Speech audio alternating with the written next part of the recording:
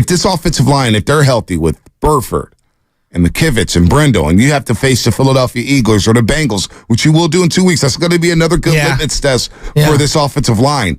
Can they hold up? Can they create open lanes for their running backs? Can they give Brock Purdy the proper pass protection so he can hit those intermediate throws or go down the field like he wants to do? So that's one thing.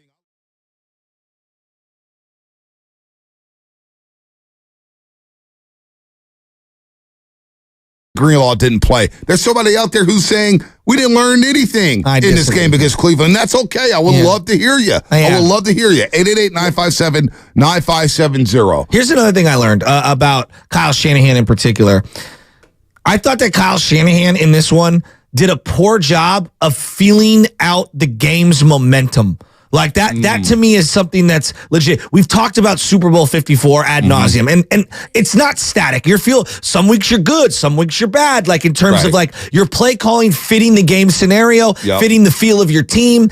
I thought in this particular game, he kept going play action pass. I'm like, dog, it's not working. Yeah, it's not. They're not biting on the play actions, and so. I just didn't think he had a great feel for what his team needed, how his team was playing, how the other team was feeling them out. And I don't think it's the end-all, be-all. I still think he's a great play caller. I thought he had a poor week. I learned that Kyle Shanahan, sometimes his feel for where his team's at versus what they need from him was a tick off. All right, we got some breaking news here. Breaking news. Uh-oh. Do we have the breaking news sounder? Can we use it? Oh, we don't have the breaking news sounder yet? I have breaking news. Oh. What is it? Breaking news here, 95.7 The Game. Our Twitch and YouTube stream is up and running. Oh, my God. Go ahead and search this on 95.7 The Game. I thought it was going to be another injury. Oh, you thought it was going to be. I was going to kill you guys. You thought the Niners were Spadone's jaw dropped, and I was thinking, oh, no. What happened with one of my favorite teams? You thought we were trading for Justin hired Jefferson. Alyssa Nacken. Yeah. Oh, boy. I got some thoughts on that. I got some thoughts on the Giants. Don't talk about that. Listen. The Giants model for this offseason, and I'll say it again. Twitch and YouTube is up. Of all the things, I did not think that was the breaking Let's news. get these lines here, Sam. Let's get everybody on hold. I didn't mean to interrupt you. It's not too late, Giants. What? It's not too late. Not too late to what? To fire Farhan Zaidi. Duh. It's not too late to fire Farhan Zaidi. You pulled this PR stunt with Alyssa Nacken, and God bless her soul. She has no managerial experience. I would say this about Stephen Vogt. He has no experience managing a big league club. What are we doing here?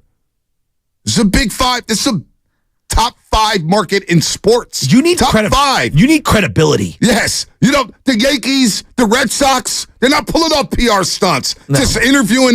Hey, let's just interview all our... No. But I thought internally, so this is the thing, like, let's hire internal candidates. Let's interview internal candidates. I thought the clubhouse had lost, it's zazz. I thought everything was wrong in the clubhouse. Why am I hiring people from within the staff? Yeah. You know what that screams of? Tom Sula. Yeah, no doubt. Let's go to the lines. I want to hear, by the way, 4 Down Territory coming up in 5 minutes. 4 Down Territory with Joe Sassy coming up in 5 minutes. 888-957-9570. We missed everybody, but the lines are back. YouTube's back. Twitch is back. Powered by First NorCal Credit Union. Comcast Business Text line never left us. Did we learn anything from that loss to the Cleveland Browns? And if you did learn something, what was it? It's totally cool if you call and say, hey, this game meant nothing. We'll move on, beat up Minnesota, be 6-1. It's all good. No, I see. This is... Somebody's going to say that. No, I get that. But I don't know if you saw the Shannon Sharp clip that was coming around. Uh-oh. He said, if it's good enough for a win to dissect, it should be good enough for me to dissect in a loss. If it's good enough for me to dissect something in a loss, it should be good enough for me to dissect it in a win. So, for example, he had like an 11-catch game for 200 yards. It was one of his pop games. It was the best receiving game at the time that a Denver Bronco had ever had. And Mike Shanahan brought him in and was like, no, you missed this block, this block, this block. And he was trying to make a point that, like, if you think you had such a great game, there's nothing else to learn, then you're going to be out of this league very quickly. So you can learn in a win, you can learn in a loss. And I learned a lot in this loss. It's better to learn and to win. Trust me, we love to be talking about 6-0, but Jake Moody didn't make that happen as he missed a 41-yard field goal. Let's go to Matt in Vallejo. Matt in Vallejo, what's happening, my man? Hey, Matt. Good morning. Hey, what's up, guys? I just wanted to say, do you guys think that there was anything to do with the wet football and Purdy's small hands? Because he was not on it. I'm just saying, do you guys, Is that his kryptonite? Matt, I'm going to say this. We weren't allowed to use that excuse for Trey Lance in Chicago, and it rained a lot worse in Chicago. How big were his hands? Cleveland. Hands, I guess, were bigger, right? I don't know. I do. But he didn't get that benefit of the doubt. And so I thought from there, okay, we're not judging quarterbacks on weather. Jimmy Garoppolo didn't get that benefit of the doubt. Brock doesn't get that benefit of the doubt. Everybody had to deal with the wet football. You adjust to it. Wear a glove. Don't wear a glove. I don't know. But I can't use that as an excuse. I can't do it. And he's still there, Matt? All right, let's go to Robert in San Francisco. Robert, what's happening? You're on the roast. Hey, man, this is what I wanted to say. I always wanted to say that Shanahan can script out the first 10 to 15 plays perfect. But if things don't go the way he planned it, he does not have a plan B. Another thing that me and my friends were arguing about was Robbie Gould. They love a kicker that can kick a long ways, but I was like, Robbie Gould is proven. He's never missed a kick in the playoffs, and now we're suffering from it. That's what I wanted to say. There it is. Robbie Gould. That conversation's right back up after just one game. Can we talk about the hands? Yeah. In this market in particular, we did a lot of hands talk. Alex Smith. When it came to Alex Smith. And what did you think of the whole small hands thing? Because he fumbled a lot. Yeah, I was just like, boy, we scouted a quarterback number 1 overall. You had Aaron Rodgers on the board. And you take a guy with small hands. It's not good. Did we ever talk about Aaron Rodgers' hands? No. How about Tom Brady? No. Drew Brees? No. I don't even know if they had big or small hands. I don't know.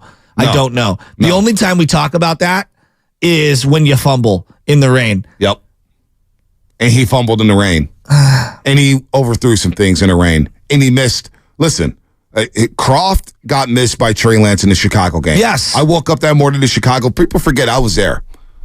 Contrary to what you hear, I was there. I sat in the elements with the fans.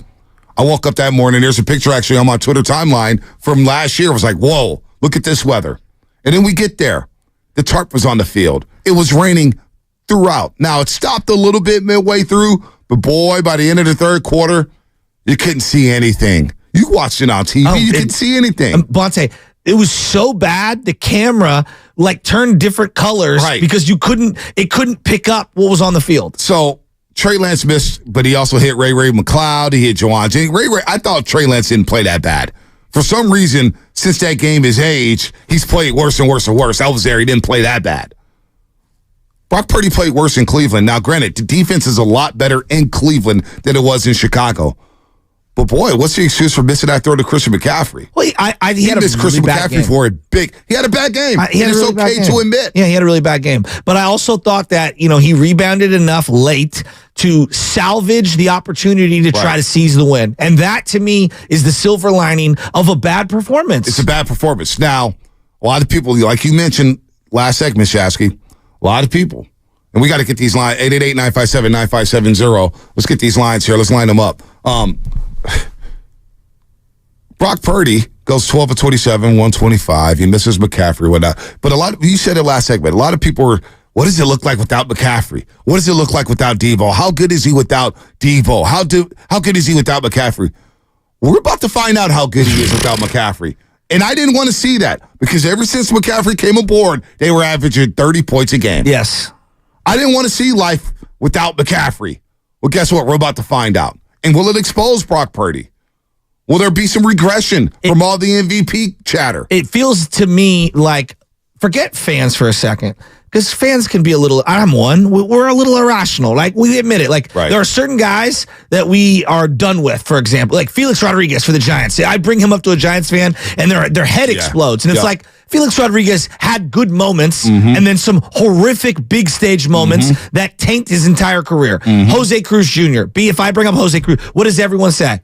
Drop the ball in the playoffs. Game 3 against the Marlins. And he was a Gold Glover that year. Gold Glover. And then he was never a Giant again. Never to be just seen. like that. So fans can be irrational. It's the analysts that I'm looking at around the league, whether it's Orlovsky or whomever it is, league-wide. I feel like they keep saying, well, it's the talent around him. Mac Jones could do what he's doing, and this quarterback could do what he's doing.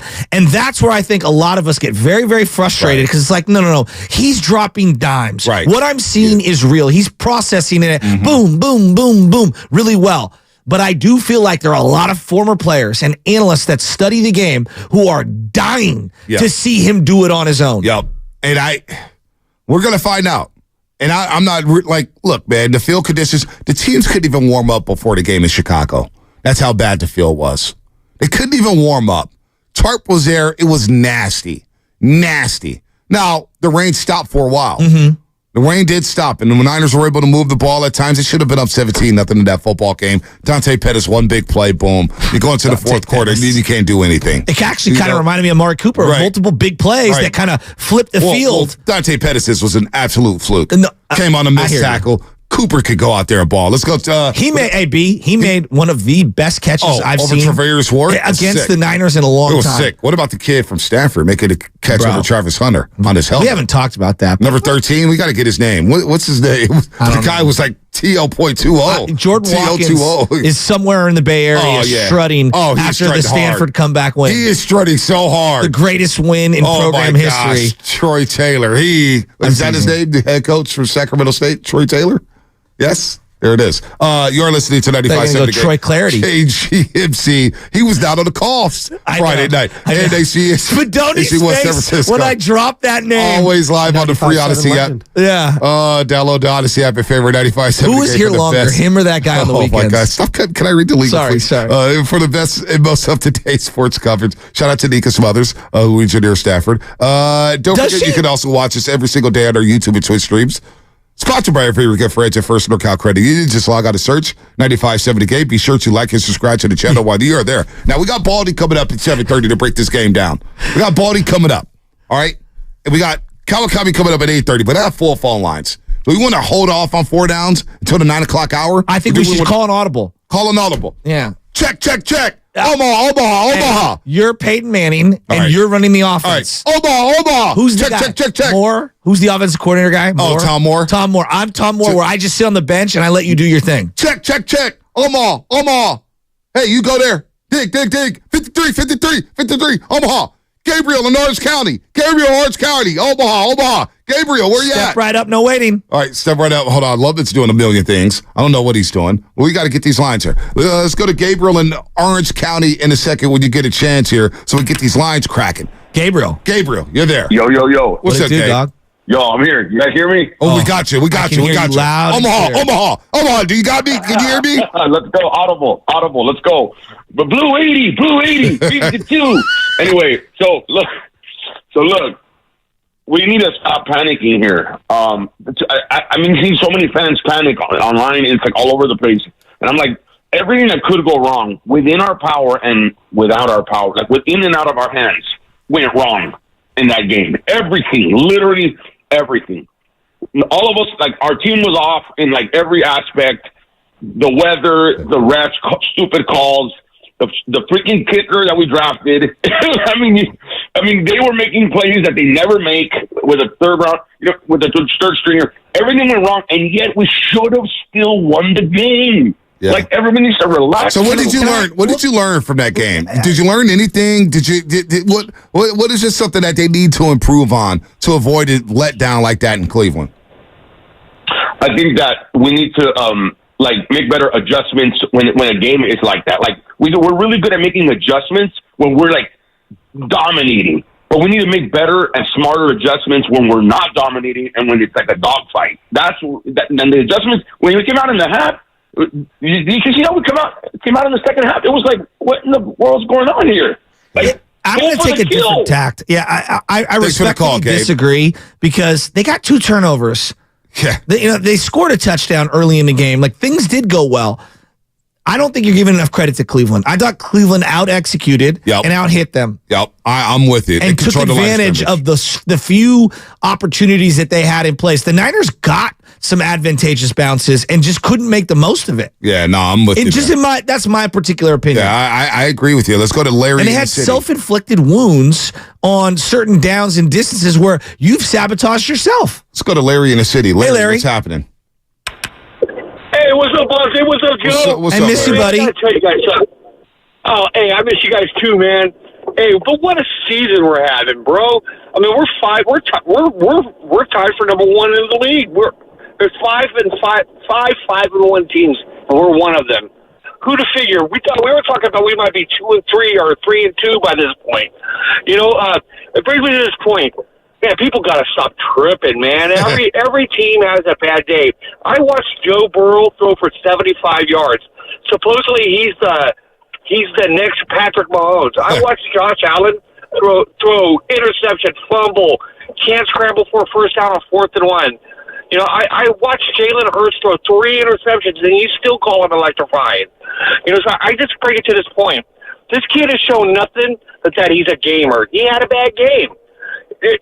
When I heard him say, dude, this is all on me, I said, dude, all I ever heard from Trey Lance is, I'm going to get better. I'm going to get better. Larry, did you learn it? Did you? Joe Montana, well, Trey Lance got 4 starts. Let's be careful. Trey Lance got 4 starts. Larry, what? Anything you learn? Did you learn anything from this game? Oh, absolutely. I learned this. I learned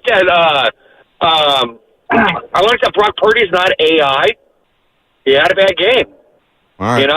And Brock Purdy is the reason why we lost that game. There's no doubt about it. And then, that 54-yard field goal he missed, that the kicker missed, I don't put that on him. He shouldn't be kicking a 54-yard. I mean, that's a give up. Well, that's why they got him, though. Larry, that's why they got the kid, right? Like, Robbie Gould wasn't great from 45 out, and they got this kid to be able to make some of those long ones. Like, that's the whole – it's not about accuracy. It was about distance. Yeah. And age and cost control. Yeah. You missed a fact. Here's where you missed a fact about this. A 54-yard field goal should be a desperation move. We weren't in desperation time when it was... Not in the modern game, Larry. You got to get points. No. Points are at a premium, Larry. Points are at a premium against a defense like that. I love you, Larry, though. You got to extend the lead there. You got to get points. Not against that Browns defense. Real quick, Doug in Berkeley. Doug in Berkeley, before we break. What's happening, Doug? You're on the roast. Hey, guys. Thanks for taking my call. Appreciate it. Anytime, Doug. 3 things. First, I'm not forgetting Papacci. Shout out. I hope he's continuing to improve really well. I seriously appreciate that. When I hear him on your show, man, it's great. It's great. Thank you. 2 points. What I learned, maybe it's what I hope Kyle Shanahan learns. Kyle Shanahan needs to do better in crunch situations at end of games. Atlanta needed to score more points against Tom Brady in the second half and at the end of the game. We needed to score some more points and be a little bit more aggressive against Kansas City in the Super Bowl. And we had an extra timeout. We should have tried to get closer on Sunday. Next point, there's a silver lining in the McCaffrey injury. I've called into you guys, and I've called into Willard Dibbs. I said, McCaffrey's going to get hurt. This usage rate is too much. A defensive-minded team, there's going to be a little helmet, when there's a pile at the end of a hit. There was no way he was going to make it through the whole season. It's not rocket science, okay? Yeah. If he made it through the whole season, he wasn't going to be the same Christian McCaffrey at the end of the season because he was going to be so tired. The silver lining is now he's going to have to be out for several games. Yep. Doug, we got to run here. We got to break. 888-957-9570. What did you learn from the loss against the Cleveland Browns? Did you not learn anything? Did you just say, it is what it is. It's just a fluke loss. 888-957-9570. Your phone calls coming up, plus Brian Baldinger for Appointment Radio at 7:30 here on the Morning Roast on 95.7 The Game. And that's what's coming up, sponsored by Consumer Cellular. Consumer Cellular offers unlimited talk and text on every plan starting at $20 per month. Stay connected in rain, sleet, and snow with their premium nationwide 5G coverage with no contract and free activation. Visit consumercellular.com to switch today. Shop premium seafood at Whole Foods Market. Save 23% on sustainable wild-caught Chilean sea bass fillets with Prime through October 17th. Prepare yourself a light and lemony fish dinner over rice. While supplies last, shop in-store or online. Terms apply. Cards issued by Sutton Bank and Celtic Bank, members of FDIC. Terms and conditions apply. The needs of modern businesses are always changing, but corporate cards haven't evolved in decades. Until now. Meet Ramp, the all-in-one finance platform that combines corporate cards with spend management software. Ramp is the only card designed to actually help your business spend less, not more. With Ramp, you can set custom controls to stop out-of-policy spend before it even happens. And Ramp software even does expense reports for you. No more manual entries, no more chasing receipts. And with best-in-class accounting integrations,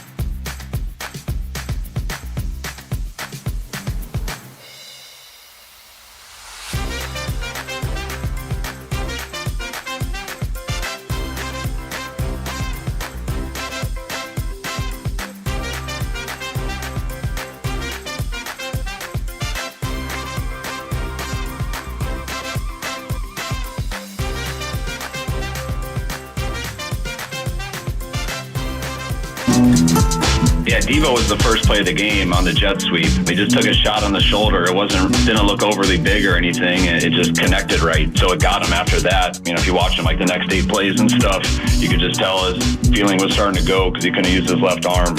Tried to come back and stuff, but just couldn't get feeling back in it. So we had to shut him down. And Christian, we're not sure about. He mentioned about 4 possible plays he thought he could have done it on, but we're not sure which one he did.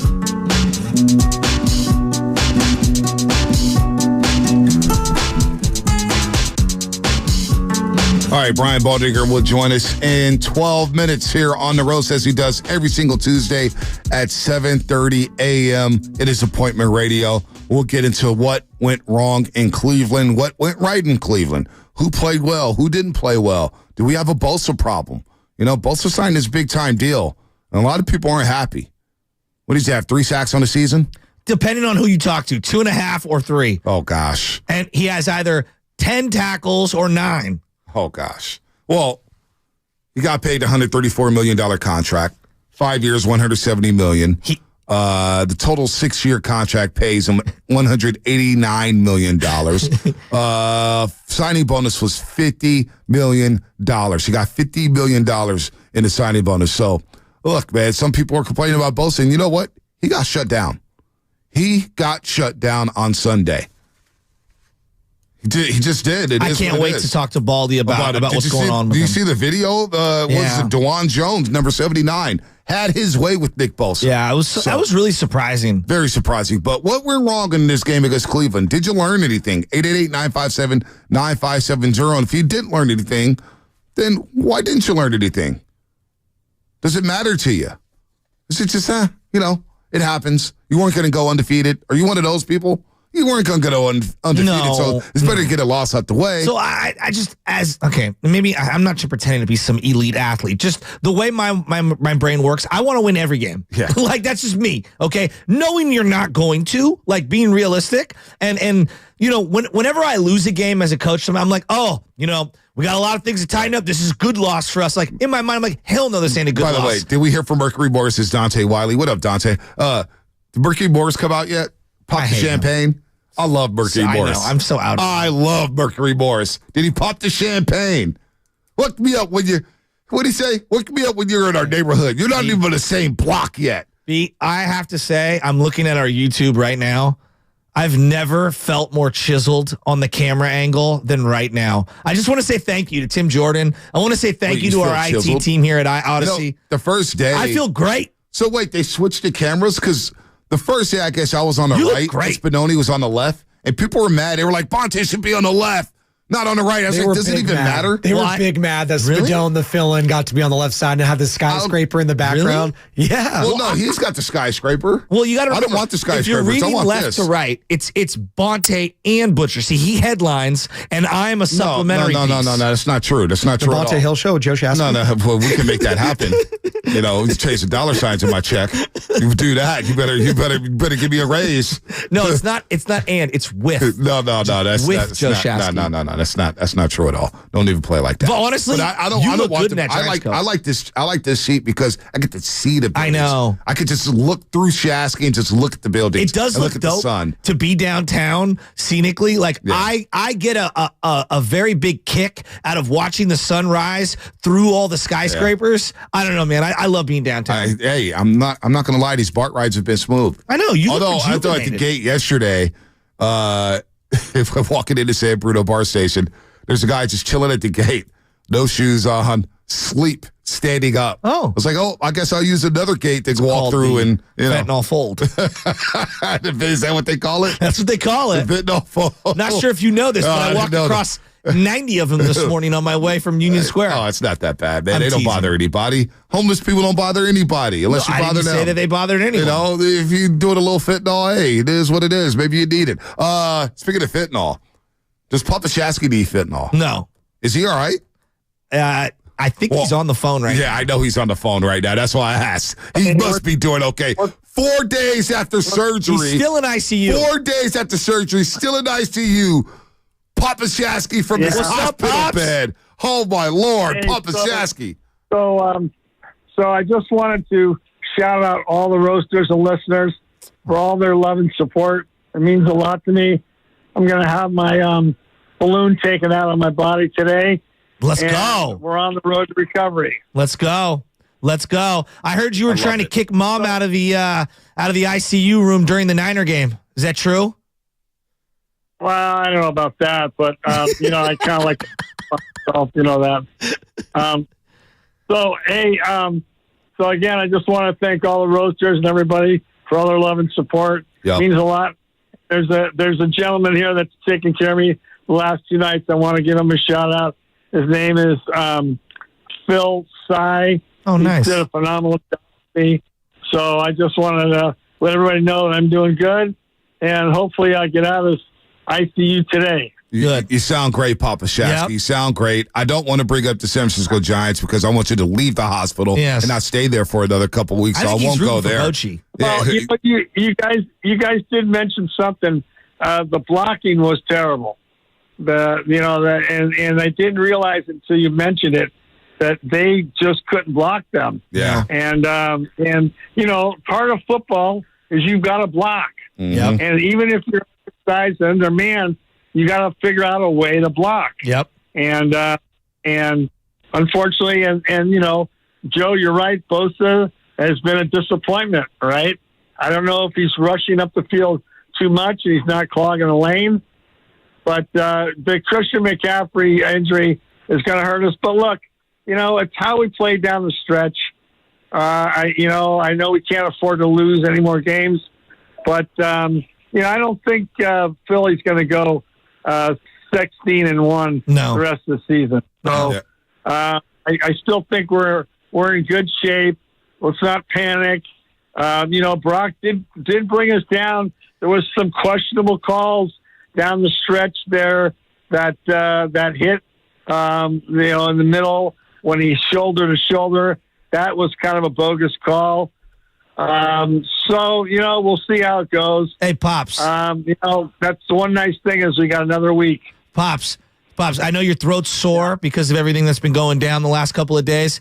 You have got to be the first caller in the history of 95.7 The Game or the other station to ever call from an ICU bed talking about Purdy and the 49ers. It's 4 days pretty after incredible. Surgery. It's pretty impressive. Well, it's since Wednesday. I'm sorry, Thursday. So I've been in this room for 6 days. I can't wait to get this balloon out of my body. Yeah. The balloon was there to help support my heart. Yep. My heart wasn't strong enough, so they put this balloon in to help keep my heart going. So well, tell San Francisco and everybody that's reached out that you love them, Pops. Yeah, and everybody here at this hospital here is incredible. Yeah, they are.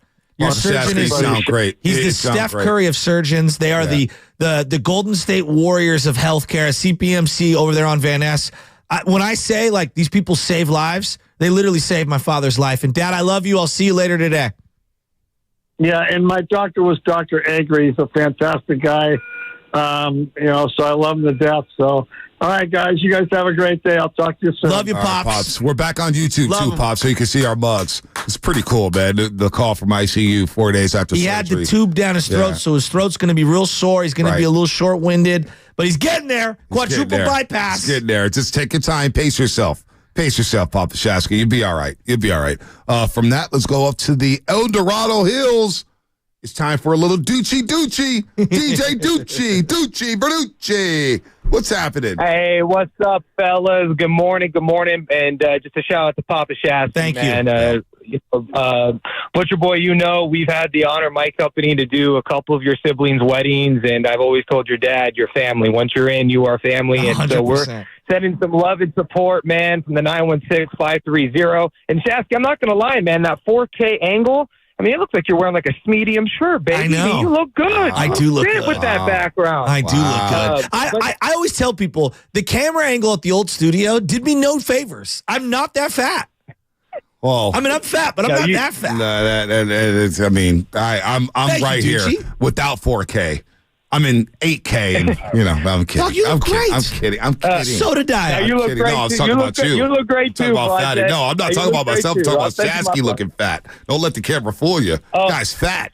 He's Hey, it's all right. He's got that softball body, baby. It's all good. Exactly. No worries. That's why he's all brilliant. Ducci, real quick. I ran into somebody. I got to recall where I ran into somebody. Oh my gosh. Oh, Anthony at the O Club. He was on the board for the Hall of Fame. I go, Quadro? Yeah. He goes, Verducci, you'll get a kick out of this. Oh, he's like, oh yeah, Shaska. I noticed in 7th grade, man. We played baseball together. I said, was he always injury prone? Because he always had something coming up. That's a lie. I was like, damn, Verducci. See, he's always been hurt. Oh man, and him and I go way back, baby. We're Wildcats, baby. We are Wildcats from SI. Yeah, so shout out Quadro. But hey, I just wanted to touch real quick on 49ers. I know I called last week about Shanahan, and for me, I didn't learn anything different. When the game is on the line, it goes back to some of the clock management. When we got the ball back at 3 minutes, he throws 3 straight passes, doesn't run the ball. The overusage of CMC, I told you, why not use Mason? He was pounding the hole, getting 4 or 5 yards to carry. And then at the end of the game, you have 40 seconds left. You have a timeout. You know that Moody already missed the kick, so his confidence is kind of You could have stepped in a little bit closer, got into 5-6 yards, and that could have been the difference of him making that field goal. And for me, it's like you're paying Kittle all that money. You can't get Kittle the ball. You've got to have an explosive player that you drafted in Bell. You can't get him the ball. So for me, it goes back to Shanahan and play calling and clock management. He's going to take us as far as we can go because it's going to come down to that when it comes down to the Super Bowl or an NFC championship game. Yep. So, fellas, thank you so much again. Papacci, I love you, man. Sending you lots of love from the 530-916. All right, good call, DJ Ducci. Good call for Ducci. He's right. The clock management stuff. I did Shanahan yesterday explain why he called 3 straight passes in that situation? I didn't the second see to last possession. Did anybody ask him about that?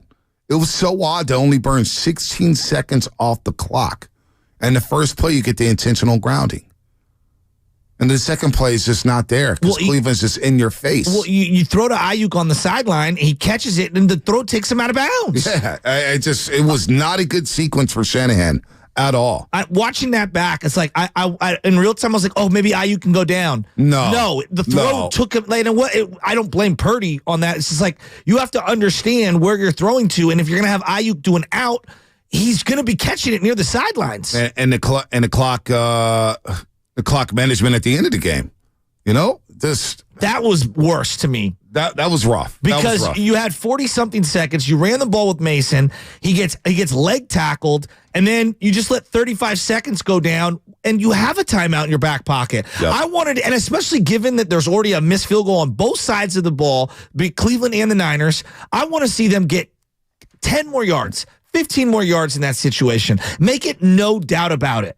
Is that a Funhouse mirror camera, Shasky? 4115? That's not actually fair. Looks slender from the neck down. That's not While Bonte looks like a ball of wax. That's not fair.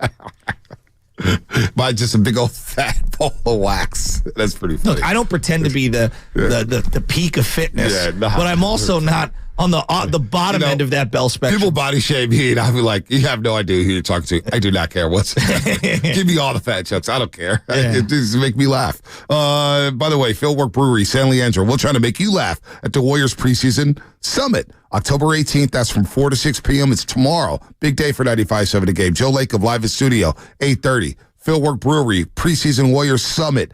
We'll all be there. The gang will be there. Shask and I, Steiny Goo, Willard and Dibbs. We expect you guys, the listeners, and the roasters to be there too because it is open to the public. And if you like pizza, they got some of the best pizza. They have some really good beer as well. It's time for Shark Week, huh?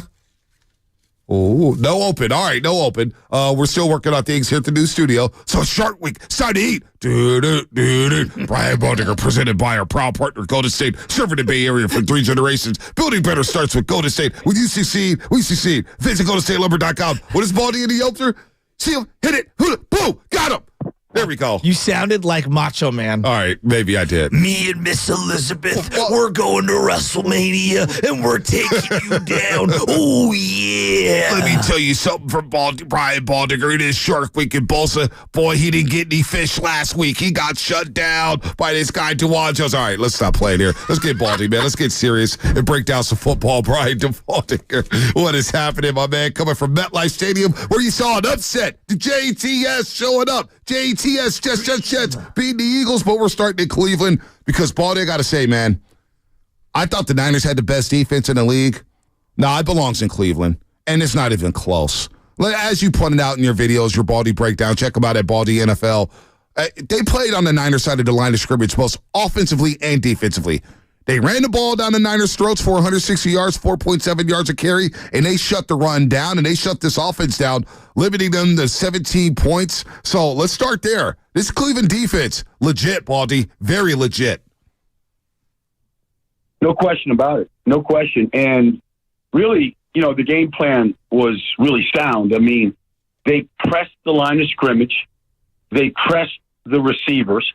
A lot of teams are afraid to just man up against the 49er receivers because of all the motion and shifts. And if you get caught, and sometimes, you're just going to, you're going to lose your man. You're going to miss at the line of scrimmage. So teams are afraid to do it, but not. I think his finger clicked mute on his own phone. Maybe. That's what it sounded like to me. Maybe. You see, Steve, this new studio is a mess. And the worst part is the Niners are 0-1 with the new studio.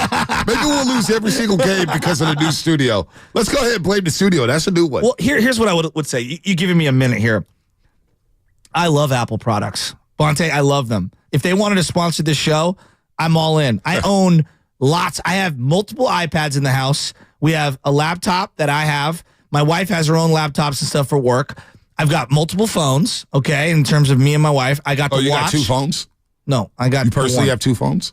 Well, neither here nor there. You got two phones? No, I don't. Oh, you balling. She's got one, I got one. You're She's balling. Two houses, two phones? Damn. So, you got them back? I'll get to my Apple rant in a second. Yeah. Save it. Look, go ahead, Baldy. Go ahead, finish strong with this Cleveland defense because Jim Schwartz had these guys humming. They pressed the line of scrimmage, but the receivers, they had no fear of pressing the wide receivers. That's what they do, and that's what separates them from Kansas City's really good. There's a couple of defenses out there that are playing great football, but the Cleveland Browns, it's not like Myles Garrett blew up a bunch of plays or Zadarius Smith. I mean, they pressed the line of scrimmage in the run game, took the holes away, and then behind it, they played press man coverage. They got the interception off of it, off a poor throw by Purdy to Ayuk, but they took those throws away in the middle of the field. They know they like the in cuts. They played those plays, and, hats off to Cleveland. They beat them at their own game. Baldy, looking at the long-term view of this loss, and the Niners have bounced back. I'm pretty sure they're going to be in the playoffs, and they're going to bounce back, but they do have some concerning injuries. But I look at this Cleveland front, and I look at some of the big games the Niners have lost under Kyle Shanahan in the last 4 years. There's been a common theme. Big, nasty, big uglies down in the front. Dalvin Tomlinson, Zadarius Smith, Myles Garrett. You think about Aaron Donald in the NFC title game. Think about that Philadelphia front last year in the NFC title game. And then I'm looking at Cincinnati coming in a couple weeks from now, and Philadelphia is on the schedule.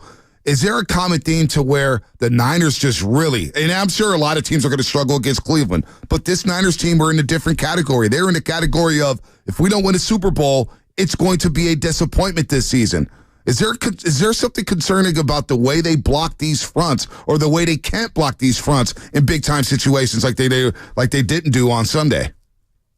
Well, I mean, look, Cleveland is like a lot of good teams in this league. They put the resources into their defensive line and into their secondary, much like the 49ers have done, much like the Eagles did last year, Kansas City has done now. That's how you build these teams. Like, you've got to affect the quarterback, and then you've got to challenge the quarterback. You've got to get on these receivers. You can't let them get these, these runways up of, being soft like you saw the Chargers play last night. Like, you play these soft zones and play off, man. Like, get up there and challenge these receivers and live with the results. And I know this kid, Martin Emerson, is a great player. Like, not many people know about him, but he challenged Ayuk. He won. Denzel Ward was the fourth pick in the... Is that our phone lines? Oh, boy. Should I get back into my Apple rant? Sure, why not? All right. Kill some time. All right. It was the Apple rant because some people are saying... So my phone started dropping calls left and right, okay? Again, I love Apple products. You just smile at this point, B. Got to make the best of it. I love Apple products. I have a 12. This is the phone that I did have, okay? A 12. I did the updates, whatever. Everyone, you can't do the updates. No, you got to do the updates, all right? I did the updates. It's dropping calls left and right.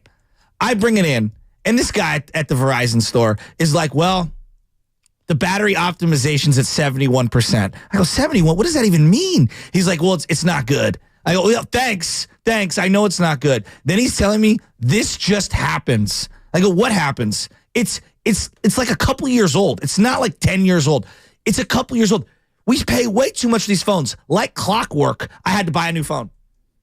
And I'm telling you, I get it. It's a racket. It's a complete racket. And I'm I'm too in deep with Apple to go back where all my stuff is synced. And it kind of drives me nuts because all of the features on the new phone are just ever so slightly better than the old one. Yeah, but they charge me another $1,000, and then it's like, oh, well, it's free because you can upgrade and blah, blah. No, it's never free. I ended up having to pay a couple $100 yesterday. They get you every single time, and it drives me insane.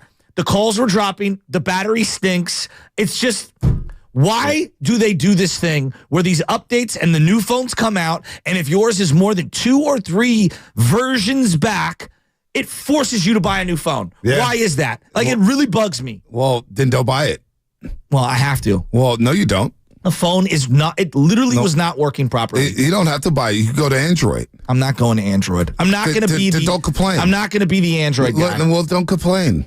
Look at Chasky, just the fact that you dropped $1,000 on a new phone. I didn't drop $1,000. So you got 2 phones, 2 houses. You trade it in and you do all that, right. and then they still end up getting you the couple $100. We apologize to Baldy. A lot of people look forward to this segment. I look forward to it. Sorry, new studio blues over here, Baldy. We're running. Our offensive line looks. I mean, our studio's operating worse than the New York Jets offensive line. Well, I mean, they're 3-3. I mean, they're improving up there in Florham Park, New Jersey. Yeah. But you guys will get through it. We'll get through the bugs here. We'll get through it. We'll get through it here, Baldy. Baldy, can I ask you a question? Mm-hmm. Of course. How bad was it for Brock Purdy? Yeah, we all know it wasn't his best game. He didn't throw with anticipation. It felt like his accuracy was off. I don't think he saw the field as well as he has in prior games. I think a lot of that has to do with Cleveland. But how bad was it on your spectrum? Was it as bad as we all thought in real time? It wasn't what we have seen. They forced him. They flushed him from the pocket, and it got kind of cloudy in there at times, and there wasn't much separation from the receiver, so he didn't get a lot of help around him. Gotcha. But, it was his worst game. It was his worst game. Everybody's going to have if you want to call it a stinker, you can, Joe, but everybody has one. You just hope that the guys around you, can pick it up when you don't have your A game. Look, I mean, you could say that I heard you talking that final drive, they could have gotten closer. Why they decided to just run it with 40 seconds to go, it's a little bit of a shocker to me. You hand off to Mason there, and I guess you're trying to center the ball for the kicker, but the out routes were there. I would have tried to get it a little bit closer. You had time. Me too. Now, what about the absence of CMC? Obviously he didn't play much in the second half. Thinks it makes things much more difficult for any quarterback. What's that going to look like without him on the field? It feels like it's really going to, affect the spacing for the other playmakers out there, and obviously affect Brock Purdy. Well, I mean, look, Joe, he's the best running back in the league right now. And so, you put Jordan Mason, Elijah Mitchell, you could put all these guys they have there in there. I mean, they're not Christian McCaffrey. They're just not as dangerous. They're not as slippery. They don't have the ability he has in the passing game. So they're not gonna be the same offense. I mean, nobody would be without him in there. And so they're gonna have to adjust. Maybe Debo carries it more than what we have seen. That's a possibility. But, they like Mitchell. They like Jordan. They like Jordan Mason. It's their time to shine. Everybody's dealing with these injuries. I don't care if you're the backup quarterback or whatever it is. Everybody's dealing with it. And so at one position or another, it's the 49ers' time to deal with it right now. No doubt. 888-957-9570 will be the number. We'll take some calls after Baldy. Baldy's on the morning roast right now, breaking down this loss to the Cleveland Browns. Now, defensively, I don't think it was their best game. The Cleveland Browns ran the ball. The stretch run play was working for them. Ford ran hard. Kareem Hunt looked as well as he has all season long. Why were the Browns able to execute their run game so well against the Niners front seven? I was surprised. I mean, they were without their best offensive lineman in Joel Bitonio. He's never missed a game before, ever. I think maybe COVID got him once. But, they played with some backups in there. But, you just didn't, the 49ers played without Dre Greenlaw. It looked apparent to me that he wasn't in the game. The speed to the ball and his ability to defeat blocks is second only to Fred. So I thought they missed him in there. But I thought they did a good job of just running their stretches. The 49ers should know that. I mean, that's their number one play, too. But they executed it really well. And they ran some misdirection, which always seems to bother teams that play fast. And those were good calls when they got him in there right there. The touchdown to Kareem Hunt is, a form of a stretch out of a different type of formation. But there you go. I mean, Kareem Hunt goes 16 yards for a touchdown, and they got him out there in space, and he made a couple good moves, and they got into the end zone. Now, you highlighted it, and we've been seeing Jim Schwartz's defense celebrating. You had the video of Amari Cooper making a great catch, and the entire defense coming up off the bench and celebrating. They were having their way. And then there was DeJuan Jones, this big number 79. Now, you mentioned Joel Bitonio not playing, the star left guard for the Cleveland Browns. Jedrick Willis Jr., very good at the left tackle spot. But this DeJuan Jones put on a clinic, and I think he made himself a lot of money with the performance he had against Nick Bosa. Why was he so effective in shutting down Nick Bosa? And basically, outside of the one sack, we didn't hear much of number 97 against DeJuan Jones. Well, I mean, look, I've broken down every game that DeJuan has played, going back to 4 preseason games. I mean, he's got the wingspan of a Pacific Manta. He can put his left hand in Cleveland, his right hand in Pittsburgh. Nobody has his size or reach. And it bothered. Nick Bosa started on the right side against Wills. He came over in the second quarter against DeJuan. They gave him a little bit of chip help with some tight ends, and then they just said, he's doing fine. Let's let him play. And he didn't have any problem at all with Nick. The only really sack and the only pressure really that Nick got was against a broken protection when they blitzed off the edge one time and they let Nick come free. But DeJuan Jones is a good player. I mean, he's a 4th-round pick at Ohio State. He was a 2-year starter there. People love Paris Johnson Jr. on one side at Ohio State, and he went number 1. But I always liked DeJuan Jones because of his length and the fact that he gets off on the snap. He's 380 pounds. He's got a wingspan of a man 7'4".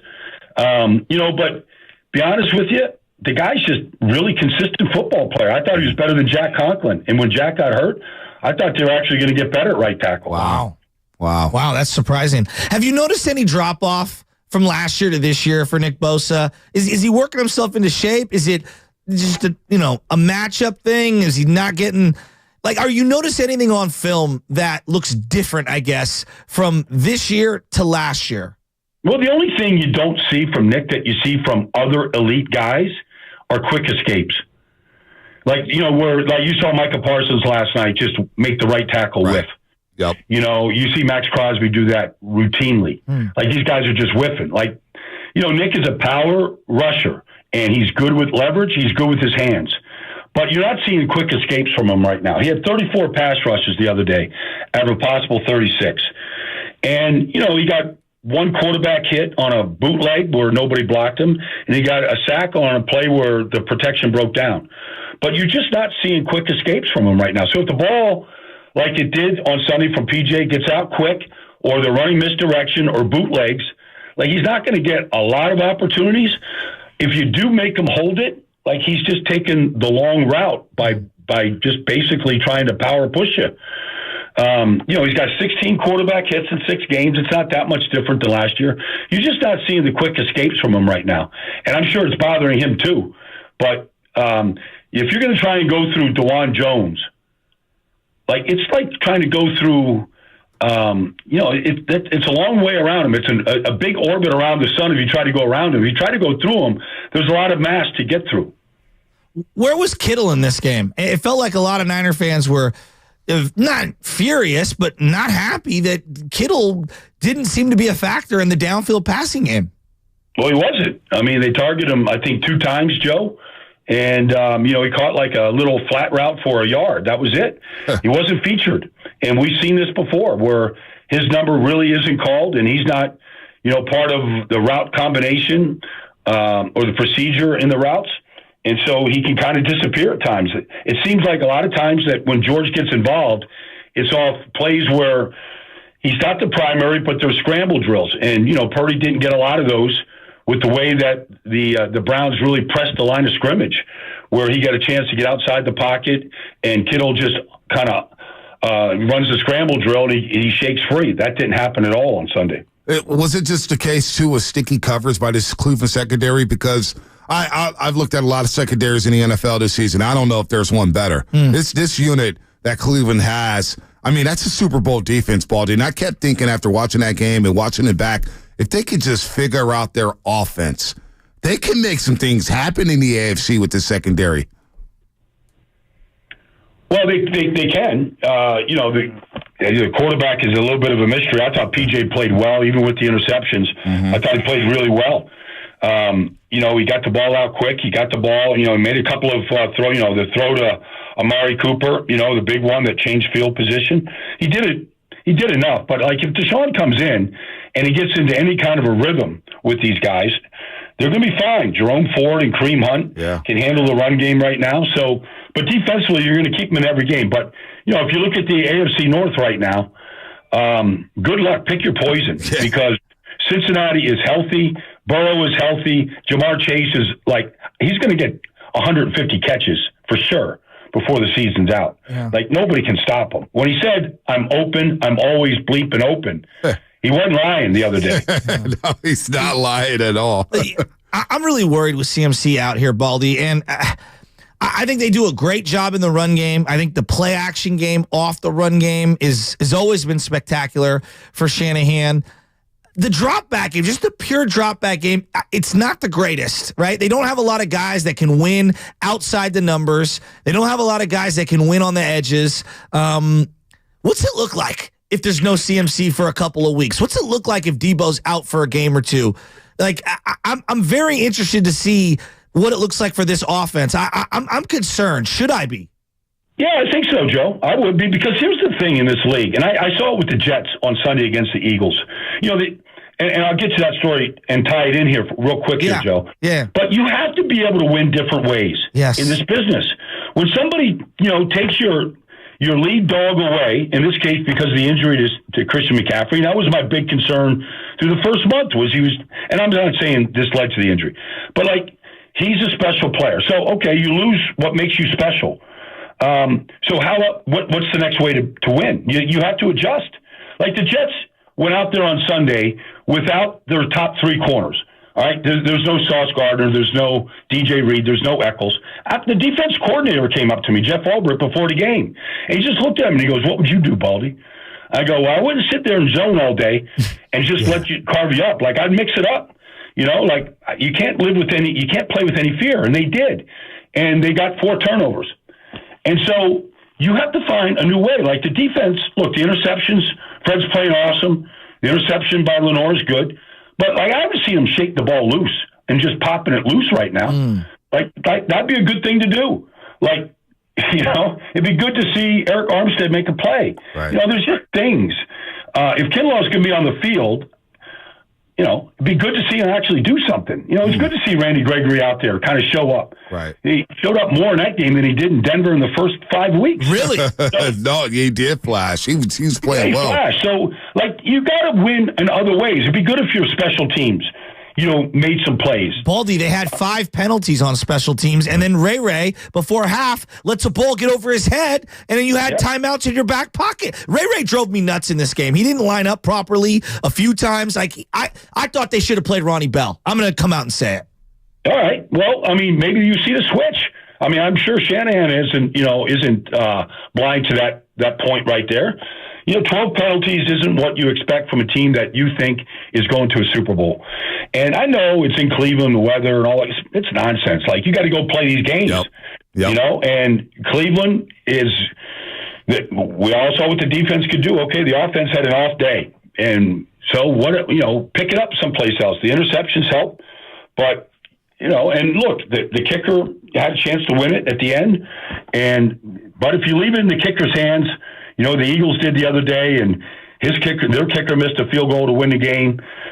You have to live with that if you're going to put it in their hand. You're going to put it in a young kid's legs. Watching Shanahan coach this game, and I'm sure, look, when you have a defense like that, they're going to wreck the game plan, Baldy. You can't control the line of scrimmage. What are you going to do? You can't call the screen, can't call a slant, but what did you see from Shanahan as a coach? Because I thought there were some very questionable moments for him. The 3 plays in which he dialed up a pass before the last possession of the game. We talked about lining up for the field goal and letting all that clock, that time elapse off the clock. Did Shanahan tighten up a bit in this game, in your opinion, Baldy? Yeah, I mean, they had the game-winning drive right there. They got the interference penalty. They made some throws to the outside to get out of bounds. I mean, I don't know, like, the 41-yard field goal, can you get it to 30? Can you just make it an extra point? Like, I don't know. Like, is it that big of a deal? Like, you probably watched them warm up. It is in Cleveland. You never know what the winds are going to be. Mm-hmm. The field's crazy. I mean, it's that time of the year. I don't know. I'm sure they watched all the kicks and pregame and halftime, whatever, and they're like, oh, he's good from 41. Right. All right. He made one from – he missed one from, the 54-yarder. So I always think that you should try to make it as easy as possible. It seemed like you had those shots to the outside, Jennings and whatnot. Like, just get it closer. I guess that'd be my only thing, and I'm sure he probably thinks that right now too. Yeah, no doubt about it. Where are you at this weekend, Baldy? I am in Indianapolis to watch those Cleveland Browns this weekend. Oh, that's a good game. Shane Steichen. I love Shane. Yeah, he's doing the most with the least outside of the Texans right now, in my estimation. Well, they can't win in Jacksonville. Joe, I'm watching the Texans right now. C.J. Stroud's amazing, man. He's an amazing player. Yeah. Like, it's just total conservation of movement. But here's what a great quarterback does. Nico Collins was on that roster for 2 years. You never paid attention to him. He's second to Tyreek Hill, averaging 19 yards a catch right now in this league. He looks like a number one. He runs every route. They go to him when they need him. Like, he's a monster right now. This Tank Dell's a good player. Like, Laramie Tunsil's back to left tackle. The offense is good. And C.J. Stroud he's a comer. Man, he's going to be a good player. He's spinning it. They'll be asking in Carolina whether or not they took the wrong quarterback. But Indianapolis, they lost in Jacksonville 37-20. They haven't won in Jacksonville since 2014. They can't win in Florida. Well, and Richardson's out for the year now. Yeah, Richardson may be out for the year. So the Browns looking to gain some momentum here with P.J. Walker possibly at quarterback again. Baldy, you're the best. Thanks for sticking with us here as we enter to this new studio. Have a good one, Baldy. See you now. All right, Brian Baldinger, presented by our proud partners, Golden State. Serving the Bay Area for 3 generations. Building better starts with Golden State. When you succeed, we succeed. Visit Golden State Lumber. With that said, let's go ahead and get to the injury report.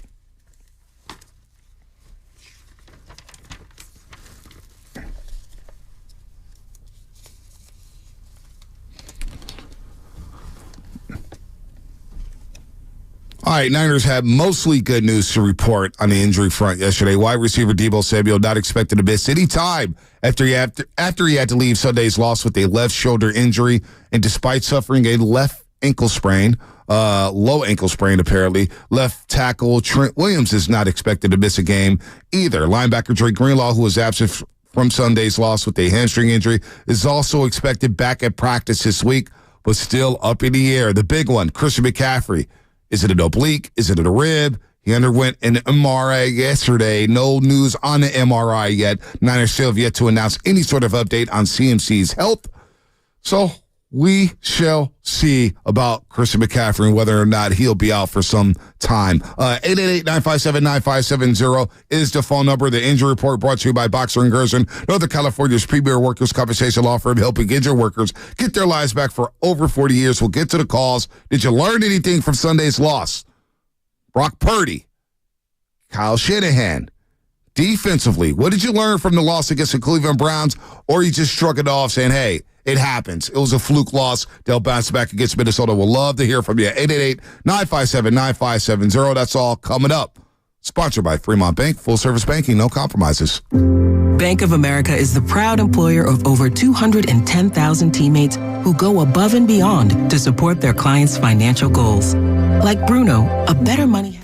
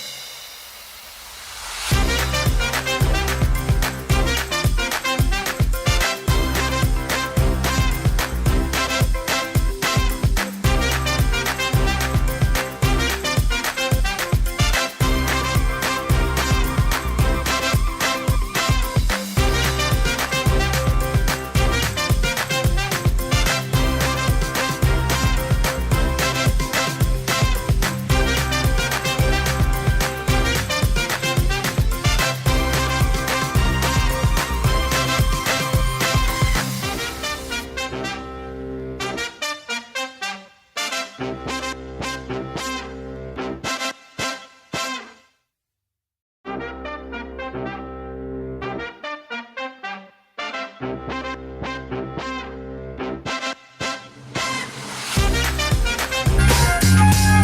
baby, oh, baby, oh, baby. A Tuesday morning here on the roast.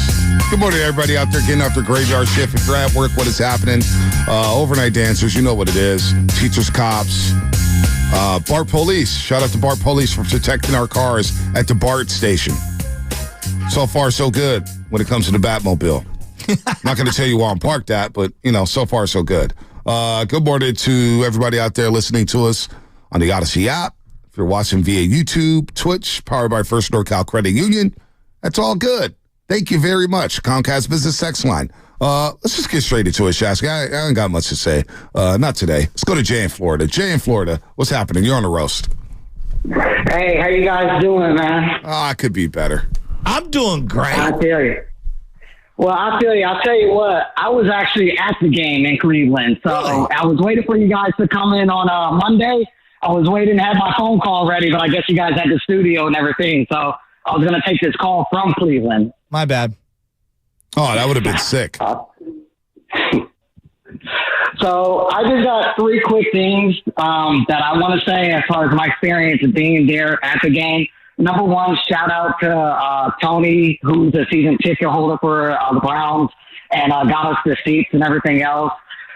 Shout out to the Cleveland fans who were tremendous. They were very nice, appreciative and everything else. So shout out to them. Second thing I want to say, as far as the kicker and the missed field goal, look, that win off of Lake Erie, because that stadium's right next to the lake, basically. It was no joke. I was there just watching some of the warm-up, and even Mitch Winowski, our punter, he was even, having trouble, like when he could boot the ball. And when he was kicking into that wind, it was just like you could tell he didn't have real control over it. And the last thing that I just want to say as far as my experience being at the game was, I do think Kyle Shanahan made the right call for just going for the kick at that time period. Interesting. The reason why I say it is just it seemed like with that defense, we could not move the ball. Like, I never seen so many 3-and-outs with Rock. Even the last drive, if it wasn't for that penalty, we wouldn't have gone up. And I just think he got to his spot was right there. Jake Moody, does have the leg board, and he just didn't want to take a chance of them getting a crucial sack to put us out of field goal range. So, I think it was just what I call my personal opinion. Okay, that's interesting. I mean, I still would like to see them get some more yardage in that late game situation. Nothing seemed legit from that distance. Just watching again on my couch, not in Cleveland, not understanding the wind, not understanding the elements that are going on there. I don't know. It's a rookie kicker. I want to get as close as I possibly can in that situation, while also respecting the other defense and not putting yourself in harm's way to lose distance to where you're now out of field goal range.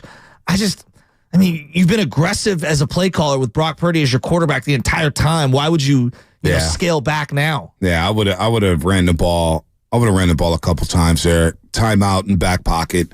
Why not run the ball? Try to get more yards. Now, Jake Moody does have a powerful leg. We just watched him nail a 57-yarder at SoFi Stadium, and I get that it's basically an indoor stadium and it's on turf, but 57 yards is no joke. And he nailed that sucker. So 41 yards, it's a more than makeable kick. There's no excuses. Dustin Hopkins, on the flip side, and I know he kicks in Cleveland, he made a 50-yarder in those conditions. Yeah, he also missed one. He missed one, but he was 3 or 4. He did. He was 3 or 4. He adjusted. Did Jake Moody adjust from the missed 54-yard kick? Not sure. So, look, he's got to make it no matter what. 41 yards, not good enough. You're going to get heat. Now you're under a microscope. As a kicker, as a rookie kicker. It's not a good place to be. You miss another kick, oh boy, that confidence starts going down the drain. And all that talk about, hey, my teammates have my back, and all of a sudden, there's fewer and fewer teammates tapping you on the shoulder saying, hey, keep your head up. Well, what kind of kick is it, right? Is it a 38-yarder? Is it a 62-yarder? I think situation will dictate it. But if he's slumping from ranges that we determine to be, makeable, now we've got an issue. Yes, there's no doubt about it. And the beauty of the kicking situation is you can replace that individual in a heartbeat if need be. But I don't see them bailing on Moody after one bad game in Cleveland. Yeah, no, they're not. They're not. No chance. Again, I think it would have to be sustained over a 3-week period for them to even make consider a phone call. Yes, to bring guys in to kick or whatnot and have somebody on speedo. To me, like Jake Moody on the list of things to worry about isn't that high. Yes, he should have made the kick. Where's Brock Purdy at on that list of things to worry about? Well, where's Brock at on your list? There's two things I want to get into here. Is Brock on your list? Yeah, it's the drop back passing game, and it's Brock Purdy. And then the other one is Nick Bosa. We'll get to Bosa in a second. You got to win in a variety of ways, as Baldy was pointing out. I think most people think, the Niners are power run teams to death. You could do that against a lot of the mediocre teams in the league. Like, they might be able to get away with that against Minnesota this week. They might. I don't know. We'll see. But we've seen, there's a limit to just power run game, minimal throwing, using the play action. There's a ceiling on that. You do have to, not every week, not against every opponent, but you're going to have to spread it out and feed the ball to guys on the perimeter and win one-on-one on the outside. Now, not every team has the personnel that the Cleveland Browns do, but I'm looking at, Juwan Jennings is a third down, third receiver winner. He's not going to win as a 2 and as a 1 as a wide receiver consistently. He's just not. He's not fast enough. Brandon Ayuk, that is? Or who? Jennings. Juwan Jennings. Yes, Juwan Jennings is not that guy. No, he's not. And Ray McCloud is a guy on jet sweeps. He's a specialty player. Yes. I mean, how many times last year did we see he dropped one in L.A. and people went crazy on me. He dropped one in Atlanta. Yes. He dropped one in L.A. He's not a good wide receiver. He's not. And so, to me, I'm looking at Ronnie Bell this week. If Debo can't go, to me, Ronnie Bell needs to be elevated. And I'm not saying he needs to play the whole game, but he needs to be more prominently featured than what he was last week. Well, he was against the Cleveland Browns. Something may be up. Maybe something's in practice. Maybe they don't like the way he's blocking. I don't know. There's a reason because he played a lot against the New York Giants, and Ronnie Bell was ascending. Ronnie Bell was ascending, so maybe there's something there that we don't know about. Before we get back out to the lines, 888-957-9570. Tim Kawakami coming up at 8:30 from The Athletic. Well, the only thing you don't see from Nick that you see from... Oh, well, speaking of Nick Bosa, are you concerned about Nick Bosa? Because before the Cleveland game, I didn't hear any concern about Nick Bosa. He got shut down on Sunday. He got shut down. Now, is it something to freak out about? They're about to play the Minnesota Vikings on primetime where Kirk Cousins sit back there as a sitting duck. I expect Bosa to bounce back in a major way. Is Bosa high on your... Oh, my gosh, I'm so concerned about him. I'm not. Well, I just think we need to have a realistic conversation. Bosa's still very, very good, right? He's still very, very good. I'm like, of all the people you've worked with, I'm probably one of the biggest Bosa fans. Wouldn't you agree? Yeah. He hasn't been as good this year as he was last year. Oh, don't do this. No, he hasn't. Don't do this. No, he hasn't. Didn't Baldy just say the pressures are still the same? Yeah, the pressures are the same, but I still not seen him win in situational spots. Last night is a great example. And I'm not saying, Micah Parsons is an awesome player, but there's something to be said for they needed a sack in a certain spot, and boom, he comes through with it. Now, Bosa got a huge sack on third down to force a field goal. Yep. And that was a big play. Huge. And that meant a lot to me. But I'm just looking at his overall numbers, and there's more to it. Pressures, quarterback hits. There are things that are baked into it. It's not just sacks. And I'm just saying, I feel he's a tick down. He's still really good. But he was more dynamic last year, and maybe he's still working himself into shape. Maybe they do need a legitimate guy like Randy Gregory to play more often opposite him. Some is not as good as it was last year. He dominated last year. Remember, he started off slow, though. He did. And what happened in the last 2 months of the season? He had one already this year. He's had a drought as long as any drought that he's had in terms of games without a sack in his entire career. And the sacks that I've seen, again, there's more to it than sacks. I know it's quarterback hits, pressures, double teams. He's winning a lot of those numbers. This team they're paying him to sack the quarterback, They are. They're like, yeah, I'm not going there. I'm not concerned about Nick Bosa. I think Nick Bosa's been solid. This defense was giving up 64 yards. They've given up 64 yards a game on the ground up until that Cleveland game. That's where the overreaction. I'm a little worried. That's the overreaction. DeJuan Jones, this offensive line is really, really good. I agree. Really good. And you heard what Baldy had to say about DeJuan Jones. The dude's got a 7'4" wingspan. Bosa had a sack. He had 3 tackles. So far this season, he has 5 tackles for loss. Last year, he had 19. He's on pace to do just that. The tackles, he had 41 solo tackles last year. He's got 10 so far. Teams may not be running his way as much. Defense did only give up 19 points. I'm not concerned about Nick Bosa whatsoever. All my things to worry about, it ain't number 97. He can explode for a 3-sack game any moment, and it may happen at U.S. Bank Stadium on Monday Night Football against Minnesota. It may just happen then. I'm not acting like he stinks. Like that's, and I don't think that's what you're saying.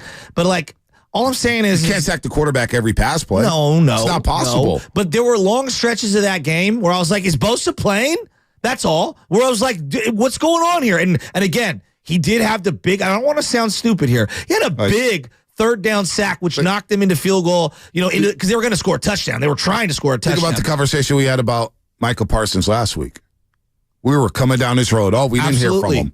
And he just like that on Monday Night Football. He stepped up. And you know what? I expect the same from Nick Bosa. I do too. I expect it. So Bosa I'm not worried about. Brock Purdy without Christian McCaffrey. But when you miss, I'm going to be real with you. Like, it's just, when you miss all that time, and it does. No. I'm not saying it's the end all be all, and I'm not furious. I'm not angry at him, but it's kind of like, come on, man. He sat out a lot. Like, you got to hit the ground running. He doesn't practice anyway.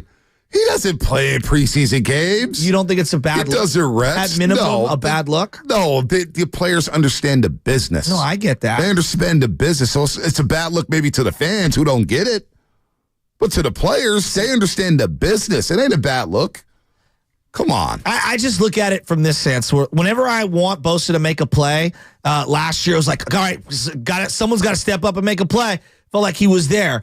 This year I felt like it's been a little, just a tick below what I'm normally expecting from him. And again, he's one of my favorite players of all time. Oh, boy. All right. Let's go to the lines here. 888-957-9570. Let's just go right down the list. Actually, let's start off. Ryan's been on hold for a while. Ryan in San Francisco. What's up, Ryan? Bonte, Sarah Solomon's boyfriend. It's my birthday too. How are you doing? Oh, Roaster, say happy birthday to Sarah Solomon. I saw her at Media Day. She is shining, looking like $1 million with the Golden State Warriors doing her thing. Love me some Sarah Solomon. I love you too, Ryan. Because you know what? You know what Sarah told me? She said, Ryan told me today, I'm listening to the roast every single day. Oh, nice. And you know what she said? And it made me proud, Ryan?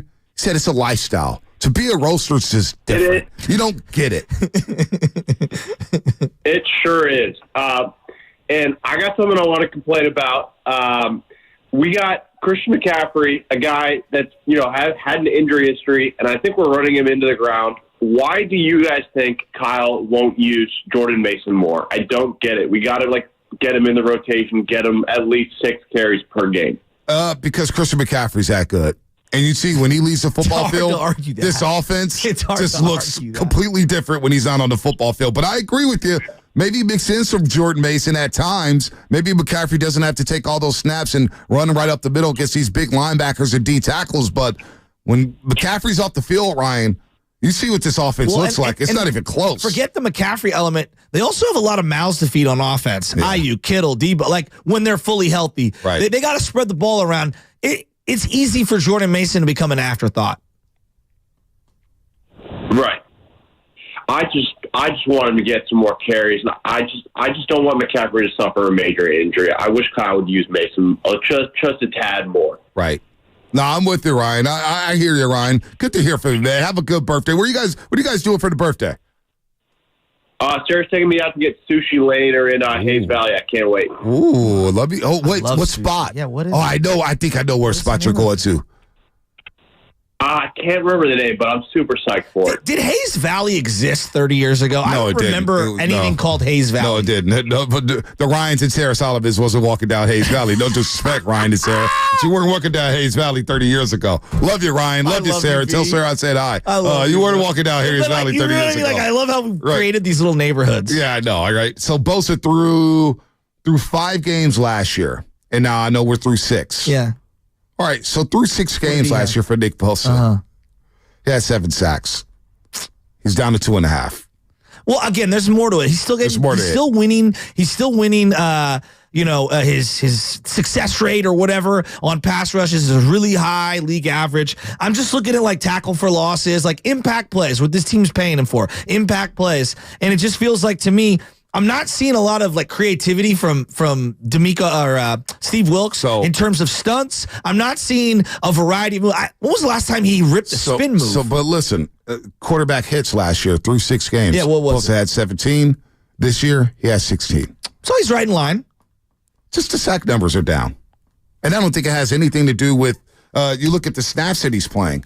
He's playing the most snaps. I got my snap count somewhere. He's the best player on the line. Yeah, but so like he's not taking snaps off. I mean, no, he's that's out not there. what I'm saying. So I'm we're talking about degrees here. Yeah, like, I'm not acting like Bosa's garbage. Yeah, I'm not acting I know you're not saying I'm just that. expecting premium players to give me premium production week in, week out. Right. It's tough. He'll get up to 12. I think so too. 10, 12, 14 sacks. Let's go to BPA. BPA, Brian and Palo Alto, what you got? Yeah, I mean, I think one of the issues for Bosa is the fact that they're throwing the ball quickly. Right? Yes, teams are getting the ball out quickly, which is concerning. I mean, obviously Brock's game was terrible, and this is a huge game for him this week to alleviate creeping concerns for people. But one of the issues is we don't really cover very well in our secondary, not just the corners. I mean, Ward's pretty good. Second corner's weak. You don't like Deommodore Lenoir? I thought Lenoir played all right. I thought Lenoir played all right. I think Lenoir's the weak link. Okay. And I don't think our safeties are very good in coverage at all. By the way, neither of them. And so if Bosa, if you're going to get the ball out in 2.5 seconds, and you're in a practice squad quarterback, which PJ Walker was a week ago, is able to come up and beat the 49ers. Because everyone's like, oh, Cleveland's defense is amazing. Don't read too much. And this a practice squad quarterback beat them, right? Yeah, I know. And they gained, I think, what did they gain? 370 yards, I think, Cleveland? Yeah, 160 on the ground. He looked mobile. 160 on the ground, 4.7 yards a carry. And for Brock, if you can't throw in the rain, wear gloves, bro. Right? I agree with. But that can't happen. You can't have a quarterback that's like, I can't throw the ball. It's raining, and I just can't throw the ball, man. Sorry. Yeah. But yeah, it was. Look, there are degrees different. Not all losses are the same. And when you gain 30 yards in the last 50 minutes of the game or whatever it was, that's a bad loss. It's a bad look. And this team is not. I mean, the one certainty is this team's not as good as we thought they were a week ago. So what do you learn? What's the big takeaway? Brock without CMC. And what do you learn? Are the Niners just going to struggle against teams like Cleveland, Philadelphia, Detroit, Cincinnati in a couple weeks? Good teams. But this is the league we're in. We're not in the league of the Arizona Cardinals or the LA Rams. We need to set the bar high, folks. Change your thought process when it comes to the 49ers. We are in the league of big boys. Okay? They did go to 2 of 3 NFC title games before CMC got here, right? So it's like, it's not, they can win without CMC. We know that they can. Elijah Mitchell, right, was our lead back the year before CMC. Has Brock Purdy won without CMC? He hasn't played without CMC yet. Well, we're going to find out. Hey, we're going to find out a lot this week. Yeah. We're going to find out a lot about Brock and whether or not, obviously for his critics, that was that was but BPA, right? you and me agree. Like I think Brock's good, right? And he had a bad game. But to me, I'm not trying to pretend like there's moral victories. The silver line, they marched down in a bad game. Like that's the hallmark of the better quarterbacks muster up enough to get themselves an opportunity to kick a game winner. Yeah, and Moody, they're not going to cut Moody, but he misses 2 game winners. That's the show, bro. Right? You can't. This is not a team that can afford to lose multiple games and get home field advantage. That I agree with. All right, BPA. Here's stuff. Good stuff, BPA. Here's Baldy on Brock Purdy's performance. It wasn't what we have seen. they forced him, they flushed him from the pocket, and, it got kind of cloudy in there at times, and there wasn't much separation from the receiver, so he didn't get a lot of help around him. Gotcha. But, it was his worst game. It was his worst game. Like everybody's going to have, if you want to call it a stinker, you can, Joe, but everybody has one. You just hope that the guys around you, can pick it up when you don't have your A game. Look, you could say that I heard you talking like, that final drive, they could have gotten closer. Why they decided to just run it with 40 seconds to go, it's a little bit of a shocker to me. Like, you hand off to Mason there, and I guess you're trying to center the ball for the kicker, but, the out routes were there. I would have tried to get it a little bit closer. You had time. There it is, Baldy on Brock Purdy. Let's go to Brian in Fairfield. Brian in Fairfield, what's happening? You're on the roast. Hey, what's up, guys? Yeah, hey, check this out. No more victories. I'm right with you guys, but these are teachable moments, and I'm actually glad that we get to experience this, a teachable moment early. It's one thing to try to hype up your team and get them all excited. Hey, we got to take these guys seriously. When you're on this 14-game win streak, and the last time you experienced a loss was almost 365 days ago. It's one thing to say, hey, we now know that if we don't play our best, if we don't, individually, you have to play best. You can't depend on somebody. Oh, we have playmakers on the other side, so don't worry, they'll win the game if I don't play my best. Or we'll win the game if I don't call my best plays, Kyle or Steve or whatever it is. That I have Debo, I have CMC, I have Brock Purdy, I have Nick Bosa, Fred Warner. No, we all have to know that, hey, you got to step up, and everybody needs to play the game and get locked in. That's my first point. My last point is nobody really said this is going to be a 17-0 season. There was most people 13-4, whatever it is. It's a great team. I'm with you. But we have to understand that if you said 13-4, you were going to get 4 losses. So why is everybody freaking out when it's 5-1? You just had your first loss. What? If you had called 13-4, guess what, people? You still got 3 more losses to sustain. When you said 13-4. No, but I hear you when you zoom out. But when you zoom in, it's like you're playing PJ Walker. You get what I'm saying? I get what you're saying, big picture, but within the framework of this game, that was a winnable game. You lost to PJ Walker. And you lost to a guy who literally has 7 starts in the NFL. Yes, and that's the teachable moment. That's the, hey, we're just not a bad defense, or we're badass, or whatever. It's, hey, you got to play your A game no matter who's lining up against you. Well, that's what the Texans. But that's for the Texans, not the team that's been to 3 NFC Championship games with their core. I get. I do. I understand the point you're trying to make. I don't think it carries water with this roster and their experience level. Fred Warner knows this already. Dre Greenlaw knows, even though he didn't play. George Kittle, these guys know this. This is an experienced group. Nah, yeah. Do you get what I'm saying? Yeah, I hear his point, but I just don't think it holds on. We're going to learn a lot about Brock. He has not played without Christian McCaffrey. We're going to learn a lot in these next couple weeks about Brock Purdy. That's for sure. And that's okay to say. I want to talk about that. We're not hating on Brock Purdy at all. But we're going to find out if he really is to 5 to 10-year plan at the quarterback spot. All right, that's coming up. Tim Kawakami's coming up from The Athletic. Ooh. That's happening. That's all sponsored by the law offices of Robert Goldstein. If you have IRS or state tax problems and don't know what to do, contact the law offices of Robert Goldstein, because resolving tax problems is all that they do. Call 1-88-TAX-EXIT, 888-TAX-EXIT. Cozy up with savings during the Spice Up Autumn event at Whole Foods Market.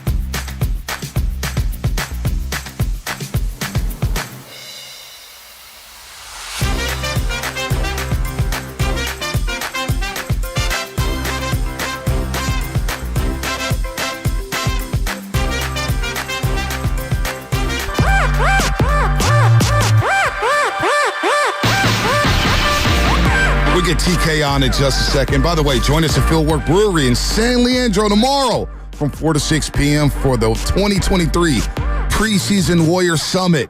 You do not want to miss it. We're talking some hoops, baby. We're talking basketball.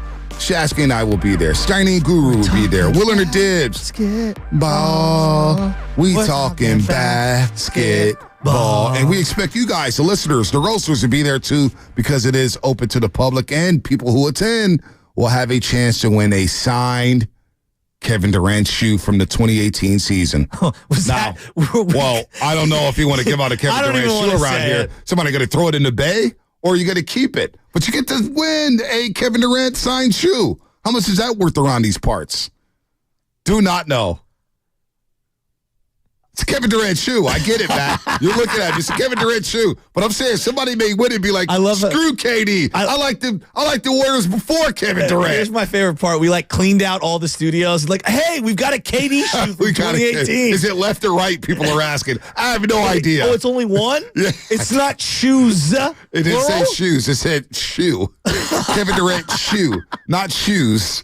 It's a surprise. Man. Unbelievable. All right. Be sure to come down and hang out. What size is it? I don't know. It's probably Kevin Durant wears a 15? Tim Kawakami. No, it's got to be bigger than a 15. AB in the Bay, He's Dylan Sagan Holt. Tim Kawakami, good morning. Kawakami from The Athletic. We love TK. What size shoe is Kevin Durant? I know it's an odd way to start an interview, but what size shoe is Kevin Durant?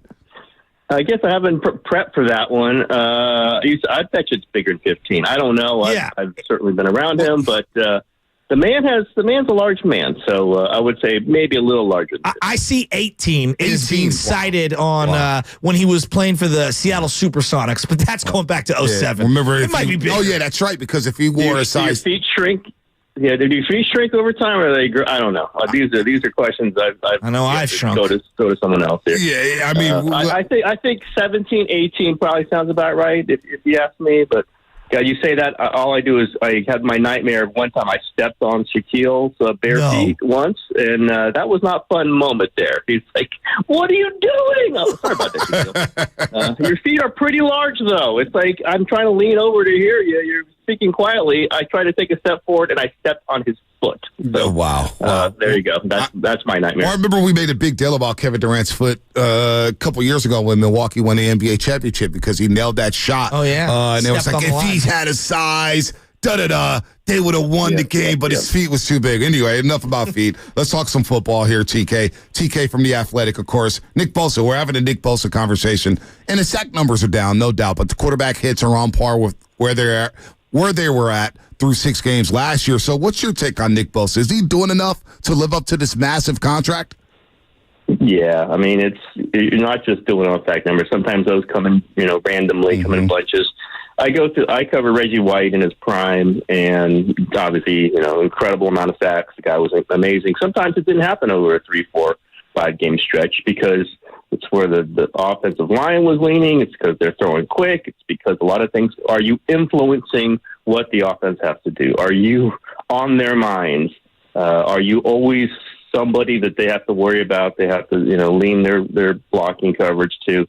And I think Nick Bosa is those things. I don't think, he could be doing it more. Obviously, everyone could be doing more at any point, but I don't think there's a lot of worries about what Nick Bosa is going to do and what he's going to do throughout his career. This happens sometimes. 18 and I actually was thinking watching, Michael Parsons get shut out last night until the very end. Obviously, until he makes a huge sack at the very end, but he was basically shut out. And 18, he had 11 sacks last year. This is not these are hard to get. Mm-hmm. And both, I think, at 18 and a half last year, that might be very hard to duplicate. It's just a matter of where the quarterback decides to move. It's a matter of if he moves away from you when he's under pressure, you're not going to get it. If he moves towards you, you're going to get it. Very hard to just say, okay, go get a sack a game. That's almost impossible. You look at the numbers.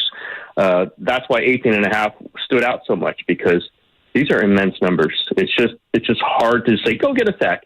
Are you influencing the game? And I don't think anybody's got a question that Nick Bosa's influenced the game. And then when the sacks come, It might start on Monday night. Might start a week later. But I think he's due for a 2-sack game, maybe a 3-sack game, maybe a forced fumble. I just don't think you can order up sacks by one specific player. It's almost impossible to do. Yeah, heading into this year, he was averaging close to a sack a game for his entire career, which puts him in rarefied air. But, I'm looking at the CMC injury, and I think this is a big one. I mean, most people think it's a big one. It feels like when the Warriors are missing Steph Curry. Like, can you be somewhere near 500 while this guy's out?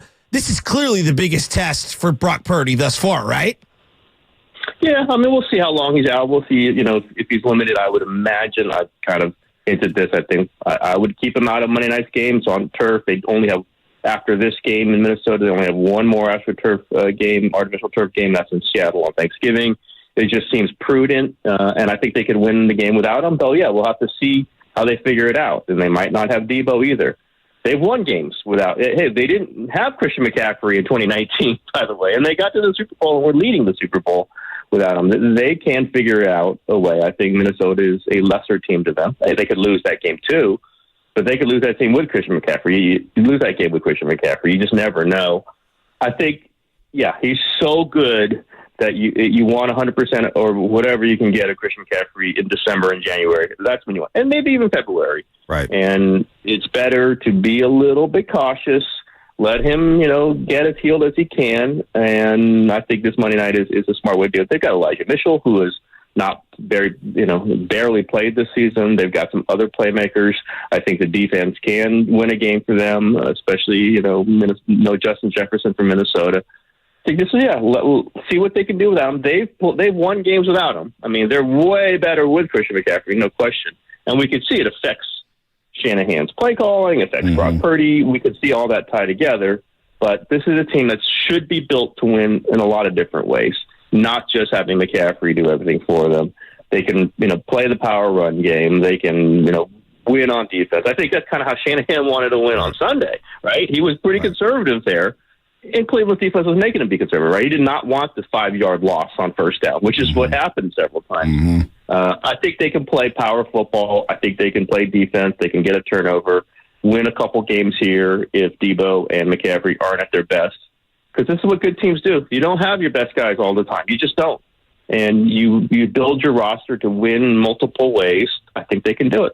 Tim Kawakami, The Athletic, covers everything in the Bay Area here on the Morning Rush on 95.7 The Game. It's been in the game a long time, covering the Eagles, covering the Lakers, down in L.A., covers some boxing. TK knows it all. Stepping on Shaq's feet. Stepping on Shaq's feet. Yeah, that's a nice little drop there. Stepping on, just casually, I stepped on Shaq's feet. But I saw TK. You were chopping up with Shaq a couple years ago when the Warriors were in the finals against Boston. I see everything, TK. TK knows all the big timers. But you had a tweet, though, that was very interesting. And I wonder, how many kicks would it take for Booty to miss for them to call a kicker, not just Robbie Gould? Because you said it, and I believe it. He's now under the microscope. You miss a 41-yarder after missing a 54-yarder. A lot of fans don't want to hear the excuses about the wins in Cleveland or whatnot. Jake Booty, it was all perfect. Whenever we don't talk about Jake Booty, it's a good thing. I kind of talk about it like referees, right? When you don't speak about the officials, that means they had a good day at the office. What would have to happen for the Niners to go out and look for another kicker or work out another kicker? I think one more big miss, and maybe a lot of 49er fans think that was a big miss that should do it. I think they're going to wait one more game. I think they like, that he stands up. They like, kind of his attitude. He's got to make kicks though, and it's make or miss league. And that's what, I had some people saying, hey, it wasn't his fault, and the quarterback did play great, and they give up. Hey, listen, the kicker's only job is to make those kicks. So when it comes down to it, you either make them or you don't. It's not it doesn't matter if you make or miss league. You got to make that kick. They got to the 23-yard line. They struggled, tough conditions, whatever, but the best ones are the ones you can count on. Robbie Gould was that guy. I don't know. Listen, by the way, I don't know if Robbie Gould is still that guy. Yeah. Who knows? He was towards the end of last season, but it was getting a little bit more iffy. He's the guy they would call. They know him. We know with Shanahan. He goes with the people he likes and he knows, and they know Robbie Gould. They know he hasn't missed the postseason. But I think they wanted a stronger leg. I think they wanted someone who was cheaper. They think they wanted all the things. Obviously, they drafted in the top 100.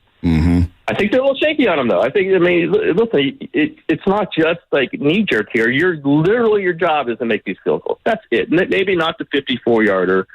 They would love to see him make that. Obviously, the bigger leg, that's why they drafted him.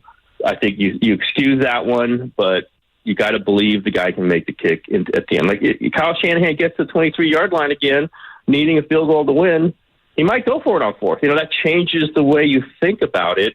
You don't want that. And so I think one more, not just doesn't have just to be at the end of the game. What if he misses a couple, a 37-yarder and a 48-yarder in the middle of a game that they win by 10? I think they would start to be thinking. I think maybe get to the bye week and then see where they are. But I think one more big kick would probably do it. If he makes a big kick, then that probably pushes it down the road a little bit. In real time, did you agree with the Niners basically saying, you know what, we'll sit with the 41-yard field goal. We'll settle for the 41-yard field goal. Were you a little stunned that they didn't run the ball to try to get a few more yards to make the field goal even closer for Jake Moody? I actually wasn't, because one, no McCaffrey. Two, you could fumble. Three, you could lose 8 yards. You could have a holding call. I just think the Browns defense was so dominant to that point. No, not on that drive, but over the length of that game. How many times did we see the 49ers lose 5 yards on a play? I think they were fearing that they were protecting against making it a 48-yard attempt. And so I understood that. Obviously, it makes sense now to try to get 8 yards. You got a timeout. But I wasn't surprised at all because of the possibility that they could give it to Elijah Mitchell and he could fumble. You did not have McCaffrey. You did not have Debo. They got down the field, no question. Purdy threw a couple nice passes. Obviously, Ayuk had the great run after catch.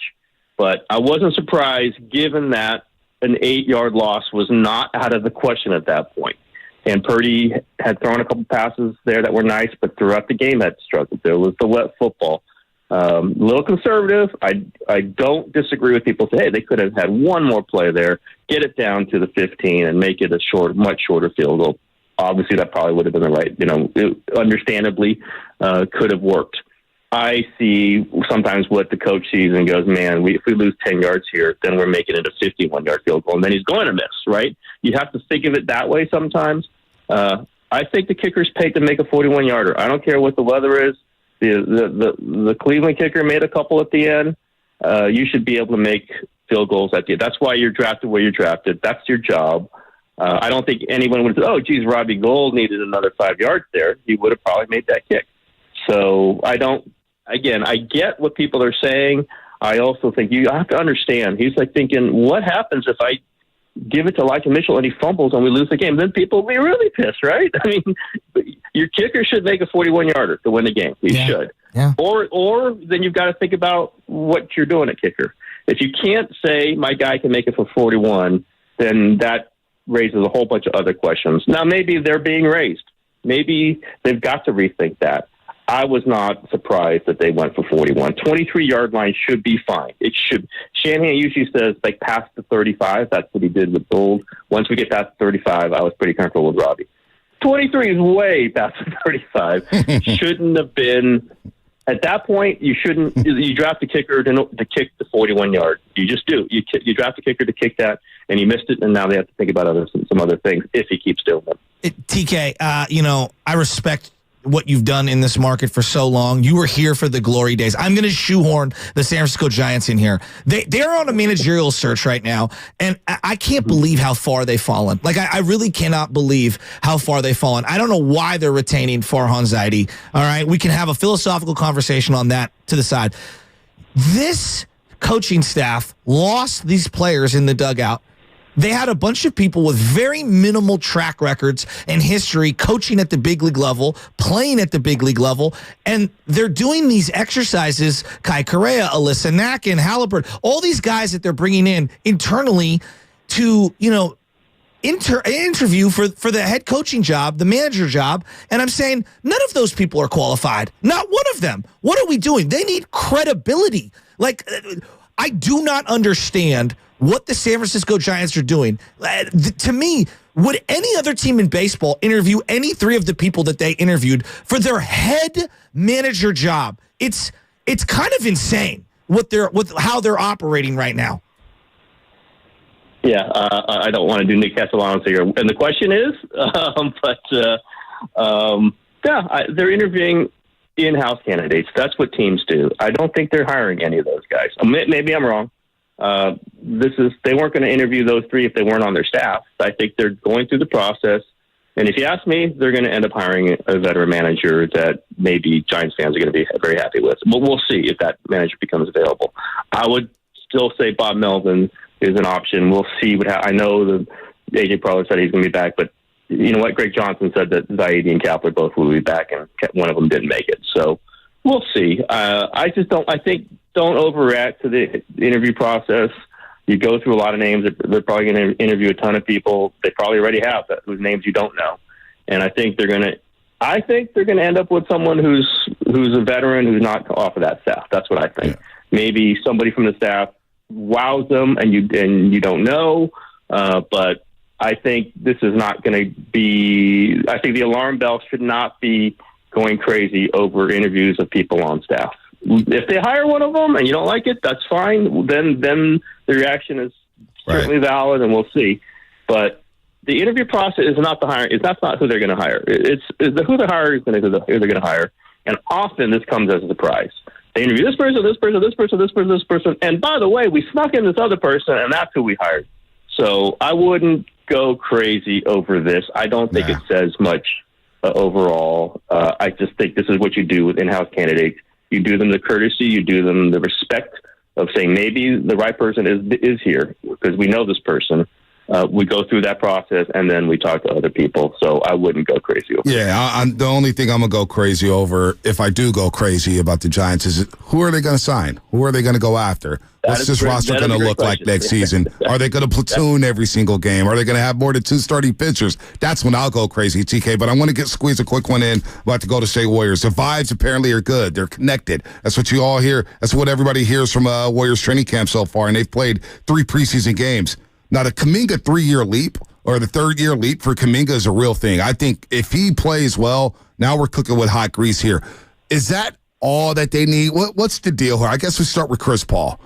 I don't care about the bench stuff too much. Who starts it? To me, it's about who finishes the game. That's where we're going to have the conversation, and that's where things could get spicy if they don't win early. What's your take on this team so far through training camp, through the first 3 weeks of training camp? Yeah, I mean, you raise a point that I actually had NBA people tell me. You guys are talking about who's starting. That's not going to be the question. The question is, if they don't play Chris Paul, down the stretch of 3 tight games and they go 1 and 2, what's he say afterwards? If they pull out Clay, and I keep saying that, I don't want to be mean, but people seem to be skipping over. That's the person who I think is as likely as Kevon Looney to be pulled out of the closing group as anybody. If you really think about it, then if that happens and they lose, what does Clay think about it? Can they really do that? We'll see. I think it's going to be a mix. It's not going to be one thing or another. It's going to be matchups. It's going to be the way Kuminga's playing. He might want Kuminga closing, by the way. So how's that going to feel like? How's that going to sound like? What's going to be the locker room mood when that happens? Because we know it's going to happen a time or two. That's a big question. I don't know. I think winning solves it all, and I think their hope is just to get off to. I don't know. I think it's going to be 18-2 like it was in last championship year. 7 in the first 9 on the road, TK. We're going to find out very early how connected they are. Exactly, and then we'll see if it's 10-8 after 18. Then we'll see. I think they're going into it with the right thoughts. I think they're going into it feeling like they've got this, but Clay's in a contract year, possibly. We'll see if that extension gets done. Feels like it's not going to right now. Still got plenty of time. You can do it during the season. We'll see. I think this is the right way to go about it. I think this is the right pieces to go about it. And if that second unit starts clicking, then that's something else, because they've never had that. They've never had a plus second unit. This could be that, and that solves a lot of things. And then listen, if Chris Paul doesn't close a few games and they win, and if it's Clay doesn't close a couple games and they win, and then it's Looney, and then it's whoever, it's not going to be 30, but it's going to could be a rotation of other people. I think they're okay as long as it's moving towards something.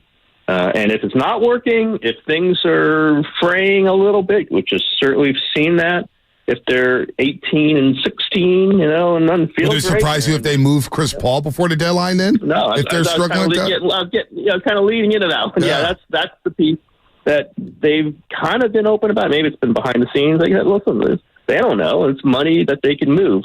I don't know who's going to be available. I don't know if that person is going to be better.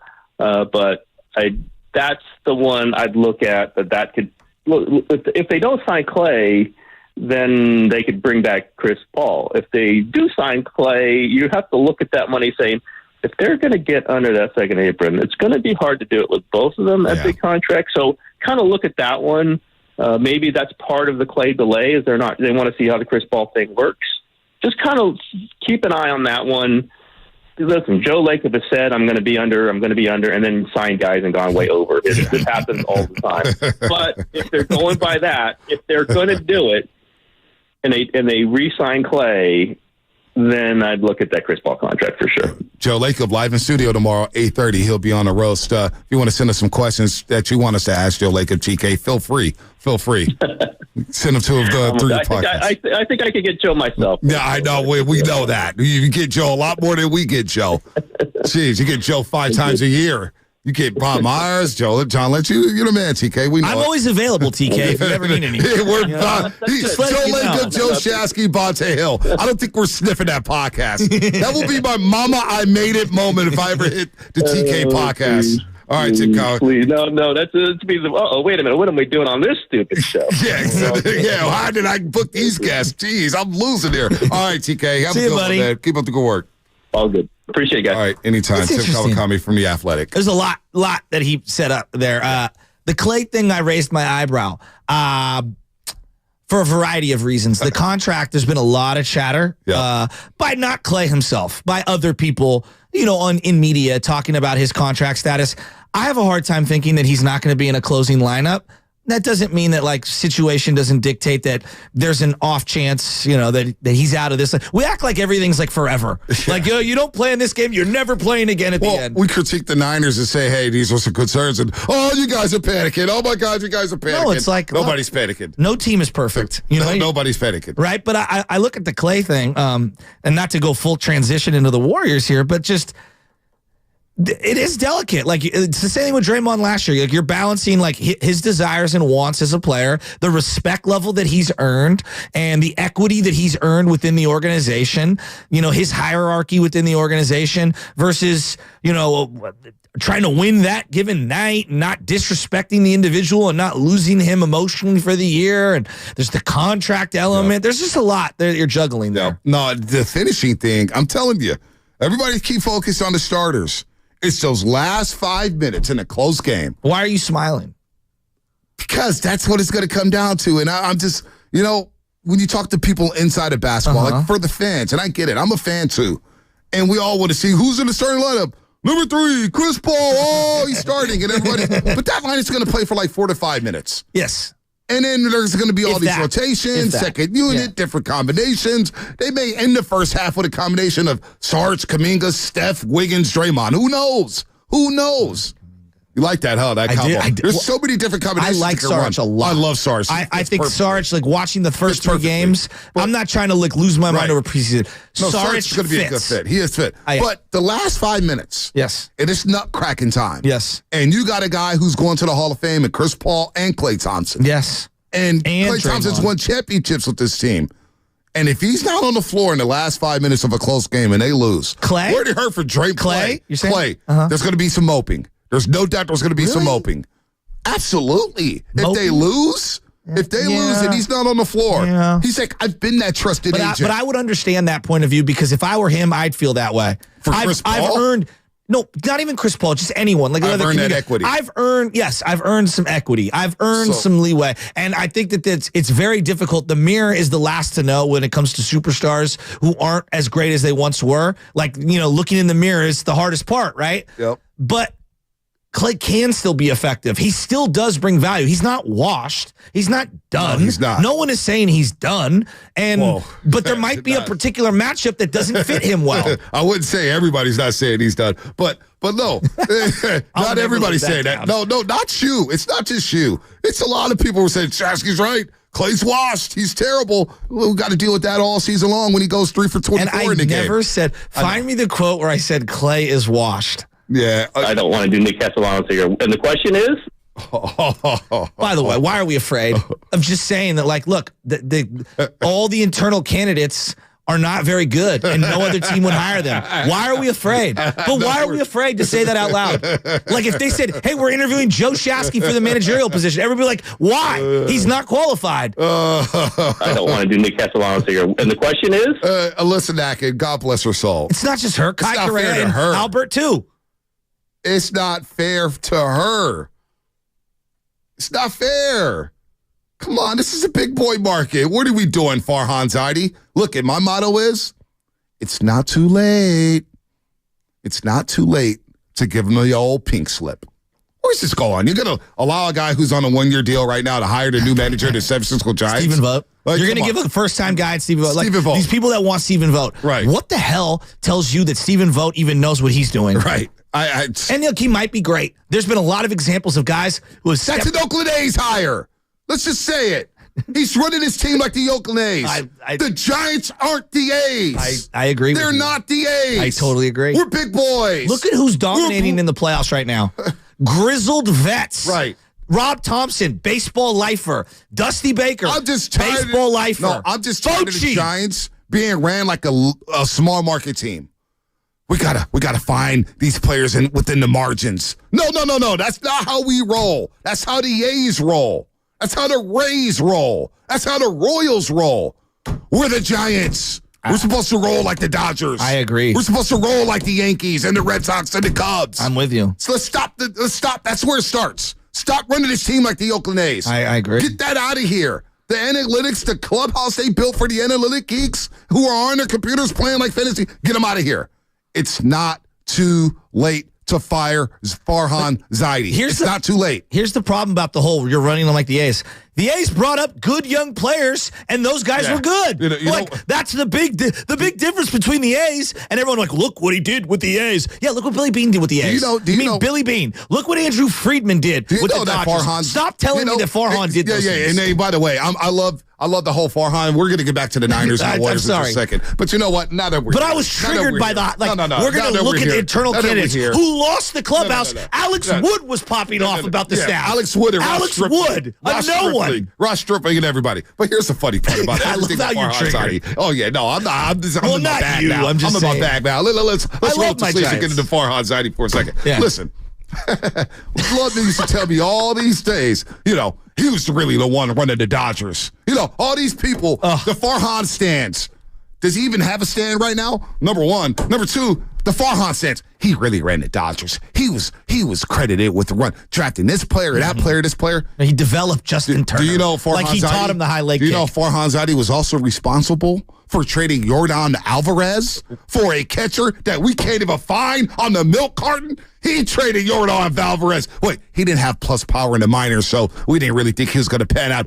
All he's done is become one of the best sluggers we've seen in the last 20 years. He looks like Carlos Delgado on steroids. Yes. That's what he looks like. That's a great call. He looks like Pedro Serrano from Major League, except left-handed, hitting absolute tanks. So my message is, while we talk about the 49ers, I love while we talk the Niners and the Warriors, and they're in the big boy business. Yes. They operate like a big boy market. They operate like a big boy team, and they go out there and try to win championships. All right? They try to win championships. What are the Giants doing? It's not too late to fire Farhan Zaidi. I want my team back. This is a big market team. We're not the Oakland A's, folks. We're not the Tampa Bay Rays. Stop platooning every damn night. You see the Phillies? Are they platooning? No. Are the Diamondbacks platooning? That was a real DH, by the way, leading off that game. Yes, a real one. Yeah. Not Jock Peterson. A real one. Yeah. Guy who hits 40 bombs. And the question is? A guy who hits 40 bombs. Not 14 bombs. 40 bombs. And also, did you notice that they made one of the great shrewd acquisitions, both the Rangers and the Phillies? Look at who they have up the middle playing defense. You tell me if defense matters. What about their lineups? Do their lineups change every single day? Did you see that? Do they know Evan Carter's catch the other day? Oh yeah, I know Evan Carter, Josh Young. Yeah. That's who they got in the future.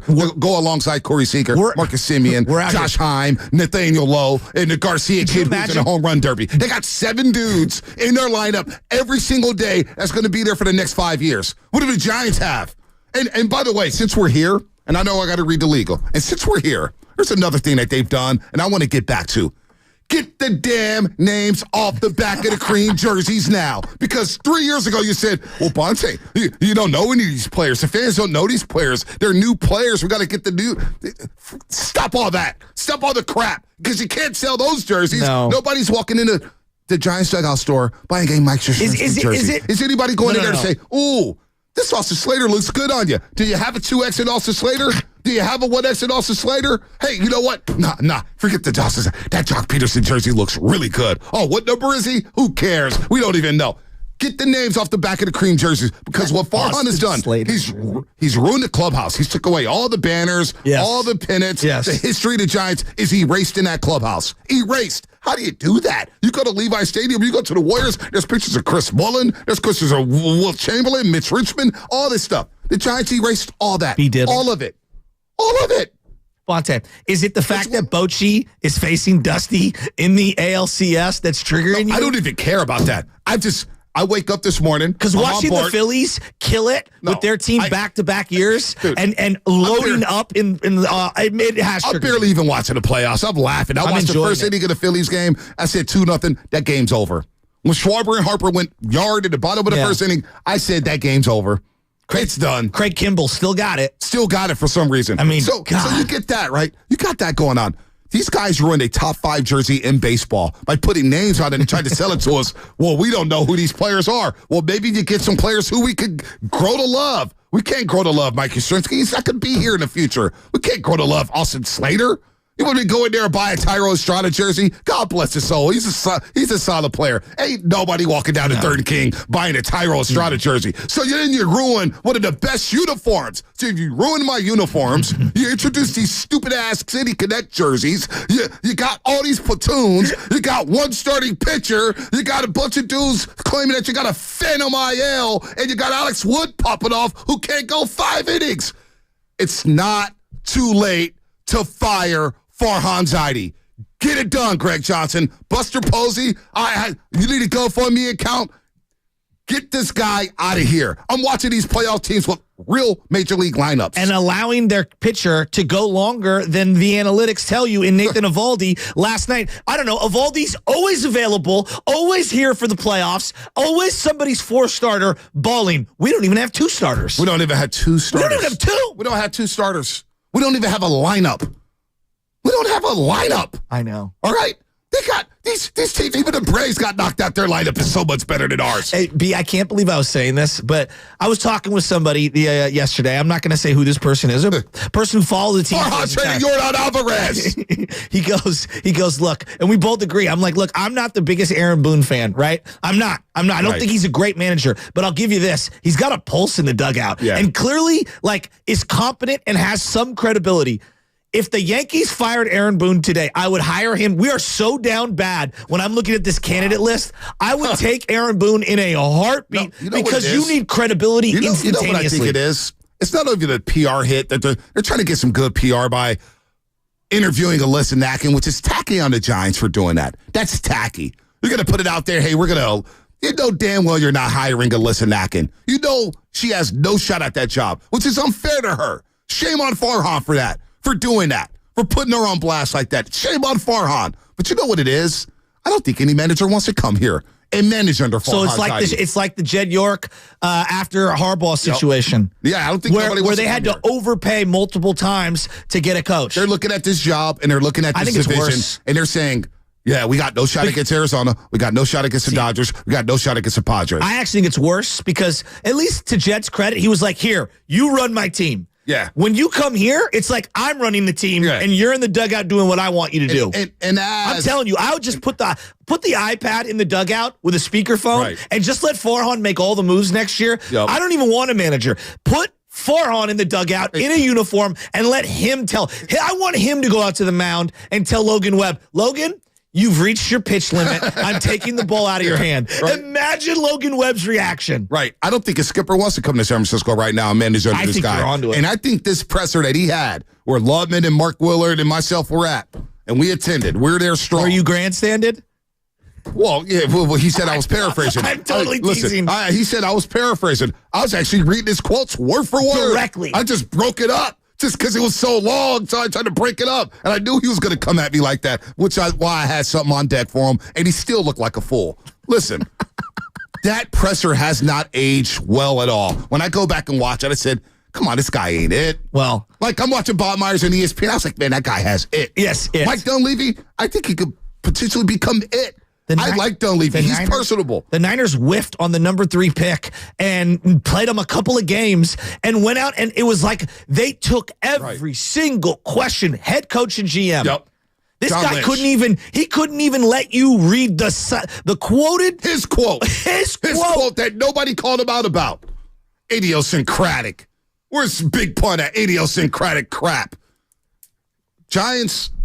As you're listening to 95.7 The Game, KGMG, FM, and AC1 San Francisco, always live on the free Odyssey app. Don't forget, you can also watch us every day on YouTube and Twitch. Sponsored by our very good friends at First NorCal Credit Union. Just log on to search 95.7 The Game. Be sure to like and subscribe to the channel.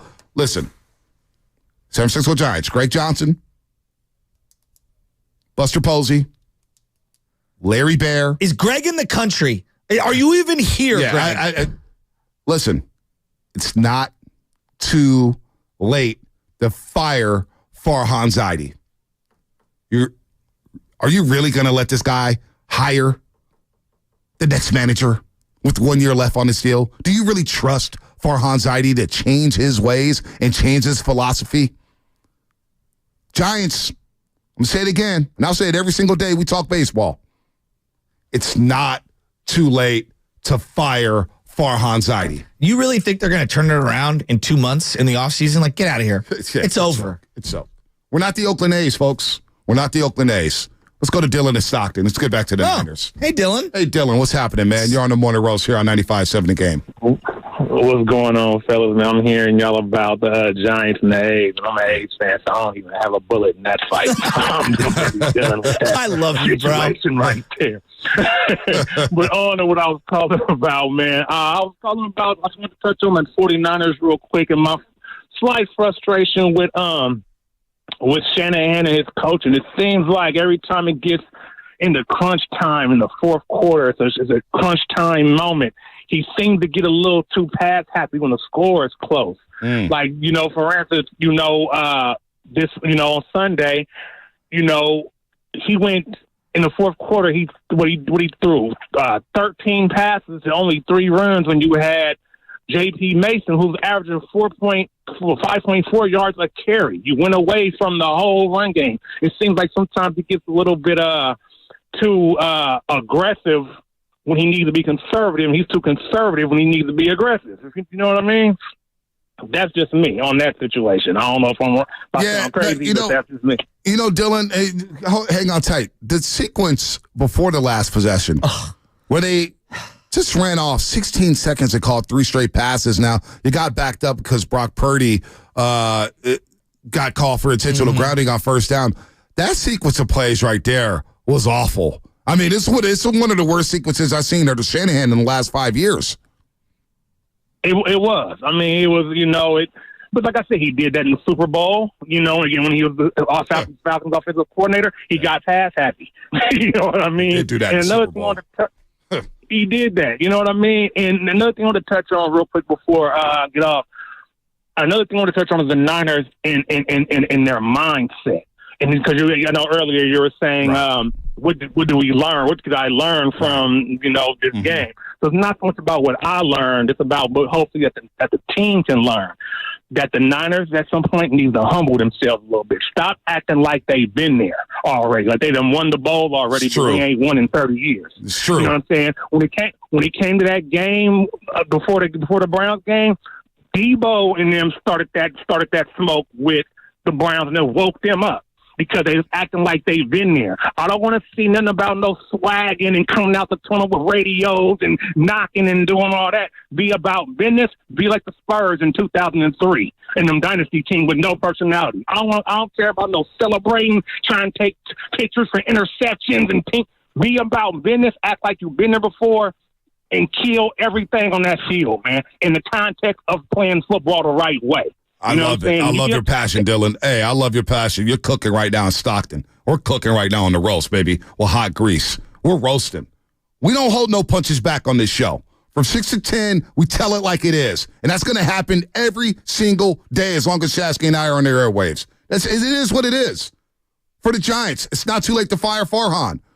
For the Niners, Shanahan and Purdy, you got to be better. You just got to be better. 888-957-9570. You got to be better because I don't want to hear the excuses about wet balls and rain and all that stuff. We didn't do that for Trey Lance last year in Chicago, and y'all blame Trey Lance for losing home field advantage. Big game for Purdy coming up without CMC. Let's go. 888-957-9570. Let's line them up. YouTube's back. Twitch back. I'm fired up. Let's go. That's all coming up. Sponsored by Save Martin Lucky, California. I don't want to do Nick Castellanos here. And the question is? Do you have a taste for beef with a higher standard? Because Lucky proudly carries USDA choice beef that's tender, juicy, and marbled to perfection.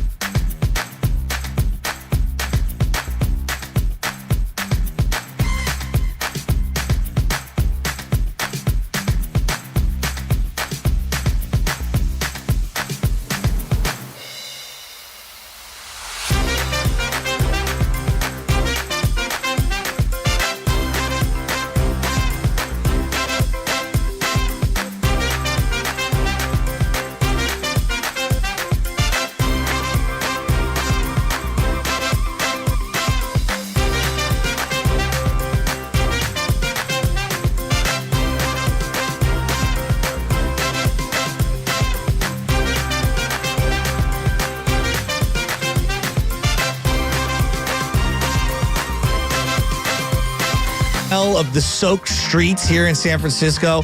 I don't know if it's the funky mold from out front, but inside here, I feel rejuvenated. I'm feeling good today. The only negative is we've got the entire sales staff in the other room, and it's so loud, even though we're in a brand new studio, I can hear them in here.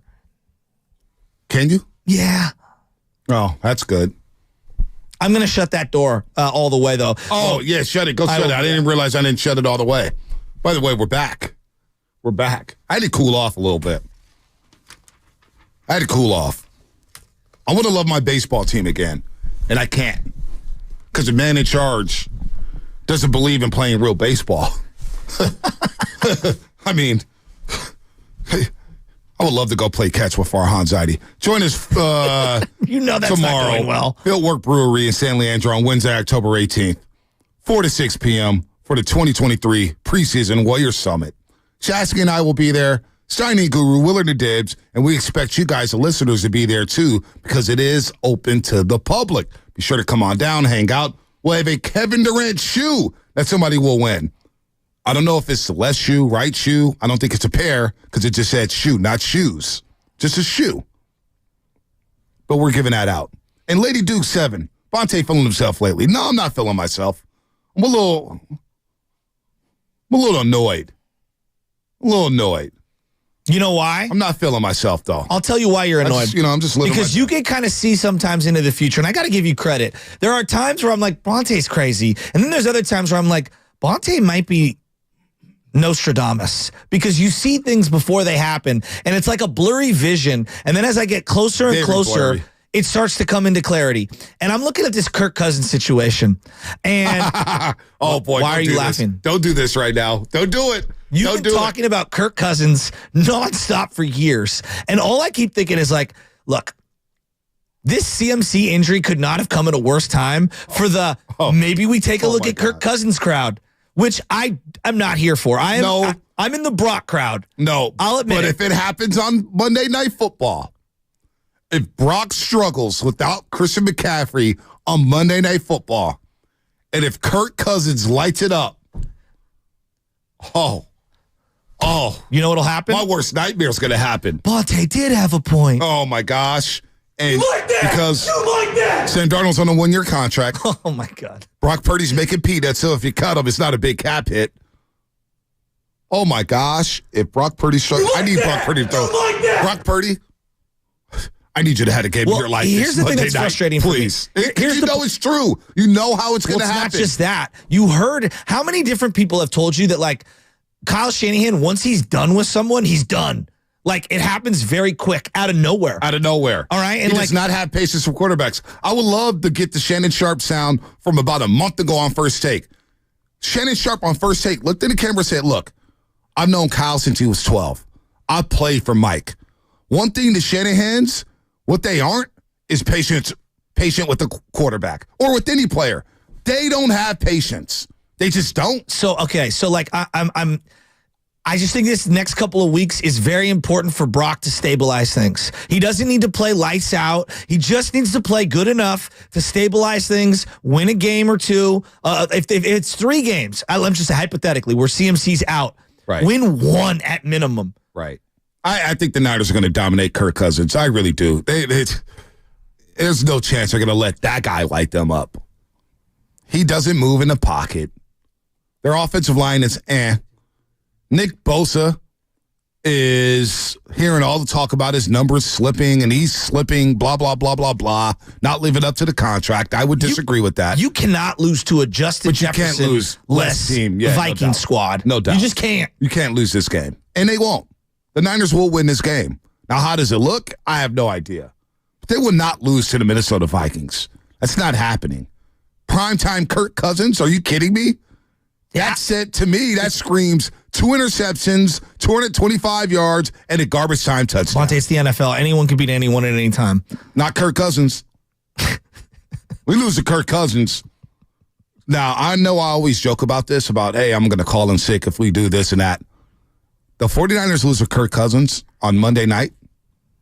Spadoni, you will be in the chair on Tuesday. You know who'll be in here at 5 o'clock in the morning ready to do 10 hours? Steinmetz? Yes.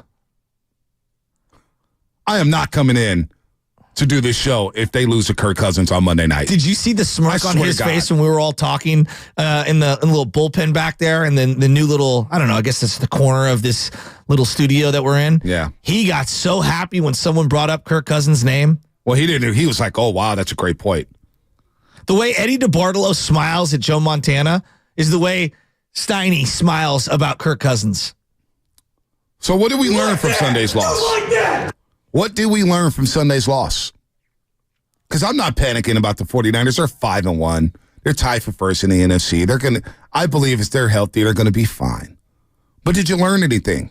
And one thing I learned was Christian McCaffrey is the most important player on this offense. I kind of thought he was. Yeah. But I was a little conflicted at times because Brock Purdy started playing so well, especially that Dallas game when McCaffrey was basically handcuffed.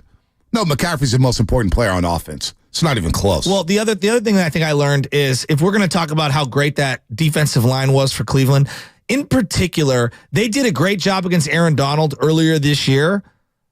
But I finally saw a guard center right tackle side of the line on that side where McKivitz is and Burford and Brendel. It looked compromised. And maybe it was a matchup thing, but it is definitely something I'm going to be monitoring this week. Not only that, Trent Williams gave up 4 pressures. Yeah, he didn't look great. Aaron Banks gave up 3 pressures. Burford gave up, I believe, 3 pressures, 3 or 4 pressures. McKivitz gave up 1. Brindle gave up a couple. Feeling thing, this offensive line, when it comes to the big boy defensive lines in football, they fail to hold their own. I mean, I can't excuse the Cleveland Browns playing on the Niners side of the line of scrimmage. How many times did McCaffrey? You said something about how many yards before contact? Yards before contact, McCaffrey in this game, minus 104. Meaning he was hit in the backfield on every possession. There you go. He still broke some yards. Yeah, but he was getting hit. Yes. He's basically the modern-day Barry Sanders with the Lions. Yes. Getting hit 2 yards behind the line of scrimmage and try to, make something happen. And we all know the trenches is the unreported but most important part of football in January. You don't win a Super Bowl without dominating the trenches, or at least controlling the trenches. I agree. And that's another thing I learned. Can we control the trenches against the big boy defenses? Because the Eagles, their offensive line controls the trenches. Yes, they do. And they struggled a little bit without Lane Johnson on Sunday. They'll look to bounce back against Miami. The Jets' defensive line. The Browns' defensive line. Hell, Pittsburgh had their way at times. TJ Watt had 3 sacks against the Niners. Yeah, that game was out of hand, and he was still dominating. He was still dominating. Yeah, there's no doubt. The Niners have the Baltimore Ravens on their schedule later on in the season. Cincinnati's coming in a couple weeks. So I'm bookmarking this offensive line performance, saying, how do you improve? And if Trent Williams can't go, and you heard him after the game, I didn't want to put Jalen Moore in a position to block Myles Garrett. Because if you put Jalen Moore in that position to block Myles Garrett, then we'll probably talk about Sam Darnold starting at quarterback this week against Minnesota, because there's no way Brock Purdy stands up and he makes it out that game alive with Jalen Moore at left tackle. How do you feel about Miami's offense right now? The Dolphins. Best offense in football. Okay. Did they have a stinker? They did. I mean, it's Buffalo. Buffalo kind of had their way with them, right? They had some yards in that game and whatnot. I think every team is allowed a couple of flat games. No doubt. Right? And then this is the Niners' flat game. I don't know if it was flat. I don't know if just Cleveland took it from them. Okay. It just imposed their will. But I thought the Niners came out, they were fired up. Okay. That's just my opinion. Sorry to cut you that's off. fine. I think when you're not completing passes, when the quarterback looks a little off, when you are getting beat in the trenches, you'll look flat. You know what I mean? Right. You'll look flat. When you don't have Dre Greenlaw thumping dudes. I wouldn't even use the word flat. I would just say you look bad. Okay. You look bad. Okay. I like that word. 8 possessions. Yeah, I like that word. Where you didn't gain 1 single yard. That's why I think they need to bounce back in a big way. And I think this one is a big Shanahan Purdy moment for the two of them to kind of quiet the crowd, tamp down all of the murmurs. No one is saying that both suck. No one is saying that it's the end of the road for Purdy or anything. But people are going to be looking for all the flaws, especially on Monday Night Football. And if there's no CMC or a limited Deebo Samuel, if you don't think people are going to be watching with a fine-tooth comb, well, then you're mistaken. That's the NFL. Justin Herbert who most people think is a really good quarterback, we are going through this morning on every national television. We are going, oh, this is what he didn't do. This is what he didn't do. This is what he didn't do. Because you know why? He's the quarterback of a team. He got paid $250 million, and we see him as a franchise player. When Purdy has an unbeaten streak, as long as he does, on the best team in the NFL, the minute he stubs his toe, people are going to come out of the woodworks to criticize. Now they want to see, what does it look like after adversity? Yep, you're spot on there. 888-957-9570. Still got time for a few more phone calls if you want to call in about what you learned from Sunday's game. Or did you not learn anything? Are you just saying, hey, losses happen. It's all good. It's all good. Or did you say, boy, I learned that maybe this offensive line is not all that. Maybe Brock Purdy is not the MVP. Maybe Christian McCaffrey is a little more important. Did you learn that Drake Greenlaw is important? Is very important to this defense. And very important. He may now be the third most important player on this defense. What about Randy Gregory? I learned that this guy's got something in the tank. I learned right away he's got more juice than Cleveland Farrell, and I didn't think Cleveland Farrell was playing that bad. No, he's not. What about Drake Jackson? Man, doesn't he feel like he's on the way out the door? He played 22 snaps. 22 snaps. Out of 22. What, 68, 70? Yeah. So we got these lines. Everybody stay on hold. We're going to get to everybody out here. We're working on it. Full lines here. We'll get everything. We got overreactions coming up. Overreactions from week number 6. Coach of the week, player of the week, team of the week, laughing stock of the week, game of the week. Phone lines tripping. Phone lines are tripping. Keep calling, folks. 888-957-9570. New studio, technical difficulties. We will get through it all. Keep calling us. We're going to get everybody on. Be patient. Bear with us as we adjust to the new studio. Well, as we adjust to life after Christian McCaffrey, who's probably going to be out a couple weeks. I know Mayoko just had a report on him, and they said it's more so a pain tolerance for Christian McCaffrey. What? Very vague with the injury, but more so a pain tolerance. Well, that's not good. I mean, I don't like that at all. I mean, like, you're a running back. You're in like 32 car collisions a week. Like, you're the most important guy on the team. Well, I don't like that. That's not good. You said something earlier, and I wonder, just based off this game against Cleveland, they got a historic defense. They're flying around the football. Jim Schwartz, now 9-1 against Shanahan. He may win the Assistant of the Year award with the way that defense is playing. Dude, I watched that game back. He's fist pumping. Oh, yeah. And so many times he was like, and it was like the evil villain one, the too. Even villain the smile, slow, too. Like, He wanted this one. He wanted this one bad. Oh, yes. What happened with him and Shanahan? I don't know, but they were cooking. Did Shanahan slap his back? You said something earlier that at some point we're going to get into, maybe every single week. But if McCaffrey can't go and say he's just out, can they win the big one without Christian McCaffrey? No. They absolutely have to have him. You're not going to Philadelphia. You are not beating the Philadelphia Eagles without Christian McCaffrey. What's more likely?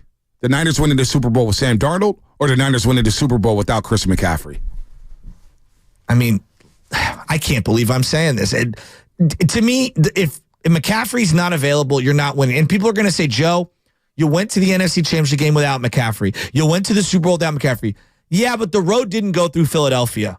The road didn't go through a Detroit team that I think higher of. Think about who you beat. You beat Minnesota and a flawed Green Bay team that you own. And I'm just like, no I think that matters, doesn't it? It does matter. It does matter. And like Dallas, you handled them with McCaffrey. It looked a lot closer in the playoff game last year. Look, and I'm hearing some stuff. Hey, man, Brock's best 2 weapons were out of the game.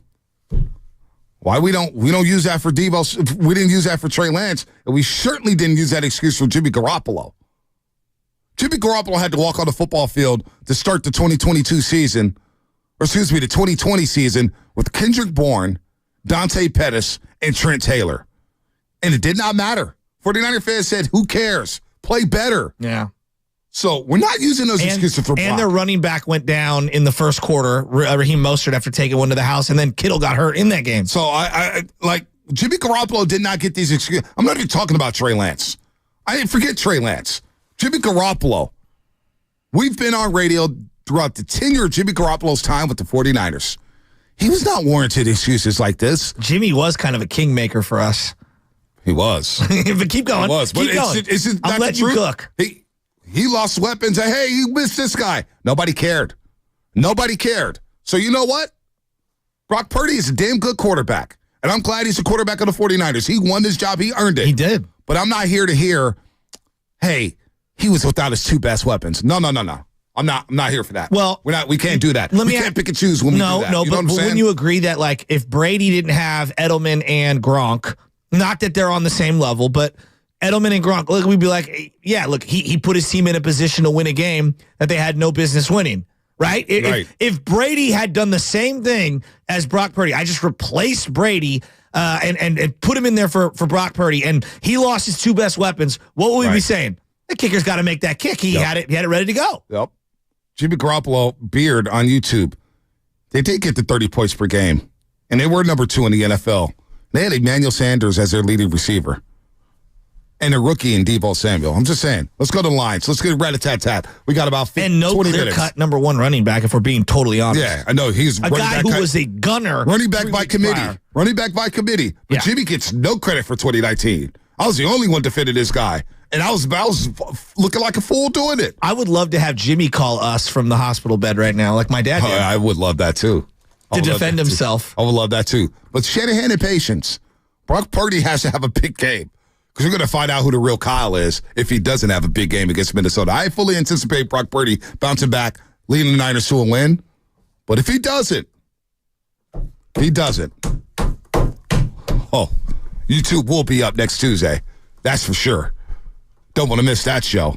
Jordan in Union City. Jordan Watkins. What's happening, my man? Hey, Jordan. Big win on Friday in Boulder, Colorado. 29-0. That's nothing. Stafford coming back, winning in overtime. Listen, it was crazy too. First off, good morning, fellas. Hope you all are doing well today. I've been coaching this year over at Skyline High School, so I missed the first half. And I get back home, it's the fourth quarter, everyone's telling me what's going on, and they come back and win, which was incredible. I think that's going to be that's that win that's really going to start that program moving forward with Troy Taylor. But this question that y'all were asking in terms of the Niners, in terms of what did you learn or what didn't you learn?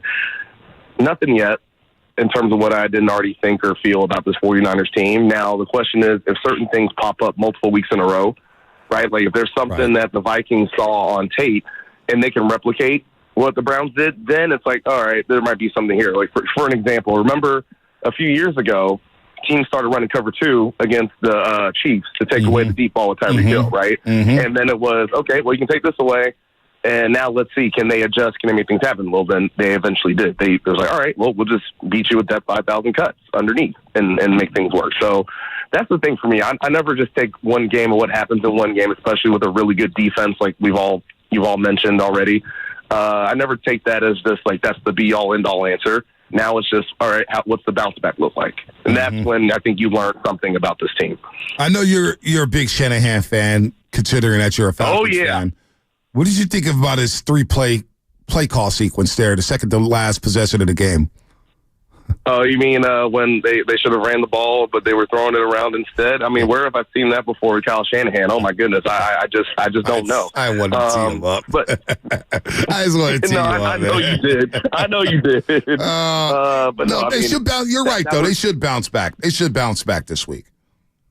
No, they absolutely should. I mean, again, it's the Vikings team that. Where the 49ers are always going to be great. And you've seen it before. You see it every year, twice a year with Aaron Donald. You saw it with Micah Parsons. When a front especially has one guy you mostly have to worry about, they do a really good job of scheming around that, right? So, Danielle Hunter is that dude up front for the Vikings. But I think outside of that, you can have your way with them. And so I think, when you go against teams, and this is the question you've been asking, I think it's a fair question. If you go against a team like Philly, where they have multiple guys around the front, what does that look like? You can't scheme around one person because they have this other guy out here too. Same thing, for if you go up against Detroit later and things like that. So it's a fair question. But I think with this group and who you're going up against on Monday, that, again, it should look more like what you were accustomed to and used to the first 5 weeks. Right. I'm with you, Jordan. Good call, man. Good call. He brought up Detroit. Just want to let everybody know. I want to keep laughing at Dan Campbell.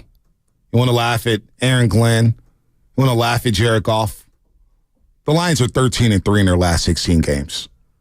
They're 13-3. They're the opposite of Russell Wilson. Yes. The antithesis of Russell Wilson. Look at you. That Laura Oakman. Shout out to Laura Oakman. Look at you. The Detroit Lions are hungry. We're going to bite a kneecap off? Yeah, they're biting more than kneecaps off. Doesn't matter if you have one ass cheek and 3 toes. I will beat your ass. Yeah, and you know what? That's what they told Green Bay on Thursday Night Football. So much better than the kneecap. Dude, come on, Deese. Deese nuts.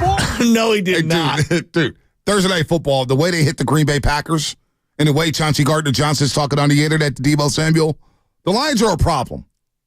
All right? It's okay to admit, the Lions are a problem. You can say, you see, Goff is garbage. Goff is garbage. Okay, we're going to find out Goff soon. has more playoff wins than Brock Purdy and Jalen Hurts. Jimmy G. Oh, and Jimmy G? Just letting you know. Yeah, he does. He does. He's got 5 playoff wins. Ryan, Oceanside. What's happening, Ryan? Hey, how's it going, guys? What's going on? Hey, this is kind of on topic, but I agree. I'm not too worried. A lot went wrong. I wanted to talk about officiating. I had a question. I don't know if you guys watched the Eagle game, but I thought there was a call in the Niners game and there was a call in the Eagles game that I think is just super subjective. So in the Niners game, I think we all agree that was a fumble recovered by the Niners. Yeah. That was not a forward pass. Totally agree. So turnovers and touchdowns are reviewed automatically, right? So the referees should have called that a turnover. They could review it. If they want to change their mind, I guess they could. But they didn't. They blew it dead right off the bat, which was terrible. Then in the Eagles game, in their first drive, on 4th down, Jalen Hurts goes for it. Both line judges say that he's stopped. One says it's a fumble. The other one says it's a turnover on downs.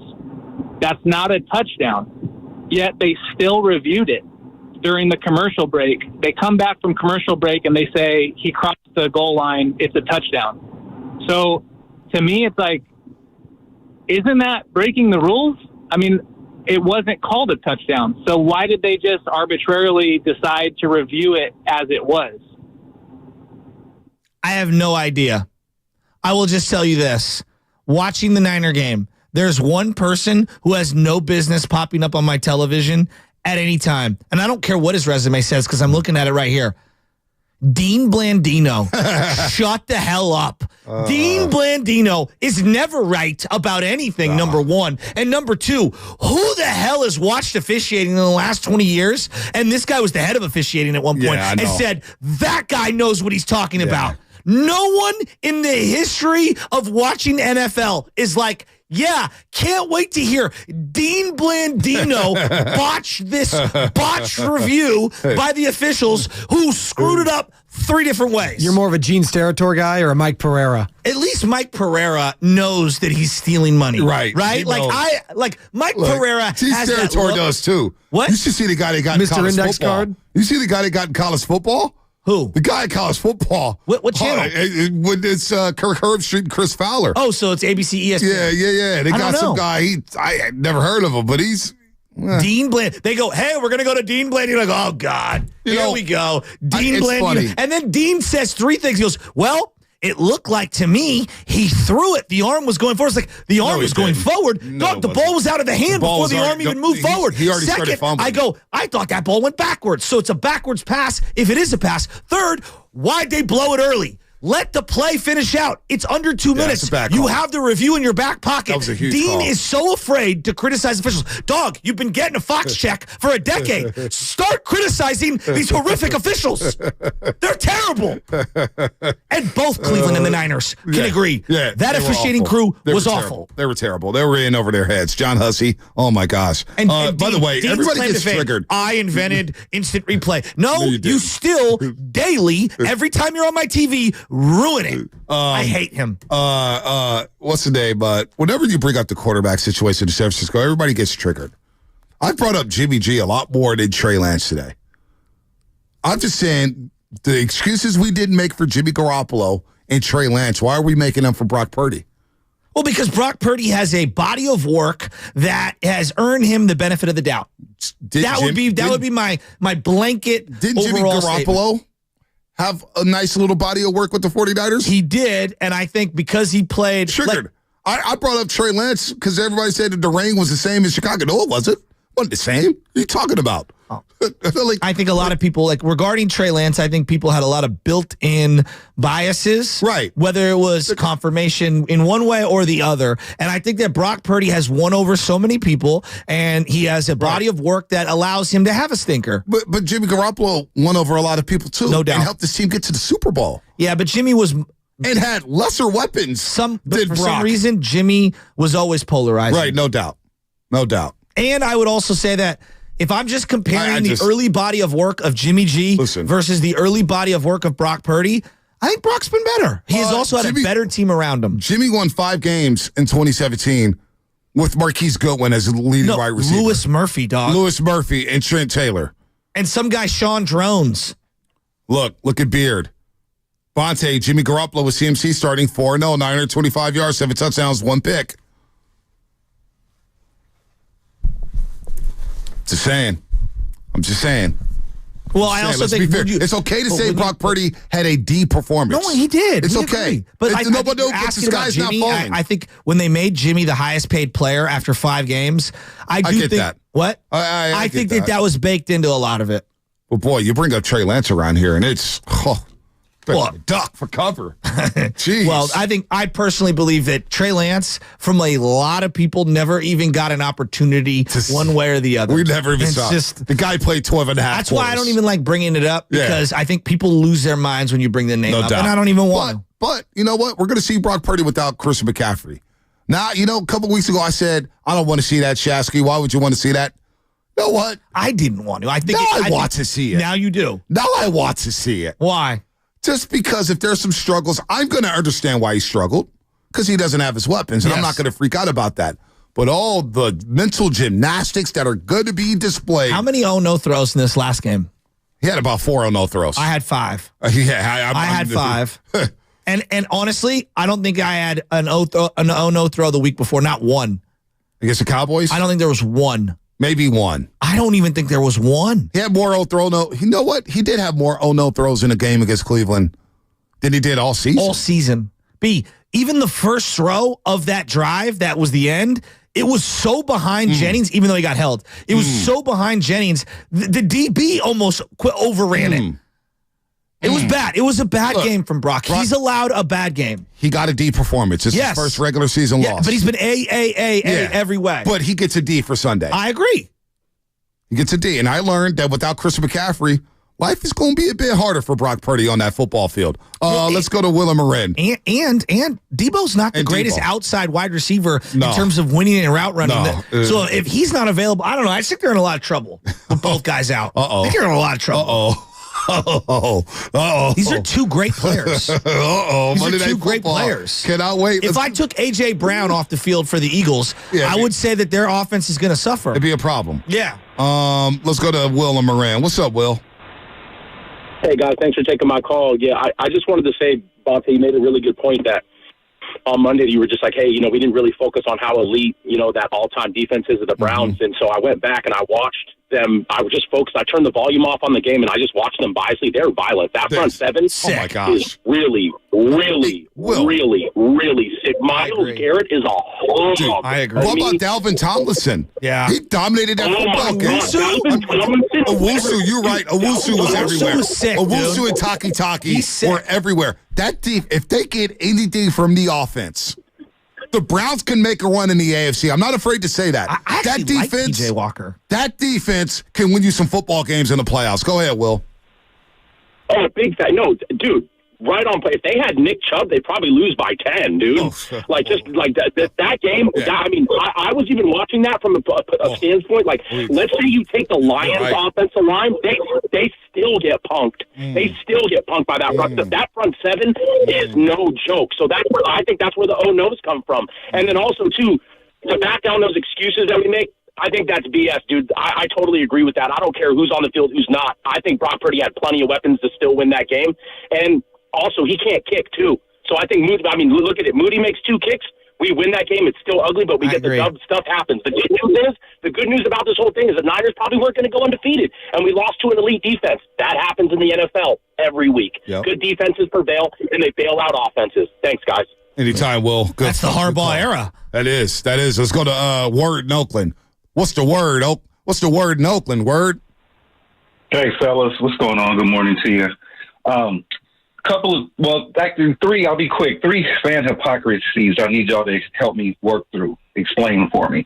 The first one is the guy called earlier and he was talking about how, in the grand scheme, we lost one of the 4 games that we're bound to lose.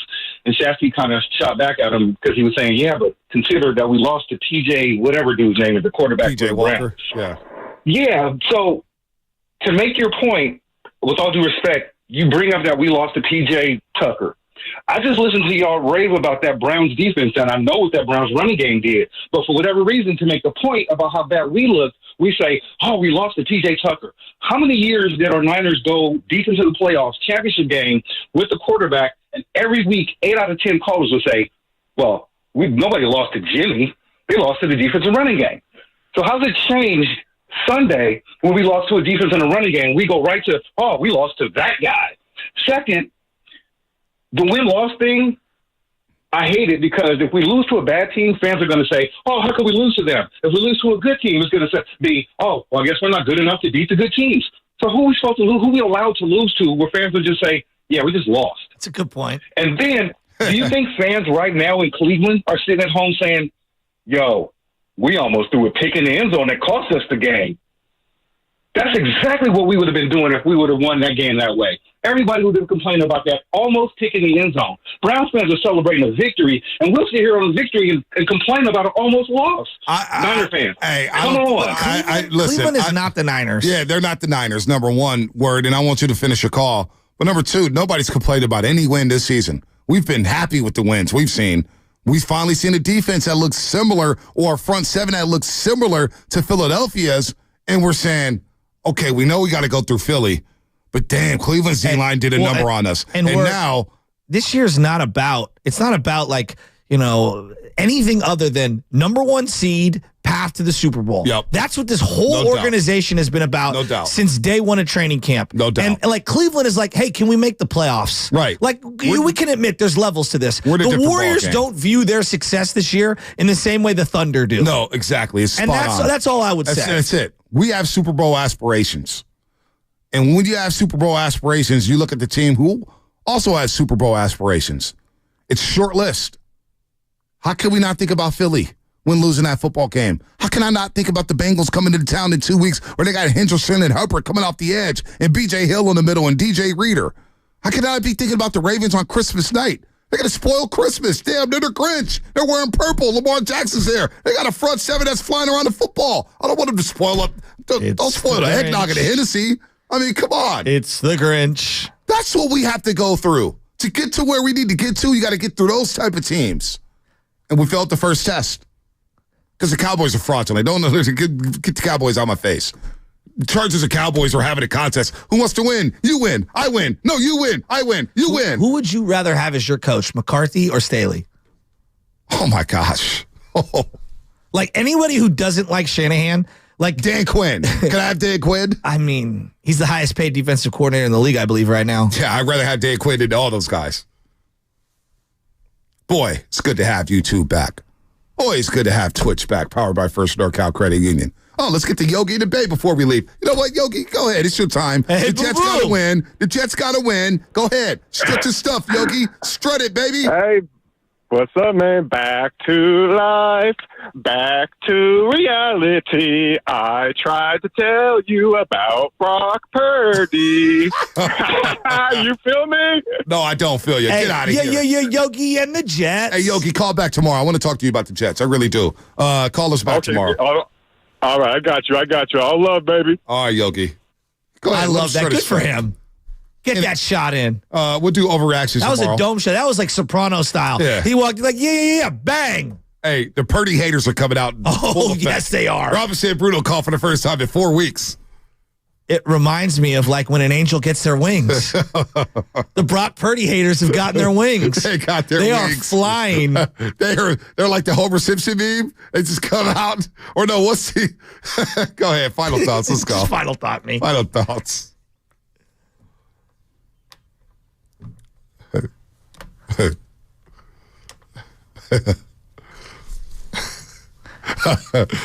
Hold on. Brandon on the YouTube. Wait for TC to call in. I was waiting for TC. Well, so my bros, Shasky Bonte. So my bros, you know what it is. Hey, look, it's all good. We won, but it ain't about that. He is laying in the cut this week. Laying in the cut. Don't let Brock Purdy and the Niners lose to Kirk Cousins. Please don't. You know, we do this a lot in sports. I've did it with Hunter Bishop. I mean, Corbin Carroll went 6 picks after him. No one talks about this. CeeDee Lamb and Brandon Ayuk went after Jerry Jeudy and after Henry Ruggs. Yeah. Jerry Jeudy, shut up. Catch a ball, dog. CeeDee Lamb and Ayuk are so much better than him, it's not even funny. Why does Judy got to shut up? What do he do now? Just he's because unfollowing people on social media. Who do you unfollow now? The I don't Broncos? know. While he was unfollowing people, he probably dropped his phone because the guy can't catch anything. That's a 4. Come on, Doug. That's a Who 4. is taking CeeDee Lamb and Brandon Ayuk over those two? I know. Well, Henry Ruggs is starting to come on. Also, Justin Jefferson. And then, Henry Ruggs got into that situation, and now he's going to be in prison for a while. He might still come back to the NFL. He's Yeah, I like think he 28 will. when he gets out. Yeah. Someone might give him a chance because he can still run 4.240. Listen, this is the NFL. Will he be back before Deshaun Watson? Yes. man. And listen, this is the NFL. They will give Henry Ruggs another shot. Trust me. Absolutely. Yes. They are not the moral police. You know, the San Francisco Giants should have given Bruce Bochy another shot. Am I right? He's undefeated, boys. 7-0, up 2-0 against the defending champion Houston Astros. Do I smell a sweep for the Texas Rangers in the state of Texas? I think Just the Astros saying. might No, game through. that's not a sweep you smell. It's the Roomba. That's the Roomba working the room and cleaning up the Astros. Oh, Night. Love it. Beats the trash can. Yeah, I think there's some context missing there. But you know what, guys? I am really excited for tomorrow. We got the boss coming in. Like, I am really excited to have What Joe boss? Lacob in. Joe Lacob. Oh, yeah, I forgot. He's Almost the boss. forgot. Is there anyone else who deserves that moniker in sports? No. I'm kind of curious. What do we wear tomorrow? Do we dress up the nice boss for the boss? is Bruce Springsteen. No, you wear what you want to wear. I'm wearing wearing a a button down. station. I think you want to put on a good front for when the boss comes in. I don't know. I'm going to wear some nice clothes tomorrow for the boss. That's what I'm saying. Why? Because I can. Why? You don't need to impress Firm Joe Lacob. handshake. Joe Lacob doesn't care. Firm. He's going to look at... No, I'm kidding. Joe Lacob's going to walk in. It's like, wow, this is the most well-produced show I have ever seen on the radio. Yeah, well, I love Steiny and Guru. Well, Raymond Ritter will be here to make sure that is incorrect. He knows. Seen on the By the way, radio, open not practice heard. Thursday for the Warriors. Chasing, if you want to get out there, $5 for tickets. Go to Warriors.com. $5. Go watch the open practice at Chase Center Thursday for the Go to State Warriors. My final thoughts. Farhan, Giants. It's not too late to fire Farhan Zaidi. It's not too late. All right, that's it for us. That was Fast Five, brought to you by Xfinity, the next generation 10G network, only from Xfinity. The future starts now with Steiny and Guru. Cozy up to...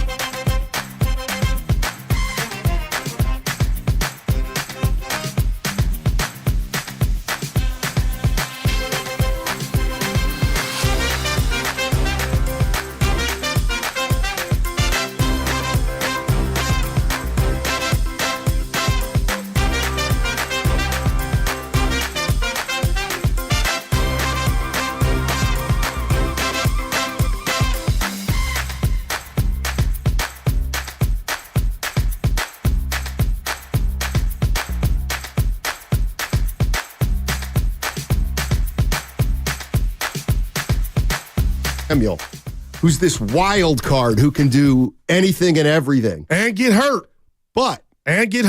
When you lose McCaffrey, you lose a guy who's touching the ball 20, 25 times a game. You're going to have to ask the other guys to do more.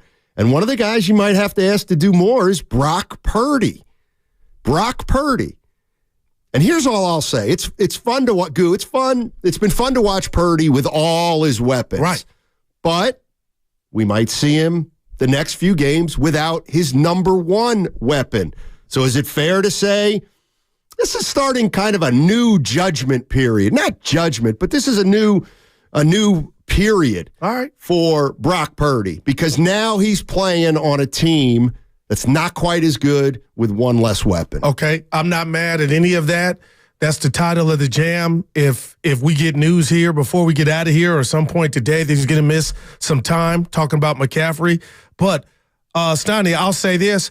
Brock Purdy stepped on that field in Cleveland, and nobody knew who was not going to be available. So if he does miss time, I will say Kyle will have him ready. I believe we'll see the same type of productive Brock Purdy with the poise, but they're going to come after him if he doesn't have the services of Brock Purdy. But he'll know that happened on the fly, and they went out at different sectors of the game. I just don't know what happened to Debo. I know we got Jennifer Lee Chan. What time, Stouty? 11. 11 o'clock. 11 o'clock, so we can get the skinny on what's going on there. But I got confidence in this team going up to Minnesota with or without McCaffrey, because when you say, like I have, they were the best team in the NFL and they can be without Tom, Dick, and Harry, okay, let's see it if that's what happens. But I know Ayuk's going to be out there, Kittle, and, Kyle's going to have to call a different game plan. But, Steiny, if we do get news that McCaffrey's out, I'm sorry, help me already. Just give me a mint or a peel.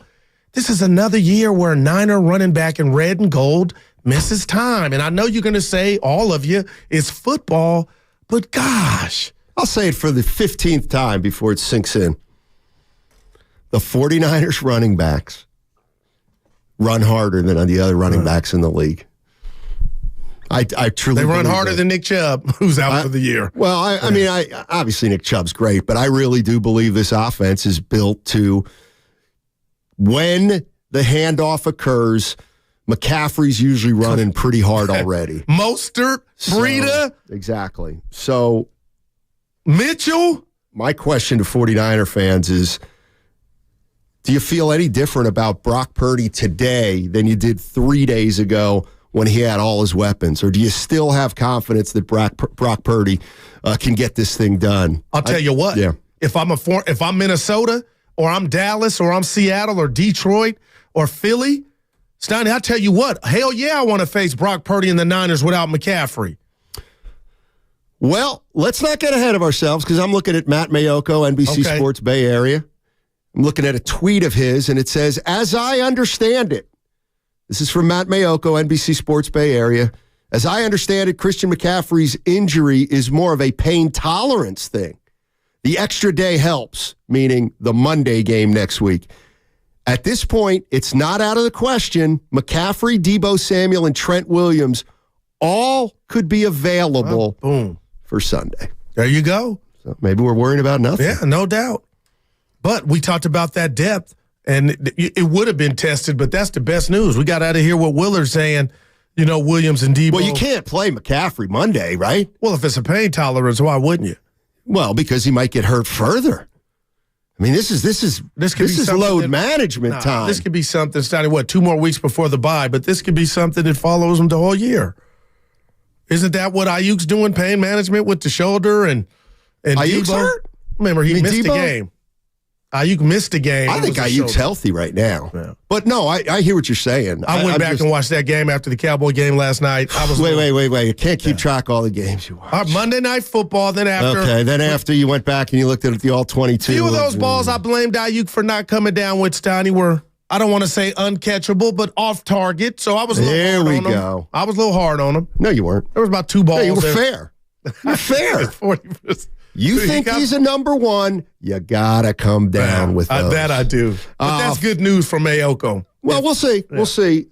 That still would be optimistic, I think. So would you play him if it's just pain tolerance, or would you say, you know what, I think we can handle purple? I leave that up to the doctors.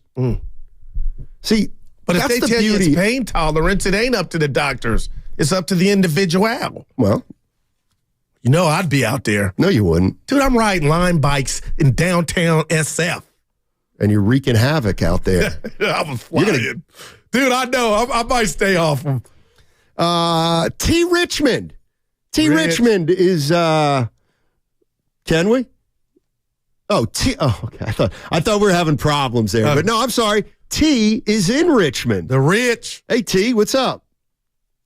What's up, guys? How you doing, man? Talk to us. Wow, you sound great. Thank you. Long time listener, man. It's my first time calling. Cool. I just wanted to say about the loss on Sunday, my Niners. Even though Purdy played bad, the whole team played bad, no excuses. Really, the game just came down to a missed field goal, though. Like, that's really not a bad thing to look at. You know, we got, even though we played our worst game, we still was in great position to win it. We just missed the field goal. So, I mean, I wouldn't hang my head too much on it. The Browns played great. I give them all kinds of credit. But I think we're going to be all right, man. Let me ask you this. I can see us still making a push. Let me ask it's you just this. one game. Because I was going to run it by Steiny real quick. I'm not shocked at the Brown defense. They were number one. Okay. I didn't believe they were that good. I'm still shocked. Okay. But the Niners defense gave up 160 on the ground. Do you just say as a fan, oh, that's because Greenlaw wasn't there, nothing to see here? Because real quick, for me, I'm watching that moving forward. I think it is concerning. Like I say, the Browns came out fired up. And like I really think that slippery slope had something to do with it. But the credit to the Browns, man. They was opening holes, man. My granny could have ran through that. Granny. I could have rolled through the hole untouched, man. Kareem Hunt, there was a few plays where he was just untouched until he got downfield for like 5-6 yards. Like it was, Boy, he looked great. It wasn't pretty showing, man. I think it's just one of those stinkers that we have. You know, every team has it. Nobody's going to be the 72 Dolphins. No, I hear you, T. I think the D-line going to be all right, though. Right. It's just one game. We fell flat. But credit to my boys, man, for still fighting and being in position to win at the end.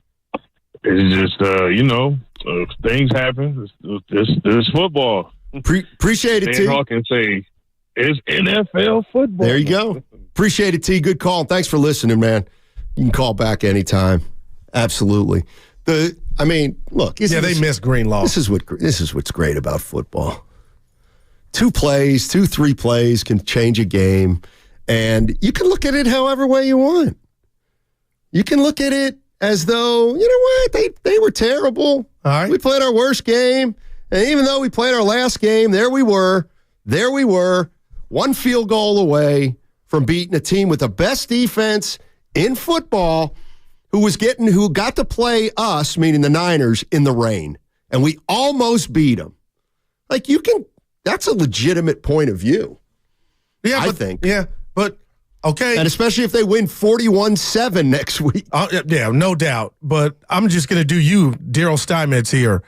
Cleveland, as you pointed out, Steiny, and we all saw Sunday, were without their starting quarterback and running back, and yet they were able to hit the tight end. They cut you with the tight end, and they cut you on the ground. They were getting to the outside. They held the ball 6 minutes longer than you did. So who saw that coming? But again, we hadn't talked about it.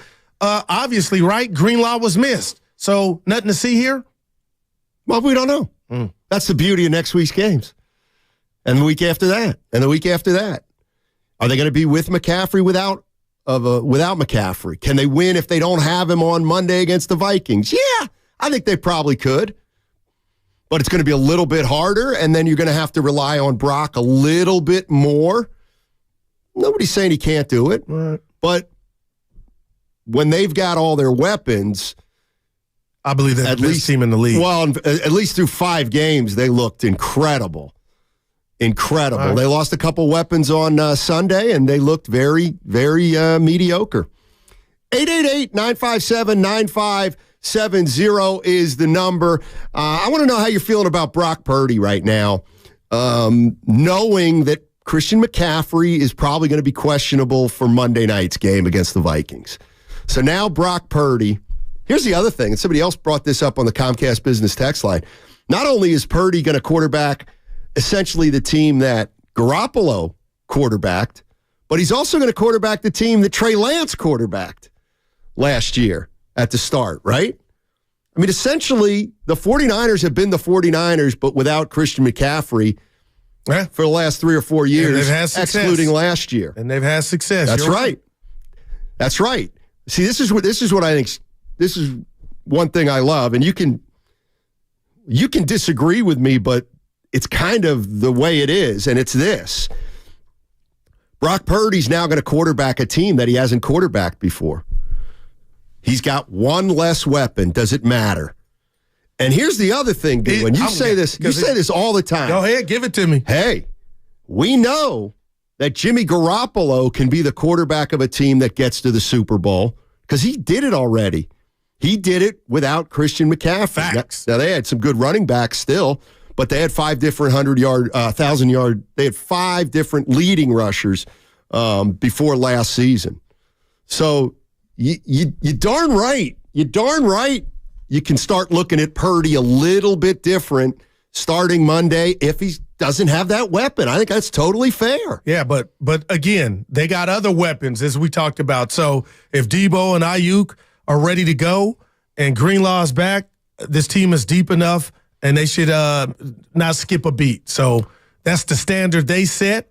And again, I'm still shocked by the Mayoko tweet. If it does come to fruition to where it's just pain management, Steiny, I don't see why he wouldn't play. I'm talking about McCaffrey.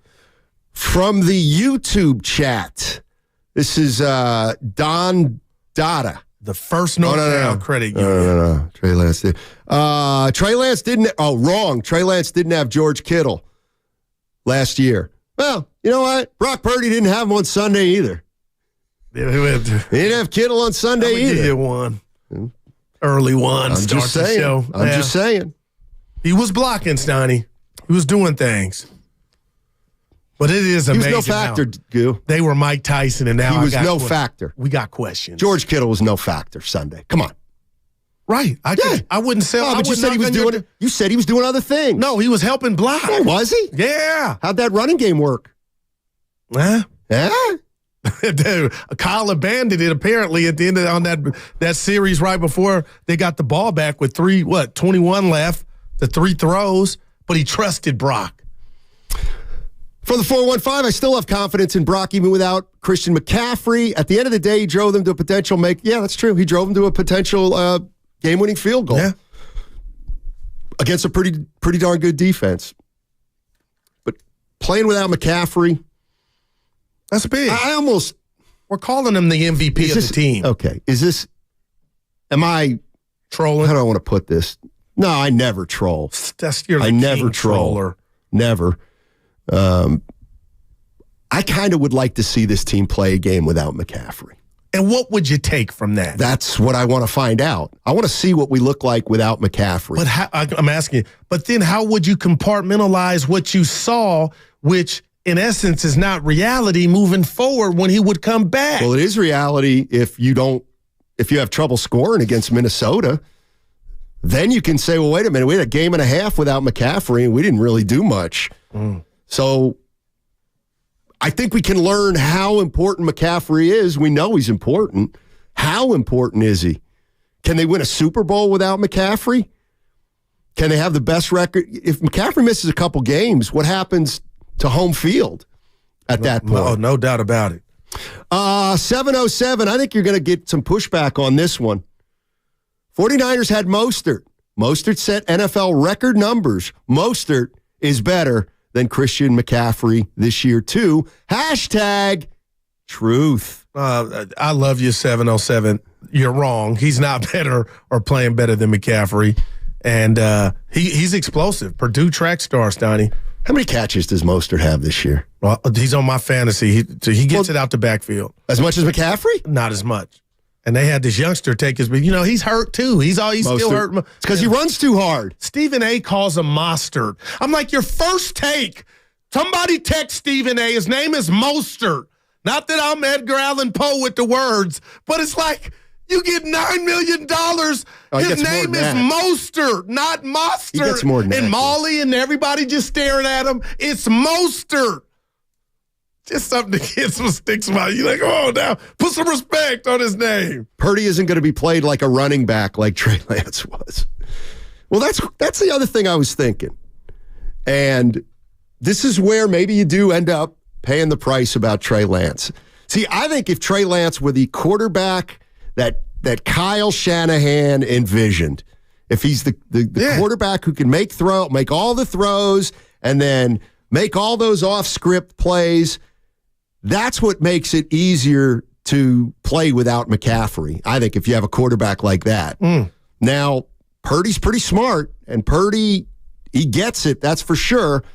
But I think it's fair to say, let's take another look at Brock Purdy if he doesn't have everybody playing, most notably McCaffrey. You know what? It's fair. What if I told you my bigger concern is they're going to be in a dome? This is just moving forward.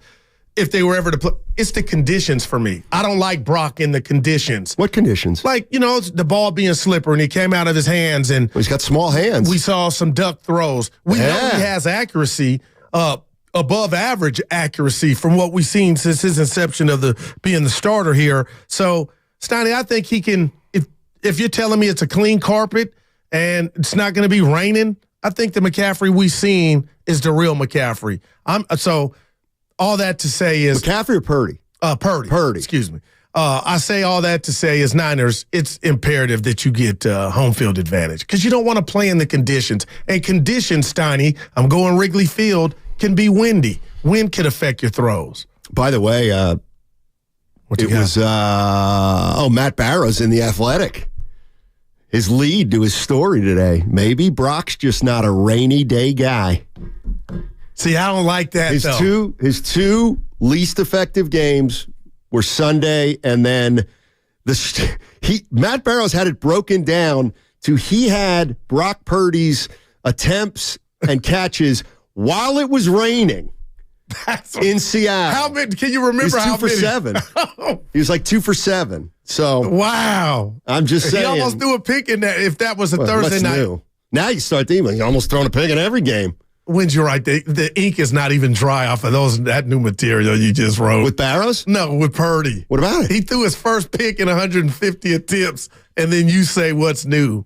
That's trolling. No. I said. Oh, in the rain. Almost had an interception. Okay. Feels like that's something that's happened a bunch. All right, here we go, baby. 888-957-9570 is the number. I see a couple callers lining up already. Fair? Is it fair to say? Might be time to, let's get another set of eyes on Brock Purdy if he's down one weapon. Not just any weapon, but Christian McCaffrey. We'll see. Hey, Warriors basketball is back, and so is the Warriors Summit tomorrow. This is tomorrow, ladies and gentlemen, October 18th.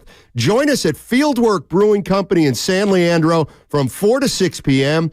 Someone that attends tomorrow is going to walk out with a Kevin Durant signed game shoe from the 2018 championship and MVP season. So we've got an autographed Durant shoe. Don't you get it? They open with Phoenix. So it all makes sense, even though he used to be a Warrior. Also, a reminder, the Warriors owner, Joe Lacob, is joining the Morning Roast tomorrow, 8:30. I know Guru's going to come in early. So the Warriors Summit is open to the public, 95.7 The Game. Let's see you there tomorrow, everybody. In this arena, every night we witness.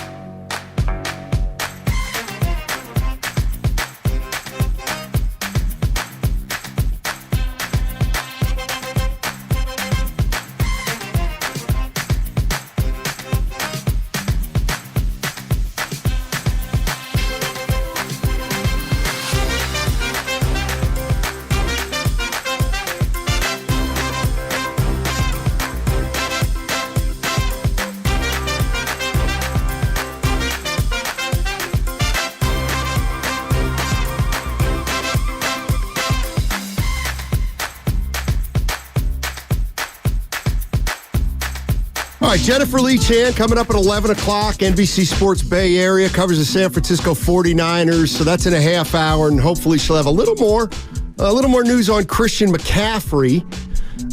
Matt Mayoko of NBC Sports Bay Area reporting that it may be more of a pain tolerance issue, which I guess is good news, but it hurts. It really hurts. Did you see him on the sideline getting his neck rubbed? Yep. I couldn't imagine being a running back, man. Oh, I could. You never been. No, I couldn't imagine you being one. I can imagine me being one. You never been in a fight. So? You ain't going to take that punishment, man. Oh, please. Steiny, 3rd and 1. You know what? I would have been a fullback. I would have, could have. You know why? Because I understand the whole offense. I'm one of those guys who, as a former point guard, I know where everybody should be. Yeah, everybody. How would you be hitting the hole? Hard. You'd be a Fred Astaire tap dancing. The tap dance, but Fred Flintstone. You got. I wouldn't take a handoff in the NFL for any less than $500,000. Then I might. Yeah. Just like one jet sweep for me. Low Neal so used that in to tell trouble me, I can run out of bounds.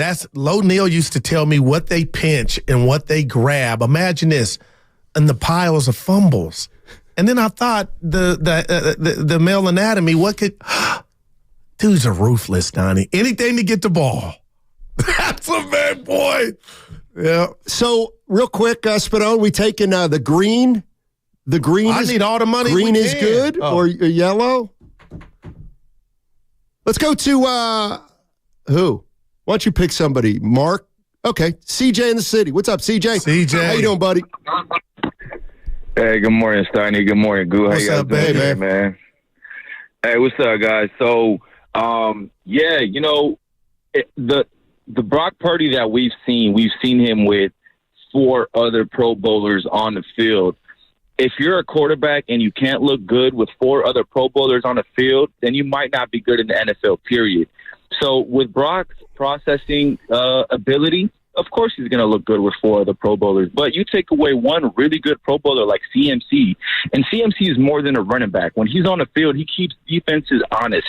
They keep their eyes are always on CMC. You take that away, all of a sudden you got to worry about one true wide receiver in Brandon Ayuk, a dog in Deebo Samuel, George Kittle, and Juice. Okay. So if you have 4 other Pro Bowlers on your team and you got one missing and you can't get the job with those 4 Pro Bowlers, then you might not be the guy for this team. If Kyle Shanahan said this is a Super Bowl ready team and they traded Trey Lance after 4 games because they felt they've seen enough and we're ready to win now, Brock is the guy, then we need to have a 4-window game for Brock without CMC and see what he looks like. If he looks like what he did in Cleveland, Put that dude on a trading list ASAP because it's a Super Bowl win-now team. Keep that energy with Brock Purdy. I have yet to see a Brock Purdy game where I am amazed. Patrick Mahomes, rookie year. Josh Allen's rookie year. Justin Herbert, rookie year. They were all making plays around guys where I was like, whoa, okay, this guy's got something. Brock, I have yet to see that. Week in and week out, it looks like everything just looks like a practice almost. It looks like a practice because you got a perfect coach and 5 other Pro Bowlers on the field with you. Of course it's going to look good. So that's all I got, man. If he can't get the job done without CMC, trade him, get Cousins in here ASAP because we're on that energy, and just keep that energy with Brock Purdy. That's all I got, y'all. Thank you. You know what? He sounded pretty it's the truth is what I'm saying. Now, I think the truth is we're going to see Brock Purdy. We may see Brock Purdy in a different kind of environment on Monday, one without Christian McCaffrey. And you'd like to see that short sample size. Yeah, I'd like to see one game, sure. Because we've already seen him without one of his weapons on the outside. That was a game without, we talked about it though, Stoney. It was Debo. We didn't say that was our preference, but it was Debo. Then there was another game Ayuk was out. But right. McCaffrey. They're not McCaffrey. Okay. It's just like Draymond Green and Klay Thompson are not Steph Curry. Debo and Kittle and Ayuk ain't Christian McCaffrey. All right, I'll give you that. But I'll tell you what, last night I'm going through IG real quick about Klay. No, don't do this. Don't.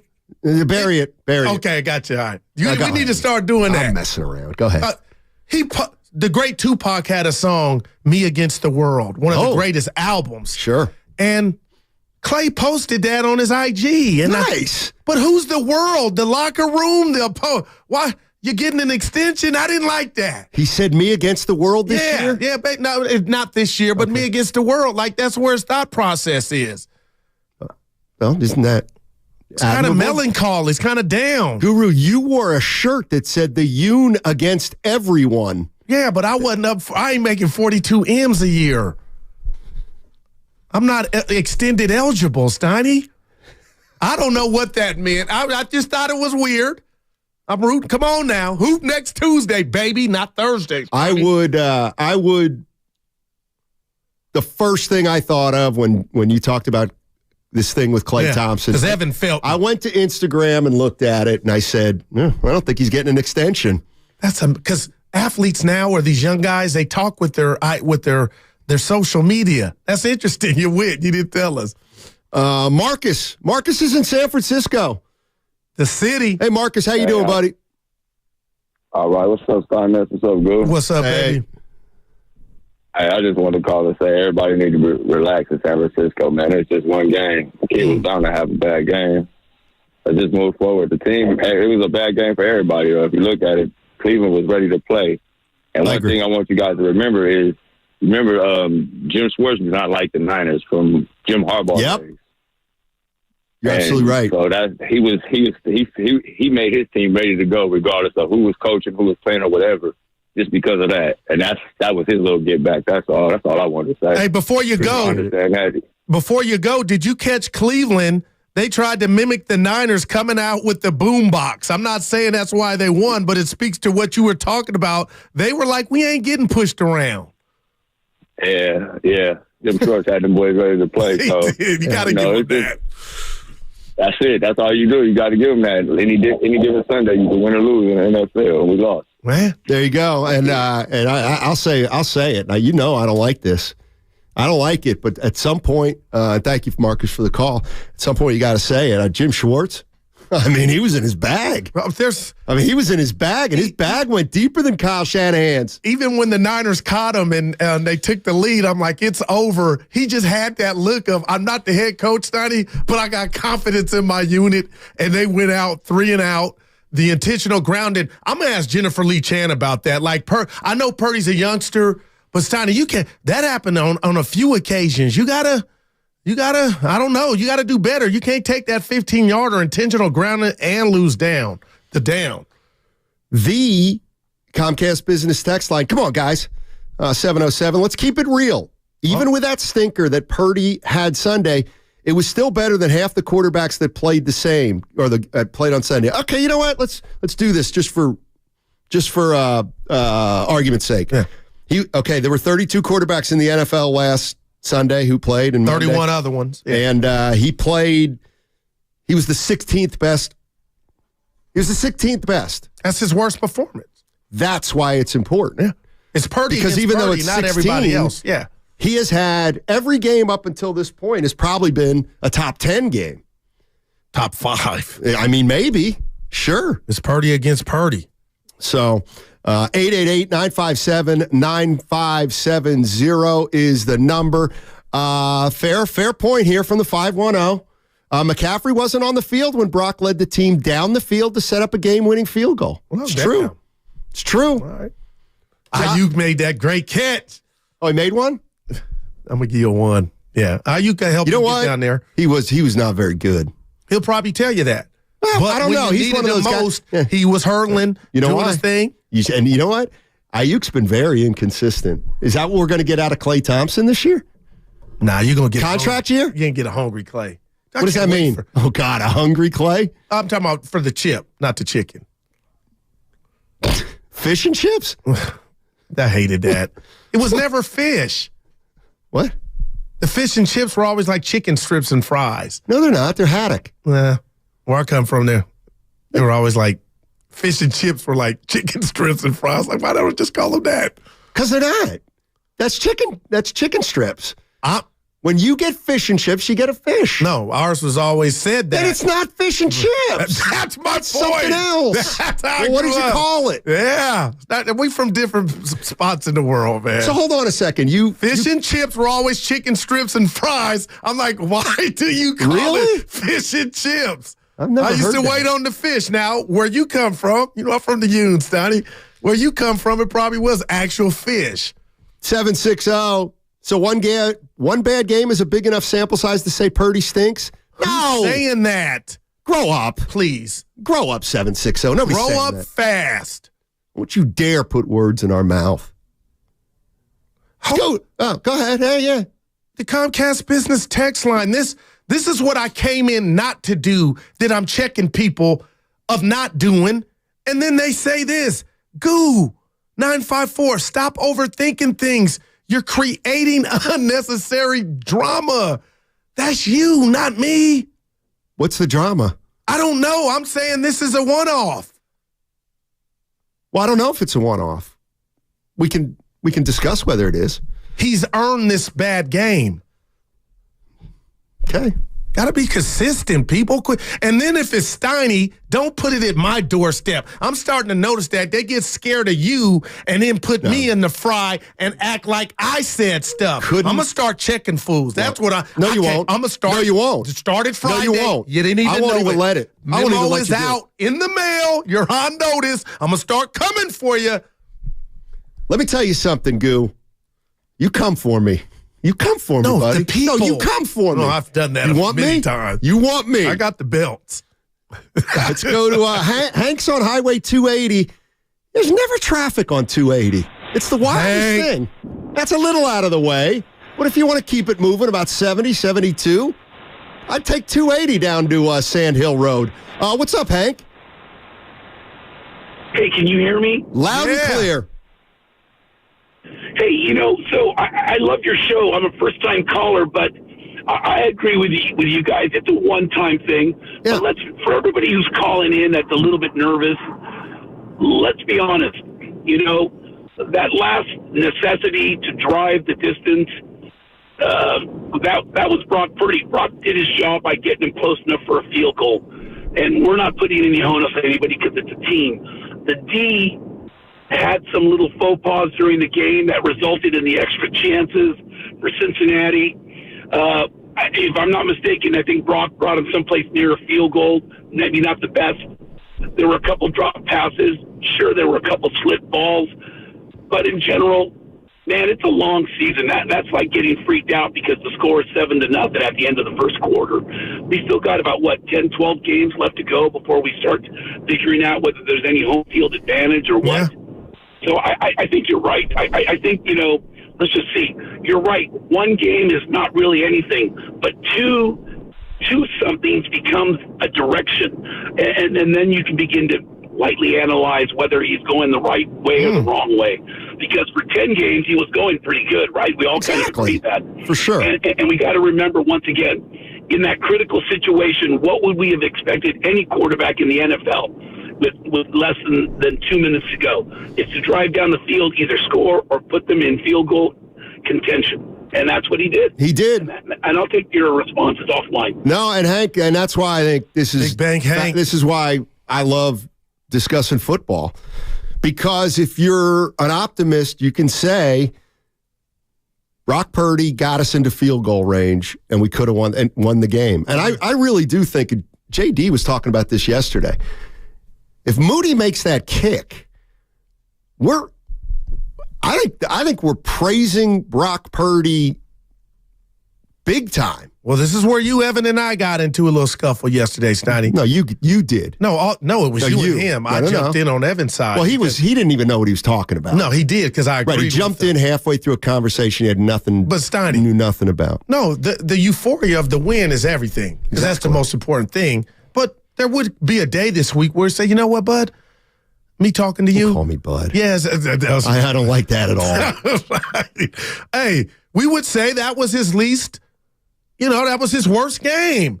And they got and they won. From a Niners standpoint. And they won. That, hey, rose-colored glasses. But for Hank's point, that call on my list, Hank, if you're still listening, I'm not worried about Brock Purdy. I think that was a one-off. What I'm really worried about, number one on my list, is when Jennifer Lee Chan joins us at 11 and the Niners release what's going on, Mayoko did somewhat, with Christian McCaffrey. Because if he's healthy, Steiny, and this is going to be a pain tolerance issue, guess what? That's better than 4 to 6 weeks. And they'll be better for it. So I'm not going to dare fix my mouth to say, oh, I'm worried about Brock after all he's done, just suffered his first loss. But if there's 2 or 3 of these, well, then we got a discussion. Okay, no, we have a discussion now. Okay. Because here's my thing. If the 49ers offensive line plays like it did Sunday. Got you. He's not going to have the kinds of games he's had for the first 10 of 11. But that was a number one defense. That's right. That's right. Minnesota, if I'm correct. So the minute he got number one defense, shut him down. Well, he shut the whole offense down. They shut the whole offense down. Ground game with McCaffrey and without. Listen, if it was all Cleveland and you don't see Cleveland anymore, then it's not a big deal. But if the line's going to protect like that, we don't have a Super Bowl champion team. Detroit. Right? Detroit. Yes or no? Evan? Yes or no? Oh, I'm sorry, buddy. I didn't know you didn't have. Never mind. Yes, he said. Yeah. He agrees with me. We didn't hear him say yes. You ain't cooking the books, are you? No. Okay. I know. Yes or no? Hey, all three of you guys in there. Here's my point. If the 49ers offensive line plays the rest of the season like it played on Sunday, we don't have a Super Bowl champion team here. That's got nothing to do with Brock Purdy. Well, hello. But what do you mean, hello? You're not playing the likes of Cleveland every other. Those are special. Dallas was supposed to be special. Okay. They were okay yesterday. You got Philly. Okay, so it's okay. It's okay to lose to the really good teams. My point is, it's not a problem until you come up against What was a problem against the Eagles last year? Bully. Yeah, no doubt. So the two biggest bullies they've played in the last 8 games, they've gotten it handed to them. I can't take those that are from fact. you. Yeah, but there was a lot of good in between those 2 losses, is all I'm saying. Right, but this is a Super Bowl team. No. And they've got to beat the best teams in football. You are correct. And again, all I'm saying, I believe it or not, I don't look at it as though, not all the way. I don't look at it as though Purdy's got to be better. Purdy's going to be Purdy. I think it's almost up to the other 10 guys to do their job so that they continue to put Purdy in the position he was in the first 10 games. Yeah. Not the last game. Bob's in San Francisco. Yeah. What's up, Bobby? Hey, I love the show, or at least you guys are my favorite. Oh, thanks. We'll take that. Yeah, you guys are the best. Anyway, I think Purdy was all right. He did what he had to do. He went down the field, and they put him in field goal position to win. Unfortunately, it didn't happen. There's an old saying in the NFL: any team can win on any given Sunday, and that's all there is to it. This is the first loss of the season. The only team that went undefeated played 14 games. So the more games we keep adding, the law of averages is against you. We're right about right. that. So yep. Yeah. So there's no way we can get out of a loss unless we're just really that great, right? But the Eagles lost, so we're right on pace. We're right on pace to be where we need to be at the end of the season. So I just feel like we shouldn't panic. What happened, back in the day when the Niners were a dynasty? We used to lose games, and I never heard this kind of stuff. So, Oh, and one more point. Zach Prescott last night. The week before, he looked like they annihilated him. Apologize. And then last night, he wins the game. I know he wins did. the game. He won it outright. So, so you never know. You never know, Bob. Thanks for reminding Guru of that. Oh, yeah, he you. looked good last night. Oh, my gosh. World beater. Yeah. Well, how'd he do the week before? Doesn't matter. What have you done for me lately? Everything and what matters. they did was they put the 49er loss in their back pocket. Barely. It was a big win. They jammed it back. We got a troll on the YouTube chat trying to call us a shield because we're not talking about Kyle not having his best day. I'm going to say this to you, bud. It's just like me or that guy? That guy. Okay. It's the troll. Yeah. Kyle's been in his bag all season. He had a bad game. We said it to each other yesterday. JD said it. There was some questionable play calling. But are we going to let 1 out of 6 games supersede the greater good? I'm not. I don't know what you're going to do. Kyle was bad Sunday. I thought Kyle was bad.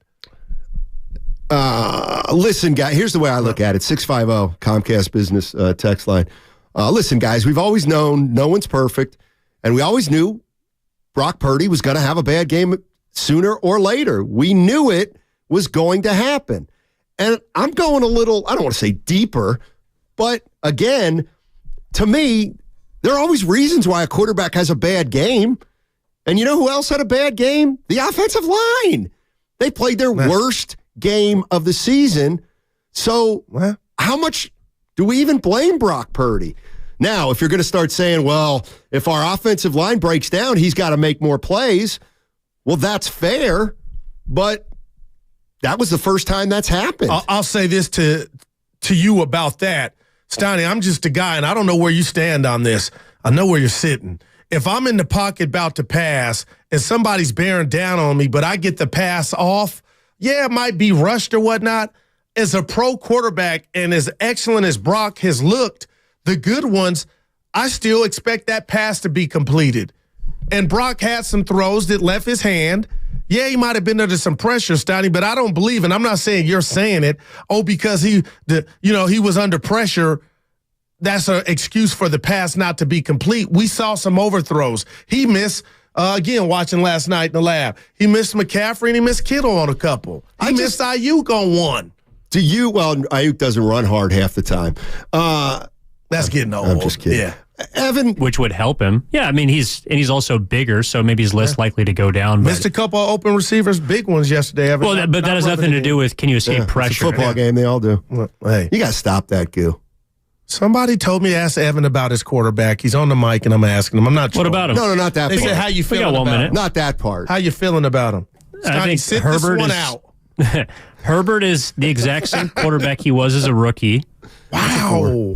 Which was a really good quarterback, but he just hasn't gotten better significantly. He's also had 3 different. I think he needs his Kyle Shanahan.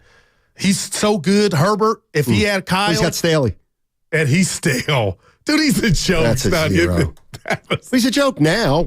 If they rip off 4 in a row, is he going to be a joke? Yes. Yeah. Oh, from a Charger. Go Chargers. That's my Arnold. Yeah, I know it. 405, Purdy is better than Dak still.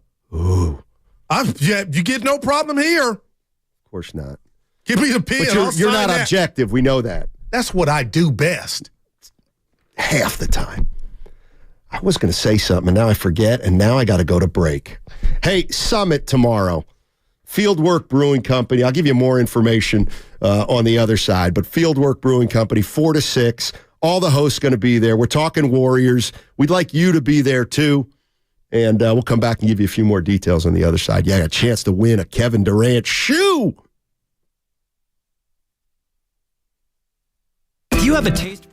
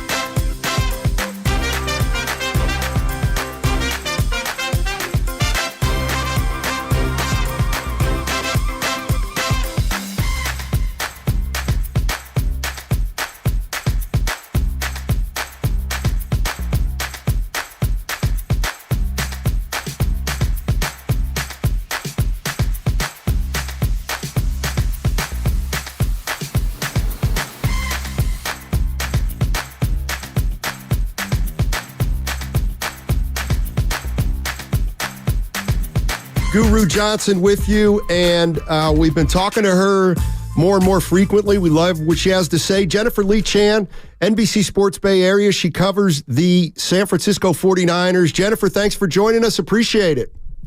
No problem. How are you guys doing today? We're doing pretty well. I saw your colleague Matt Mayoko tweet something, and clearly I don't want to ask you something you may not know, but is there anything you've gleaned in the last day or two from the Christian McCaffrey injury? Well, I think the best sign is that he went back in and played after they were working on him on the sidelines. In anything of all players, I mean, this is a tough 49ers team, but Christian McCaffrey is not going to be held up by something that's not major. So I would think, I mean, my money is on the fact that he plays Monday night, and the fact they have an extra day of rest, I think will really help him. Jennifer, there's so many things about this game that I was off on. I was like Vegas. I thought the Niners are going to win going away. They come down and score on the first series. Can I ask you, what shocked you the most from this game? I mean, the biggest thing just coming away from it, I was like, wow, there was a lot of missed tackles. They have not been that sloppy on defense in a really long time. Granted, there was a lot of different mistakes throughout the entire game. But there was one run in particular where I think 3 or 4 49ers missed tackles on defense, and that's not what they're characteristically known for. I mean, they're really good at stopping the run. They did not do that. I think that was maybe the biggest thing, that kind of glaring difference in this game. But I think, it was a very scrappy game. I think they knew that going into it, but I think it might have been even more difficult than they thought. Jennifer Lee Chan joining us on 95.7 The Game. Let me ask you about the offensive line. Is it fair to say that was at least with Brock Purdy quarterbacking, was that the most under duress he's been? I'm struggling to kind of remember the Cowboys playoff game last year, but maybe you can. Was he under the kind of duress he was on Sunday when he played the Cowboys, or was this the big one kind of? I think this was really the big one, and I don't know whether what the preparation was for it compared to what he saw in the Giants game. Now, in the Giants game, they blitzed him over 80% of the time, and it took about a quarter for them to kind of get in the rhythm of getting rid of the ball quickly, and it didn't seem like they had the same game plan versus the Browns, which surprises me looking at that defensive line. Granted, they didn't blitz as much, but I thought with the pressure that the defensive line from the Browns was going to give Brock Purdy and that offensive line, it would have been a little bit different preparation, getting rid of the ball quickly, because that's how you prevent the defensive line getting to the quarterback. But also remembering that Trent Williams was, hobbled by the ankle sprain. Thank goodness it's low for them. But I think the ankle sprain has a lot to do with it. He didn't want to put Jalen Moore out there against Myles Garrett. But I think, Trent Williams with maybe 1.5 feet as opposed to 2 feet makes a huge difference as well. Jennifer, I was telling my partner yesterday, I couldn't believe how Cleveland had so much success running to the outside. Like they were just controlling the edge. And I know they were without their quarterback, Deshaun Watson, and Chubb, who's out for the year. But the Greenlaw injury, to me, I was shocked, when I sat down to watch the game. But how big of an impact was that on this Niner defense, who gave up 160 yards on the ground to Cleveland? I mean, I think Dre and Fred together are such an amazing combination. I think losing one of your top players on defense makes a big difference, obviously. Oren Burks, had a great game the week before. But, granted, he's a very good linebacker. If he was as good as Dre, he'd be competing for a starting role. So, also the chemistry involved and the fact that, Dre and Fred have been playing together for quite a long time. I think there might have been some miscommunication, some missed tackles, obviously, but I think Oren Burks is very capable. But I think when you lose one of your top players on defense, it makes a huge difference. And, Dre and Fred are asked to do everything on the field, from blitzing to run stopping to coverage. So the two of them together have this relationship where, they know what each other's doing without having to say anything on the field. Granted, of course, they communicate.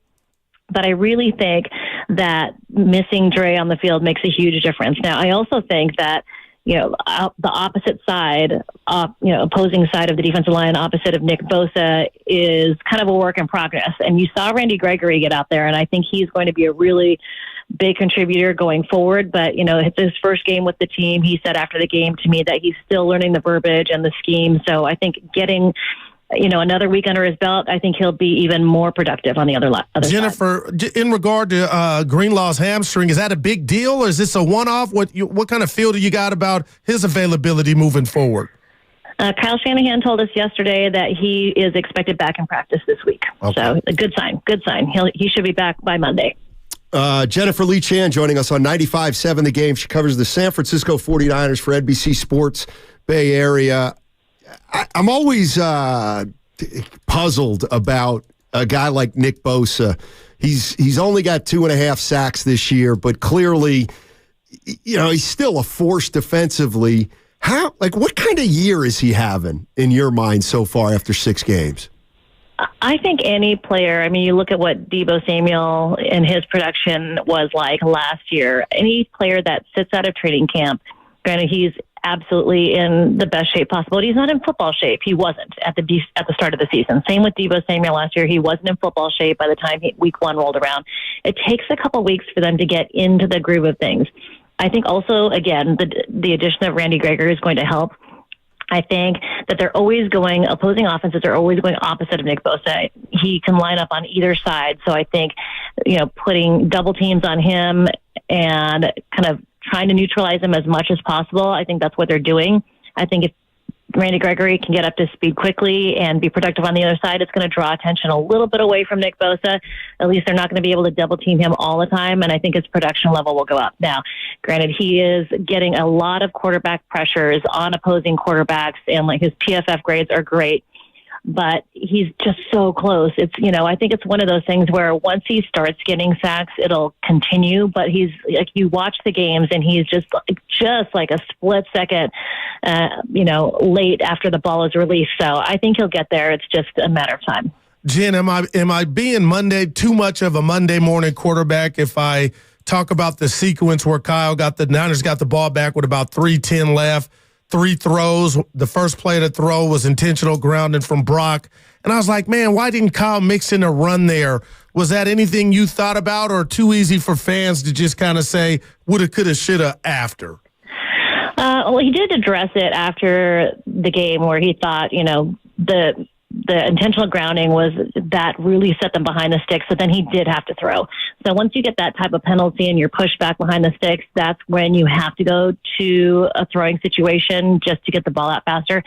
But the entire game, that defensive line was so good from the Browns. Christian McCaffrey, I think it was, 46 yards of rushing that he had, something like that, yep. 47. Almost all of them were after contact.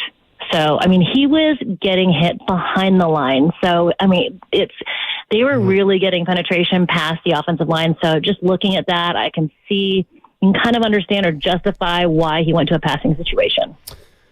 Yeah, that's a good point, Jennifer, actually, because usually, I thought McCaffrey was still getting the extra yard or two like he always gets, but he used to, he's been getting 5 and 6 yards a chunk the first 5 games, and yet, Sunday it seemed like he was only getting 2 or 3.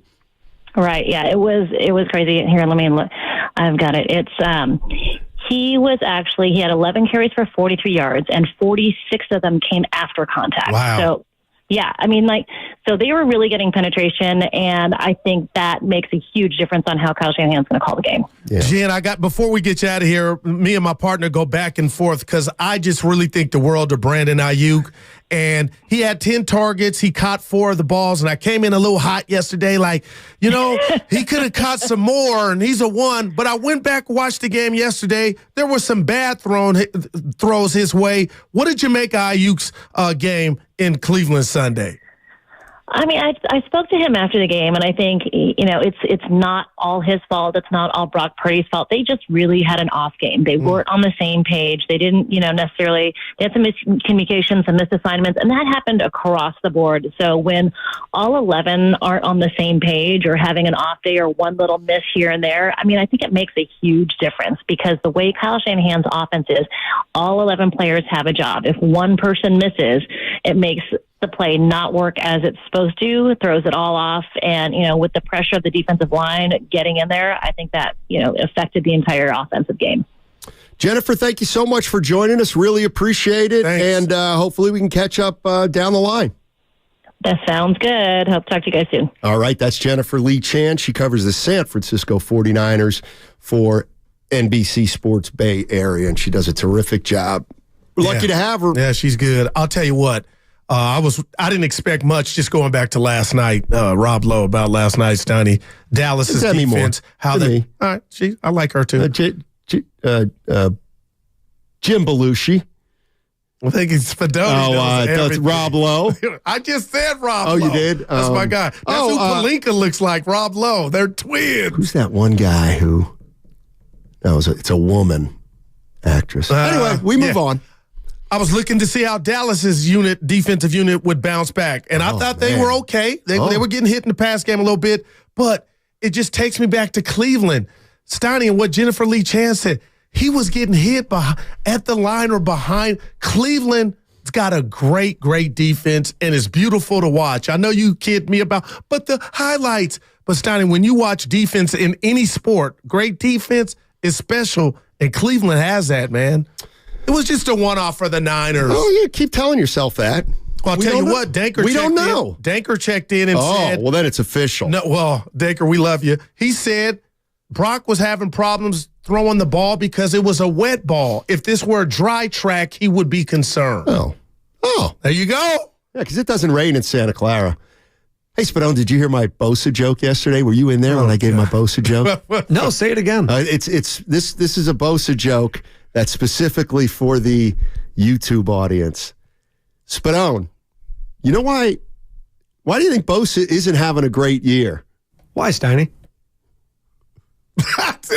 Get it? That is the wackest. I'm doing the shrug. I know, but I think we don't know. I'm gonna do that every day this week. Well, he's getting the new stat now. Yeah, here we go. I'm telling you, Steiny. Dude, when are you a bottom line guy, and then when do you make an excuse for somebody? No, it's what our world's turned into. No. Yeah. I don't need to know how hard the ball was hit in baseball. I don't need the win probability in a football game. Guess what? It's going to work itself out, and whoever has the most points when it's over, that's who wins. We just get fascinated with this. Get to the quarterback, Reggie White, Charles Haley, Jerome Brown, Fred Dean, Ed Too Tall Jones, Matuzak. 6 Hall of Famers. They all got to the quarterback. They didn't have all this. How many pressures did he get? Talk to me when you get sacked, Jack. And Bosa's got 2.5. Yeah, that stinks. Yeah, I thought it would be more. I mean, by the way. Who was the best defensive lineman on the field Sunday? Myles Garrett. And was he? Oh, my God. I thought it was Tomlinson. Dude, what are you laughing about? Tomlinson was wreaking havoc. Yeah, but not like, Garrett can stop the run and get after the quarterback. And he was neutralized. He threw Trent Williams like he was Pee Wee Herman. Way, Trent Williams, he what? 4 pressures he gave up, worst on the offensive line. I was going to send it to you yesterday. PFF, and you don't mess with PFF. I mean, they know what they're talking about. So Trent Williams allows 4 pressures. Oh, the brutal holding call. But you know what he did? You know what though? He did cheap shot a guy before the game when he wasn't looking. So he's got that going for him. We had her on the phone. The Debo shoulder kind of bothers me. Like, what's going on with it? Well, you know what's going on with it. You're just afraid to say it. He's soft. Oh, nah. Say it, Goo. He's a tank. He ain't soft. Oh, he's a tank. If anybody's soft, yeah, he's paper mache. Niners are tough, Stoney. What took him out the game? Niners are tougher than every other team. Come on, Goo. Debo got into a tweet again last night, Stoney. Yeah. With another defensive back that's out for the season. Banging on Twitter. I tell you what, why don't you tell me about it at the break. David in El Cerrito. Hey, David in El Cerrito. By the way, I want to get to Chucky, too, in Oakland. So don't go anywhere, Chucky. Hey, David, what's up? Hey, guys, I want to amend my statement yesterday on some level when I said that I didn't think Brock Purdy could win the Super Bowl, because I think he can be on a team that does win the Super Bowl. But to your guest point, everything Kyle does is very pinpoint and specific and needs to be a certain way. And I think they have the talent to make it that way. But as soon as you get an injury, as soon as you lose a Trent Williams, as soon as you lose a Christian McCaffrey, then it becomes a question of whether I think Brock Purdy is the kind of guy that can win it on his own. And I don't think he has that skill set. I just don't know if he needs to, because the truth is only 3 quarterbacks in the NFL right now even have Super Bowl championships, and it's only one of them is likely to ever win one again. So somebody has to win it. So I guess he could be on that team. I think it's just Wilson, Stafford, and Mahomes. I think everyone else is retired. Wow. So he could be on the team, I think, that wins it. Sure. I just don't know if he's the guy who's winning it, but I also don't know who in the NFL, other than maybe Josh Allen in that group, is the guy that actually wins it by themselves. I think that's fair, and that's the thing, Josh Allen, David. That's what I've been trying to wrap my head around. It's Purdy's been terrific this season. He's like, Ayuk missed a game, Debo missed a game, McCaffrey missed the second half, but by and large, he's been pretty good. Really good. Aaron Rodgers, by the way. I was just, but he's not an active roster. I was getting ready to jump in and say it. Yeah. Thank you. Thank you very much. Appreciate 10 touchdowns, 1 interception. That's how good Purdy's been. For who? Brock Purdy on the year, 10-1. 10 tugs to 1 pick. You were talking about how great he's been playing. I was like, 10. Oh, you're backing me up. Yeah. Oh, thank you. I appreciate that. Somebody, who's taller, Steiny or Goo? I'm like, oh my God, I responded laughing. Let's go to Chucky in Oakland. He's got a word that I love. He's going to use a word maybe that I love. Hey, Chucky. Hey, how's it going? Hey, Guru. Hey, I'm going to start checking folks. Y'all better look out. I'm coming for him. What I said earlier when I said I ain't having it no more, Steiny. Chucky liked it. What's up, baby?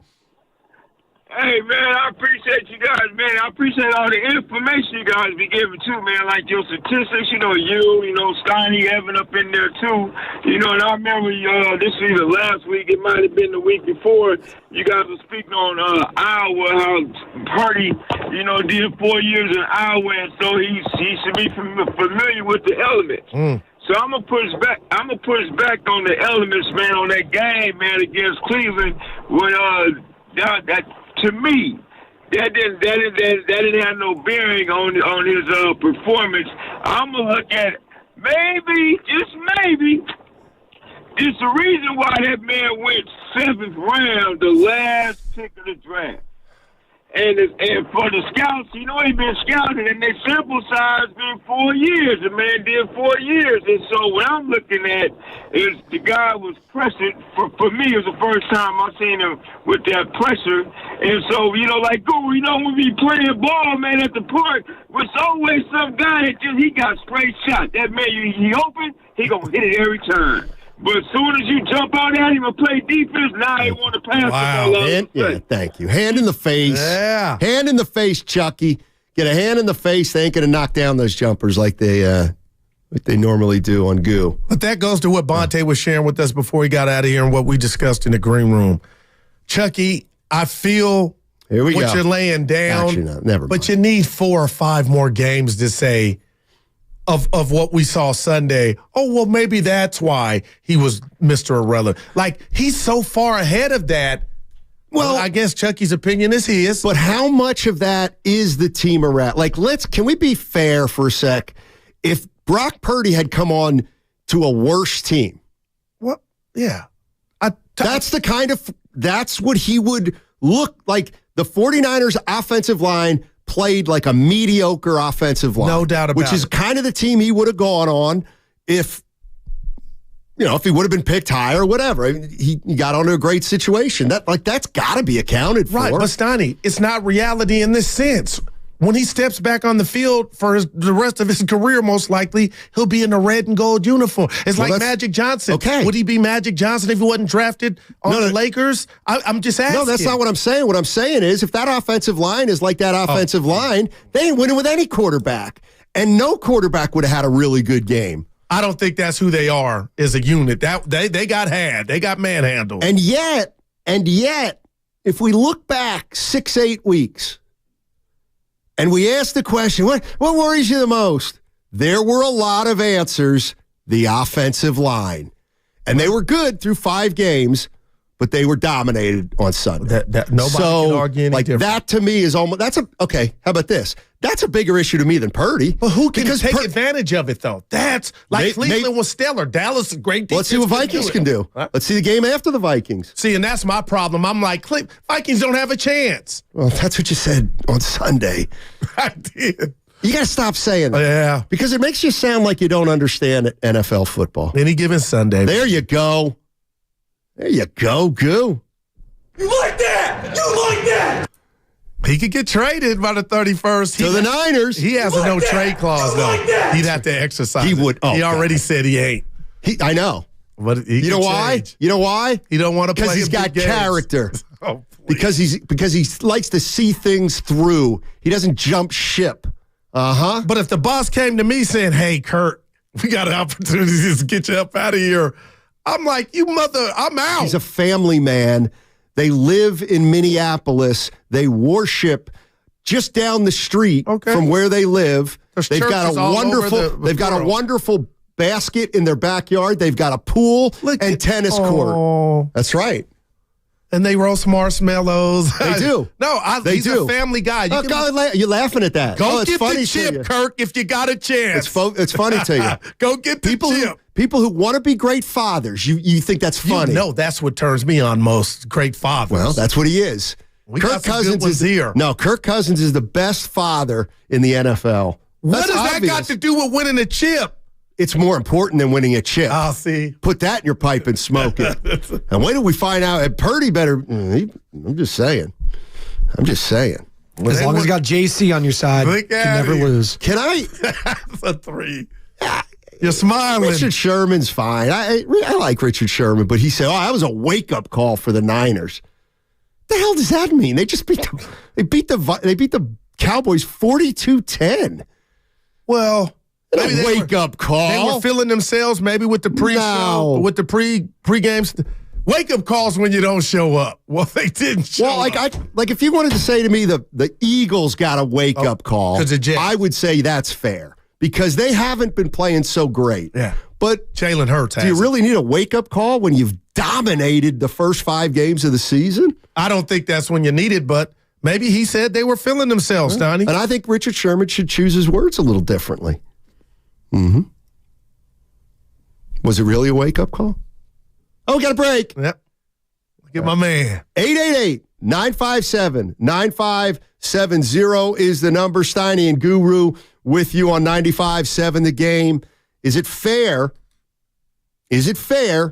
to start looking at Brock Purdy a little differently if this team is not at 100%? Are you going to ask him to do more, and will he be able to do more?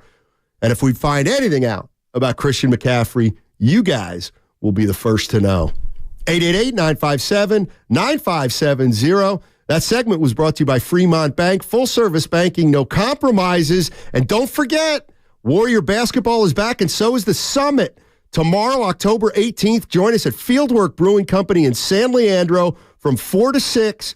Someone that attends is going to walk out with a Kevin Durant signed game shoe from the 2018 championship season and his MVP season or playoff.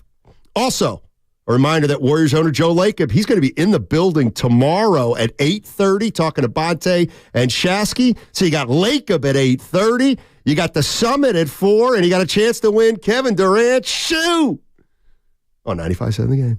Are you scared to put money in your bank for fear of IRS or state seizure for taxes you owe?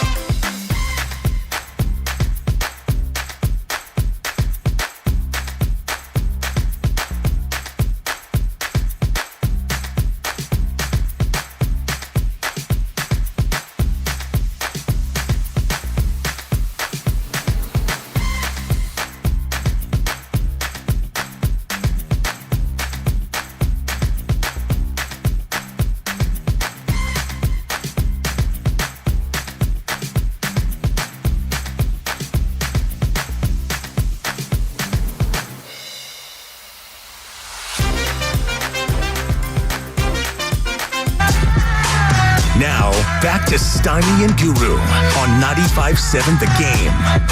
All right, Steiny and Guru with you. 11:33 on a Tuesday morning. All right, here's where I'll start out. I'm going to start out, Guru, throwing this to you after I comment on it. Okay. Comcast Business Text Line, 562. You'd think the Niners are 3-3 like the Raiders, the way y'all talk about the Niners. Well, you're damn right, 562, because the 49ers are a Super Bowl contender. We don't believe that the Raiders are. It's all about expectations. And we expect more, Goo. We're reacting to the loss, their first loss on the season. So, come on now, 3-3. Come on, we're talking about a Super Bowl caliber team, and it didn't go their way, and they got had. You heard Jennifer Lee Chan keep it real. You heard JD on yesterday with us keeping it real. We just got questions, and they'll hopefully bounce back against Minnesota Monday. Nothing to see here. Conditions for Brock. We don't know that yet. But right now, on the season, Steiner, the greater good has superseded what we saw. No, it hasn't. Yes, it has. In your They're mind. 5-1. Okay. All right. What concerns you most?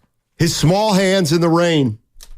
They'll be inside Monday in Minneapolis, home of Prince. I'll tell you what, there's a lot of humidity in the Metrodome. So when they play Hubert Humphrey Stadium. We need to really get his hand measurements. Not that it's it ain't been a big deal up until Sunday. Stop. Charlie in San Francisco's got a question about the game. What's going on, Charlie? How you doing? Charlie. Yeah, pretty good. Thanks for taking my call. Appreciate it. Yeah. Hey, listen, I think that game was all on Shanahan. On 4th and 10, we got called for that bad hit. When they did the replay, why didn't he just call a timeout? The refs could have overturned that call, and the two announcers that were doing the game said it was a clean hit. There was no helmet to helmet. His head was up. It was body to body, and we didn't. All you had to do was call a timeout, and the refs would have overturned it. Mm-hmm. And the other guy, the guy that was in L.A. that does the officiating, he even said that it was a clean hit and it was a bad call. Yeah, but I don't think you can review that. That's why he had they had to do that. No.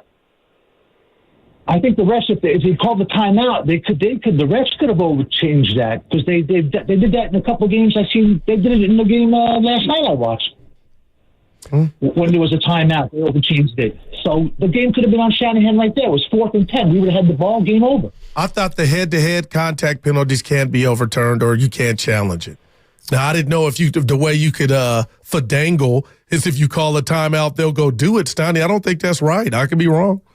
Well, I did notice Kyle Shanahan, and I'm surprised you didn't jump on this because did Shanahan lose his composure late in that game? Every time they showed him, he was yelling into the no doubt. Into the headset about something. And I know he was upset about the refs, but I don't know. No, see, composure I get Steiner. He was involved. That's why when you brought up yesterday, maybe he was happy they lost. Nah, he was giving it his all. It was kind of like a pirate on a ship when they're battling the tides and the seas. That's what he was doing. It was chaos. Right. And because of that, he may have lost track of not calling a timeout late in that game, of trying to push the ball 5 or 10 more yards forward. Well, he called the 3 pass plays that we talked about with 3:12 left. I mean, honestly, I like that. You're okay with? Yeah, it bothers me. Well, I should say it bothers me less than the clock management on the last drive. I don't know what he was thinking, not utilizing the assets he had with the timeouts. That dude on YouTube says, stop blaming the refs. We're not. The caller kind of was blaming Kyle. But, Stoney, I'd like to get that rule. I don't know if Evan knows. Those head-to-head penalties, head-to-head contact cannot be challenged. And there's nothing you can do to finagle the system to make them get challenged, because I believe Kyle would have burnt that timeout, because that would have been 4th down. Well, like, hell yeah, I'll use 2 timeouts for it. The thing I think it's got to be viewed as very good news for the Niners. It looks like all 3 of those guys may play. Yeah. Jennifer Lee Chan and Matt Mayoko, both of NBC Sports Bay Area, are suggesting that it's not outside the realm of possibility McCaffrey's going to play on Monday. And let's throw another name in there. I asked her about Greenlaw, who's supposed to be at practice tomorrow. Which I forget what she said about him. That he was expected to be at the next practice, so that's good. Absolutely. Yeah. I think they, I agree. 650, bad call or not. 49ers didn't play well enough to win that game. And that's why I love Bosa for saying they didn't deserve to win. I mean, you're a 10-point dog. I mean, favorite, Stoney. But that defense was impressive. 888-957-9570 is the number. 49ers dropped their first game of the season on Sunday. Outlier, or do we have some things to monitor if we're 49er fans? I said yesterday my biggest concern was Moody. I'm changing.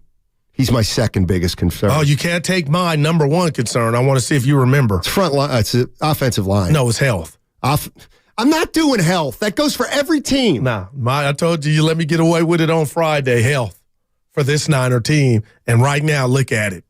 What about it? It's no different than any other football team. Well, health. They go through injuries. Yeah. The Eagles have already had. Lesson got rolled up on. Your guy in Dallas. Yeah, Diggs. You can't. No, I'm not letting you do that, Goo. Well, then you got to tell everybody that calls or types that Debo going out didn't affect the outcome of the game. No, it did affect it. May have affected the outcome of the game, but they didn't have the depth to cover up for it. And that's why this it looks like they avoided disaster with McCaffrey missing weeks is big, because he may not. We'll see. What's the stuff you get? I have a sixth sense about one. Toradol? What do you, when they shoot? I don't know. Don't talk about it. You're about to have surgery. You should know. You should know how to feel good. First of all, start us off, Evan. I was going to say probably something that comes out of syringe, but my question was in regards to health. I think there is a difference to someone going down mid-game and being able or not to adjust to that. Rather, like if you know you're going into the Monday Night Football game without McCaffrey, you can probably game plan a little bit better than if you're thinking you're going to get 30 touches out of 23 and then you end up getting 7. 650 on the Comcast business text line. Now the O-line is the problem. Jesus, Steiny. No, I didn't say it's the problem. I said that's the thing I'd be most worried about. Yesterday, I was a little worried about Moody because we don't know anything about this kid. Who knows what's going to happen when he kicks again? But I'll tell you what about Moody Steiny, that wasn't a good start. There's no way. That's not what you write home about. 9 for 9? No, your first game winning kick. But 9 for 9. But you can be 19 for 19, then they're going to say, guys like you. I won't. In game winning situations, 0 for 1 for 8. I won't. Never go full Jeff Goo. I love you, but you can't really. The injuries is. Exactly. Wow. People are sick of it, Goo. Nobody's been hurt. No, but they're sick of you emphasizing it. No, that's you doing it, John. No, I'm not emphasizing it. Hey, get this. Speaking of painkillers. So, I'm going to probably get hip surgery. Dude, how long you going to be out? So, Friday, get this. 3 weeks ago, I scheduled my pre-op. Yeah. For Friday. I know what that means. For Friday. And this remember coming up. Remember when I told you? You're going to be out. Yeah, no, not yet. No, there's a lag period. Go ahead. I'm playing with you. There's a lag period. Anyway, so I scheduled my pre-op for Friday, 3:10. I had to get back to Oakland. So odd, such a time. And Guru, remember you said, Steiny, you don't want to go to the doctor on a Friday. It's depressing. And I'm like, no, that'll be good. I could afford to miss the ship one Friday. So, okay. The last 2 nights have been very difficult for me to sleep. Dude, I feel bad. So I get a call from the doctor's office, and the woman says, yes, is this Matt Steinmetz? I'm like, yeah. She said, you have an appointment at 3:10 on Friday with Dr. Shanahan? Yeah. And I'm like, yeah. She goes, yeah, he's actually going to be in surgery then. We've got to reschedule. Oh, man. Well, he's a doctor, Stein. I know he's a doctor. Somebody needs his hands. I had an appointment scheduled for a pre-op. That's right. See, here's what I think's going on, Goo. And if they're trying to he got a happy hour. No, I think when I scheduled it the first time, they knew he had it already, and they were going to snooker me down the line. In other words, I think they set up an appointment that they knew they couldn't. Oh, but your new money, Stoney, they lose if you don't come. So I don't think that was the goal. Your new money. They want to get what you. Does that mean? They want to get you in and out. They want the pre-op, and then we can get to the real op. But do you get what I'm saying? I mean, so somebody says to them, the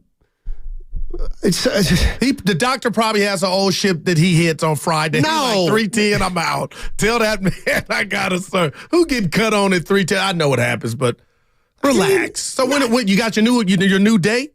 Yeah, how about this? Monday. Okay. Wow, you got to wait a couple of days. Guess what time it is? What time? 2:30. Oh, boy. They had nothing for like 2 weeks till 2:30. So you know what? I may have to cut out early Monday. Me and Evan. Evan and I. No. No. I won't be around for the crossover. Okay. All right. And you know how that bothers Willard and Gibbs. I'm sure they'll be hurt. Evan can jump in there if he wants. Yeah, all Chargers Cowboys talk. That would be Monday. That would be Monday. Yeah. I'm baffled. About what? The Divine's energy last night. I felt like an outsider, but I won't bring it up. I felt like you guys didn't want me to win, but that's okay. I didn't care. When did you get me for guys. the injury guy? About the Niners. I didn't like that. I didn't like wearing that jacket. We just pointed out the injury thing. Your baby. No, I just said when it comes to injuries. I was pointing out the consistency that we've done shows on this topic. And I know, and they've been the worst shows we've ever done. Well, check the numbers. But come on, man. How am I an injury guy? I'm just telling you what happened. Debo went out. I tried to find the play he got hurt on. He got tackled, and that was the first touch of the game. Yeah. Is what Kyle Shanahan said. No, you tend to dwell on injuries more than any other radio personality in the Bay Area. Oh, Shasky's up there with me. No, he knows. He knows injuries happen. You can't control. Right, you can't control them. You can't control them. Right? Out of our control. Lord, give us the strength to know the difference and live when something in your control and let it, that one. Not the footsteps one where there's 2 sets of footprints and then there's one and the dude goes, hey, Jesus, I mean, look, these were the toughest times of my life and there's only 1 set of footprints. And then Jesus said, that's when I carried you. Wow. Yeah. I know your daughter's name is Grace, beautiful Grace, but you could say, you could bless the food. Somebody tell me what that phrase is about, the, let's go to Bud in Oakland and get off this. Bud, yeah. Hey, Bud. How you doing? Hey, what's going on? Talk to us. What's going on, fellas? Hey, listen, I'm good. I actually just got out of class, man. What class you taking? Poli-sci. What class you taking? I'm taking business management, but I just had English 100 right now. So, just trying to get some things together in life. Entrepreneur. Yeah. So listen, right, Steiny, about your conspiracy about the doctors. So listen, I do scheduling for doctors. I do scheduling for pediatric neurology. The thing is the doctor, they're not trying to stiff you or anything, and there are certain doctors whose schedules come open, but sometimes those days are already supposed to be closed. There's like a jilt in the matrix or whatever as you call it, or in their database. So some days are always open that should not even be open on a doctor's schedule, or some doctors have already. They've said, okay, go ahead and book that appointment for me. But maybe some emergencies have come up, which I deal with this all the time, where I get a lot of parents who shove it down my neck because they need to get their children in to be seen. So it's all according to the scheduling, how the doctor's schedules are. But they're not trying to stiff you. It's just according to how the doctor's schedules roll, man. And I can understand your frustration because, like I said, I deal with a lot of time dealing with parents, and it's just the way the cookie crumbles, man. I've had appointments that I've scheduled a month ago, and it gets a week down the line, and I have to call the parents and tell them, hey, look, we got to cancel because maybe the doctor's going on vacation. I got you, Bud. They're dealing with a tragedy in the family, but. Bud, thank you so much on Bud Rock for the.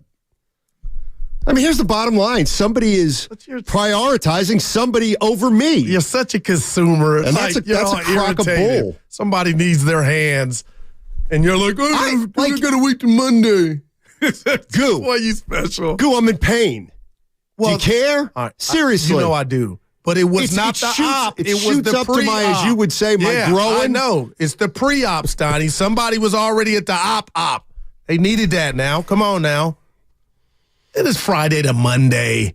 Come on. May God grant me this. On that thing. May God grant me the serenity to accept the things I cannot change. I don't like you saying biblical stuff. To change the things that I can, and the knowledge to know the difference. There you go. Yeah. Janet. Hey. Let's go to Janet. Hey, Janet. What I got for you is I work in different hospitals in the area and work with surgeons. What you need to ask for, which is good, you got a delay. Tell the dude the surgeon you want a lidocaine pump to control your pain post-surgery.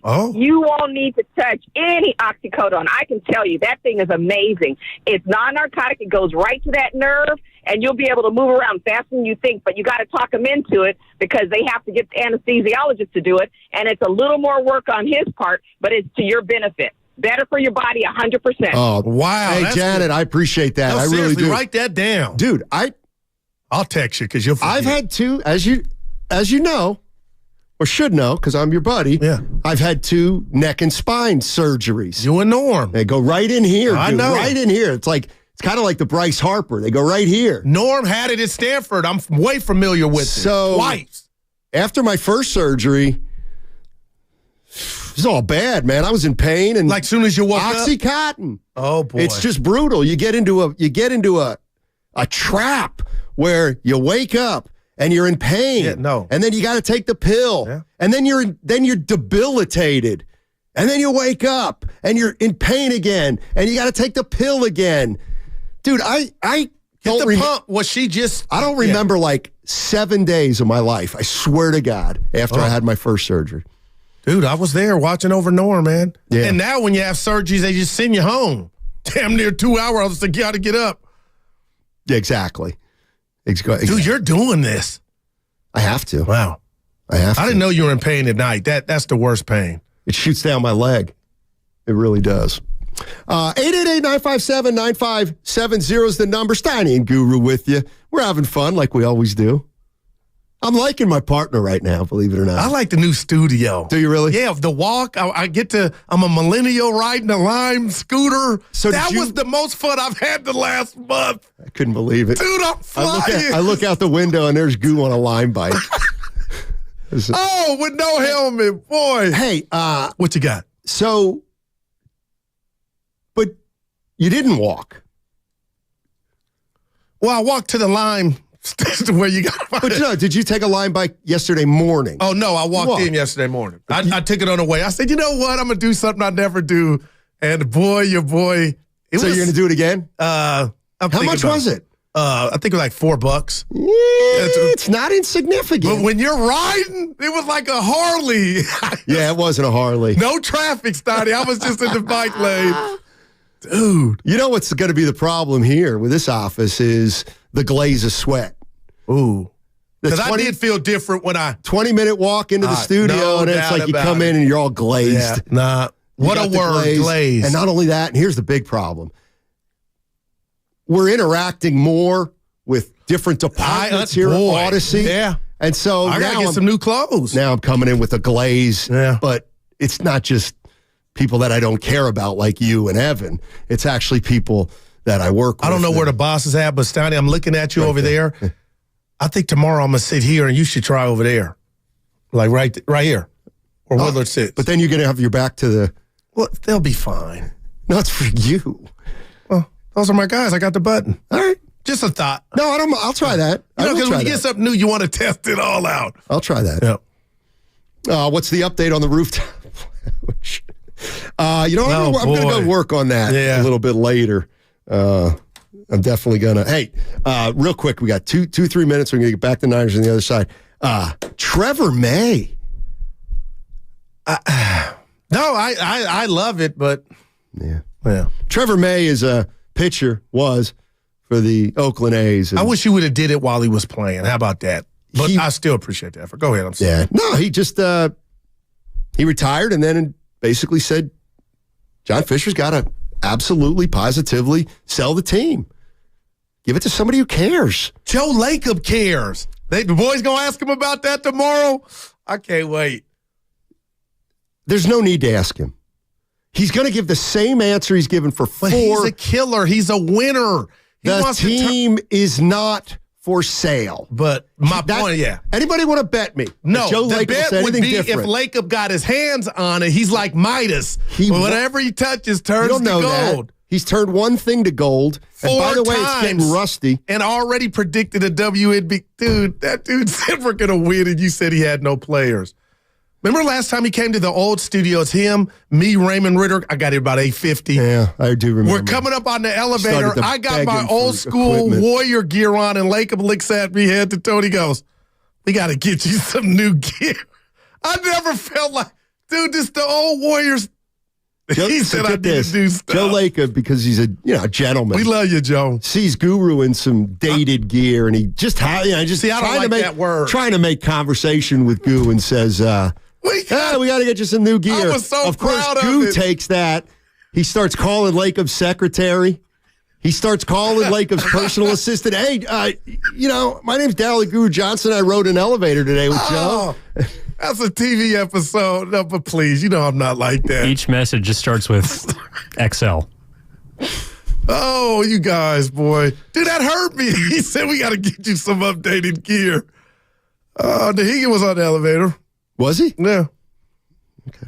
All right. 888-957-9570 is the number if you want to jump into the conversation. Any doctors out there, why are you sticking it to patients like that? I mean, come on. I hate you're in pain. I really do. At night. Yeah. They got gummies that just take you out. I mean, I take aspirin, but it doesn't really work. I'm talking about the THC gummies. Or CBD. There you go. You know what? You've never tried it. Ineffectual. Oh. How much you taking? Go look it up. Yeah, the dosage. You taking the wrong dose, Stoney. Load up? That's what they say. Should I load up? Should I load up? 20 milligrams. You would might do think. the trick. Yeah. All right. 888-957-9570. On the other side, Steiny and Goo. And we do have to get into, at some point, this Klay Thompson news. Because I don't like any of it. You have a taste for beef with a higher standard? Because Lucky...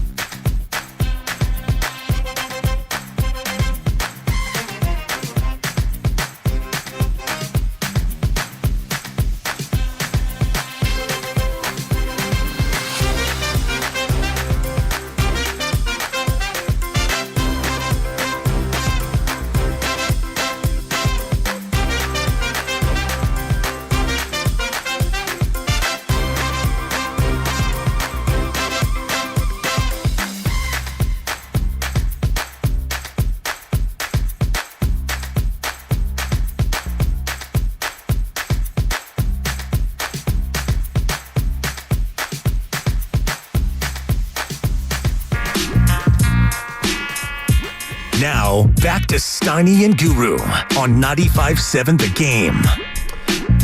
Good afternoon, everybody. Matt Stein, Matt Style, and Guru Johnson with you. 49ers.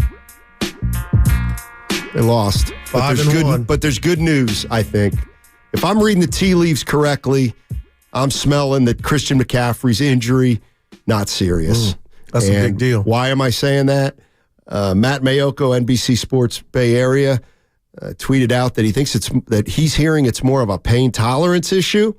And we also had Jennifer Lee Chan of NBC Sports Bay Area on earlier as a guest, and she says she doesn't think it's a long shot that all three of those guys play, and that would be Trent Williams, Deebo Samuel, and Christian McCaffrey. Well, so I got something for you. I was just thinking he might be gone for a couple weeks, but maybe that's not the case. And I wonder moving forward, and I won't second guess whatever the plan ends up being, but just listening to you talk about your pain tolerance and what you're going through, Steiny, okay, he's back. And if it is that's the scenario, pain tolerance, then there could be some opposing defenses, regardless of how good they are or not.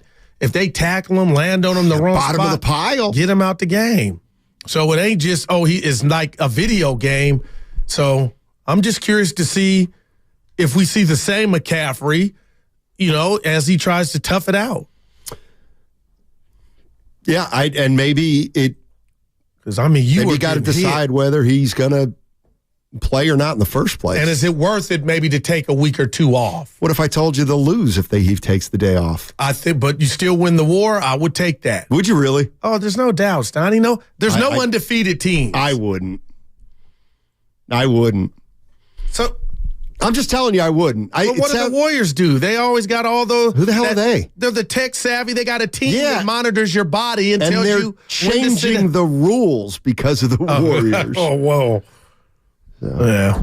Oh, that's right. Hey, by the way, Warriors are having their open practice Thursday, October 19th, 5:30 p.m., Chase Center. That's one Warriors way. The Golden State Warriors, they're going to host an open practice at Chase Center this Thursday. That's 2 days from now. So you got the summit Wednesday at Fieldwork Brewing Company in San Leandro. Then the next day you head over for the open practice at Chase Center. Who else is going to be there? To tip off the event, Warrior General Manager Mike Dunleavy. He's going to join Bob Fitzgerald for a question and answer session before the players and coaches take the court. So there you go. Doors open at 4:30 on Thursday. Go check out the Warriors open practice. No, dude, they got a game tonight too, I believe. Preseason game. Check that. Yeah, it's against Sac, I believe. Bucket counts. Oh, tomorrow. Okay, damn. Yeah. We'll get that accurate information to you in a minute. Yeah. I got some breaking, shocking news. Okay. What if I tell you you're going to be shocked when I tell you this? I think I know what it is. Got to do with Philly? Yeah. Well, tell the people then. Somebody on the text line said the Eagles signed Julio Jones. Dude, he was... It's a fossil. Yeah, that's what the last time I saw him play for Tampa, he was... Yeah, they signed him to replace Quez Watkins, who was just placed on IR. Exactly. Man. Exactly. And Julio last played in the Paleozoic era. I'm going to give you one. Yeah, I got to come. Man, he's got a body, but it's just what condition is it in? Let's go to Tommy. Tommy's in Hayward. The stack. Let's talk about Deebo. What's up, Tommy? How you doing, my man? What's going on, fellas? I'm sorry if you guys already mentioned this, but I had this feeling. I played football for 15 years, and in regards to Deebo, I can't shake this vibe. Like, he just took the game off. And I'm not saying he didn't have any pain. He didn't have any type of injury, but I just, as an athlete, and all guys were like, I felt like I had something hurt, but at the end of the day, on a close dogfight, I felt like I could have played through it, and it felt more like I took the day off, and I'm sorry, but I feel like Deebo did the same thing, and I can't shake it. Wow. That's gutsy. No, I mean, we're talking about pain tolerance. That's a gutsy call. No doubt about it. But nothing's wrong with a thought that you have. So he didn't say he knew for a fact, but he kind of didn't sit he can't well get with past it. And how much have we covered it? None. So we kind of not giving him a pass. I just thought it was odd. I wouldn't. My mind didn't wander there. that Deebo Samuel wasn't hurt. Wasn't Deebo Samuel already playing hurt? Yeah, he had the ribs injury 2 weeks ago. Yeah, right. So this was a the shoulder's something different, but he's obviously been playing through pain. 415 Steinmetz, I had THR mid-August, and I'm close to hooping. What's THR, 415? THR. And he's close to hooping. THR. This is why I'd try to be a doctor. THR. I never had any interest. I mean, I know I underachieved in the end, but I never. Total hip replacement. Oh. That boy, did you Google that or somebody gave that to him? Urban Dictionary. Yeah. Jazz is in Oakland. Hey, Jazz, how you doing? I got a sackaroonie, baby. This is Bosa. Is this Bosa? Is this Nick Bosa? Yeah. I got some dog in me. Nick, he sounds get in the game. Seriously. You got 2.5 sacks this easy, Nick. It's my show. You have 2.5 sacks this year, and 2 of them you were not even blocked. What's going on? I'm just saying they got to change the rule for face masks. Big Mac, Donovan Wilson, they tried to jam his fingers in his eyes. That's what Big Mac told me after the game, and they got to change that rule. If you try to rip someone's head off, you can kill them that way. If one bad face mask, and they got to throw you out of the game, man. Yeah, let me tell you something. Thanks, Jazz. Appreciate the call. Let me tell you something. Deal with it, McCaffrey. I'm a wrestling fan. It's a legitimate move. It's called the eye gouge. Okay? It happens in football. Why don't you wear Chuck Muncie glasses then? Or the shield. Yeah, exactly. Mickey D on the First NorCal Credit Union starting. Yeah. Debo spent his load in the pregame fight. Exactly. That's all I don't like about it. So you telling me you fighting in pregame and now you got goose eggs on the box score? I'm just saying, Stoney. And I know dude is a tank.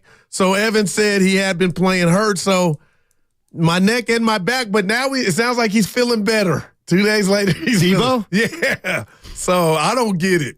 I would love for somebody to ask him. Ask Debo. Hey, Debo, that was kind of strange. We ain't saying you wasn't hurt, but damn. No, but somebody on the radio did. Oh, hey, Debo, Matt Steinmetz, 95.7 The Game. I don't need an answer to this, but we had a caller today who said you're faking it. Yeah. Any truth to that? And that's not what the caller was saying. Basically, he can't get past the fact that Debo might not have been hurt. Let's not give that life. We know he was hurt. Come on now. See, this is where my parents kill me. We don't know he was hurt, but we can assume it. God, Mom and Dad. They did a number on me. By the way, my mom came up with another one. You ready? Find it, and then I'll read it. Here you go. You ready? Yep. No matter how much you push the envelope, it's always going to be stationary. That's the one.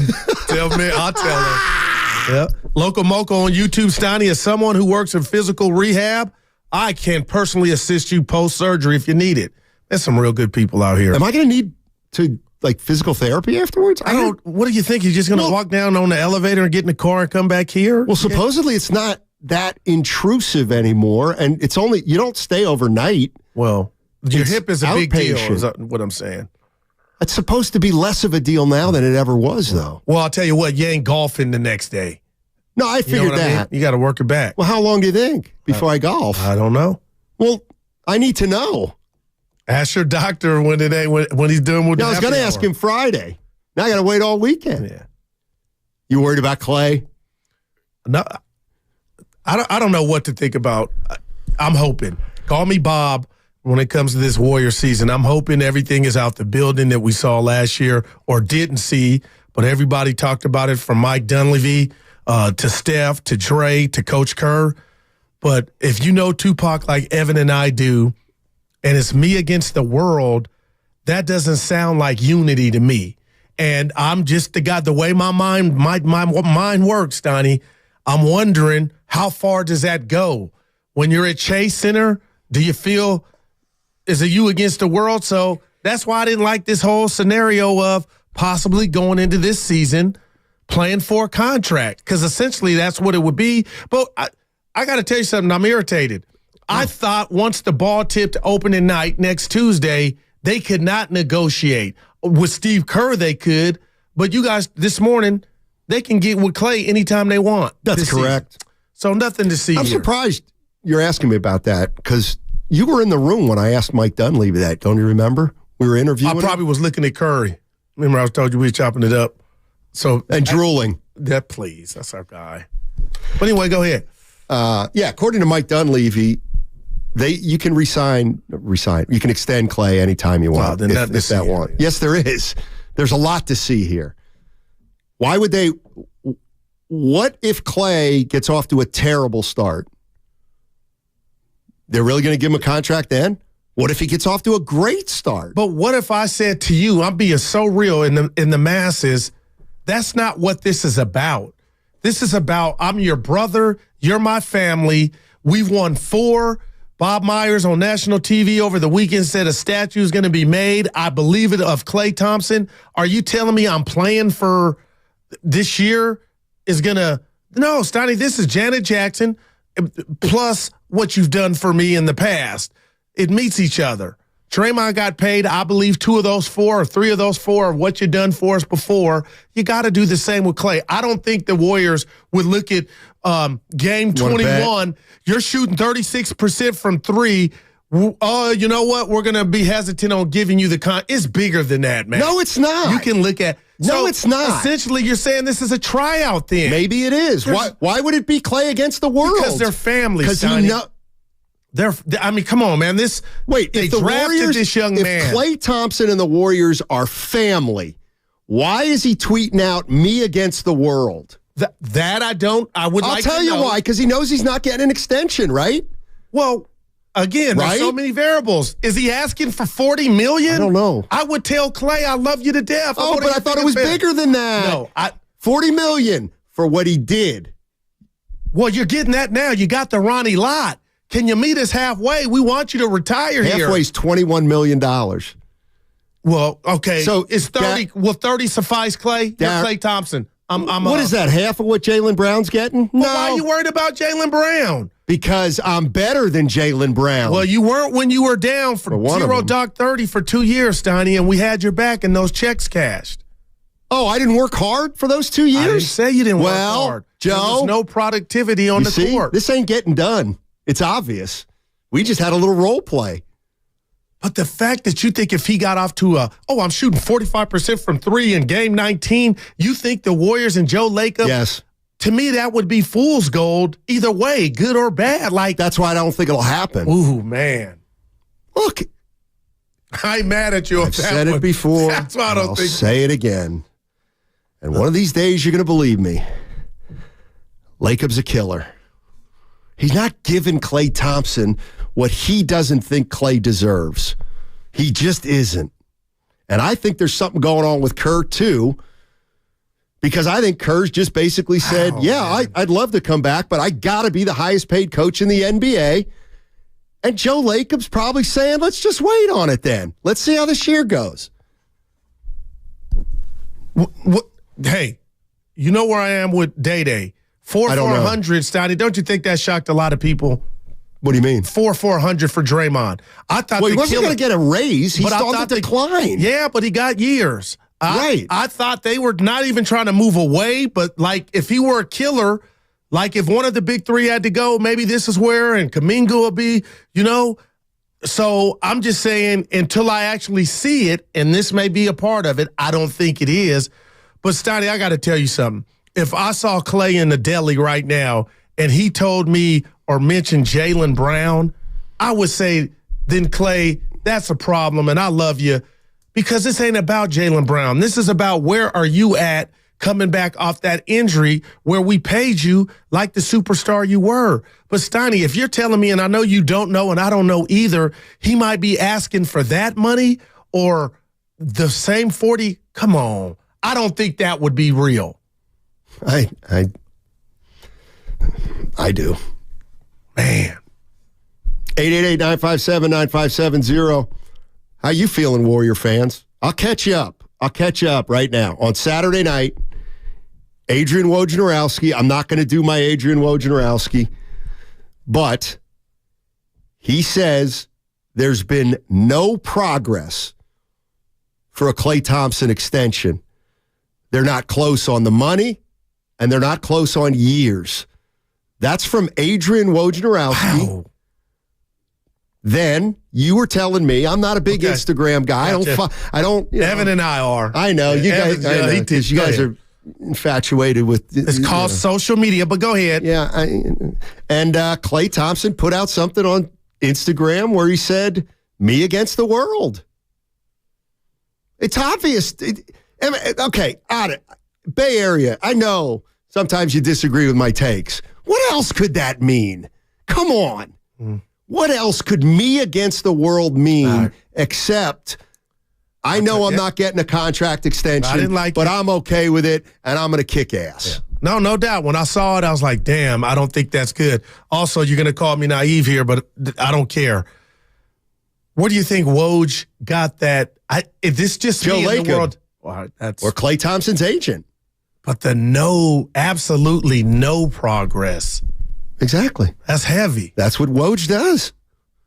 Now, maybe he's wrong.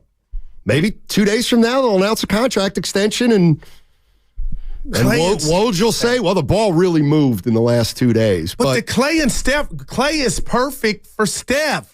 Nah. What do you mean, nah?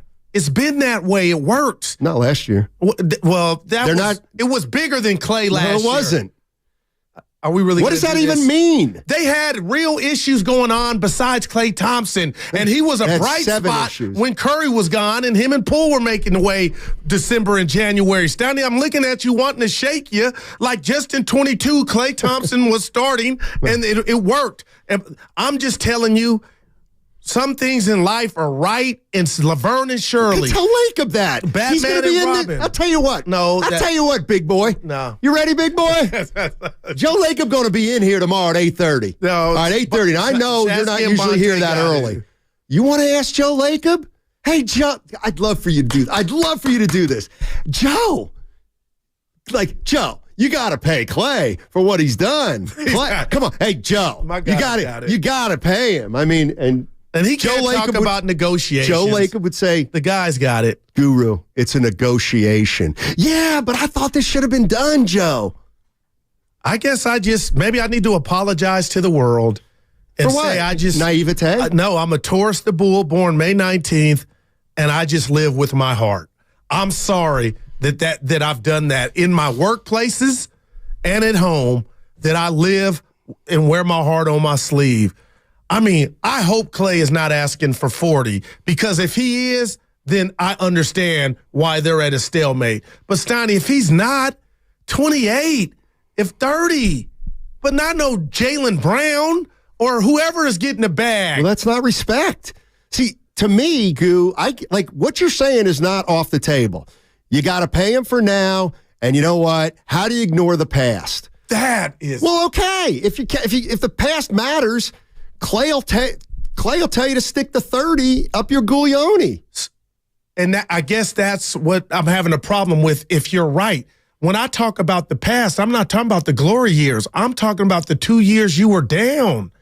Like Klay, you lost something. Hey. You know what I'm saying? We love you. Okay.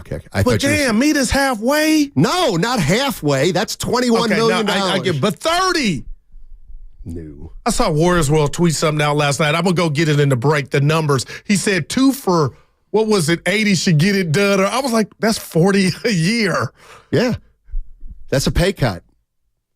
Oh, my God. It is. He might not even want to take a pay cut. We don't know. He's still a top 5 shooter in the game. No, seriously, Steiny. I'm being real. He's the top 5 game on the line. No, not game on the line. Give me 5. Give me a break. Give me 5, not named Curry. No, I'm not. I'll give you his top 5 shooter. I'm not giving you a game on the line. Oh, my gosh. He was terrible in the postseason last year. The Detroit regular season game where it got ripped out from underneath him. He hit it. What happened? And then your boy You're talking about a game against the Pistons? It was a home game. Patrick Mayer, they lost, too. They lost that game. Sadiq Bey. Sadiq Bey. This is interesting, man. What do you do with Clay, Warrior fans, if you're not going to, I mean, but here's the rat on the table. Oh, you don't do it anymore? Oh, brought to you by Atco. I'm so caught up in this. I forgot what I was going to say. Clay, the rat on the table. The rat on the table is, here's the rat on the table. That's a 3. Go ahead. The rat on the table is, and I'm going to put myself in here. We, as Warrior fans, are scared about Klay Thompson playing without a contract. That's the rat on the table. Now, I know, speechless. No. I got something because I know how you think. I hope you don't think I'm scared for the production component of it. Like it's going to affect his play. I am. I would. Oh, well, we're on different islands. I'm Gilligan there because I'm telling you from a respect standpoint, it shouldn't get to that. And that's why I think me against the world is there is a subliminal in there, man. Which is what? Like he's not getting paid right now, right? Oh, so you agree with me? Yeah. But, I don't know. But let's not pretend that we don't believe there's a rat on the table. And listen, I don't want to say mentally weak because that would be cray-cray. Oh, we've seen athletes go through this for the contract. But if you've watched the Warriors, Evan, jump in here for a sec. If you've watched the Warriors for 12 years, who's the player you worry about most getting inside his own head? There's no doubt. It's Clay, right? Draymond's got to be pretty close, though. You think? In a game? Who makes... I just mean like over the course of a season. Oh, I'm just considering late game boneheaded decisions. The ones that have amounted to me the most would probably be in Draymond's corner as opposed to Clay, but that's also because he has the ball more. Evan, let me flip it on you. Okay, the one that has a contract situation is Clay's. I feel like he could go out there and kick ass, but I'm hurt that he has to if it ends up that way. Like, why wouldn't they get it done before? So that's not even, Clay's struggling. We won't even come back to this, but this thing just festers. It's like a cloud over the whole team's head.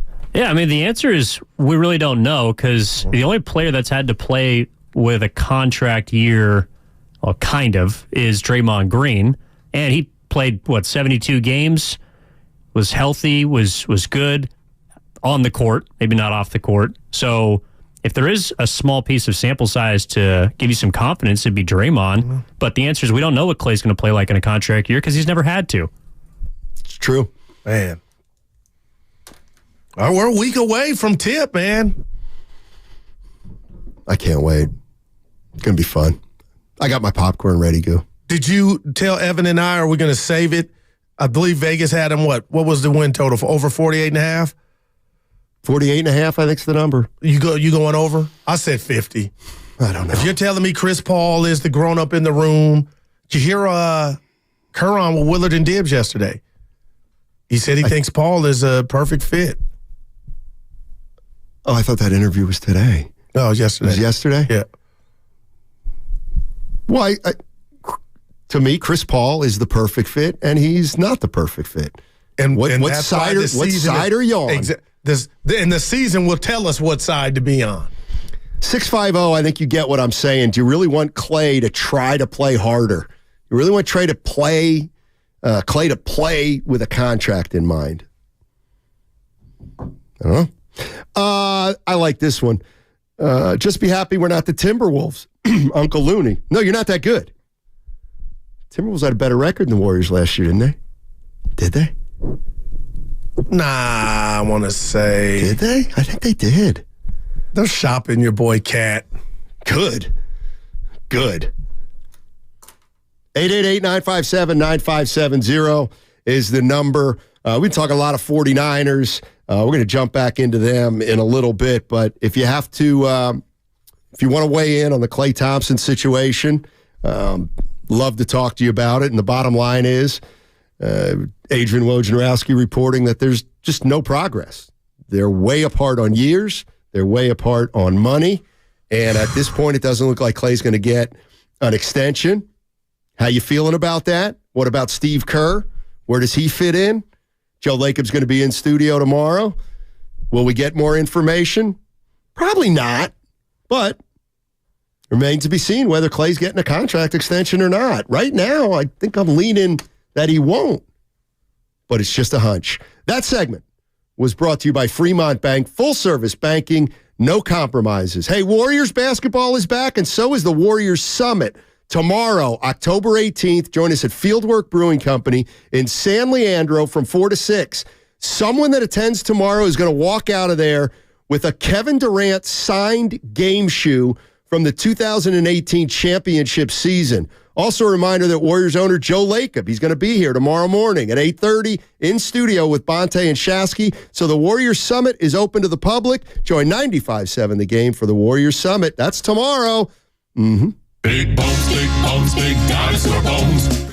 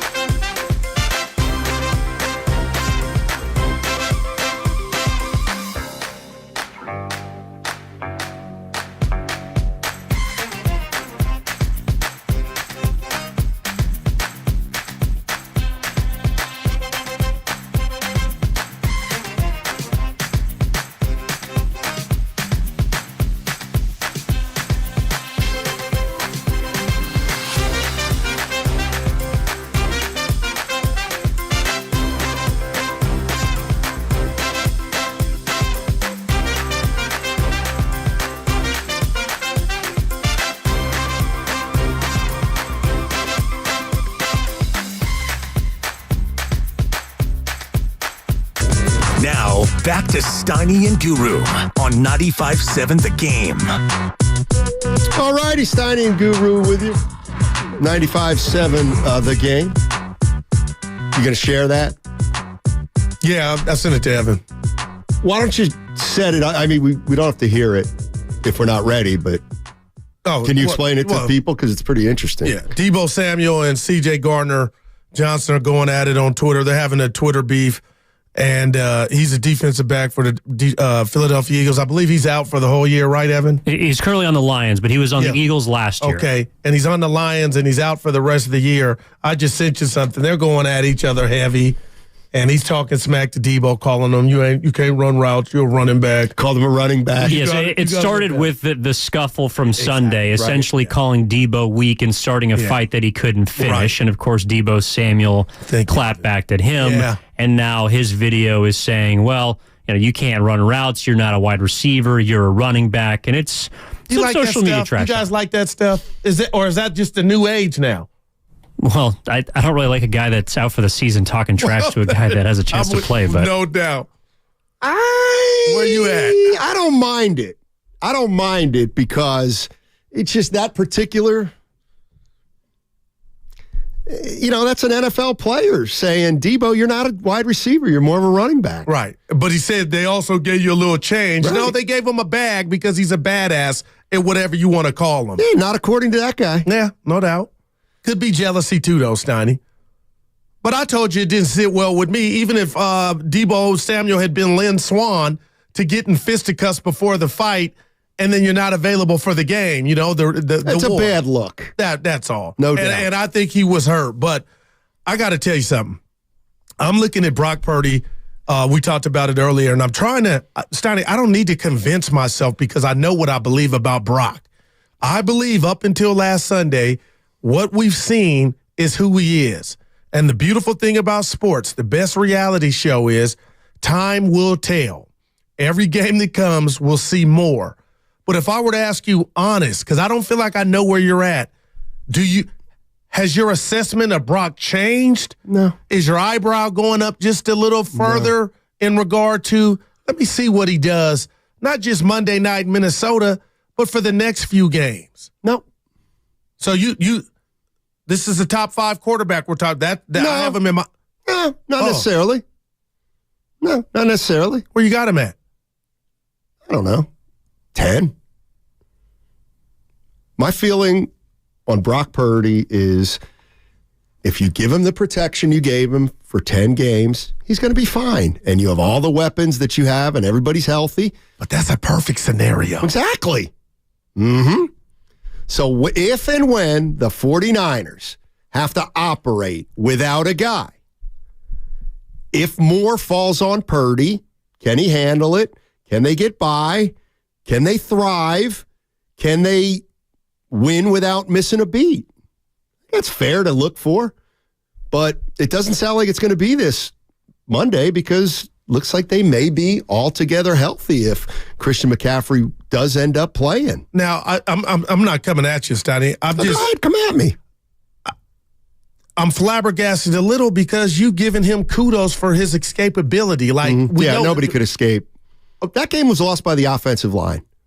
Ooh. Period. Well, I could say it was lost by the defensive line, too, giving up 160, letting them hold the ball 36. I could say Ayuk blew the game. Lost. The minute Ayuk dropped a touchdown pass, they were in trouble. But we could put Purdy. Purdy missed a bad throw. Okay. Yeah. So I'm just saying every pocket's not going to be the holy grail. That's right. I thought this guy's bringing something to the table when we talk about he's elusive just enough. We talked about that. Well, you can't be elusive just enough when they're bearing down on you. You're right. I think that's fair. I'm looking at the numbers just from Sunday. It was bad. Michael Jackson bad, Steiny. See, I really don't. To me, the offensive, you know what? I'll say they stunk. They stunk. They probably didn't stink, but. No, they didn't have their best game. We had Jennifer Lee Chan on. She said that she thought that's the most duress he was under in his career. But that comes with the position, Steiny. But you're not right. And that's why I'm asking, Evan and you, well, how would Dak have done? How would Herbert have done? Because my way of thinking is nobody plays well in that situation. Now, some of them. Could Ayuk have made that catch and everything would have looked a little different? Yeah. Or Purdy made a better throw? Sure. Okay. But what I'm getting concerned with, not even concerned, is moving forward. If it's got to be Picasso in the pocket for Purdy to do what he's done, Steiny, I'll tell you this. That playoff game real quick against Dallas last year, here in January, that pocket was messy. Dallas didn't get a lot of sacks, but he was under duress, but he handled it. Did he? He had his worst game. But he didn't throw a pick. He protected the football. So I guess Monday night now, what's my Rolodex to watch Purdy? Like, if the pockets or any other top-tier quarterback, if the pocket's a little messy, then you got little messy? Because Mahomes messy. Mahomes, we see what he does. That's Patrick freaking Mahomes. Right. He's one of a kind. Right. He's the most... All I'm saying is if that's the offensive line, I'll say it again, if that's the offensive line you're working with for the rest of the year, you're going nowhere. All right, Stoney. With any quarterback. That's what I'm doing. Any quarterback. Yeah, I'm going to defend the offensive line because after the Pittsburgh game, McKivitz, T.J. Watt with the 3 sacks, I was like, it's an issue. It had been an issue all season long, and it was on some people's to-do list or concern, but I'm not giving up on the O-line after that game against arguably the best defense, if not the best defense in the NFL. So my bigger point is we're not going to see that every Sunday. He's not going to be under that duress. We'll see. That's up to the offensive line. And here's the other thing about that the offensive line is, let's be honest, we thought it might have been the biggest issue heading into the season. Then we forgot about it. Then they played a great defensive team, and they got exposed a little.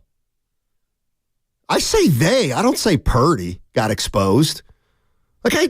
Again, you know how I feel about quarterbacks. But the offensive line was great against Dallas. Right, and he played a phenomenal game. He had 4 touchdown passes. Yeah. There's a correlation there, Goo.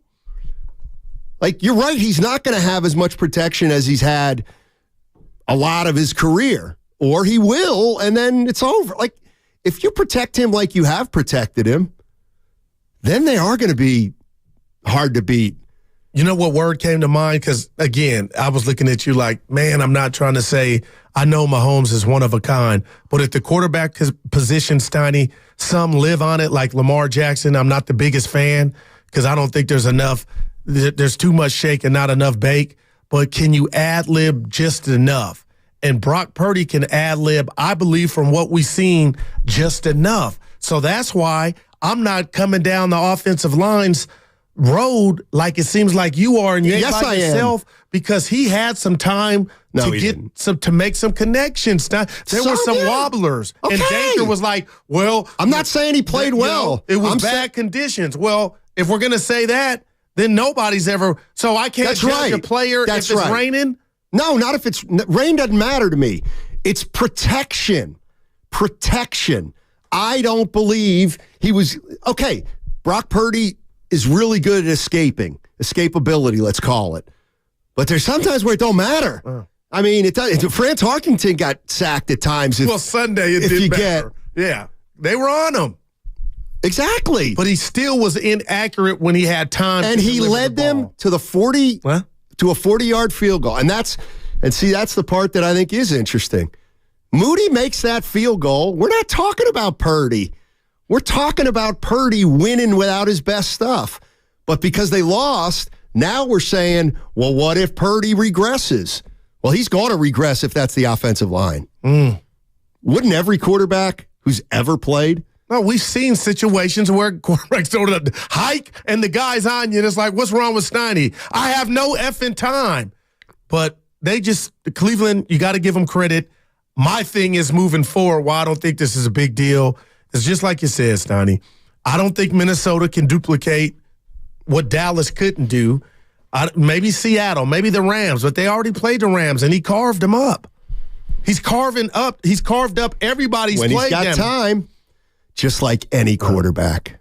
or most. You give him time. With these weapons,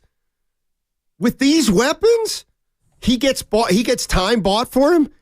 They're going to win the Super Bowl. Like, that's the way I feel, because I do feel like I've seen him 5 games this year where he just was back there picking apart teams. And if you're so Cleveland's really good. Resistance, yeah. Cleveland's really good. Guess what? They gave him trouble. Okay, well, maybe they're the exact same thing as the Eagles. Let's say the Eagles defense is just as good as the Browns. All right, well, you're going to have to beat the Eagles 2017 then. Right. You're not going to get 35 And you may have points. to see Dallas again. I'm just saying, and I know you were like, I think they got their number. They do, but you're right. 8-1-8. He put him in a position to win the game. He did. Well, I just think it's interesting because, like, taking Dak Prescott, right? So Dak Prescott last night beat Justin Herbert, and today we're all talking about how Justin Herbert wasn't very good, and we make it all about the quarterback head-to-head record, right? Purdy's beat Dak twice. He's beaten Tua. He's beaten Tom Brady. So are we going to look back and say, well, yeah, but he lost to P.J. Walker? Like, that's the other variable that's interesting to me about this is it's not as if the Cleveland Browns played it like a great offensive game. Right. They gave oh my gosh, the Browns won the turnover battle. The Niners won the turnover battle. You're right. But to that point, Evan, I would say to you and Steiny, Brock Purdy doesn't play defense. So when you mentioned P.J. Walker and the 2 turnovers, he tried to throw the Niners the game away. We can focus on that, but I don't think that takes away. I don't know if you agree with Steiny to where if the pocket's messy, I still can't expect my quarterback to be accurate or ad-lib, which I thought I saw from Brock. Even when he ad-libbed, it almost wasn't a must, but Sunday it was a must. But I saw throws where he had time and he was off. And I think that's fair to not blame on the O-line. No, I agree with you because there were also some pockets that were clean that he did not make good throws in. Like, there were times in which he was bad, but he did, to his credit, put them in a position to win after getting bailed out on a 3rd and 10 hold call that started that drive. Like, it's just interesting to me how when Purdy's been winning, it's all about, well, he's this, he's that, he's taken down these quarterbacks, he's beaten these teams, and we've looked at him as an individual. But the moment that he's lost, or in the future, I think this is also going to happen too, in the future, if and when he loses, we're going to look at it as a team failure. But when they win, it's Brock Purdy as an individual doing these things. I don't think that. I don't think Brock Purdy was winning games by himself before Sunday. Like, that to me was the thing about the Niners was they just looked like they weren't even pressured at all the first 5 games. Oh, boy. They blew teams out. So, but he was stellar. Well, he had time. He's doing his taxes back there. And guys are coming open, like Kittle. He bought himself an extra second or two. The next thing you know, Kittle's like, here's where I come from. Yeah. You know who I think was one of the greatest quarterbacks of all time? And I'm dead serious. Top Kirk 5, Cousins. Top 5 or 10. I can't wait to hear it. Archie Manning. All right, I'm not mad at that. Okay. Well, he never won. Why? Because his team stunk. But year after year after year. If you give the 49ers Archie Manning in his prime right now, I think they're pretty good. I'm going to say something to that because I was an Archie Manning fan. And I'm not doing this to ruffle your boat. Steiny, when people look at Archie Manning, I think they know that, and they saw how much of a badass he was. I think when people look at Kirk Cousins, it was like, okay, dude, you've been in situations that Archie didn't even get to, that would have gave his right arm to try to get to. So when you say Archie Manning's better than Kirk Cousins. There's no doubt. Okay. But I don't look at Archie and detract and say, you didn't win because I knew what you were dealing with, but you were a badass in your environment. Do you feel that way about Daniel Jones? No, let's just look at Cousins real quick. I look at Cousins he's not in this conversation. Well, Steiny, we're talking about Purdy. All right, I'm going to tell you. What do you want to say about Kirk Cousins? Go ahead. No, I just felt like if you got paid like Billy Badass, you can make every throw. But Kirk, I believe if you were that guy or half that guy, you might even be in a Super Bowl or NFC championship game. And when the money's on the line, I think he's Tony Romo. He's not the only one. He'll mess it up. Maybe, maybe that's what Purdy is. And I'm going to say something about Brock. How many weeks of this season have I come in, Evan? I was at the Giant game. There's some throws, Steiny, that I feel like he's getting away with. Cleveland was just, it was like a microcosm of all the bad throws that every quarterback makes. All the chickens came home to roost in that Cleveland game. How about that? We've saw throws, the defenders, the bomb to Arizona here, where he threw into double coverage, and the guy's waiting for the interception, and somehow he's goes the wrong way. It's a pass. It's a whop to Ayuk. But I feel like that's the stuff that didn't happen Sunday. So now moving forward, nobody's going to say it. I am.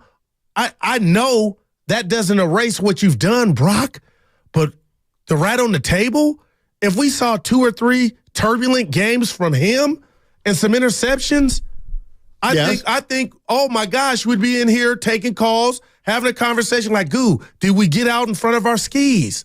Exactly. Yeah, we will. And rightfully freaking so. Wow. That's a wow. Again, man. I mean, listen, No, I get it, man. It's the nature of the beast. They have dominated the first 5 games. Facts. They played somebody pretty good. They got beat. Brock Purdy played his worst game because I thought he was under more duress than he's been under in any game he's played. Now, do you blame the weather? No, but, I mean, it's a low-scoring game, both teams. So, I mean, here's what I feel like. I feel like Brock Purdy is who he is. You give him time, he's really good. He'll process, he'll pick it apart. But he's also like every other quarterback where you pressure him, he ain't the same. But that's every quarterback, right? Right. But being called every other quarterback doesn't sound like a franchise quarterback. Wait, one more time? Being labeled like every other quarterback doesn't sound to me like a franchise quarterback. Like Aaron to be the Rodgers, franchise, you have to be different than just any other quarterback, right? Well, I mean, but you could say he's 10-1. I also think that. But you were the one that also said Jimmy Garoppolo started 16, and I think Brock Purdy's a better quarterback than him. But that's kind of the same argument we used. Jimmy was a winner. Previous. Well, I thought Jimmy was a franchise quarterback. To me, after they paid him, he was kind of a franchise quarterback. But what I'm saying is, and I think Brock Purdy is better than Jimmy Garoppolo too. But in the Kyle Shanahan system, there are a lot of guys who touch the ball, and if they're clicking, you know what? Maybe you don't have to eat. The 49ers can ask less of their quarterback than some other teams because they have more weapons than other teams. It's like if Brock Purdy's a point guard and you've got 4 weapons, well, then he doesn't need to score. He just needs to distribute. Now, the Warriors, Steph Curry's a point guard. Maybe they need him to score a little bit more. Listen, I'm not saying Purdy didn't play below average or Purdy had his worst game of the year, but I think there's a lot of reasons for that, including he played his worst game of the year.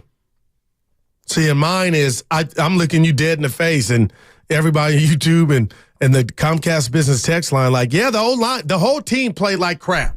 That we can agree of, but I don't know why it's triggering me, Steiny, to where, because the O-line or the pocket was collapsing or dirty, I can't expect my franchise quarterback to like we see Aaron Rodgers do for his whole career, or Randall Cunningham, like buy some time and complete the pass. How would Brady have done in that game? Like forget Brady for a second. Like we would have got rid of the ball. Is there another quarterback who would have handled things much better than Brock Purdy given the same situation? Yeah, I believe Josh Allen with a strong arm. Fair. Okay. Second best quarterback in football. Who else? Patrick Mahomes. Best quarterback in football. Matt Stafford. Okay. Because I thought arm strength was a part of why, in those conditions, Purdy's ball was looking like Jimmy's. Well, that's why it's stupid after 10 games to say he's a top 5 quarterback. And man, he looks pretty good. He looks pretty good, especially when he has time and when they're healthy and he's got all those weapons. He looks pretty good. There's no doubt. Can we get JJ here? Let's get JJ. JJ's in San Jose. What's up, JJ? How you doing? Hey, what's up, guys? Thanks for taking my call. I think, even though we're making some valid points, I do think people are overreacting. That, they think, I think one game is not enough to say you should worry. Obviously, it's not the way that they wanted to play, but I think he's done enough good, in my opinion, and so has the Niners overall.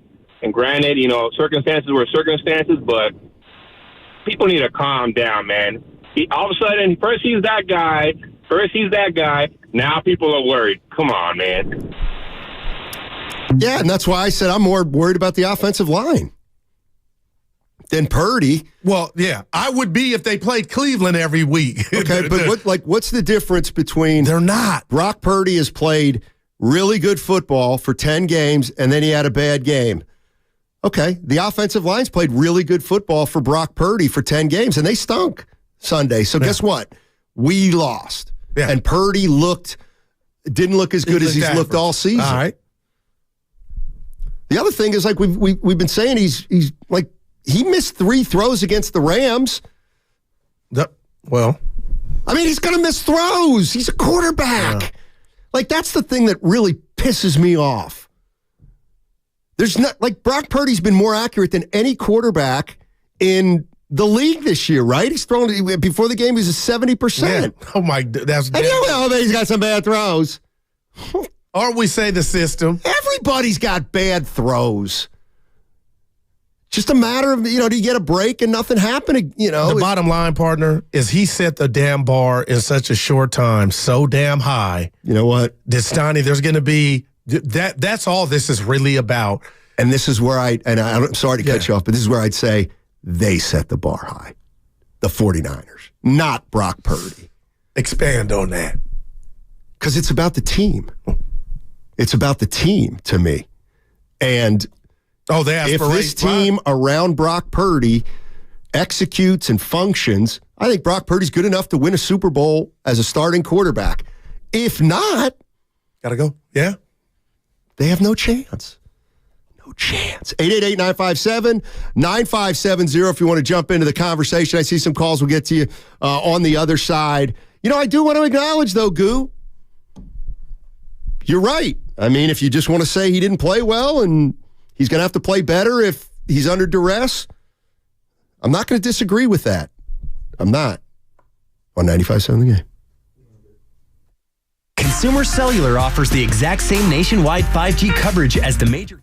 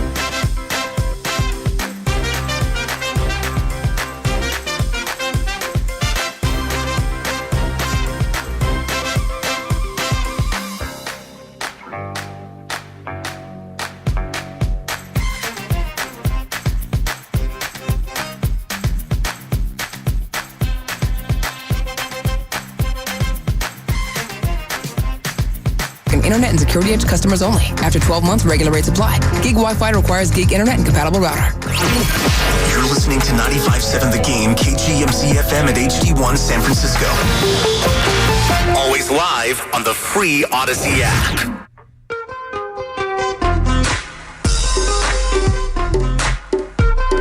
Now, back to Steiny and Guru on 95.7 The Game. I got to tell you, I think I missed your point. The point you were trying to make last segment, because I think it's a valid one. So what we're trying to figure out, essentially, is how much blame you'd put on the offensive line and how much blame you'd put on the quarterback. Gotcha. So I just was saying, if this is their offensive line, they're in trouble. Okay, if this is their offensive line, or if they have some games like this, can Purdy do enough to win them the game? That's what we're really talking about, right? Yeah. Okay. Exactly. So the problem with that, looking at Sunday's game, is I know the answer is no, he didn't do enough. But didn't he? I mean, they lost that game by 2 feet. I got you. You know what I mean? No doubt. So, like, and you know what? How do you win that game? You hit McCaffrey. You hit McCaffrey on the free play with Myles Garrett. You know how you win that game? Maybe Ayuk comes down with that ball and it's a hell of a catch. Or maybe they call the P.J. Walker fumble. Exactly. Maybe they don't call the Gibson, defenseless receiver. My point is, Steiny, I'm so real, and I try to be so real with you and the listeners that even if Moody kicks that kick goes through the upright, I feel like we're real enough and fair enough to talk about Brock's game on a singular basis. We could say, okay, yeah, they won. But that's kind of not what you want to, hang your hat on. My thing, Steiny, is, to your bigger point, if this were the Niner offensive line, guess what, Bud? You don't like Bud. They wouldn't be 5-1, nor would we be thinking this team was ready to be Super Bowl champions. So Cleveland went Mike Tyson on them. It happens. Now, how's he going to respond? And I'm telling you, what I've seen from Brock thus far, I think he can evade the rush enough to where that wasn't good enough for me when he missed those throws that the offensive line was getting whipped. Because we've seen many quarterbacks, good ones, Steiny, that we think maybe this guy is early. He might be on that level to keep the play alive, move to the right, move to the left, on the run, kind of like, do I dare say, what Dak did yesterday, kind of running for his life. But he made some good plays. He ain't doing it enough. So I can't wait, because that was a wake-up call for me, who, outside of Willard, Steiny, and Shat, I'm in line on the Brock Purdy. I've been in line. I'm eating it, the Brock Purdy popcorn. But gosh, every game that goes by, we get to add, for better or worse, and this was the first time for worse. And that's why I never understood, like, I know I said a lot to say nothing, but that no. It's real, man. I'm fair, man. What I don't feel the need to do is declare Brock Purdy a certain kind of quarterback when we are just getting to know him. Like like Larry Krueger. Larry Krueger, we all know, had Brock Purdy as being a great quarterback or whatever. If Brock Purdy wins 2 Super Bowls and this is who he is, I mean, there's no doubt. Larry Krueger nailed it, and he nailed it early, and he saw something that maybe nobody else sees. Larry's a little different than me because he can look at football differently than me. I'm not. I just am looking at Brock Purdy, and I'm saying, man, you give him time, he'll pick you apart. He's pretty accurate. Okay, he's a better athlete than you think. He looks like he processes stuff. All that's true, and the 49ers are loaded. They are loaded. So, all right. We know. Exactly. So I don't need to say he's a top 5, top 10. I don't know what he is. But you know, because he's only played 11 games. He was playing better than Jesus. Like, that's how incredible the run was. Well, from an individual standpoint, along with the team's success, I feel comfortable in saying this kid's not only playing great, you got Shannon Sharps. Steiny, I thought people were starting to resent Brock Purdy because he was making it look so easy. But the thing was, he was doing his part, but the rest of the team and the coaching staff were doing theirs. Like, football's not supposed to be this easy. And that's why I think a lot of people are up here now wondering, okay, when's the next shoe to fall? But that was his number one defense that made the whole team look like that. So maybe the 49ers can beat average teams and they can't beat good teams. I don't believe it necessarily. Last year, Brock Purdy got him to the NFC Championship. I'm talking about this year. Yeah, but I hear you. But they've been doing this. They've been Billy Badass, to be honest, since 19. Different people, same coaching staff, most of the same, players. But Steiny, the Niners have been going on that quest for 6 since 2019. They've been pretty damn successful, and they've gotten close. They ain't got it done. They've been successful recently. Well, I was 19. They got to the Super Bowl. From like 2000 to, from 95. They had no success, actually, after their Super Bowl run. Yeah, I was just talking about how close. I mean, you could taste it. No, you couldn't. Couldn't taste it. You know who tasted it? People that don't know football. That's who tasted it. People that don't realize a game's 60 minutes. That's who tasted it. All right, I'm going to give you something now. 6 minutes left in the Super Bowl against Mahomes. Right. Yeah. They had the lead. Yeah, Goo's the only guy. You're Goo, come on, man. I watched the game. I was just saying, that's damn close. Yeah, because we've never seen a quarterback lead a team. How about Montana did it twice in the Super Bowl? No doubt about it, but what? Like, why would you think the game's over when Mahomes got the ball? Nobody said it was over, but I don't think you would have got mad at Niner fans for thinking we might have this one.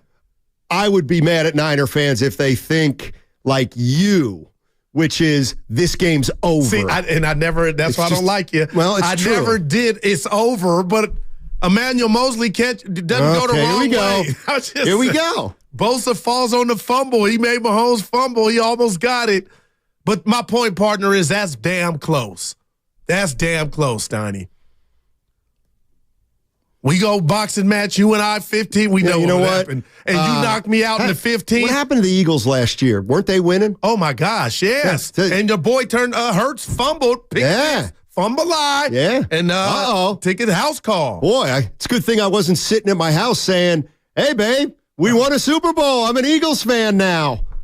No, because Patrick Mahomes is on the other team, just like Joe Montana was on the other team. That would have been what my sister was at birth, a bit premature, because that's at halftime. I mean, that was like early when he fumbled. I'm talking about this is 6 minutes. I think the Eagles were leading late, weren't they? 6 minutes left. Yeah, but I'm just saying the fumble happened and changed the game. It was after halftime. I'm talking about 6 minutes. It doesn't change. When did the Eagles have the lead at the latest point of that game? I want to say late third, early fourth. But knocking on the door. 6 minutes. And you're up 10. This is what I do when I throw hot coffee on you. I know you would, but I can't. Just think of your hip because I got your back. Whatever. I just don't understand that comebacks happen, especially in the National Football League. Right. All right, Matt Steinmetz, I'm looking at you. We know who the Niners play. Do you think Brock Purdy could possibly come back down to earth? This is bigger than just what happened Sunday. What if I told you, I don't think he, when you say come down to earth. Or keep what he's doing up to this. If they block for him like the first 10 games and he could sit there and do his nails and do his taxes, then they're going to be unbelievably tough to beat. Did you watch Justin Herbert last night? No, I didn't actually. Steiny, he had to buy And how time. did he play? Not as bad as everybody. He could. People. How many points did they score? 17. Oh, yeah, 17. Yep. Which is what the Niners scored. But it's not about. You can be to me, you can be a franchise quarterback and also be in a bad situation, but people can watch you and know that you're buying time damn near on every play because you got a porous offensive line. That's what the good ones do. Brock Purdy, to your point, he wasn't running for his life against Dallas. That's kudos to the Niners O-line. Playoffs too. But Steiny, he looks like the kind of guy that can move, buy some time, and deliver the ball. And he did that more often than not after getting sacked for 3 times in Cleveland where the throws were ducks. And it was the first time I believe we seen ducks coming from Brock Purdy's hand. See, the way I look at it, and this is why people, this is why I totally shut down, we win with Brock Purdy. The Eagles were going to play a game, even if Brock Purdy doesn't get hurt. All right. The Eagles are going to play a game that's going to be much tougher than what they just faced Sunday. You're not going to score 35 points against the Eagles or against the Browns. Yeah, but you try to. But you're not gonna most of the time. I agree. Okay. Okay. So when we say Purdy for 30, he doesn't need to get to 30. He could have won that game by getting to 20, and it would have been enough if he had done it, or if Moody makes that kick. I agree. I do. You know what? And I haven't forgotten that before the season, there were a lot of people that thought the offensive line might be the trouble spot. Yeah. And it was in Game 6. But it's still, and I'm talking to everybody, it still doesn't change right now. If I said, Stoney, write down the name of the team on a piece of paper in the NFC you think is going to represent the National Football Conference in the Super Bowl, my answer is still San Francisco. It's going to be 49ers or the Eagles. Yeah, and the Eagles can present what Cleveland presented on a good day on both sides of the ball. But this is how you and I are different. Stoney, that kick actually went through for me. Because even if Moody makes the kick and they're 6-0, I would still come in here and tell you, let's just have a conversation about Brock's worst game. I got to be honest with you, Goose. Now, I don't think you would. I really don't. No, because I'll tell you. Hurts. No, I'll tell you what would have happened. Tell me. I will. We would have come in on Monday, and the overwhelming sentiment would have been, look what Brock Purdy did on a wet field against a great defense.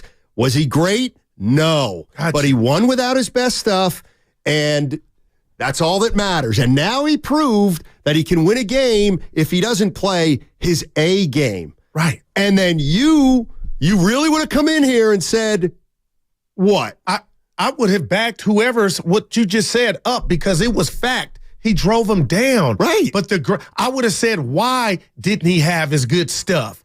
We would have just had a conversation. But we're doing that anyway. Yeah, but I wouldn't have came. No, it sounds like we're not because people are fighting. They don't know which one it is. Oh, okay. I've taken 10 text messages. But you can't do that, Goo, because you're saying you believe in Purdy. Which I do. This is just an outlier. Yeah. Well, then don't worry about it. It's an outlier. You can't say, look, I believe in Purdy. He's 10-1, and he's going to get right back on the track.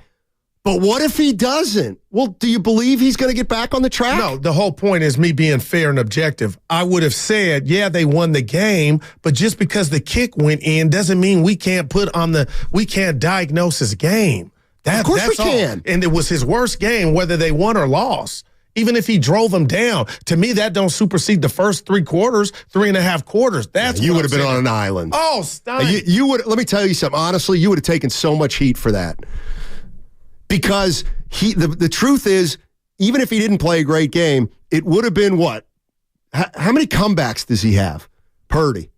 Well, they ain't been probably not a lot because he's always ahead. Right. So it would have been one of his first comebacks, a last-minute drive. That would have been, like, at that point, I think 49er fans say, well, we just check off another box.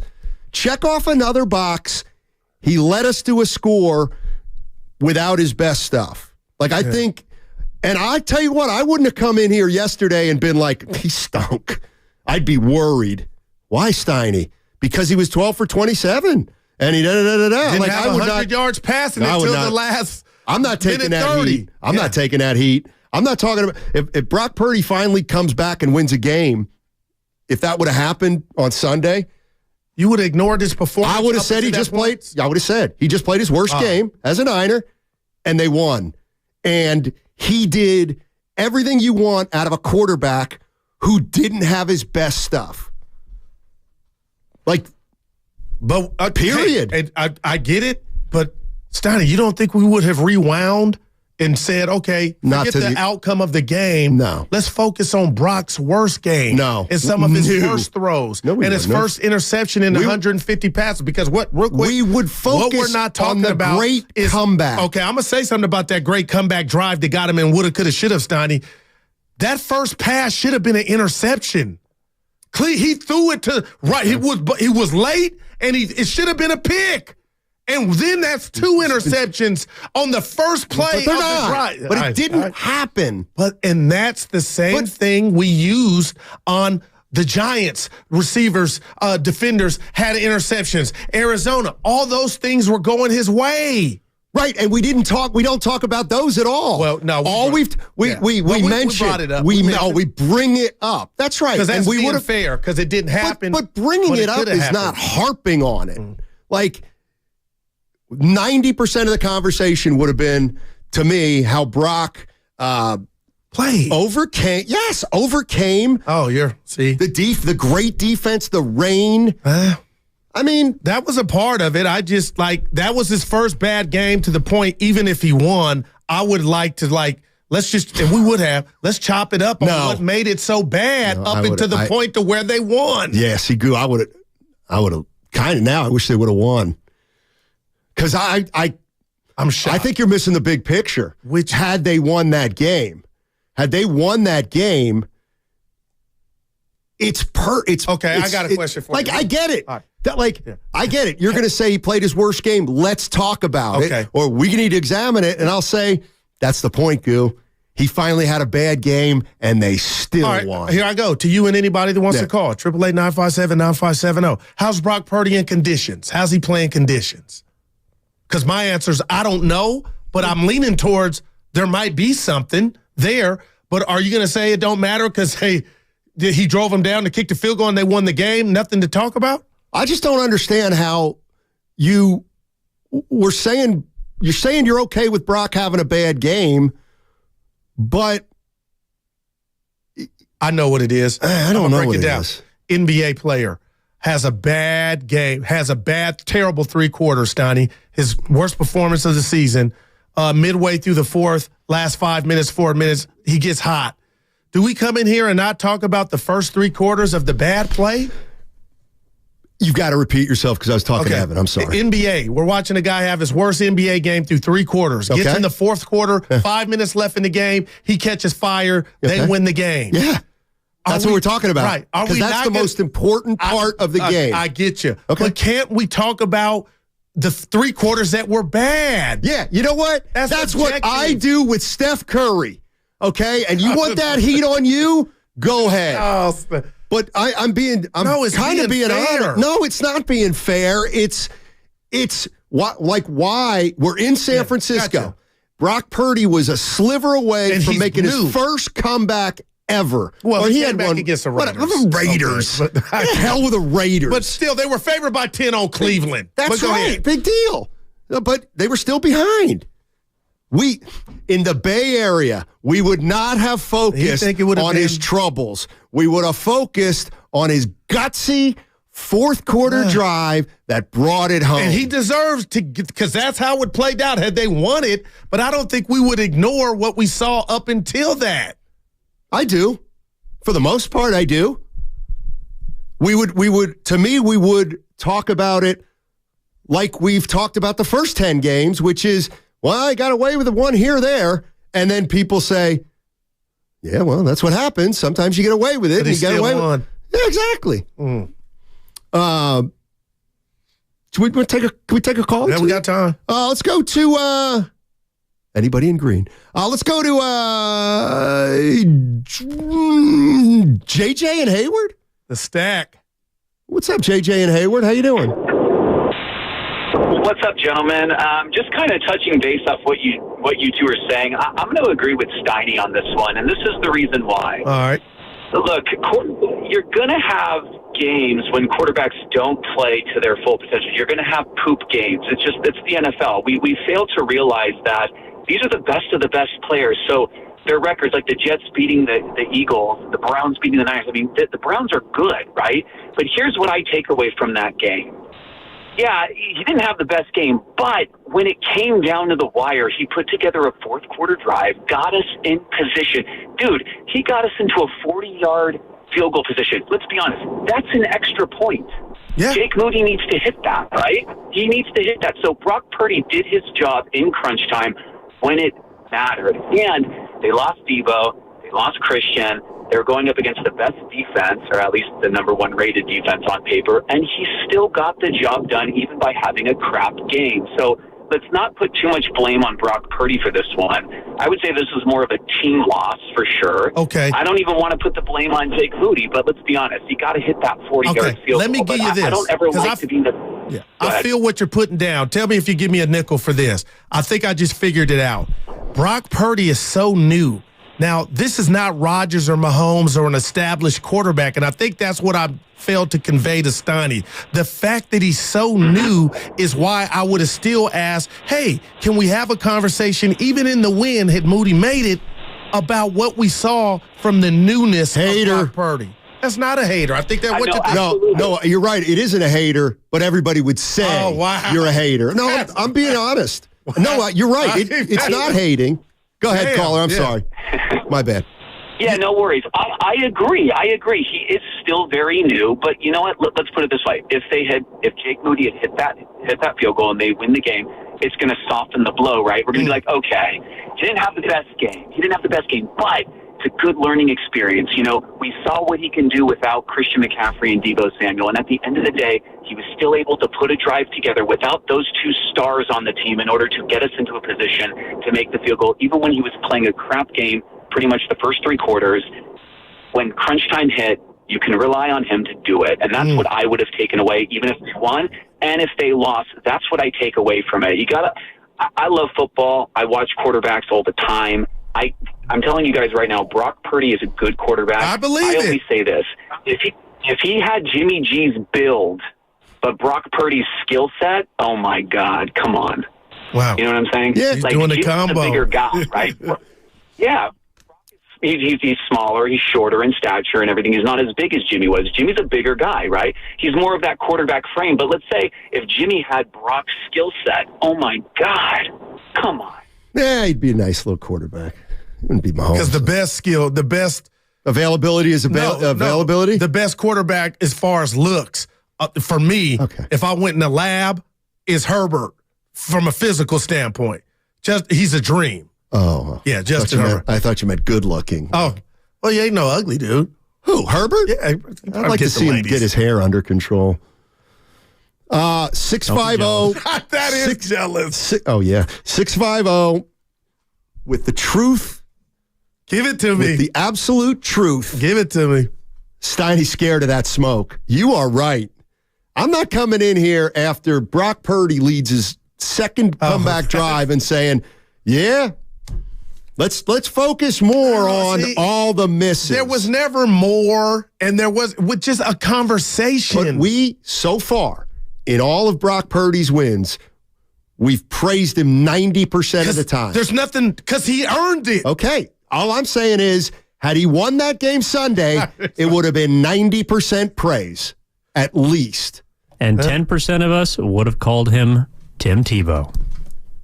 That's a 4. What does that mean? It means he stunk the first 3 quarters and was good in the fourth. Oh, I thought you were going praise because of the Lord, because Tim was in the... Oh, I like that too. Get it? I did, but I knew that's not what he meant. That was great, Evan. Well, yeah, no. The Guru wants Purdy to be a great quarterback without an offensive line. That is not... I nailed it with Archie Manning. Dude, that was my guy. What? We got to go. Oh, live and breathe Cowboys since I was a kid, but Archie Manning was my guy. Thought it was Danny White. We'll talk about it on the other side. Cards issued by Sutton Bank and Celtic Bank, members of FDIC. Terms and conditions apply. The needs of modern businesses are always changing, but corporate cards haven't evolved.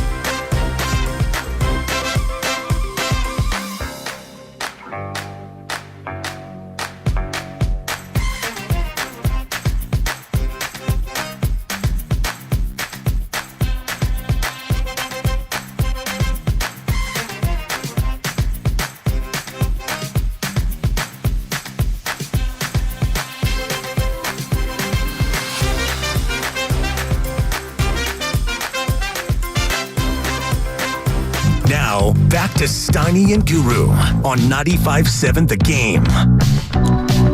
Gooey's just a man like you and me. What are you talking about? Steph Curry. He's just a man like you or me. Our friend of the show. Right, but he's just a man. Yeah, no doubt. We all, okay. That's all. Hey, I got to call you out because some people's ears, everybody has a set of ears. 707, I think Steiny just low-key called out Guru's fandom, no shade, smiling. A non-fan cannot call out a fan. So you're wrong. Please. Non-fans call out fans and I think because fans are incapable of judging other fans. 628, and I'm getting mad at this one. Every guy is Guru's guy, LOL. Archie Manning was a badass. That bothers you. Yeah, just...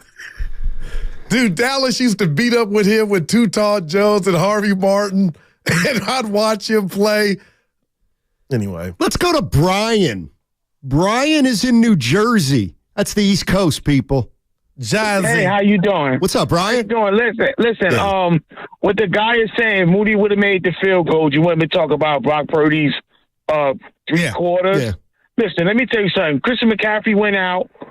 Deebo Samuel went out on the first play, and Trent Williams hurt his ankle. Mm-hmm. Hey, listen, man, he showed me already that he could get us down there for that field goal, and that's going to matter against a team like the Eagles and other teams like that. So we definitely got to take care of that field goal kicker. Yep. Nailed it, Brian. Well, he nailed it. That was a good solid call. He nailed it in New Jersey. Moody didn't. That's nothing. That's an 8. He nailed it. And Moody, we're talking about a kick, and Evan comes in and goes, Moody didn't. That's just drop the mic stuff. So you can't appreciate art. You know what? I'm blaming the wind.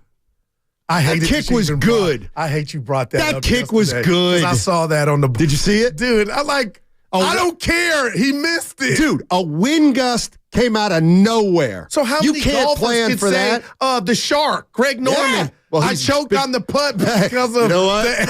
Hold on. Yeah. You know what, Goo? You may have found the one guy who I'll allow you to say that about. Shark, man. He's a choke artist. Jimmy's in Oakland. Hey, Jim, how you doing, man? Good. Hey, guys. I think we've been beating up on Purdy. He's been great. He's been playing way better than we all thought he would be playing. He had a mediocre game, a borderline bad game. All quarterbacks have those games. Yeah. So we got to give him a chance. I want to ask Guru a question. Hey, and real quick before hit him hard. Hey, real quick, hit him hard, Jim. Quick, slow down, everybody. We got time. Hold on. Before you ask me the question, I just want to tell you, either one of us are not out on Brock. So I hope that's not coming through the airways. But go ahead. Okay, had Moody made that field goal, and it was a Super Bowl win, would you be criticizing Brock today? Oh, great. Jimmy. No, that's phenomenal, Jimmy. And Jimmy.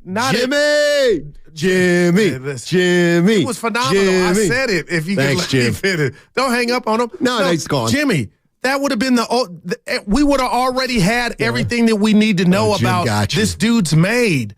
And the fact that he has his team in the Super Bowl, which he could have, he wouldn't have got hurt last year, it wouldn't have been that. Heaven. I know the Niners just finished. You're not listening. I know the Niners just finished 19-1. 19-1. But man, I am so Purdy almost threw an interception against the Chiefs. Jimmy, to your question, Jimmy, no, because he would have proven already up into that juncture. He's the man. On the biggest stage. But in the Super Bowl. You don't do that in the bowl. It's about the W. And he probably would have got MVP you for driving him down. No play. He still hasn't thrown a ball with his eyes closed. Among other things. I was in the lab. I got a quarterback etiquette to you, too. I've been watching, and Purdy did it. It's cool to throw the ball and then brace for the hit. You know what I'm saying? Like, I saw Purdy, and he ain't the only one, where you throw it, and then it's like, because you know you're about to get hit. That's the Kirk Cousins. It's the nature of football. But, dude, on TV, it don't play well. I saw Brockett do a couple, just that throw, and like, Yeah, Yeah, you remember when Geno Smith, I think it was against the Rams, like in week 2, like it was literally they caught him screaming as Aaron Donald was racing. That was worse than the ghost. Like, oh my God. It didn't get play. It didn't get run. Well, I did see the one with Peyton Manning. Which where one? he takes the snap and he says, God, to one of his linemen. One of his linemen missed something and he's rolling out. He swore. He was like, hey, dude. It might have been Jeff Saturday, something like that. Yeah, Purdy still hasn't done the actual Peyton Manning, which is when you see a edge rusher coming, you just fall down. The Derek Carr, the turf monster. Nope, you ain't getting me. But I saw him throw it. Hey, good throw too. The one up bounced off Ayuk's hands. Not a 1. It's actually a 1-1. I'm gonna let you go. That's true. That's true. Let's see. 888-957-9570. Looks like Dublin Marge. Hey, you know what? Let's take a little poll on the YouTube chat and on the Comcast Sportsnet Comcast text line. Oh boy, butchered that. Yeah. Who's coming? Who's coming to the? The summit. The summit tomorrow. San Leandro. Roll call. Dude, these summits are taking off. I know, unfortunately. Let's see. Whatever that. Who's going to be there? Them. Oh, it looks like Dublin Marge is going to be there. Hey, Christy. Who's Christy? She said hi on YouTube. Dublin Marge. Oh, Christy says, Dublin Marge, glad you'll be there. Please come say hello. Christy's going to be in the house. Is that Willard's Christy? I don't know. I'll ask him when he comes in. It's called Chuck and Duck. Oh, Chuck and wow. Never heard that one. Brendan Dillinger. I'll be at the summit preaching about Brock Purdy's hand size. Let's see who else. Christy says, hi, Steiny. Hi, Goo. It looks like she's going to be there. Damon Cheng in the house. DC always Uncle Looney's got his hand raised. Ernie Chavez, take it to the bank. I got to get a picture with Ernie. David W. is going to be there. Dublin Marge. Dude, I'm fired up. Yeah, me too. But I'm excited about Joe. Chris A. says, I'm a pull up. Yeah. Joe Lakeup will set the tone with Bonte and Shasky. Dude, who's got it better than us? Well, a lot of teams have it better than the Warriors. I said stations. Oh. Good God. There's a lot of stations back east of here. If I were pitching you the catcher, we'd get crossed up so many times. Ballpark Frank will be there. Now everybody's going to say they're there. So. Ryan DeWitt, there. Ruber Richardson Jr., we'll see. Chewy Gomez. Tonk, I'll be there, Matt. I'm your biggest hater. No, Tomas. Look at Uncle Looney said I'm Tonk, there. you better be careful. I may flash. Dude, you getting me excited now. It's going to be fun. What you wearing? You know what? I already got my stuff picked out. You know what, Goo? Well, it's going to be the Dro, so it could be warm.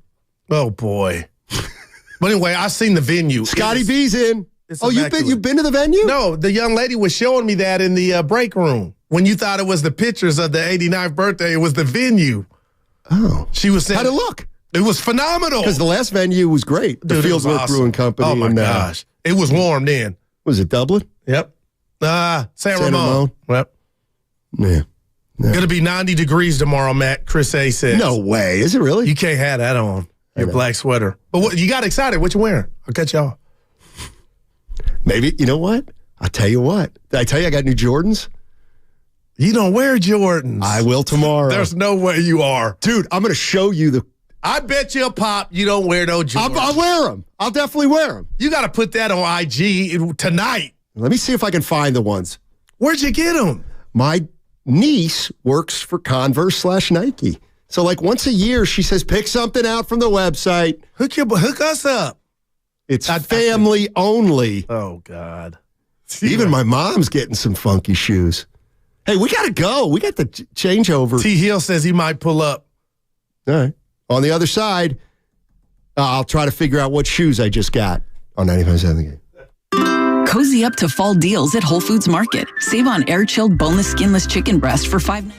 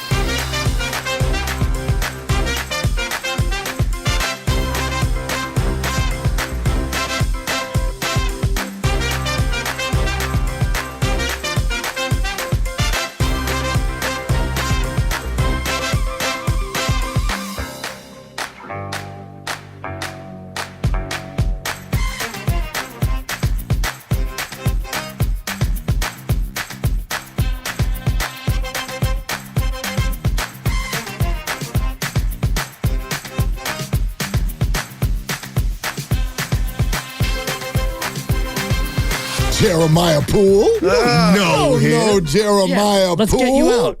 Crossover. More me, less you. Thank you, Dibs and Granny. Willard in the house. Yeah. Yeah. What's up, peeps? Hey. We could go to 2:30. What's and we good? got juice. Yeah, I have a haircut appointment today. I'm getting my haircut. You don't need a Brogans. haircut. You look great. I hate it right now. Seriously? Okay, dude, You got a good head of you hair. got a big day tomorrow. You got a summit. You're going to see people. Yep. Do you like to get the fresh Mm-hmm. cut right before the event, or do you like to get it like a few days? Because you're going to be real high and tight now. Now, let me tell you something, Mark. It's interesting. How about this? I asked the tough question. When I was a little bit younger, not much, it was weird. Every time I got a haircut, I used to love to go for a run. After the cut? Yeah. That's how you feel. I don't know. There's a correlation. You but there do was feel for me. light. I don't know what it is. You feel like better. you lost 4 pounds. There's no doubt about You it. didn't, but Let me it feels ask. that way. Let me ask the appropriate follow-up, which Okay. is: when was the last time you went for a run? Was it 19 ... No, it's 2000. I got a piece of news I got to share. According to Schefter, none of the 3 injuries for the 49ers are considered long-term. Right. None of the 3. That's all, right? Yeah. All have a chance to play Monday. Okay. That's a big. There we Good. go. Yeah. Okay. Okay. There we go. Yeah. I was going to ask you what long-term means because, there's long-term and then there's like 2 to 4 weeks. But See, I think I was thinking he's probably going to miss 2 or 3 weeks. Me too. And he might. He might. I thought it was 4 to 6. I doubt it. Man. No, I looked at it right away based on I went searching last look night at because I you. walked out of here. Dibs knows. I walked out of here But frustrated. wasn't it cryptic I'm like you had no news? I'm like, why aren't you telling us anything? What is going on? He's not in the MRI machine all day. we got to 5:30 What's and going he got on? sad. He's Yeah. like, he's like, I'm no like- news is bad news. And I'm like, Mark, this is not you. No, You're normally I- like the They're happy sitting on guy. the I bad just was news. like, Man. what's happening? You gotta. So I went deep with, from Doc Chow to Rap Sheet, and I'm YouTube, and I went everywhere I could go last night to try to find something. And we pretty much found what Schefter's saying here, but what I gathered out of it that I felt firm with is there's no way any of these guys is not at minimum back after the bye. Okay. They've only got 2 more games. Sure. And then they've got a bye. Worst case scenario, therefore, you're looking at a couple missed games, which I don't think is even off the table based on this. But knowing the toughness of the people we're talking about, now it feels surprising if they would even miss those 2. Yeah. Maybe Monday, maybe. But it's good news. No, there's no doubt. It's all good news. Well, pain it's all- tolerance well, for that's C-Mac. for You Christian, mentioned the toughness, and I was listening to a sports radio show in the market earlier, and the topic of Deebo Samuel came up, and I can't remember who the host was, but somebody used the S word as a 4-letter word about Deebo Samuel. Called him soft. Yeah. That guy trolls sometimes. Yeah, sometimes. I've heard his show. Yeah. But you know what went I'm a down? big fan of his show. Yeah. He doesn't That's not even me. know. No. It was you. It's totally Yes. you. It's an episode of Three's Company right now. They got come and knock I on got my you. door. Shout out. R.I.P. Suzanne Stanley, Summers. you have to know dude. people are coming in and out on the radio. Yeah. You know what, cannot Willard? assume. I never that said we- Debo was soft. I mean, pull the tape because I heard it too. I mean- the 2 of us live in completely different said- sides of the bay. I may have and said we both- gutless. You No, you said. said Oh, yeah, the caller called in. He didn't like it. He didn't like the pregame. He was like me. Yeah, old you school. blew it on the context, guys. No. We had a caller that says, It came out of your mouth. You blew it on expecting me to have context. blew it. I go into Exactly. Safeway to get my pasta salad Look and at my you. cash Never out said it. and play my did. Powerball. And as I'm leaving the car, Debo soft. I was getting pants hemmed. Yeah. I went I got in. your back, What Johnny. you missed was Debo was soft. No, what I'm you like, missed damn was it, I'm going back inside. Man. So you missed the part where I said I can't believe that caller said Debo is soft. There it is. Episode Night, of Three's no. Company. No, that's They not missed what that happened. part. Mr. Furley. Yeah. That's not what happened. I like Mr. Roper. Furley. Yeah. We'll go to the tape. Yeah. Furley greater than Roper. Yeah. Clearly. No doubt. Yeah. No doubt. Don Knotts. Roper didn't go to the Regal Beagle much, so I'm with you. Furley got after it. Yeah, Furley. That was my Furley spot. was a little bit edgier, and Suzanne Summers, R.I.P. Yeah, for no those doubt. of you who partake. Who was Jack's Regal- buddy? Larry? Larry always used to get after Larry. him. Yeah. Is it Larry, the guy with all the hair? Yes, Yes, exactly. and dude, dial it back, Larry. Okay, you're like 0 for 28. You're like Jose Altuve in the NLCS. First of Regal all, Beagle capacity 9. Yeah, that's pretty good. They had the one booth. Half the TV characters back then were named Larry. And second of all, we're the ones who should tap it down because, my God, we sound old right now. Yeah. Moving on. And you're the youngster in the room, too. Back to Wiggins. Yeah. But speaking of which, I got something for you guys. What's up? So I'm going to switch it up. So last night, I'm about to go to bed, and I see Klay Thompson's IG. And I've learned, I don't know why I added that, but I've learned these young guys and these athletes, they communicate with the Twitter now, with the IG. Klay Thompson, and I'm trying not making nothing out of nothing. He had the great Tupac line of the picture, Me Against the World, one of the greatest albums. Great album. And I come in here and I try not to bring it up, but I'm thinking to myself, they're talking about unity, Mike Dunleavy, connectivity, and I'm all aboard like that's what got. But when I saw that, guys, that didn't feel connected to me. It may have had something to do with his neighbor, a friend. I know his neighbor.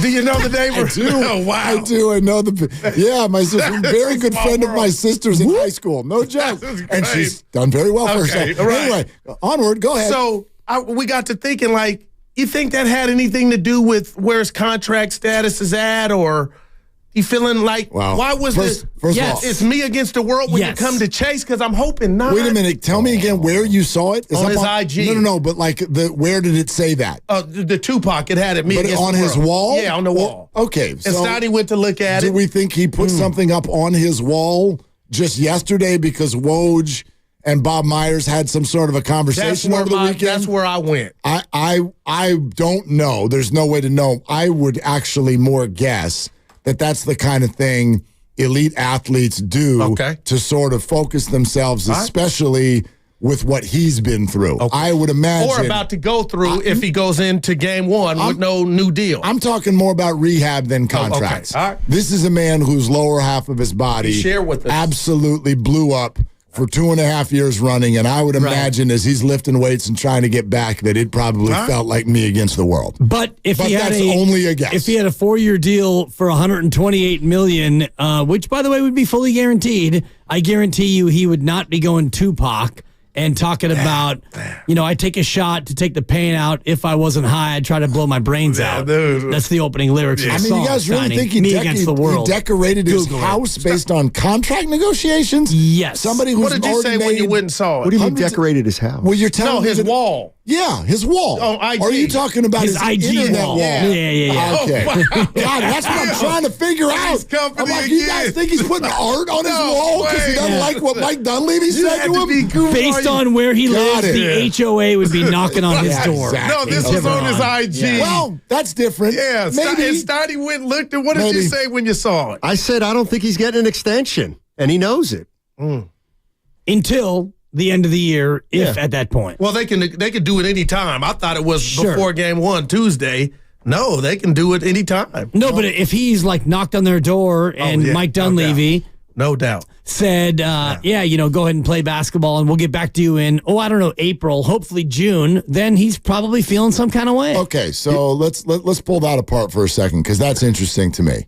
Klay Thompson, who already one time stood up on a stage with a microphone and thanked the Warriors for paying him over $80 million when they knew he would not be able to play basketball. That's what I've been telling Steiny. Came to a hospital with a max contract extension, and he already was like, who does that, right? Who bleeping does that? That was an actual quote.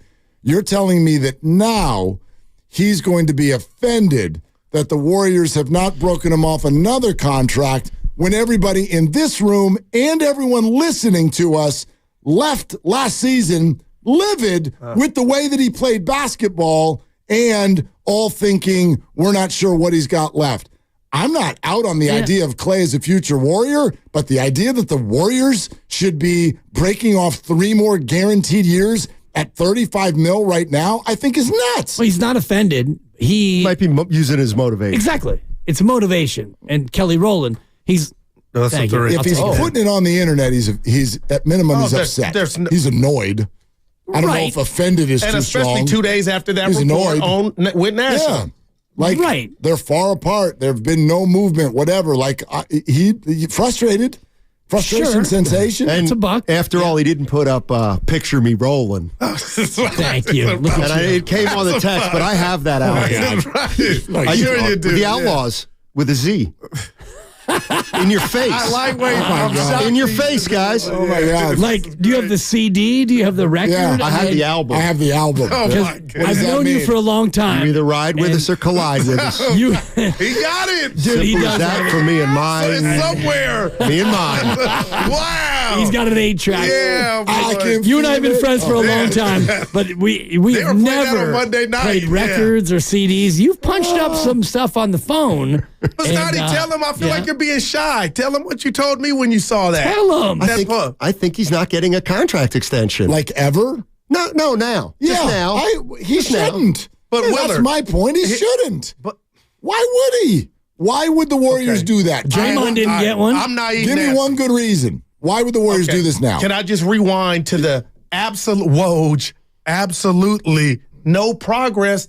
Why do I take that as a slight? Like that had an extra mustard on it. That means that the two sides are firmly standing where they are right now, and those are not the same place. And that's actually to be expected. Klay Thompson thinks he is an elite player. See, and he brought up Jaylen Brown. And I he know might Klay's be. not trying to get Jaylen 2 for 60. But if you're the Warriors, knowing that you've got Chris Paul's option at the end of the year, you've got a changing CBA, and you've got a player who didn't shoot all offseason and then admitted that he flamed out in the playoffs. Again, this isn't to criticize, but why would you do that now? Let it play out. There's nothing wrong with letting it play out. But he won a championship in 2022, and he led the team in minutes in the postseason. That's a 2 for your guru. Oh, stop. That ain't even me. I don't know where he gets that. He's doing his. Who is that? I don't know. You're listening to 95.7 The Game. You really are. KGMZ FM and HD1 San Francisco, always live on the free Odyssey app, Twitch, and YouTube, powered by First NorCal Credit Union. I know I where don't know who it origins is, but I from. like that You person. and It's him funny. had that love fest when you did a show together. Remember them two? And Steiny goes, That's we just used how to I go am to with Mr. everybody, Parinelli's backyard. Mr. and Baber. we would get the ball, and he would get, that's who that voice That's is. what he's doing. Yeah. He's doing you doing That's him it. with Mr. Babenelli. Do you know your boy's whoever. getting hip surgery? No, Replacement. no. You've been listening to the show. I listened to him call Debo soft, and I put on music. I know. It's That's very, what I did. Talk about offending. Yeah, Good seriously. Lord, I couldn't take When's your surgery, Steiny? I don't know yet. I was supposed to go in for pre-op Friday, but now it's been pushed back. There's a lag period of a couple months, I think. He had to get a haircut instead, so they had to move the appointment back. I had a big week this week. Haircut today, summit tomorrow, and I was going to go to the doctor on Friday. Wow. Which hip? Left Rest or right? up. Jeez. Right. Yeah. Left. That's the left hip. Yeah. Oh, Okay. man. So You got to go to bed early. That's a lot. All in 1 week? You make it sound like you're going to Jamaica, coming back, Get your France. haircut? I don't like to you're have gonna to do go anything. All the way out to San Leandro, right next to where you live? That's crazy. I'll see if I can get a ride. Okay. That's it. I seen the venue. It's awesome. Oh, they're all In pictures. It's still awesome. I love, What yeah. saw. Have you really seen the venue? If I love all the field works. I haven't been to this there you one go. yet, but I Yeah, look forward to it. all the feels. The mayor of San Leandro will be in attendance. Not the actual mayor, but the unofficial mayor. It's been confirmed. Why not both? What if I told you that bothers me a little bit? Now, how do you have that information? Not me. his boy, because I too. made the call. I made the call, and I called Dana Ali, a.k.a. Dana X, a.k.a. Dana Duffner, a.k.a. the human rain delay, a.k.a. about 7 other things I can't say. That is great. And I said, Dana, field work, are you in? And he texted me back, and he misspelled my name like Guru does. Two every Bs? single 2 Bs. He and Guru both, double B. Are there not two Bs? There's always been 1B. The original name, the original 1B There's only 1B in this room. has only had 1B. Dana is in, and yes, he will be holding court early and often. So Steiny, there's your right. Get the side sipper to come too. We need him in there as well. Wow, that's awesome. Yeah. well. You don't So have the to morning name guys I know got who you Lake mean. Up. Yeah, I'm yeah. putting you on the spot. Oh. Mark. What question would you want them to ask Lake Up? Like, what would you want to hear Lake Up address? I would ask him the exact question we're talking about right now. So what is your plan for Dude, Klay Thompson? what are you doing, Joe? I mean, Yeah, what are you doing? Get the A's. what does How that about mean? that, Joe? well, Yeah. also, plus, Yeah, ask I mean, that. Steve Kerr, are you going to let him Bob Myers you? Mm-hmm. I don't. That doesn't. Are you going to let him bob you? That doesn't feel like that. No, but then it's weird. Sign him. It's weird, right? If it's all good in the hood, why doesn't your guy that's won 4 chips got a deal? I don't know. What are we missing? Because that could be coming from either side. I have no idea. Do you know what I mean? Like Bob Myers left because Bob wanted to leave, not because the Warriors wanted him gone.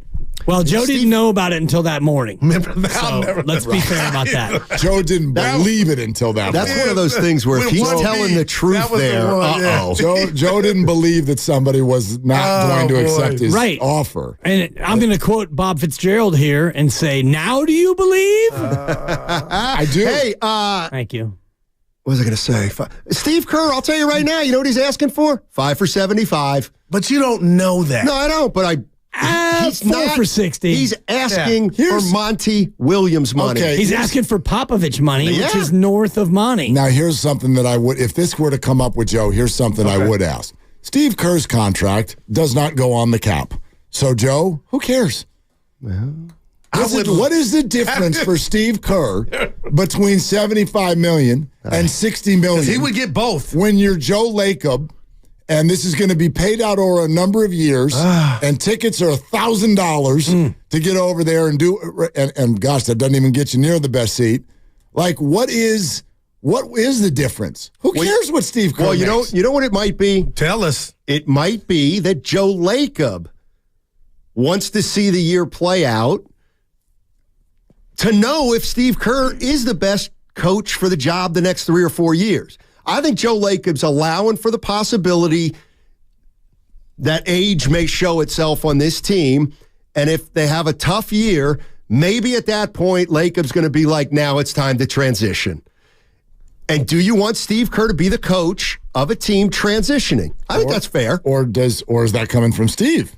Exactly. Does Steve not want to necessarily be a part of a rebuild? He told you guys he wanted to be here on a couple of occasions. He said, now, well, we did not ask it this way, and we can next week. Man. Why isn't it done yet if everybody's so kumbaya? I turtled up, I'll be honest. I'm on the road last year. Dibs is... That's not... Dibs promised to... It's Willard and Finch. It's Jenny Finch here on 95.7 The Game. I'm throwing softballs. Yeah, totally. No, I'm sorry. I'm here. Ever since the Steve did we lose you. I will tell you. I've been on the road.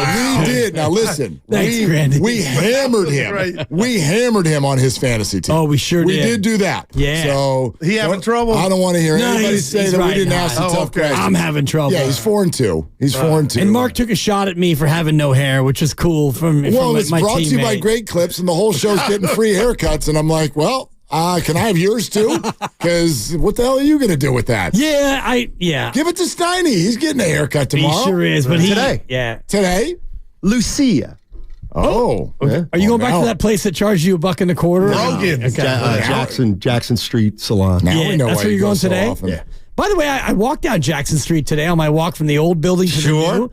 Jackson Street's got action. It's still like it looks like a little side street. They've got boutiques. They got a couple of sneaky bars. They've got a nice little New York restaurant. feel to my Is that where the high horses? No, I think that's over on Washington. Yes, I think you're right. Jackson Street's got some sneaky action in terms of like some upscale individuals looking for some feminine garb, I'll just say. Yeah. Hey, how do you like the new office now that there's people in it? Better. Yeah. I'm a people person. I like people around. Well, totally. I know that, oh gosh, it's cramped or whatever. Like, it's a lot got an better. airport type feel. Well, it's better than empty chairs. Yeah. When you walk in somewhere and there's empty chairs everywhere, you're like, The what's old wrong? building, yeah. Why am I here? Yeah. What's going on here? I like it. It's like, isn't that the complaint when we walk around in downtown now? Yeah. It's like, oh, there's not as many people. But What's Guru's wrong? right. I walked in earlier today, and somebody handed me a pass, and I was in the B group, so I had to stand. I'm in like the B group for boarding. Hey, I know Sonny got a haircut. You're not even supposed to be in here right now. I got to ask you this. We kind of got into it real quick. I said, because you know where I am with Brock Purdy, it's been phenomenal. I said, had Moody made that kick, we still would have celebrated the win. No, you didn't. We would have had a conversation about how he played, which wasn't his best game. He says if that kick goes in, we're celebrating him getting the team in the dub, but we wouldn't have talked about his worst game. I said, no, we would have got to that. Where do you guys stand on that? That wouldn't have got lost had Jake Moody made that kick. We still would have, at some juncture this week, got to, hey, Dibs, that was your worst performance. I don't think that callers are like, oh, you make that kick, we're not. No, that's not. It would have been Diet Brock. We would have been ripping him on the diet tip. Brock. We still would have been like, well, Brock's first hiccup, but he's still undefeated on games he started and finished. And did the one thing that you really kind of needed to see, which leading a team back. I'm kind of with you. Like, I don't think that he still gets that, Willard. Well, but correct, but we don't look at life that way. That's not the way it goes. Like, the last drive for Brock absolutely helped calm people down, because you could look at it the other way that you're asking. You could also say, what happens if they don't get into field goal? Or that, what if he only first gets pass he threw could have been picked? Right. Oh my what if he only goes to the 50? Now this whole week would have been about how Brock was a paper tiger and the whole thing was just a dream. Even though apparently 15 games is a small sample size, but if it's a bad game, then one game is not too small of a sample. 4 quarters, I saw enough. I think, if you've got a QB or anybody who struggles, but then they summon the energy in the end, we love that. American sports fans love that. And that you walk away from that as a net positive. Not he had a bad game. See, it was he struggled, but he's the great ones figure it out in the end. When the quarterbacks have gone through their puberty, but because this kid is so young and new, all I was telling Steiny is not beat him up. We would have focused on the comeback. This was the first time we've seen him struggle, Mark. That's all. And give him, here goes, kudos for driving him down. But we all knew he was going to struggle at some point. Yeah. Did we all know he could lead a game-winning drive? I do not think it would have sounded all that different from the way he played Dallas in the playoffs last year. I know this had one turnover and that had none, but they still won the turnover battle. And they won the game. They did not get to 20 points. It was not all that sparkly or shiny, but he won. And especially because it was a playoff game, everybody just kind of moves forward. Yes, it was. I think it would have been. Was it not predictable that this was? We knew it. It was Cleveland in the rain with Miles Garrett. When they scored first, I thought it was a blowout. But then you add in Trent Williams, Debo, and Christian. Of course, it should be hard and harder than anything he's done. I don't know. I certainly was not thinking this was going to be 353 touchdowns and no picks. I didn't think it would ever look like that. I just got respect for the Browns D. Now, when I hear that name and that unit, Dibs, they're for real. They should have more respect put on them than any other part of this game, because they were the unit that changed this game. And they knocked out Debo in the first play of the game. They hurt Debo, and Trent Williams got pushed back by Miles Garrett. Trent had his worst game, and I know the ankle was a big part of it, and they knocked out Christian McCaffrey as well. So I'm worried about Williams carrying a little too much weight. That's what they're supposed to do. He got rolled up on. Are you going to walk us off with that? Yeah. You already called Debo soft. So's Trent. No. And Christian. Soft. Trent Williams is not soft. He's just a touch overrated. 4 pressures he allowed. That's the high on the line on Sunday. Right, while being injured. A costly holding penalty. Right, while being injured. Oh, is he out of the field? That's yes, he was. Are we not going to excuses? Stanford's comeback? We're not right now. All right, guys, I got to hit it. I got a haircut appointment, but Goo, you're welcome to say. And tomorrow, Willard, I'm going to be sitting there. Maybe we'll have a new layout. Tell you what, tomorrow I'll be at Fieldwork Brewing Company. You do whatever the hell you want. Touche. They're longtime friends. Let me tell you something real quick about Dibs that I'm sure not everybody knows. And first-time partners. Hang in there, big guy. There'll be brighter days ahead. Now, these 2 homegrown Bay Area boys finally come together to take over sports talk. Get the hell off of my doorstep. Major League Baseball, you stink. It's Willard and Dibs on 95.7 The Game. All right. I tell you what, and I think we've shared with a lot of you, at least those of you who are faithful listeners. We're in our new digs, and we're still getting used to things. And so sometimes technology, it offers these new shiny toys, right? Yeah, you see this camera? Well, stand up. So those of you, well, no, I don't need to stand up. What happens is... But if you do stand up, it'll follow you down. Because when Steiny walked away during that little monologue, I know. The camera it follows him. That's my point. It's incredible. The whole thing, it follows... Where are you do it, Lucas. going, it follows you. Mark? And so when Steiny leaves the room, it follows him all the way to the barbershop. It follows him. But that's not what we want, camera. So, all right, get on over to YouTube and Twitch. Glad you're with us, Willard and Dibbs. My gosh, we got great stuff for you today. So much. Peter King is coming on in 1 hour. In 2 hours, those of you who are social media active, you may know that Trevor May, who retired from baseball and played for the A's last year, put out a viral video absolutely lambasting A's ownership. He is going to join us at 4:15. We've got Doc Pandia, which is perfect timing because of all the injuries and the news that's just come out that none of them are serious or long-term, but all three only have a, quote, chance to play on Monday night. Not certain that they will. So anyway, glad you're all with us. And let's open up the lines, 888-957-957, and start with this, Dibbs. I just think a lot of these conversations I hear about the 49ers, and I guess maybe every NFL team, sort of originate from the same mistake that so many of us make. And that is feeling like anything that we see on a given weekend has anything to do with what's going to happen the following weekend. It does, Mark. This season's over. Okay. Sweet. Back to you. Where's Steiny and Goo go? Let him come back in and take over. No, it has nothing to do with what happened the week before, and it has nothing to do with what we're going to see next. So a couple things on that. First of all, as I'm heading in today, I'm listening to Steiny and Goo and even the conversation we just had with them, right? Whether the Niners win or lose, we're having a Brock Purdy conversation. And I've heard callers calling in all day.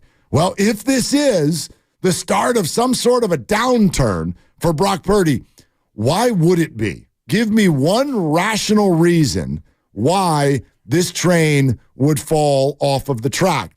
Here's what I'm actually thinking.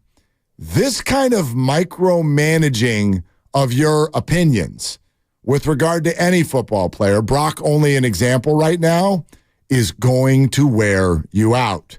This whole thing is going to wear everybody out with regard to Brock Purdy. I can give you example after example. Oh, but Mark, only 17 points. Right. Josh Allen came out 2 hours later and scored 14 at home against the Giants. The previous Thursday night, Patrick Mahomes scored 19 at home against the Broncos, the team that gave up 70 earlier in the year. Are they still great quarterbacks?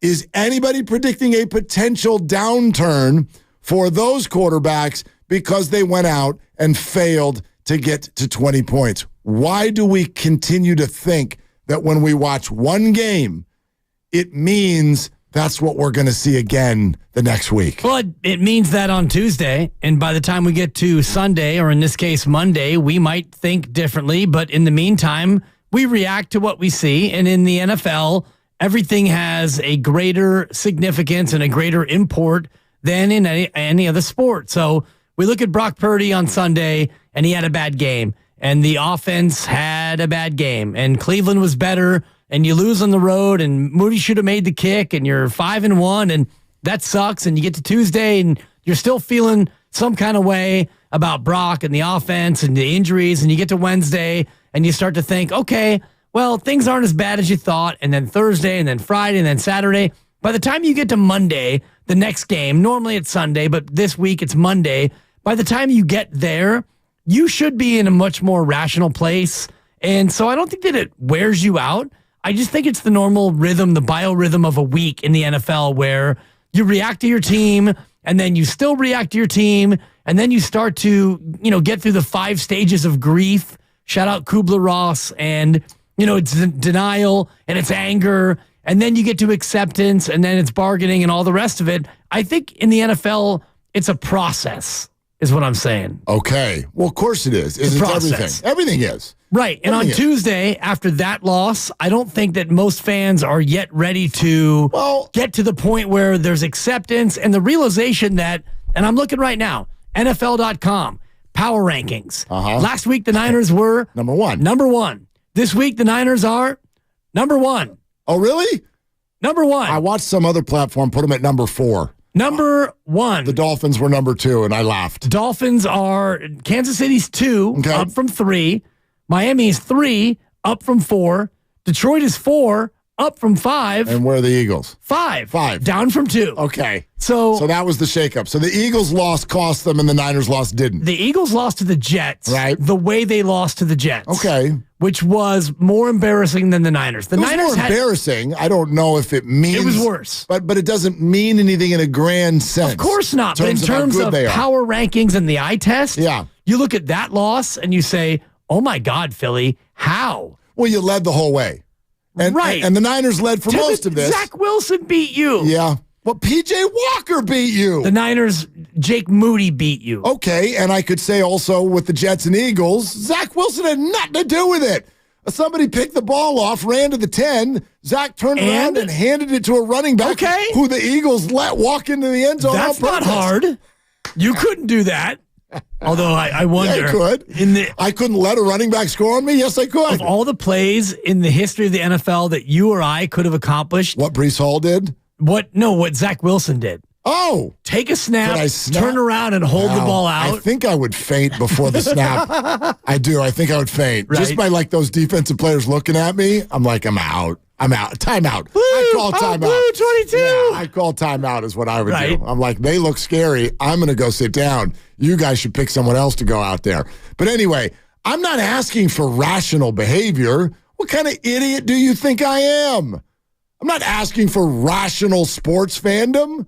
What are we doing here? If we're rational, we would say something like, well, let's go to a library this Sunday because we could actually maybe help the world rather than yell at our TV screen. No, I don't want rational. I just want to sort of get to that message. Nothing happened to the 49ers on Sunday. I'll go back to my phrase from yesterday. Frustration, not concern. So I'm not telling anybody to not be frustrated. I do think that if you have your as if you want to pretend like you're on First Take or PTI and you want to sit here, you want to wake up Monday morning and be like, I'm going to draft my take. All right, I'm going to be Skip Bayless for a day. Here's my take. My take is put it away, whatever your take is. Just put it away. There's no grand take to make. They lost a football game. They probably shouldn't have lost it. The Browns played phenomenal defense, and then a bunch of things happened, like injuries, poor calls. Peter King, 315, will tell you he still doesn't know how the hell that's not a fumble right before half from P.J. Walker. He says he watched it in slow motion 10 times. We all have. And cannot figure out how that's not a fumble. But are we really going to come out of it? Maybe that's my question. Are we coming out of Sunday with some sort of grand take? And if so, what is it? Because that's lost on me. Are you coming out of Sunday with some sort of well, now the 49ers are struggling with blank? Or, well, now they're in trouble going forward because blank.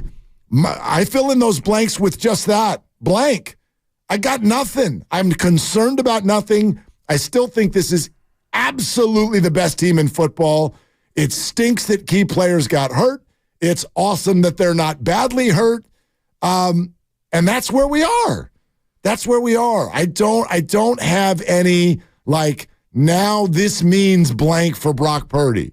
It means we can stop talking about when's he going to throw a pick or when's he going to lose a game. Right, both happen. That's it. Yeah. That's it. In terms of grand takeaways, there aren't any in terms of, well, now they are not a Super Bowl frontrunner, or now they aren't a good team, or now Brock Purdy's been exposed. None of that is appropriate, and none of that's accurate. But you can look at certain things from that game and think, these are things definitely to keep an eye on. For example, a good defensive front, and they'll face one in Philadelphia, can be disruptive to this offensive line. Philadelphia's got as good, if not a better defensive line as they had last year.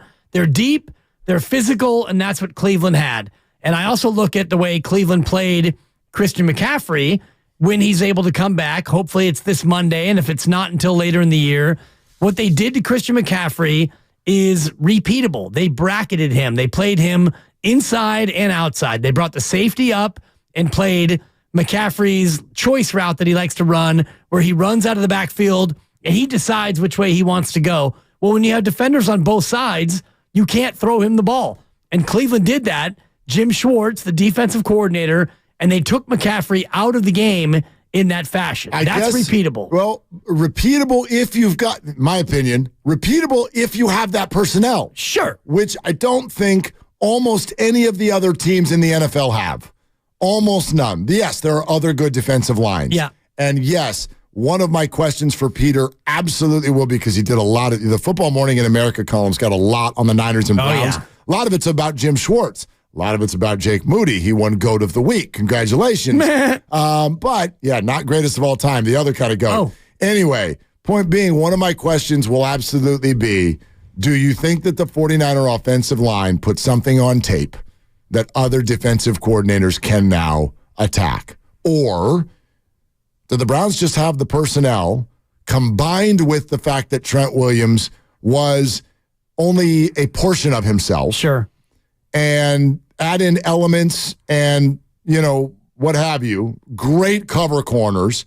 One thing that Peter wrote about is that the Browns excessively played man-to-man. They're normally a zone team. Yeah. But they played a ton of man, and Denzel Ward's their best cover corner, and he loves it when they play man, and they did that, and they had a ton of success with it. Is that partially because Debo was out and C-Mac was out and Kittle was hanging back blocking? Maybe. That's what I want to know. Was there a fly in the ointment that everybody found? My guess is no. But, we'll find out. We'll find out if they're hampered by injuries going forward. But I do not, and I thought that was almost kind of the lesson of the weekend. Forget just the 49er game. Look around. The Bills, looked awful on Sunday night. Grinder of a game. It's a win. PI on the last play not called, what have you. But a grinder against the New York Giants backup QB when their starting QB couldn't get a pass off through the first 5 games, and everyone went, well, nobody could succeed at quarterback behind this offensive line. And then Tyrod Taylor went out there and never turned the ball over. Yeah. He wasn't great, but he never turned the ball over, and he's a backup. And then the Chiefs only scored 19, and the Eagles only scored 14 and lost, and the 49ers only scored 17 and lost. The Jets are 3-3 with Zach Wilson at quarterback. Correct. With wins over Jalen Hurts, Russell Wilson, and Josh Allen. So it's any given Sunday, and I know it's a cliche, but it fits. And on this given Sunday, the Browns were better than the Niners. And you could look at injuries, and that was certainly a part of it, but the Browns caused the Niners to be uncomfortable in many ways. They took away Christian McCaffrey, and he got hurt. Debo was the most active that he was in the pregame, and on the opening snap of the game, he got hurt. And Trent Williams got rolled up on, and that's just one of those things in football that happens. And once he was compromised, the offense had almost no chance. All right, want to take your calls. Would love to hear about that, right? Was there something you took from the game on Sunday that you now think is a problem or something that's attackable by other teams with the 49ers? 888-957-9570 is the number. We'd love to take your calls. Twitch and YouTube, thanks for being here. We'll be in the chat for sure. We're brought to you by Caltrans Stormwater Program. And I got something else about that Trent Williams injury that I want to toss out there and discuss with you a little bit. So that's coming up next. Peter King at 3:15. Glad you're all with us today. It's Willard and Dibbs. Let's change this to that.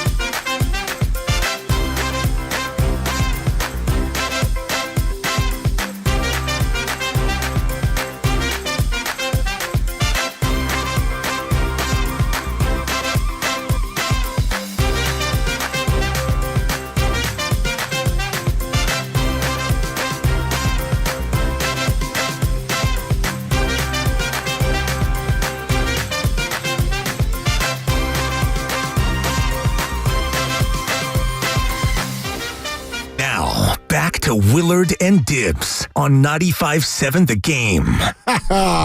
Yeah, if you missed any of Steve Kerr yesterday, he was great. It's easy to be in a good mood when you haven't had any losses yet. True. Right? So we'll see if that's still the case next week when he joins us. What day is it normally going to be? What day is it normally going to be for Steve? Tuesday? Damn, that's a big day for us. Peter King, Steve Kerr, every week.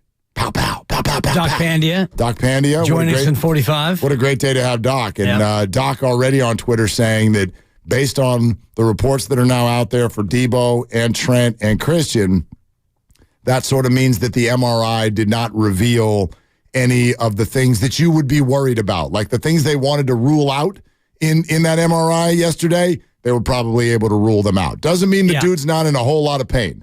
I'm sure it hurts like hell. Well, such as rib fractures or oblique tears, it doesn't mean that he's not in pain like you're saying, but it could be manageable. Pain management is what it comes down to, which means Dr. Needle, please report to the locker room. Well, and then the big question then for Doc is, can you make it worse? Because I know what a lot of people's thought is when you see a McCaffrey injury and it's like, well, he could play. Isn't that snap reaction be like, well, then just don't. Don't go in there and make it work. Like, take a week off. Or Christian, if you need to, just be ready for the second half of the season in the playoffs. Yeah. But I don't know if you can make it worse. Is going out there with it a little bit in pain mean that if someone hits it, there's a chance it gets worse, or does it just hurt like hell? It depends on the nature of the injury, but I'll leave that to the doc at 3:15. Yeah. But the good news is that the reports are that it'll be a pain management situation as opposed to, hey, this is wrong or that's wrong and it's 2 to 4 and it's IR or whatever it is. We're not going that way. So it's Peter at 3:15, Doc at 4. My fault. Trevor May at 4:15. Big. Trevor May, who just retired from the A's and obliterated, you know what that is. It's an obliteration sensation, Mark. It's it just obliterated A's owner John Fisher to the point where Trevor May's name right now is right there on the docket for PTI. On the TV right in front of us. Trevor May making a national story. He is going to join us at 4:15. And then remember, Warriors Summit tomorrow. Fieldwork Brewing Company, San Leandro. We'll be live at 2, but the whole gang is there at 4 o'clock, 4 to 6. We're talking all Warriors preseason, and it is open to the public, free to be. Come on out, join us, say hi. We'd really love it. And someone there is going to get a Kevin Durant signed game shoe from the 2018 championship and finals MVP season. Plus, you can get ready for the summit by tuning in tomorrow morning with the Morning Roast. Joe Lacob live in studio at 8:30. All right, before we go to the phones, I was just thinking about this. Especially when it comes to Trent Williams, because I'm hearing a lot of offensive line concern today. Oh, it was all offensive line. The 49ers offensive line is now suddenly not very good. The 49ers offensive line is the same group that it's always been, and it has not been a story this year because it has largely been very good. This is the same group that made Micah Parsons not put up any numbers 7 days prior. But then this one, you go up against Myles Garrett, a better group, and Trent Williams has a bum ankle, and they have a worse day, and people will go, oh, see, 49ers didn't address their offensive line in the offseason. This is on the Niners.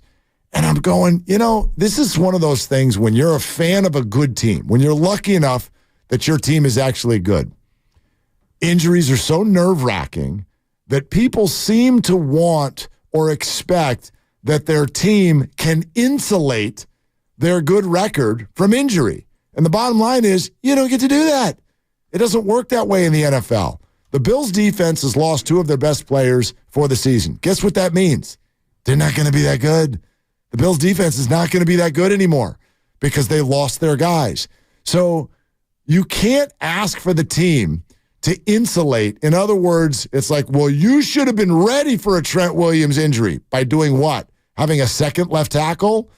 And they do have a second left tackle. Yeah, but not one who's going to perform like this. Right. Not someone who can block Myles Garrett. Well, when you talk about insulation and you look at a roster where you're starting 22 guys and then you add in your long snapper, your punter, and your kicker, that's 25 people. So now you're looking at the other 20 to 25 players as your depth pieces. So how do you want to allocate those depth pieces? Well, you start 2 wide receivers, and you need 3 more. You need 2 more running backs, and you need probably 2 more linebackers, and you need this, and you need that. Your D-line is always going to be 9 guys. So as you go through and you look at the offensive line, well, you've got Feliciano, who's a swing guy in the interior, and then you've got Jalen Moore, who's your extra tackle. Now, is Jalen Moore going to be expected to be as good as Trent Williams?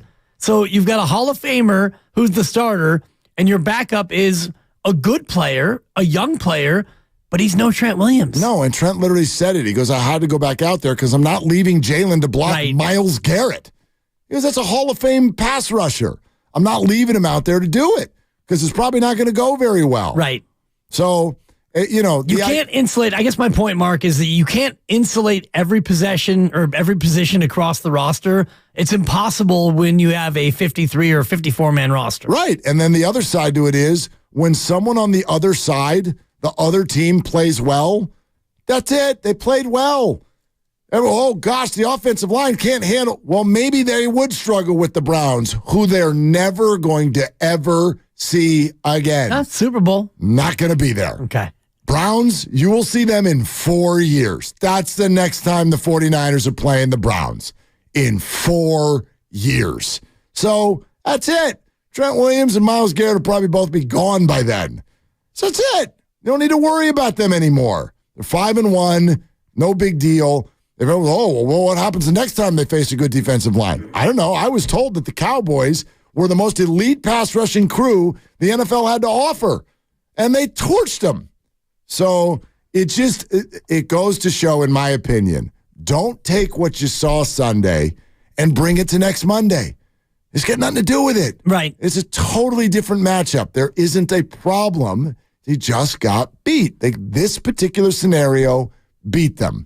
Right. And this scenario had some things that were circumstantial, such as some of your best players getting hurt. Sure, but I do think that the overarching theme for me is what you talked about at the beginning of that, which is you got beat by Cleveland, and their defense is very good. And you look at the metrics, and they're number 1 in the league against the pass.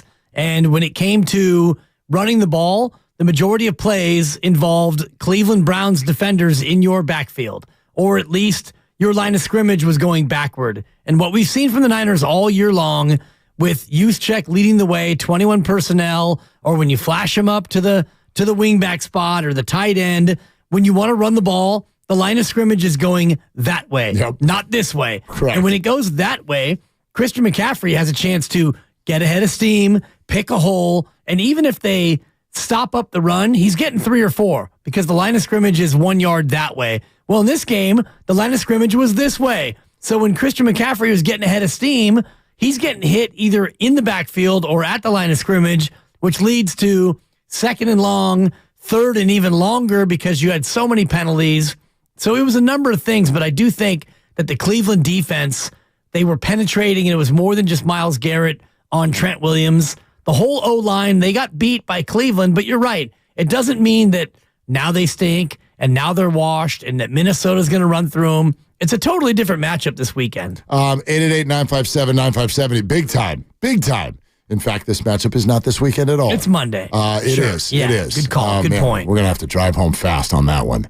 We have to drive home fast. Get home for that game. No, that's a stick and stay. It's going to be a stick and stay in the city. You're going to have to get a sitter. Nah. Bar hop our way back to the old building. We're not doing that. Come on.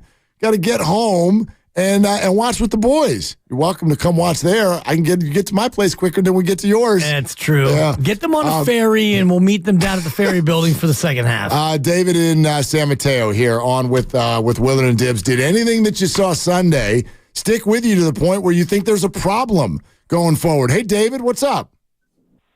Hey, man. No, I think the opposite. I don't see other defenses. Oh, I'd like to see other defenses try the same scheme.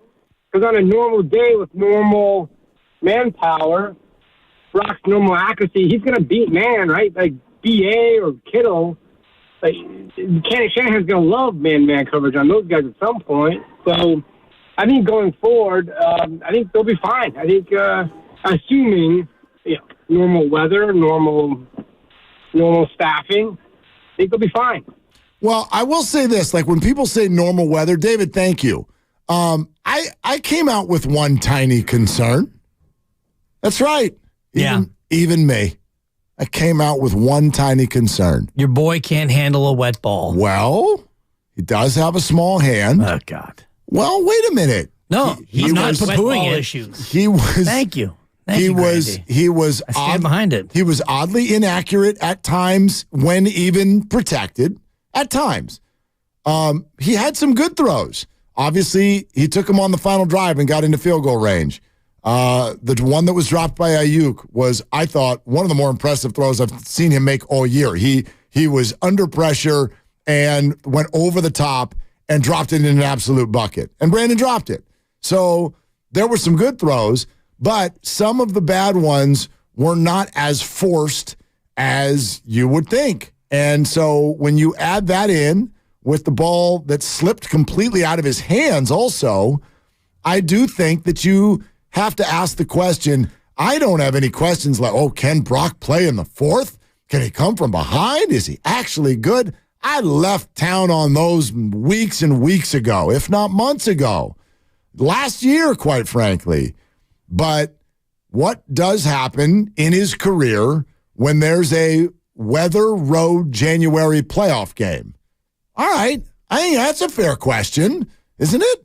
Based on what we saw Sunday? Sure. That'd be one of the only ones I have. Right, and that's something that he's going to have to deal with, whether it's a glove or extra towels out there or something, because when it really got rainy in that second quarter, that's when he looked his shakiest. And, he actually had the ball slip out of his hand, which can't happen in a playoff game. And the one throw to Kittle where Kittle was not wide open, but he was open. There was a play there to be made, and that ball came out of his hand like a dying quail flying across Washington Square here in the city, and you can't have that either. No. So, I mean, there was the McCaffrey play where the flag went up, the offsides, which, people, free play, and it was a touchdown, and he overthrew it. You know what I mean? Like, there's no getting around that it was not a good game for Brock Purdy. So, sure, there are questions there for situations like that, but I guess that's my larger point. You're not going to see a whole lot of situations like that.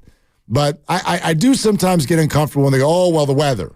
Well, the other team played in the weather too, and sometimes you have to play in weather. Yeah. Do you know what I mean? Like Green Bay in the playoffs. Jimmy went in there and won a football game. I know it was a Hufanga special, but, he had to go on a drive to get a field goal there at the end, and he was able to do it. That's a good thing. That's something that you need to be able to do. When we look at Chicago last year, but it was a monsoon. Right, and Justin Fields played in it and beat you.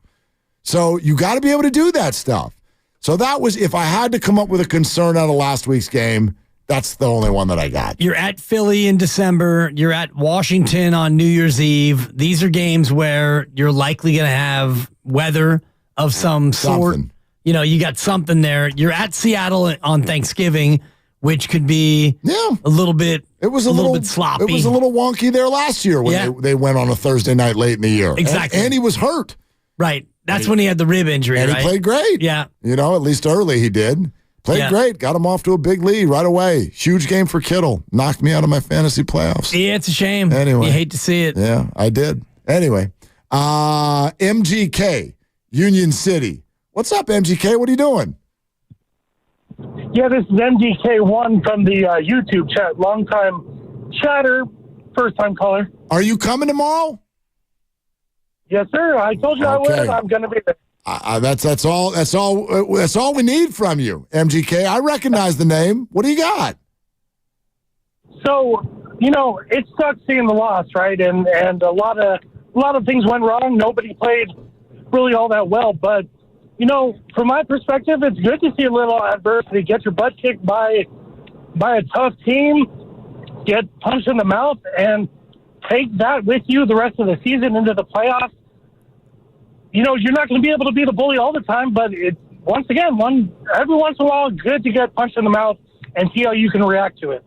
So I expect they're going to come out on Monday and go back to who they are, which is the more physical team. And once again, take it with them the rest of the season into the playoffs. We'll see you tomorrow, my friend. Thank you very much for the call. You know what's funny about the Monday game? Because I do. I think that the 49ers will come out and show out well in a weather-controlled environment. Spread 7. Yep. It's funny because last year we spent the whole year going, dude, the Vikings win every close game. Remember the whole, like, they're 13-4 with a negative point differential. Yeah. How is that possible? Largely because they got blown off the field by the Dallas Cowboys, I think by 40 in a game at one point. But still, it felt like the Vikings were a bit of a lucky team to have the record they had. Well, David Lombardi's putting stuff out today that has metrics, and I haven't done the deep dive to see exactly what he's talking about, but if you will, the unluckiest team in the NFL so far this year, Minnesota Vikings. They've played 6 games, and all 6 are one-score games. Yes. And they're 2-4. That's largely what happened. That's what the Vikings do. It's what they did last year, too. They just won them all. This is what happens in sports, where the regression to the mean is what happens when you are as good as you were last year. And the same thing with turnover differential. If you're great one year, odds are you're going to be back to the middle or you're going to be in the bottom the next year. They lost by 3. They lost by 6. They lost by 4. They won by 8. They lost by 7. They won by 6. That's Minnesota. One-score central. Well, and you look at the losses also, and you're like, okay, what was the schedule like? They have had some difficult ones in there. You know, some big asks. They've already played the Eagles and the Chiefs. Right. They lost them both. They lost them both by, as you said, 1 score. So does that sort of give you pause if you're, peacocking into Minnesota on a Monday night if you're the 49ers? It's a team that only lost to the Chiefs in that building by 7. Yeah. It's a team that went on the road to Philadelphia, threw up for 400 and some on yards and only lost by 6. 0-3 at home, Minnesota. Weird. Which is really weird, yeah. Yeah. However, it's a team that also barely, it's 2 wins, Carolina and Chicago. So that would suggest what happens when you play a functional team. Right. You lose. You lose. And they will, again, on Monday night. The 49ers will win that football game. Yeah, I wonder if it's more than 1 score, which based on what Minnesota's done, can they keep it close? And if Christian McCaffrey is limited or unable to go, then it becomes a Brock Purdy game. And he doesn't have a weather excuse, not that he's making it, but there won't be bad weather for Brock Purdy. And if Deebo Samuel is limited, and we don't know how good he'll be in terms of his shoulder, if you go in there and forget the Trent Williams part of it, because I think that he'll play through whatever ankle issue he has. But if you don't have McCaffrey and you don't have Deebo, offensively, what do? Is it a George Kittle game? Obviously, if you're Minnesota, you look at Brandon Ayuk and you say, all right, we're not letting him beat us. We're going to double him all over the field. Jawan Jennings, Ray McCloud, Eli Mitchell as a running back. Can he tote the rock? Well, I wonder what Kyle Shanahan does with an offense if they don't have McCaffrey or Deebo. Don't forget Trent. That might even have a bigger factor, it is bigger, yeah. Right, in terms of what the Niners do on offense. Because remember, they've already played 1 game without Brandon and another game without Deebo, in my opinion. Sure. I know he was suited up, but he was a complete decoy and did not. This game they played without Deebo. Right, but they lost. My point is they have already functioned as a 30-point scoring team without some of these players already. They've done one without the services of Deebo. They've done one completely without Brandon Ayuk. They have not really done it without McCaffrey. They've not done it without Trent. So we'll see. But I'm with you. Determining whether or not the 49ers can cover a number like that, I would wait until you know who's playing. Right. Absolutely. Either way, for me, looking at it, this becomes a Brock game. If you don't have Christian or Deebo, or if you're missing one of them, if you're missing McCaffrey, well, now, if I'm Minnesota, I'm going to sell out on trying to take away Ayuk and stop the run and then let anybody else come out and try to beat me. It's going to have to be a Brock Purdy game. Vikings have no Justin Jefferson, and they do not have their top pass rusher, who just went out hurt as well. So everybody's going to be dealing with it. Mike in Pleasanton here on Willard and Dibbs. Hey, Mike, what are you doing? Hey, boys, how are you? We're good, man. What about you? I don't know if I'm doing great. Just want to start off by saying I love the Niners. I love Purdy. But if you recall last week, I called and said Purdy has not been tested in a game where it's windy, rainy, terrible, no weapons, everybody's hurt. He's got to grind it out. And I think we saw a little bit of that. Okay, but Mike, I guess the question would become, how are you feeling if the field goal goes in? Because usually, and I'm just going to use your words here, which is you wanted to see him grind it out. I would argue that if the field goal goes in, that's exactly what the narrative would have been this week, is like, wow, that was a tough scenario and he really struggled, but when they needed him to grind it out, he did. Wouldn't that be how you feel? Absolutely. If you can't make a 41-yard kick, it's time to get a new kicker. You got to be automatic at 41 yards. Sorry, period. Plain and simple. What was the length of the one that the Browns missed? They missed one too. Mike, thank you very much. Appreciate it. The Browns missed one too. Wasn't it 43? I feel like it was a 43-yarder. Yeah, I'll come up with that. Yeah. Missed field goal, Browns, it was 47. 47. Okay. Yeah. Okay, so a little longer. Hopkins. Yeah, a little longer. Yeah, he's got a little bit more of a longer leash than the rookie does. Well, I said it yesterday. I'm not going to say that, Jake Moody is big boy. He's a professional. He makes a good salary. Yeah, you got to make that. I'm not going to do the whole, he's just a rookie. He's just a little thing. No, you got to make the kick. That said, they all miss kicks. They miss extra points.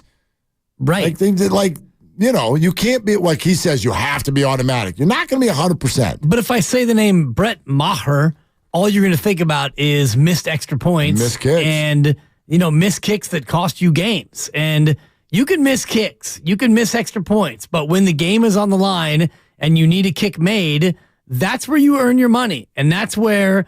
And I said it yesterday, and I'll say it again today. I'm not afraid to put my name on it. When you are John Lynch and Kyle Shanahan and company, and you decide that you don't want to keep your veteran who is known for accuracy, and you want to go with a rookie because he's got a great leg and he's a third-round pick, and you really want to make that change, when you make that change, you have to live with the consequences. And it reared its ugly head on Sunday. Peter King's GOAT of the week, Jake Moody. So, yeah, we can talk to him about that in 20 minutes. More of your phone calls coming up next. Did something come out of Sunday that has you worried, that actually makes you think something is wrong in a certain spot for the Niners? We'll take your calls. We're presented by Fremont Bank. Full-service banking, no compromises. This is Willard and Dibs. Cozy up with savings during the Spice Up Autumn event at Whole Foods Market with deals on...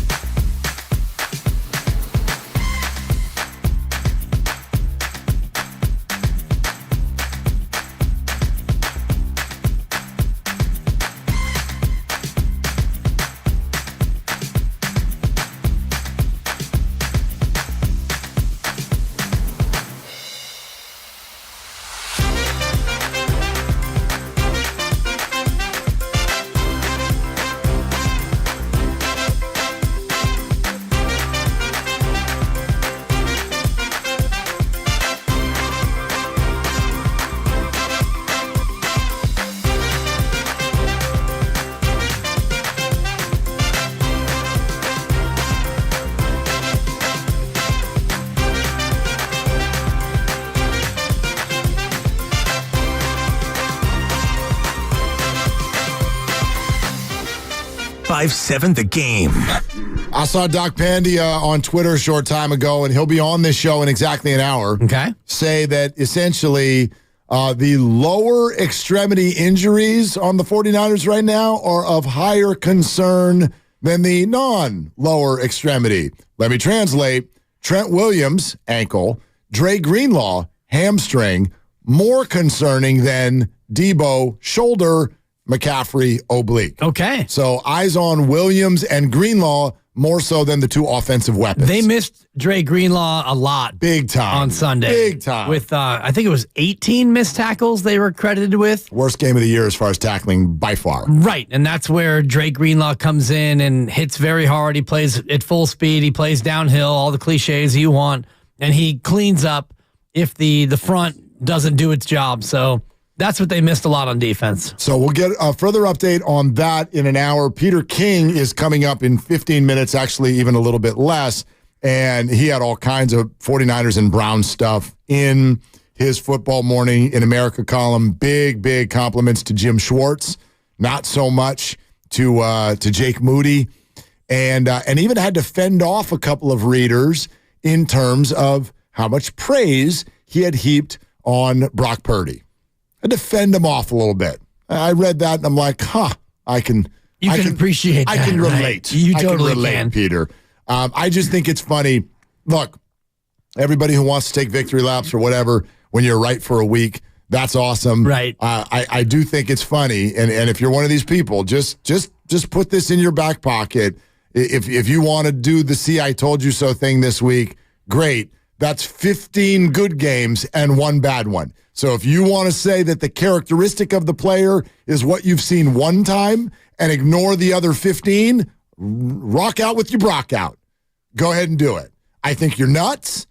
I don't think that's how it works. I watched Josh Allen only score 14. I watched Pat Mahomes only score 19. And I watched Brock Purdy score 17. That's what we watched. That's how it works. National Football League, really good defensive players coming at you every single week. That's why there are no unbeatens left already. Yeah, and I like what you said earlier about sample size. If you're going to small sample him in terms of not believing that he's the real deal, you can't then small sample him and say, see, this is why he's no good when he's got all those games of being a good quarterback. And you mentioned 15, and 3 of those were in mop-up. So, I mean, in terms of what's the actual number? I'm throwing a number out there. So there were 5 this year. Right. How many regular season last year if you give me the Dolphin I'll game? give you the Dolphins. There were 6 last year. Okay, so that's 11. And then 2 playoff. And then 2 playoff games, so 13. Right. Okay, so 13 good ones. Yeah. And then the injury in Philly. I'll discard that because he was on pace to have a good one. Okay. Yeah, he was 4 for 4. Right. Yeah. But the other 3 games he played in, but he was 0-0-1. Okay. It was kneel down city. Against Kansas City, he came in garbage time, and he threw the ball 9 times when they were down by 3 scores. If I'm Brock's agent, I'm going to walk in there and be like, okay, he plays well 13 out of every 14 games. Right. They'll be like, all right, there's $50 million. So if we'll for sign a year, us up for that. And if you're going to small sample him in terms of disbelief of him being the real deal, then you can't look at the small sample and say, well, see, this proves that he's no good. Yeah. So that point that you made is a good one, and the first good one you've made in weeks. Oh, so that was a cheap shot. I had to sneak that in there. Well, yeah. It's a Roger Federer a backhanded compliment. Save your cheap shots for tomorrow. That's what the summit is all about. Oh, yeah. Warrior Summit, Fieldwork Brewing Company, tomorrow, the whole gang from 4 to 6. It's free to you. Make sure you're there. Also, get on over to YouTube. We take cheap shots at one another every day, quite frankly, and all of you too. And then you do it at us, and it's a ton of fun. YouTube.com/957 The Game. Get all of your content there. Fun way to bring in the show. Let's go to Tom in Walnut Creek. Hi, Tom. What you doing? You on with Willie and Dibby? Hey, guys. Favorite part of my show for listening to you guys every day. I just want to say one thing. For all of Cleveland's vaunted defense, we almost beat them short of a field goal with regards to how badly we played. So I'm not worried about Purdy. I think he's going to be fine. He's going to show up in Minnesota. And the Niners are fine. You know, Cleveland has no offense, and we still almost beat them. Let's take that for what it is. Thanks, guys. Yeah, Tom, thank you very much. Appreciate the call. I do feel this way sometimes about teams, and I think it's a good thing. Yeah, even go back to the Warriors, right? They went 73-9. How did you look at losses? You're like, well, something weird happened. Or even when they, in my opinion, the year they lost to the Raptors in the title, it's like, okay, did they get beat? Yes. Did some weird stuff happen? Uh-huh. Not that weird. Just losing two Hall of Famers in back-to-back games. Just That's lost not two weird. of your four best players. But anyway, like... And still had a chance to win the series. Right, so go to this game and be like, all right, did anything weird happen? In other words, in order to get beat, do you need a series of uncharacteristics, or if you want to call them unlucky, unfortunate things need to take place in order for you to lose? I would argue yes. Like, I do think that was a game where just about everything that you worry about going wrong in a 49er football game largely did. Sure, you could have lost everyone. That's not what I'm getting at. But you go into a Niner game, you would think, okay, what's the scenario where they lose? Well, let's start with the other defense plays really, really well. You probably turn the ball over, and even though they won the turnover battle, they did. You would lose some players to injury, some key ones. They did. You'd have elements play a role. They did. And then you get all the way to the end of all of that, and you're still sitting there on the field lining up a 41-yard field goal to win the game, and then you miss that. Right. So it's not an excuse. It's just, I believe, for the Niners to get beat this year, at least by anyone other than the other two or three top-level teams. Right. Some weird stuff's going to have to go down, and sometimes it does. Well, a lot of weird stuff happened to Cleveland, too, including the fact that their quarterback threw 2 picks, and he should have thrown a third, and their head coach designed a play inside the deep red zone that he should not have designed, and he had his quarterback throwing the football into double coverage after already throwing 2 picks when all you needed was a field goal. So you lost to a team that is, at best, middle of the pack. The defense is elite. Yeah. The offense is not very good. They don't have their best running back, Kareem Hunt, off a scrap heap, off a couch.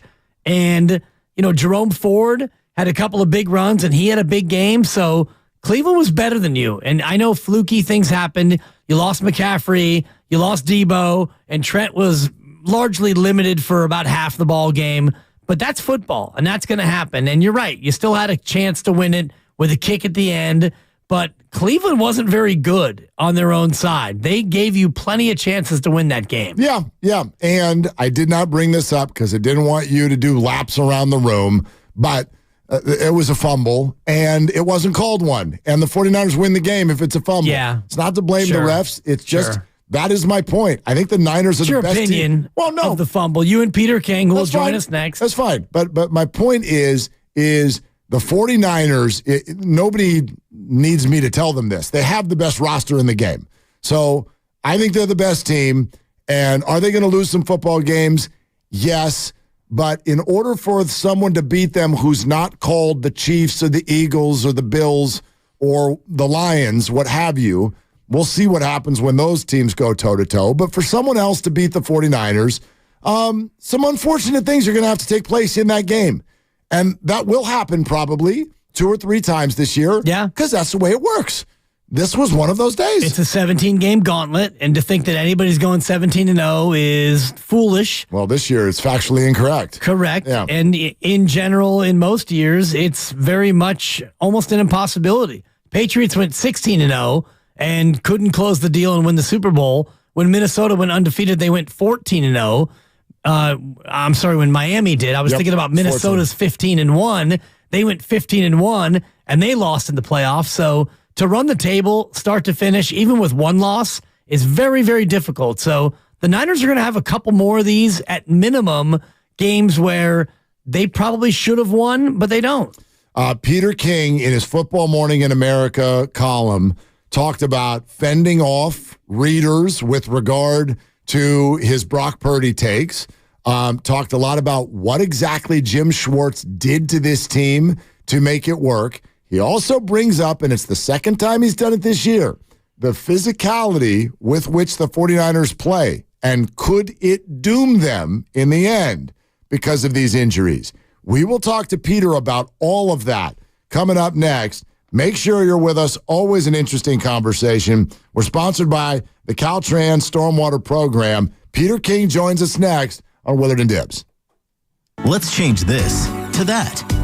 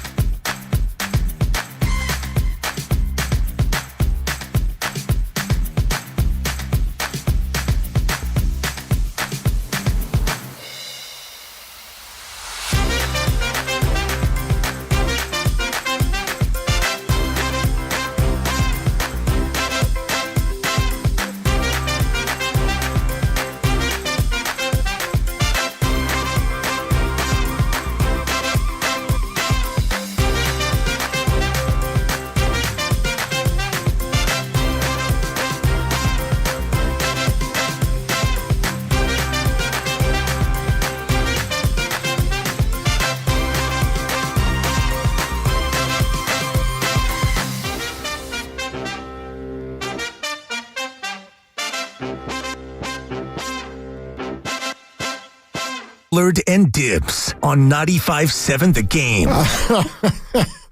That's how it works, Dibs. You just get more. You get more. And that's what we get every time we talk to Peter King. Do want to remind everyone before we start with Peter, Warriors Summit tomorrow, Fieldwork Brewing Company, San Leandro. We'll be live at 2. All the hosts 4 to 6 preseason Warriors chatter, but most importantly, we want to see you. We want to see each and every one of you out there. Fieldwork Brewing Company, San Leandro. Cannot wait to get out there. But right now, on the line, Odyssey NFL insider Peter King joining us here as he does every week on Willard and Dibs. Hello, Peter. What's up, guys? How are you? Well, not as good as we were last week because that was when our football team was undefeated, and now it's not. But I loved a bunch of stuff that you said in the column specific to this one. Let's start with what Jim Schwartz did, and do you think this is something that is repeatable by other defensive coordinators around the league? Yeah, if they trade for Myles Garrett this week. Here's how I sort of look at this game. The first conversation, the first issue that we'd be talking about if Jake Moody made a kick that he's probably made 95 out of 100 times in his life, and I'm exaggerating, maybe it's 88 out of 100 times, I don't know, but it's an easy kick for a professional kicker. It's an easy kick for a Division II college kicker. So, again, this is a game that the 49ers should have said, okay, we didn't play that well. We got guys hurt, and it was a really tough road game, but we survived. And in the NFL, it's about survive and advance.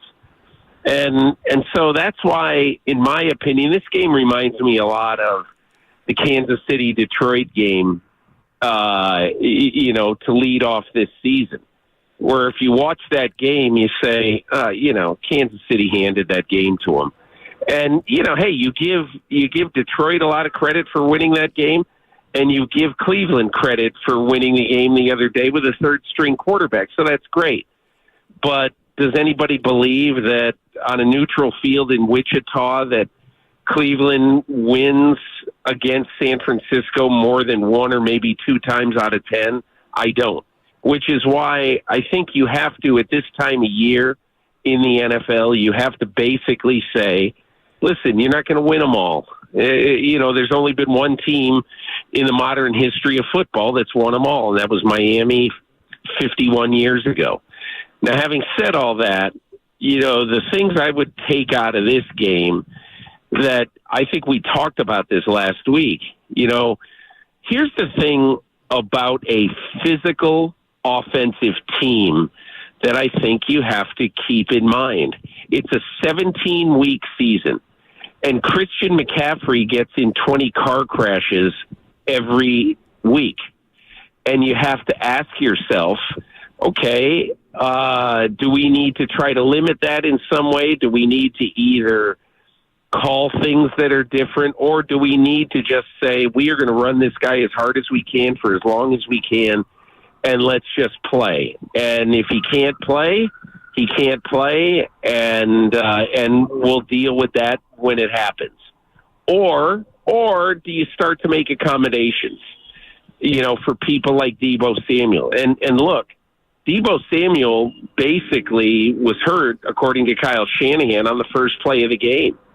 And, so he was missing in action for basically the entire game. Christian McCaffrey was missing in action for at least 2 quarters. And so that's why I look at this game and I say, I'm not really disturbed about it too much at all, quite honestly. I think it's pretty natural that faced with everything that they were faced with, that they lost a very narrow game, and it's a great story that the third string quarterback of the Browns came in and won a game and all that. I get it, but I don't think it's all that meaningful myself. Peter King here on 95.7 The Game, especially, as you mentioned, if Jake Moody makes a 41-yarder, which is kind of like a Steph Curry free throw. We're looking at the game a little bit differently. You mentioned the physical nature of the Niners. Do they have the pitch in their arsenal to play more of a finesse game, for lack of a better way to describe it? Or is this just their identity, and whether it's McCaffrey or not, Shanahan's going to play with the fullback and the tight end and play smash mouth as much as he can? I think this is their identity. But I think, especially when you play a team like the Browns, who on a given day, you could make the argument that this is the best team, best defense in football. And you look at Denzel Ward at corner, NFL Next Gen Stats has him right now as the best cover corner in football after 6 weeks. So it isn't just Myles Garrett you got to worry about. They got really good players all over this team. So I think I would look at that for part of the equation. But I also think, and we've talked about this, I also think that I think you have to ask yourself, especially if this is your calling card. And look, John Lynch told me this in training camp, that they decided early on, he and Kyle Shanahan decided early on in their tenures, whether it was 17, 18, certainly no later than 18, that, the way the NFL was going right now, that you're better off having physical guys who have some speed than you are having really, really fast guys who are not that physical. Now, you could say, well, geez, what about Miami? Look at Miami. Look what they're doing. And I understand you saying that about Miami. But Miami is, to me, the exception to what is becoming the rule in the NFL, where there's an awful lot of physical, great wide receivers in this game. DK Metcalf, A.J. Brown, we could name 20 of them right now. But I think that is a better way to build your team in the NFL right now. And look, you just tell me if at the end of this year, we're entering week 7, Tyreek Hill has shown that he is, that he sometimes gets nicked up, and it's hard for sprinters to stay on the field all the time. And look, Tyreek Hill is also a tough guy, don't get me wrong, but he's not built like Deebo Samuel. And so I just think that the 49ers way of doing business is good and it's smart. And I would, if I were running the show, I might at least make a suggestion that that other guys start to get into the rotation a little bit more, because this is a 17-week odyssey, and you want to make sure that those guys are going to be healthy as long as they can be. Peter King with us here on Willard and Dibs. Peter, it's such an interesting sort of an idea or a thought, because this is the second time that we've spoken specifically, for example, about Deebo Samuel. So let me just ask it this way. You're talking about the benefit of that physicality, but is it realistic for the Niners to play the way they do and be healthy at the end of the year? Probably not. And that's why you have to make a decision. Do you just want to have them play the way they play and take your chances on staying healthy through the year? Or do you want to actually try to do it a different way? And do you want to maybe call different routes for guys like Deebo Samuel occasionally to maybe keep them away from the middle of the field a little bit more than you do right now? And look, if I mean, far be it from me to question Kyle Shanahan and what it is that they do on offense. I think he is a brilliant mind at this sport and at exactly what he does. But And I'm not saying I'd love to at least have a discussion about it if I were Kyle Shanahan and if I were the guys on that offensive staff, just because I don't know that it is sustainable, not just this year, but over a number of years, to have the number of car crashes that those guys have. But, again, I don't sit here and say they're doing it wrong. I sit here and say I'd love to at least have a discussion about it. And it seems curious to me that more teams don't emulate what he does, and perhaps it's because what you're talking about, Peter, because of the toll it takes on a roster. And with a quarterback like Brock Purdy, who we all agree has been terrific to start his career, does he have the ability and the wherewithal to go out there and play in a 3 and 4 wide receiver set, or is he better suited to play in this sort of controlled Shanahan offense? That's a great question. That is really a good question. I think the Niners would say, and Kyle Shanahan would say, well, geez, he started 46 games in college at a high level, and he has played against all kinds of defenses, and he's played with several different schemes, on offense. So he should be able to play any way you want him to play. But I think it's obvious to me that he's probably better in the classic old pro style set. He's probably better when he has Kyle Juszczyk in the backfield with him, either as a sidecar or, as a protector. However, I think, and we talked about this last week, what I find really interesting about what we saw last week in Brock Purdy is that he became the first player in at least 8 years, to throw 4 touchdown passes in the same game, all outside the tackle box. And for people who say, well, what does that mean exactly? What it means is that he was either flushed or voluntarily got out of the pocket.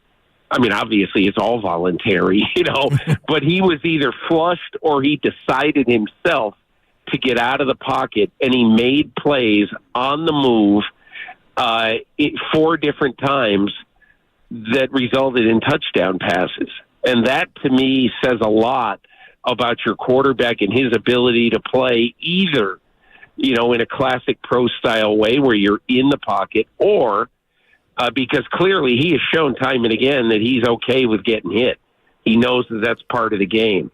Or he's fine with going out of the pocket and making throws on the run. And so I don't think, and again, I don't think Sunday's game, raises the kind of red flags about Brock Purdy that I say, oh boy, somebody now has finally figured out how to, be the kryptonite for Brock Purdy. I don't know a lot of quarterbacks in football who, against pressure, the way that the Browns regularly, down after down after down, pressured the pocket. And also with, a not 100% left tackle playing against Myles Garrett, and without your 2 most important offensive weapons for much of the game. How many quarterbacks are winning that game? Not a lot of them.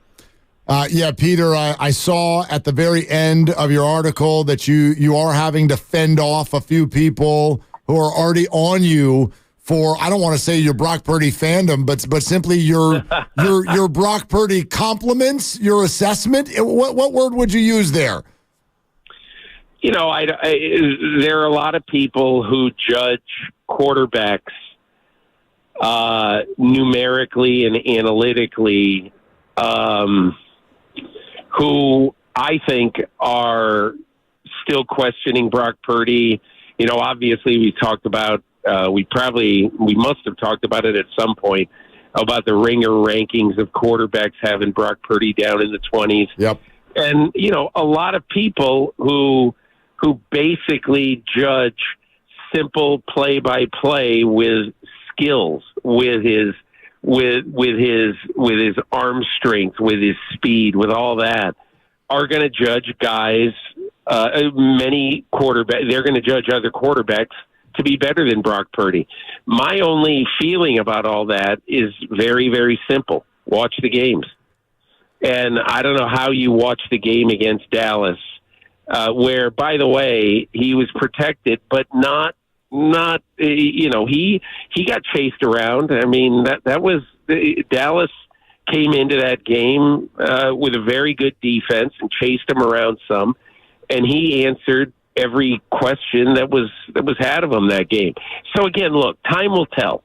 Other people could well be right about him. I could be wrong about him. And I'm not saying right now that Brock Purdy is going to be a great player in the NFL. I don't know that he's going to be a great player. The only thing I know is based on what we've seen in 14 games in which he has played at least 3/4 of every game of those 14 games. He's 13-1, and he had one absolute clunker, and that was the game this past Sunday. So if, I'm certainly not going to throw him out, with the garbage after having one bad game. I mean, Justin Herbert is a great player. Justin Herbert was awful last night. And quarterbacks sometimes are awful. The only guy who's never really awful is Patrick Mahomes. He has some subpar games, but you tell me, you show me one game in his career where he's been awful. I don't know that there's been one. Yeah, Niner fans wishes that he was awful in the Super Bowl, but he wasn't, and he came through late in that victory. Monday night, Peter, is the Kyle Shanahan Man Crush Bowl. Kirk Cousins against. That's outstanding. Thank you. I'm kind of borrowing from your column because you highlighted it as one of the games of the week. Does Kyle try to maybe show out a little bit with Brock Purdy under center to kind of show Kirk that he actually found the Kirk 2.0? I don't think he's going to think about it for 5 minutes. I really don't. I think he's going to hug Kirk Cousins before the game, tell him that he wishes him absolutely all the best in the world except for the next 3 hours, and let's be in touch. Kyle Shanahan loves Kirk Cousins. When they were together in Washington, Kirk Cousins made some beautiful music. So it wasn't all that long a period of time, but he really likes the guy. And look, I think the only thing that Kyle Shanahan right now, I'm not saying he's grateful for it, but, he is now seeing a quarterback who can play really the way he wants them to play in Brock Purdy. He wants the way he wants his quarterback to play. And he's got a guy on his team who makes 139th what Kirk Cousins makes. And we can all laugh about that and say, oh, that's a funny statistic and all that stuff. But it means something, because for the next 2 years, the San Francisco 49ers are going to be able to build a roster. You think they would have been able to sign Javon Hargrave if Kirk Cousins were their quarterback right now? No, they wouldn't have had a chance. So the good thing about having Brock Purdy for the next 2 years at least is going to be that they're going to be able to afford him clearly, and they're going to be able to afford a lot of other things that with a $35 or $40 million quarterback they wouldn't be able to afford. Peter King with us here, Willard and Dibbs, every week, 95.7 The Game. All right, we've gotten through a lot on this game, Peter, but that now allows us to get to this. And I want to read something straight from your column to our listeners because it's going to make them all pump their fist in their car or next to their smart speaker, wherever they are.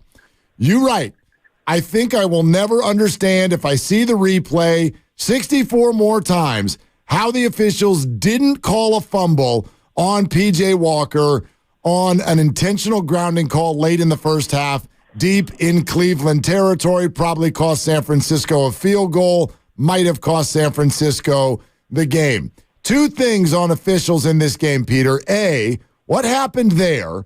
And B, on that Deshaun Gibson hit late in the game, if that's reviewable in college, why can't it be reviewable in the NFL? Well, Bill Belichick has a great point. He said, look, if we're going to have 2 challenges per game, let us challenge what we want. I totally agree. Brian Daboll, in the last play of Sunday football, would have gotten an interference call when the cornerback had a firm hold of his tight end's jersey, and so you're going to be preaching to some in the choir about that, okay? But I also think that when we're talking about the P.J. Walker play. The P.J. Walker play bothers me because, in my opinion, the officials are assuming, based on his arm motion after the ball came free, that he intended to throw the ball away, and so they called intentional grounding. Okay? The official's job is not to read a player's mind, okay? Because clearly P.J. Walker had the presence of mind that he wanted just to throw the ball forward, because then he would risk not getting an intentional grounding call, and he would only then have an incomplete pass. But to me, the ball was loose before the arm motion was coming forward to make it an incomplete pass. That's the thing that bothered me about that call. And look, you might say, well, a lot of football happened after that. Yeah, it did. But you know what? It cost the 49ers either 3 or 7 points, period. And so all calls matter. All calls should be adjudicated like it's the 7th game of the World Series. All calls can determine the outcome of the game whenever they happen. And in my opinion, this call was not called correctly by that crew. Peter, I agree with you. Very, very much so. And I think you're getting a lot of nods of heads around the Bay Area right now. Great stuff as always, Peter. We thank you so much, and we will talk to you again next week. Sounds great, guys. Thanks a lot. Thanks, Peter. There it is. Peter King, Odyssey NFL Insider, joining us here on Willard and Dibs. There's a lot that came out of that conversation, but for me, the number one thing I noticed, your performance in that interview was absolutely off the charts. Thank you, Mark. And, unbelievable performance. I currently have my speechwriter preparing an acceptance speech. Wow. I've got goosebumps. It wasn't just a great question. He followed it up by saying that's a really good question. It was double-barreled. You made him laugh. You didn't make him cry, although that's not what we're looking for. No. I tell you what, man, salute. That was just well done across the board. Mark, thank you. Congratulations. I want to apologize to the YouTube audience because I ripped off my sweatshirt in celebration. I was going to get to the butt. There was always a butt. The butt actually wasn't what was shown, but the belly did fly for a moment there because the sweatshirt came off and the T-shirt went up. And I know you got you got probably more than you wanted. I know that HR has already been summoned and contacted, but right now, until we go to break, I'm on top of the world, and I'm afraid that this may be my last segment. Well, good thing is we're going to break. All right, so here we go. We're presented by Fremont Bank. Full-service banking, no compromises. There's a few of you who want to weigh in off of that conversation. Always, we will go to your calls. So, Frank, Lance, we're coming to you next. But also, not sure if how many of you are on or not on social media. There's two things you really should hear that got kind of crazy within the last 24 hours. One of them is C.J. Gardner-Johnson. This is a defensive back now for the Lions, used to be with the Eagles, who's gotten into a back and forth with Deebo Samuel on social media, and it's getting hot and heavy. We'll let you know what C.J. just put out there earlier today. And then also Trevor May, A's baseball player who just announced his retirement and chose to use that retirement announcement to absolutely unload on A's owner John Fisher. We'll play that for you. And then, oh, by the way, Trevor will join us in about a half hour. So all of that is coming up on Willard and Dibs. Here we go. Here comes the Sandman. Ladies and gentlemen. Adam Sandler. 1, 2, 3.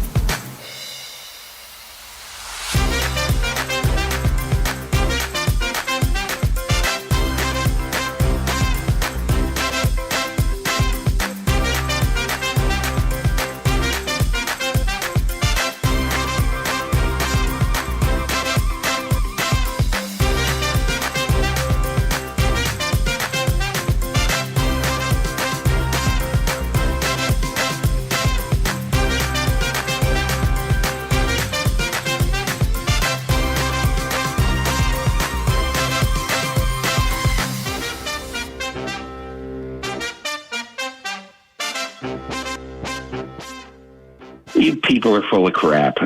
Now, back to Willard and Dibs on 95.7 The Game.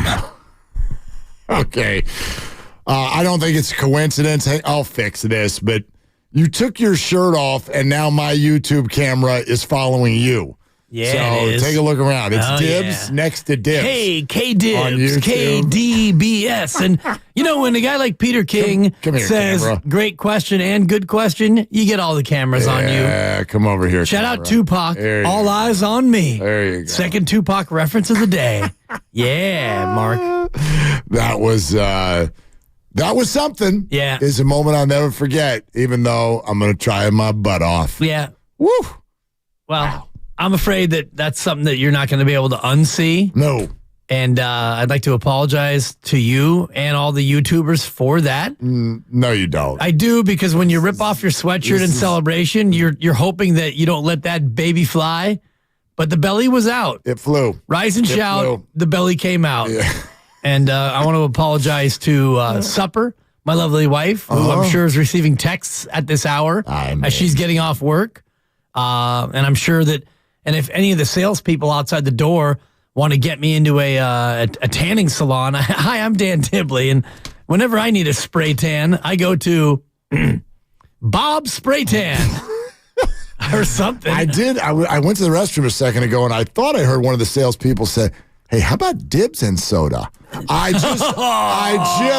kidding. I'm kidding. That's going to be a yes for me, dog. Like, why didn't we? I'm a fat red pumpkin. Okay, Grandy. Right. You guys can't bring me down. Peter King gave me a great good question. He's a Hall of Famer. In the same question. And then he laughed at something I said. I know. You people are full of crap. Well, He no, not said this that. person. That was you were doing a lap around the room. You I said sure that was. too. I don't know what you just said.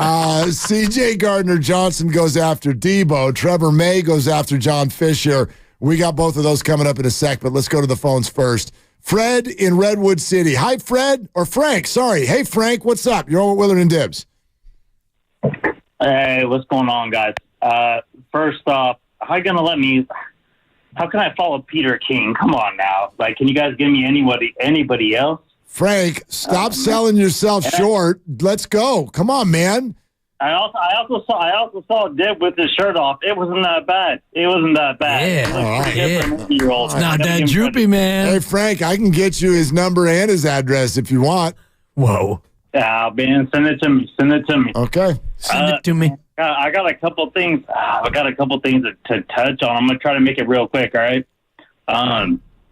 First off, all right, the Niners lost. Like, whatever, dude. I'm a Cal football fan. I'm used to losing, right? Like, I've experienced losing. I know what it's about. But what did we do? Like, we got Javon Hargrave from Philly. We took him from. What was the biggest issue with us right now is like pocket protection and stuff like that. We took him, and so I'm scared.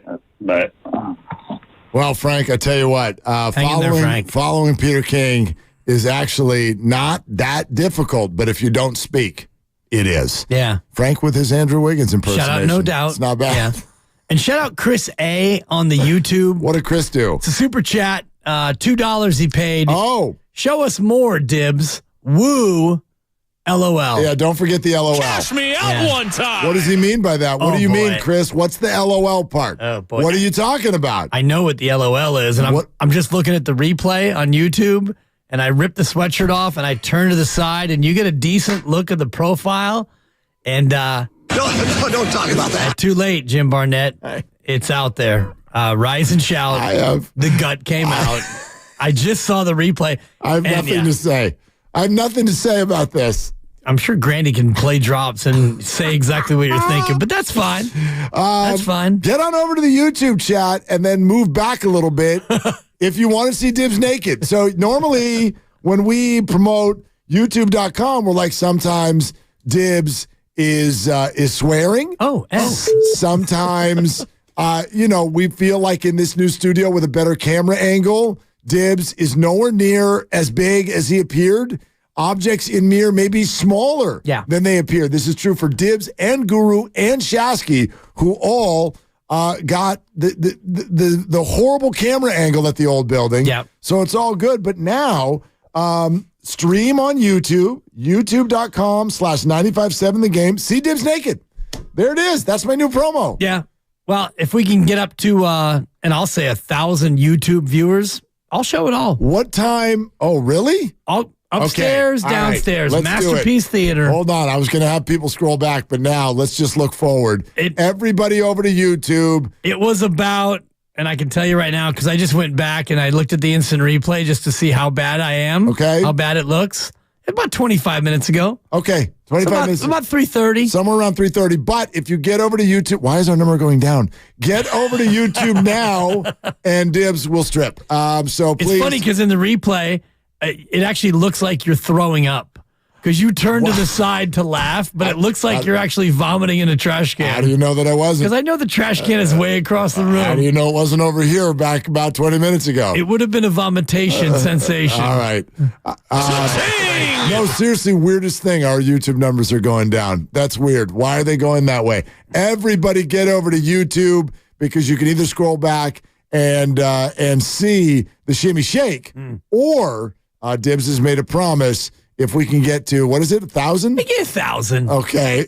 You can Not see like it all. 400, 500, 600? I mean, come on. All right. A lot of OnlyFans getting shit. Only Dibs, yeah. Yeah. Nobody wants to see it. Like a Gabe Kapler cameo or something like that. We'll get to that. Will we? Lance in Fremont. Hey, We'll Lance. get to it. What's up? You're on with it and Dibs. Hey, Lance, do you want to see Dibs? Do you want to see Dibs shirtless? Maybe save that for the ladies. Yeah, okay. Yeah. All right, me too. Go ahead. I wanted to, let's take a second look at Brock Purdy. And it just seems like the conversation keeps going that, I don't know if he's good or if he's great. We have to see. But why can't we admit right now that he is great? I'd like to maybe put him in the top 6 quarterbacks as of right now. You maybe got Tua, C.J. Stroud, Jared Goff, Patrick Mahomes, and Allen above Brock Purdy. Wow, those were why can't we... Lance, those were interesting names that you just threw out there. Hang on, before, yes, you said Mahomes, you said Allen, but you're going to leave out the likes of Joe Burrow and Jalen Hurts and instead put in C.J. Stroud and Jared Goff? That got interesting fast. Yeah, C.J. Stroud is playing. He probably did have a bad game this past weekend, but Jared Goff, I think, is quietly rising up there. Yeah. Yeah. Now, I did an exercise with Jared Goff. You could do it with Brock, too. And Lance, just to answer your question, because I feel like we've talked about this some. First of all, it's draftism. Second of all, it's sizeism. And then it's also this thing I'd like to call wrongism. People don't want to be wrong. Right. And it was very, very easy because he's a 7th rounder, because he's small, because Kyle Shanahan, because Debo, because Christian, all of this stuff is very, very easy to sort of dismiss what was happening last year because it would have been, quote unquote, a hotter take to 4 games in be like, dude, this guy's the deal. He is the deal. Yeah. But nobody wanted to do that because you're putting yourself on an island. 13 games later, the guy hadn't lost a football game as of yet, and people don't want to go, I was the last to the Brock Purdy party. Of course, yeah. So instead, you just say, no, your party doesn't even exist. Your party is not actually happening. It's just a bunch of you dreaming that there's a party and we're all going to have the last laugh. And then as soon as he throws one interception, those people do laps around their cul-de-sac screaming that they were right, even though they have next to zero evidence whatsoever. And even though they're only right, quote unquote, because the kicker missed a 41-yarder. He did drive them down finally into field goal range, and the kicker was unable to make the kick that he should have made. And if the kicker makes that kick, well, all the people doing laps around their cul-de-sac, as you would describe it, would have no laps to do because he still would be undefeated. And yes, he threw an interception. Unbelievable. And the guy he went up against technically threw 2 and probably should have thrown a 3rd, but didn't. So all that equally said, you're right in terms of wrongism. And I was not somebody who was totally dug in at the heels in terms of Brock's not that good, but I was late to the party, and it is difficult to admit that you get anything wrong. And not only when you have a radio show like we do in a major market in drive time, but even if you're among your friends. If you're that guy, thank you. If you're that guy in your friend group who's, the last guy to say that Brock is any good, well, your friends are going to give you a whole heap of S. Is it really that hard? I think we it's not that hard, Mark, but I was wrong. It's really hard. I wasn't even wrong on this one, but I've been wrong about a bunch of other stuff. No, but I was even lost. you had a hard time admitting that you were wrong about the Dodgers getting better at the deadline. Yeah, which by the way, that kind of swung back in my direction. If you talk to Dodger fans, how did it end up? Right. I know even at that, you can't admit that you were wrong. No, but I mean, I've been the last to get off the Giants wagon. How about that? The G-Wagon. Yeah. And if you want to scream at me about it, cool. Let's do it. Why is it so hard? Well, until Farhan loses his gig, you weren't yet wrong about Farhan. Yeah. But right now, you're trending toward being wrong. I'm not in a great spot. Yeah. No, I'm not saying you should jump ship. And we can get to the Gabe Kapler cameo and why it bothers me so much. I'll tell you what, I've never met a side gig I didn't like, so go Cap. I'm on Team Cap on that one. You're listening to 95.7 The Game, KGMZ FM and HD1 San Francisco. Always live on the free Odyssey app, Twitch and YouTube, powered by First NorCal Credit Union. Jim Mole with a super chat, $4.99. I'm driving home listening on the radio, but had to log into YouTube to up the numbers. Possible replay of Dibs Drift later, hashtag screenshots. Excited for that again. Get over to YouTube. You can either go back about a half hour to when Dibs takes his shirt off, or just get the numbers up over 1,000 and Dibs will take it all off. Oh, God. All right. With that, it's time for Cleared, in your case, to not play. But anyway, Cleared to play. Take you inside the tent, get you updated on the latest injuries in the Bay. Proud to partner with UCSF Health on this segment and bring in Associate Professor of Orthopedic Surgery, Dr. Nirav Pandya. Doc, I bet you didn't think that's what we'd be talking about as we got ready to bring you on. Not at all. I did not think that was going to be the case. All right, there it is. But you're a doctor, so you're used to people disrobing right in front of you, and now it's Dibs, and so that's awkward, I'm sure. But we'll do what we can. Hey, you said something real interesting on Twitter about an hour ago. Trent Williams, Dre Greenlaw, lower extremity injuries. Deebo Samuel, Christian McCaffrey, upper body injuries. You say the lower body ones are the ones to watch, huh? Yeah, absolutely. I think when you think of things that are going to impact performance, in general, lower extremity injuries are going to be a bigger deal. But when you look at things that may potentially linger and impact performance, you worry about the soft tissue injuries like a hamstring. We know those are problematic. They can come back and haunt you. And for Trent Williams, the lower extremity, he had a high ankle sprain before. This was reported as a low ankle sprain. He's a big guy. So the stress that's going across that ankle, you wonder, is that going to linger on? For Deebo and for McCaffrey, yes, part of this is pain tolerance, but how often do you hear a wide receiver, having a shoulder injury that bothers them for 6-7 weeks, or an oblique injury that lasts for 9-10 weeks? So I think in general, you worry about Greenlaw and Williams more, although a lot of the concern had been for McCaffrey heading into today. Well, the oblique injury for McCaffrey and the possible rib, it seems similar to what Brock Purdy went through last year, but a running back's got different responsibilities. How does the cleared to play protocol and his ability to manage the pain differ, knowing that he's a running back and not a quarterback? Oh, no, it absolutely does differ. And I think once you've ruled out bad things, rib fractures, cartilage injuries, or really bad oblique tears, then a part of this is pain tolerance. But obviously, if your body's in pain, it's telling you that there's, something structurally wrong. For a running back who has to constantly take contact, that's one concern you have, that the pain could get worse. And secondarily, when you're twisting and rotating your trunk, which is what you need to do as a running back, that can inhibit your ability to functionally perform. And what you don't want is McCaffrey somehow running or compensating because he's avoiding a hit, or he's doing something differently because he can't twist his trunk, and then you get an ankle issue, and then you get a knee issue. So you're much more cautious with a running back than, say, a quarterback who may just have to deal with the pain but is not doing as much movement as, say, as a running back or wide receiver. So, Doc, I get the overcompensating idea, but let's specifically close in on just what's hurting Christian, and if he plays, can he make it worse? Yeah, no, that's a great question. It really depends on where the specific injury is. But let's just say this is a garden variety oblique injury. where it's just kind of the muscle. It's not really where the muscle attaches to the bone at the tendon. In general, unless you were to get a lot of repetitive blows to this area, and there are things you can do to basically, pad up the area, make sure he's not getting contact, the risk of that getting worse is pretty minimal. But if it was higher up where basically that tendon attaches to the rib, or if there's some inflammation in the rib, it could potentially get worse. So I think that MRI will actually help to determine what's that risk of re-injury, can he perform, and what's the issue in terms of his pain moving forward. You had mentioned before, I think it might have been on Twitter, about a flak jacket or a protective covering for Christian McCaffrey. Is that an option, or is that something in the running back position where you're going to get hit anyway? Is that something that's not going to be able to minimize the damage? No, absolutely. I think it will help with pain tolerance. You can definitely wear that. It's a balance, though, because you still want him to be able to be ability to rotate his trunk and be effective. But even if it takes away only 15 to 20% of the impact, that can still potentially allow him 5, 6, 7 more plays if he gets hit in that area. So absolutely, anything you can do that can basically decrease the amount of trauma that area is getting is going to help him play and also prevent that soreness from lingering for a couple weeks. Doc, Draymond Green officially listed as questionable. They're moving him to 3-on-3. I know you said some stuff about that timeline. Opening night is a week away. What do you think?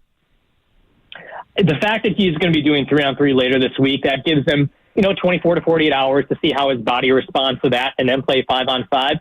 So I think the timeline is set up that, assuming that he does not have any discomfort and he's able to get through 5-on-5 next week in the Warriors practice, I would not be surprised at all if he's out there on opening night playing. The only reason they may potentially not have him play would be if there's some residual soreness. They just simply want to keep him a little bit more rested and give him more time to get that ankle more structurally sound, or if he has a setback. But the 3-on-3 is a big step forward, and I do think that if he is pain-free and feels good, we can see him out there on opening night starting out there. Doc, as always, thank you so much, and now you should hop over to YouTube and get those numbers up and see if we can get Dibs to his goal. Oh, absolutely. Anything for Dibley. I'll hop on to YouTube right now. Right. Thanks, Doc. Thanks, Doc. I had Appreciate questions that. about my obliques, too, but they are buried beneath layers and layers, and I'm not talking clothing. My only question is, can we go the rest of the show without seeing your obliques? Oh, doubt it. There he goes. Thanks, Doc. Doc Pandia. Thank you, sir. No problem. Take care, guys. All right, have a good one. I didn't know he was still on with us. Poor guy sitting here listening to us, messing around. Proceeding was sponsored by UCSF Health. Okay, couple things before Trevor May actually joins us live. First of all, C.J. Gardner-Johnson. Now, he's with the Lions now and injured. He was with the Eagles last year, and we know that there was all kinds of residual stuff from that game last year, a lot of trash talk that went into the offseason, and Debo was at the center of a lot of it. So this started when Debo got involved in that pregame scuffle with the Browns, and C.J. went on social media and made fun of Debo for starting the fight and then running away and having Trent Williams come in and save him. Right. Then it was back, forth, same stuff. You boys will be boys. I'll get you, you get me, that kind of stuff. But it led to this social media post today from CJ. Bro, listen, don't be friendly when you see me, because you be so flashy. You better hope, bro. You better hope all that talking you be doing when we see y'all, wherever around it may be, because I can guard you. You can't run routes. You're a running back. I ain't going to sit here and play with you, little boy. Just because you got a little bag, people gave you a little clout, man, you ain't nothing, bro. Stop playing. Man. It's not a little bag, and it's not a little clout. But I do find, outside of the trash talk side of it, interesting to me to hear from a player around the league, especially who's a defensive back. Right. Says, you're not a route runner. You're a running back. You're a running back. Yeah. And How's it grab you? It grabs me as, this is what you get when you talk and when you do the pregame stuff. And I'm not saying that he needed Trent to come in and clean up after him and Brandon Ayuk, but Trent did that.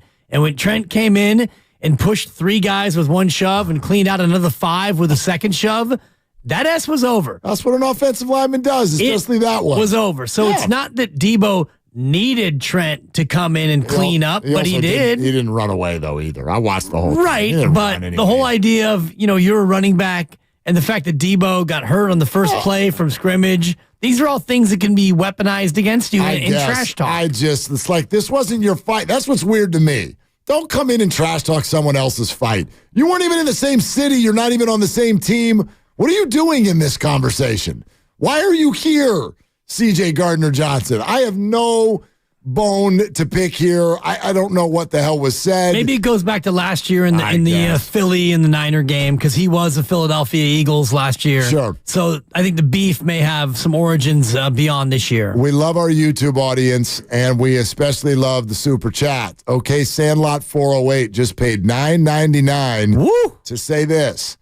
I'm just here to hear Trevor May rip that scum Fisher. Cash me out one time. Hashtag sell the team, dork.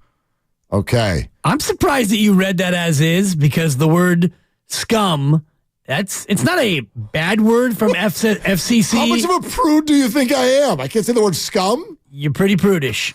And I know that you know what scum actually. I know, you know. I know that you know that I know. But you lean toward PG, and the word scum is a little bit racy for you, Mark. And it's after school. There's kids driving home. Mommy, what's scum? It's crazy. Yeah. People are like that. Willard said scum on the internet. Foul-mouthed SOB. Change the channel. Right. I can't. So Trevor May is going to join us in 5 minutes. And this is just one of those moments where one person turns a camera on and makes thousands, if not millions, of people feel good. Trevor May played for 3 baseball teams, and he was there to announce his retirement, and he decided to make it about this. And I just want to know, now that it's official, to the A's organization and every single person part of it, I love all of you. Every single one of you except for one guy. We all know who that guy is. Sell the team, dude. I tried to get a sell shirt. It didn't get here fast enough. Sell it, man. Let someone who actually takes pride in the things they own something. There's actually people who give a shit about the game. Let them do it. Take mommy and daddy's money somewhere else, dork. And also, if you're gonna just be a greedy, own it. There's nothing weaker than being afraid of cameras. So that's one thing I really struggled with this year, was not just eviscerating that guy. Do what you're going to do, bro. You're whatever. You're a billionaire. They exist. You guys have all this power. You shouldn't have any because you haven't earned any of it. But anyway, whatever. It is what it is. Reality is you got handed everything you have, and now you're too soft to sit and stand in front or take any responsibility for anything you're doing. Yeah, whatever. Oakland is Oakland. You can make all the cases. It's not a great city. Blah, blah, blah, blah, blah, blah, blah, blah, blah. But you're putting hundreds, if not thousands, of people out of work that have worked somewhere for decades, and you haven't acknowledged that at all. So, just be better. That's all we're asking. Just be a human being.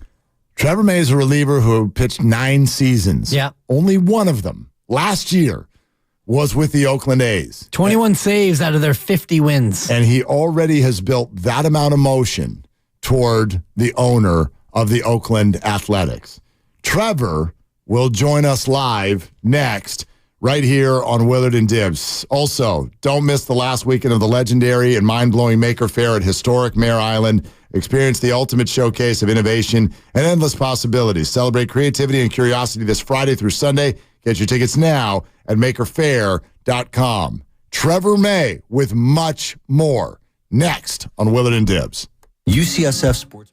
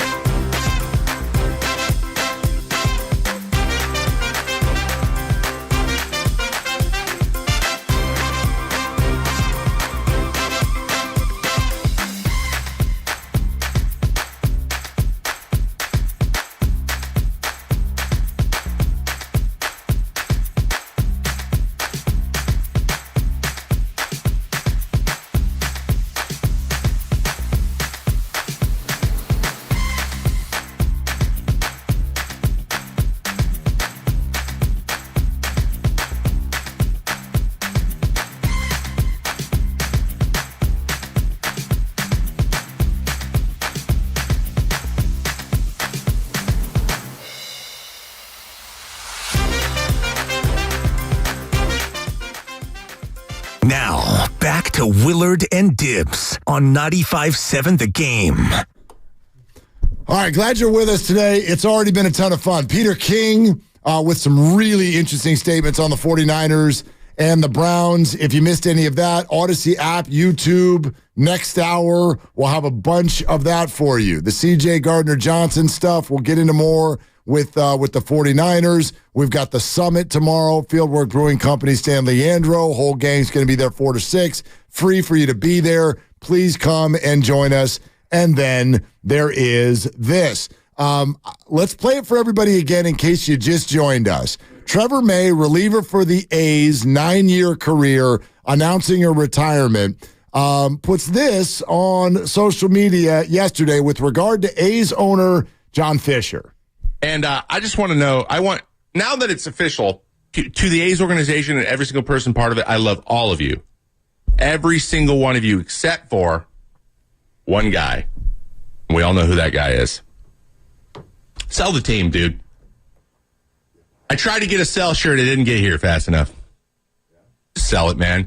Let someone who actually takes pride in the things they own something. There's actually people who give a shit about the game. Let them do it. Take mommy and daddy's money somewhere else. All right, that is a good portion of what Trevor May had to say. Trevor now joins us live. Hello, my friend. That was pretty interesting. Hello. Thanks for having me on. I appreciate it. Yeah. So I guess the first thing I'd love to ask is, in a 9-year career, you're only with the A's for 1 year. And in that 1 year, you already had that much emotion sort of build up on the subject. So how did that all come together after just 1 year with the franchise? Yeah, from the outside, joining the organization, I knew, and I said this stuff when I signed in my initial interviews, was just, A's fans are kind of famous around the league for being rowdy and really, really the crazies love their team and we love them. And that was very exciting for me. It was always playing against the 2015 team and the 2014 team where I made my debut. I made my debut there, and I just, the cowbell out in left field and all kind of stuff was going. And it was a really special, really welcome to the big leagues atmosphere. And that sounded really fun to be on the other side of that. And even with how the season went, and even with how the team was expected to be, there was still a lot of that going on. And as we know, the big theme was sell. There was a lot of that stuff going on, but the passion just kind of switched over there. But even with everything going on, the support for the players and the staff and everyone that works at the park is just it's just constant, and it feels like a big family. And I knew about making this decision for, I think, longer than a lot of people know. And so I approached this season with a little bit of a different mindset than I have in the past. And I really tried to take in that part of it, the magic of being a Major League Baseball player. And that just made the seemingly indifferent owner seem even worse. It just seemed like, how can you not love this? It was a question that I could not find an answer for, and I still haven't to this day. A lot of the things that I said yesterday, and I'll be honest, I was not planning on doing that. And it just kind of, someone said something, I saw it on the screen, and something clicked, and I felt like weight had been lifted off my shoulders. I'm like, wow, I can finally say how I feel, and that's what came out of my mouth. I do regret the amount of swearing I did, and maybe a little bit more name calling than I'm not proud of that. I don't like to do that. I like to try to be as respectful as I can and just make coherent points. But the point still stands. There are owners around this league that genuinely are fans of their team. And I just don't know why there is this desire to be a part of a league when you just don't seem to care at all. Well, on behalf of A's fans, Trevor, thank you, because you expressed many, many things and many frustrations that they've been feeling not only this year, but in many years, as this thing has slowly kind of crept into the abyss, is your distaste and your dislike for the owner, is it direct through experiences and conversations you had with him, or more indirect in what you saw go on around you as a player? I had no choice for it to be indirect because he does not come to the field and hasn't for years. So no one has seen him in a very long time, which is I think that making the assumption that he's not comfortable facing the backlash is probably a correct one. But there's no way to know. And that's basically the most of it for me. I played a sport where like accountability and ownership is like the thing that you have to learn as a player. You have to. And no one has any patience for someone who doesn't take accountability for their actions. And why is it that the person that is at the top of the pyramid has to take zero responsibility for anything they do? It's frustrating and it's disrespectful. And I think at the end of the day, there's only so much that people who aren't the owner can do about a team moving, or how much ticket prices are, or any of those things. The business side of things is just it's his thing, and what he wants is going to go, and there's very, very little you can do with it. And I accept that. I just wish, and I want, after talking to friends and fans around the park and just people who are there, people who worked there for so long. Like, I don't know if people know this, but the A's have some of the longest tenured employees of any organization. It's as close-knit and loyal as it gets, and they feel unheard. Like, this is painful for them, and the person that's making the decision is unwilling to acknowledge that they're in pain. And that, for me, after all of the things that I had to work through this year to enjoy playing the game, it was a major part of that was noticing those things and having human connections with as many people as possible. That's what got me through it. And when I saw them in pain and just frustrated, it's a lot of shrug and throw your hands up and like, nothing I can do. And I just couldn't accept that. And someone's got to go to bat for him. Someone's just got to say, hey, if you just acknowledge what you're doing, I think, it's probably, people aren't going to be happy. That's just not going to happen. But that will go a long way with, hey, I'm doing this for this reason. If you guys don't understand, I can't do anything about that. But here's my reasoning, and I'm doing it. And that's ownership. And he's as far from that as he possibly can be. And it's just extremely disrespectful to me.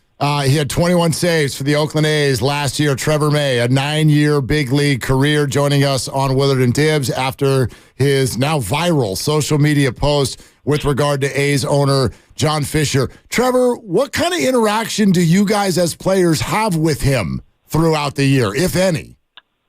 Zero. None. I've only met, I didn't meet many, I don't think I met anyone above the GM level in the organization. I think that's pretty common. That's not rare. I think there's some organizations that, the ownership group actually isn't, at the field as much, or there's not one owner or whatever it is. And that interaction is limited in a lot of other places. So that's not unique. But, from people who had been around for years and years and years, they're like, that's something that you don't count on it. And now that we're close, they notice. Just everyone notices. It's not like they're like, oh wow, I haven't seen. No, they're acutely aware that the person that is running the show is not around and not approachable. And as I feel for the people that I was under that, under the stands with, down in the locker room and things, the staff and the executives that are supposed to make decisions and supposed to, enact a plan. And I feel that, I don't know. I'm not in those rooms. I don't know how this works. I don't know how much that communication's happening. But if they don't have that much communication with them, like, how do you do your job as well as you can if you don't know what the person who hired you wants? And so this isn't even. This is a little bit of conjecture, but I feel for those guys because I bet it's not that easy, and everyone's just doing their best. And that was something I really respected about every single person in that organization that I interacted with. Is every single one of them was doing their best every single day to get us everything we needed and to put the best product out on the field. And that's the on the field staff, that's the front office, that is the cooks and the clubhouse staff and everybody. They were top notch, world class, just doing their best and trying to get through it. So, Trevor, is it safe to say that there are a lot more players who feel like you do? I mean, I wouldn't be surprised if I'm being completely honest. We have a lot of really young guys who this is all really new for them. And a lot of them, it's the only thing they've known. So it's kind of normal. But it's with a very young team. And if I were in my first, second, or third year in the major leagues, early before a free agency, even, I probably wouldn't have taken a really heavy, hard stance on it either. I was one of the veterans. I had the most service time on the team. So when guys were making comments or like this is not right or this whatever, it was me. And guys would kind of just like sit around and listen to me and not really because they didn't feel like it was their place. And that's completely normal. And that's no one's fault. So, but would they rather it be a great situation with someone that you win a pennant or something and then you're going to see them in that clubhouse with you because you like being around them? Yeah, I bet you most players would prefer that situation. How demoralizing is it as a pro, and you've been in other situations that were obviously better, when you look out and you have virtually no crowd and you've got a decrepit clubhouse and you've got facilities that are very much substandard? Does that affect how you go out there as a team and perform what you're trying to do? I got to be completely honest. I did not feel that big of a difference because I'm kind of easy. I don't need a lot of things, and that's stuff that I tried not to let really bother me. I liked being there. I liked with the exception of the number of stairs I had to walk up and down every day. There's a lot of stairs underneath there, guys. Anyone who's ever been, there's a stairwell outside of every door. So to get down to the field, it was like walking down a mountain and up a mountain over and over again. But that, what are you going to do? Other than that, though, everything was, like I said, the people were we got 100% of what we could out of the resources we had, and everyone was going above and beyond to kind of make sure that everyone had what they needed. And, even when it comes to travel and all that kind of stuff, it's up there with the other organizations I've been in. And, they like Mickey Morabito, the legend down there, the traveling secretary, best in the business. And he did some of the coolest, he went above and beyond for us all the time. So people were taking it upon themselves.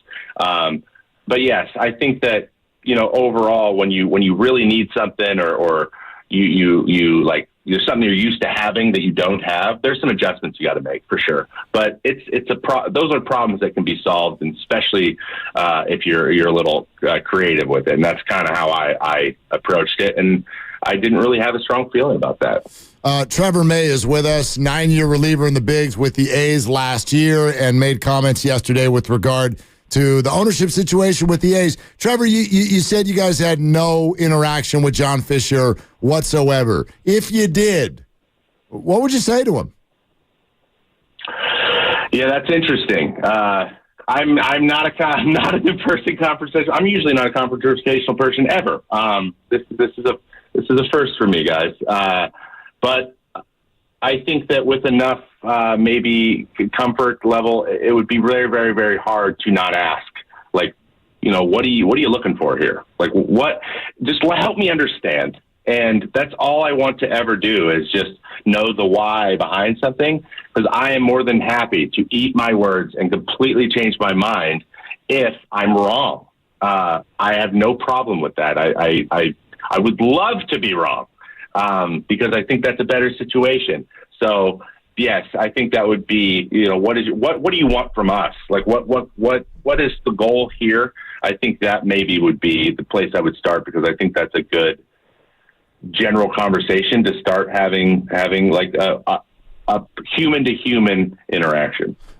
Trevor, great to catch up with you. And by the way, what is this? Has to have been a crazy 24 hours for you. What's it been like? Yes, it's been a whirlwind of emotions. It was the hardest decision I've had to make in my entire life. And I'll be honest, I've known for months at this point. I pushed against not saying anything publicly to go get out because I didn't want anyone to make any big deal about it while I was still playing. I just wanted my teammates to focus on their things and things they need to go. I didn't want to make it about me. And so I kept putting it off. And so pulling that Band-Aid off was really scary, but exciting and exhilarating. And so, but when that weight lifted, it was a feeling that I've never had before, which is probably what led to the amount of energy I had behind my comments. Well, Trevor, I'll tell you what, and especially, Dib said it to you already, but we hear from a lot of sports fans. We're looking at our YouTube chat right now. People want to say thank you for being a voice for them today. Absolutely. It's my pleasure.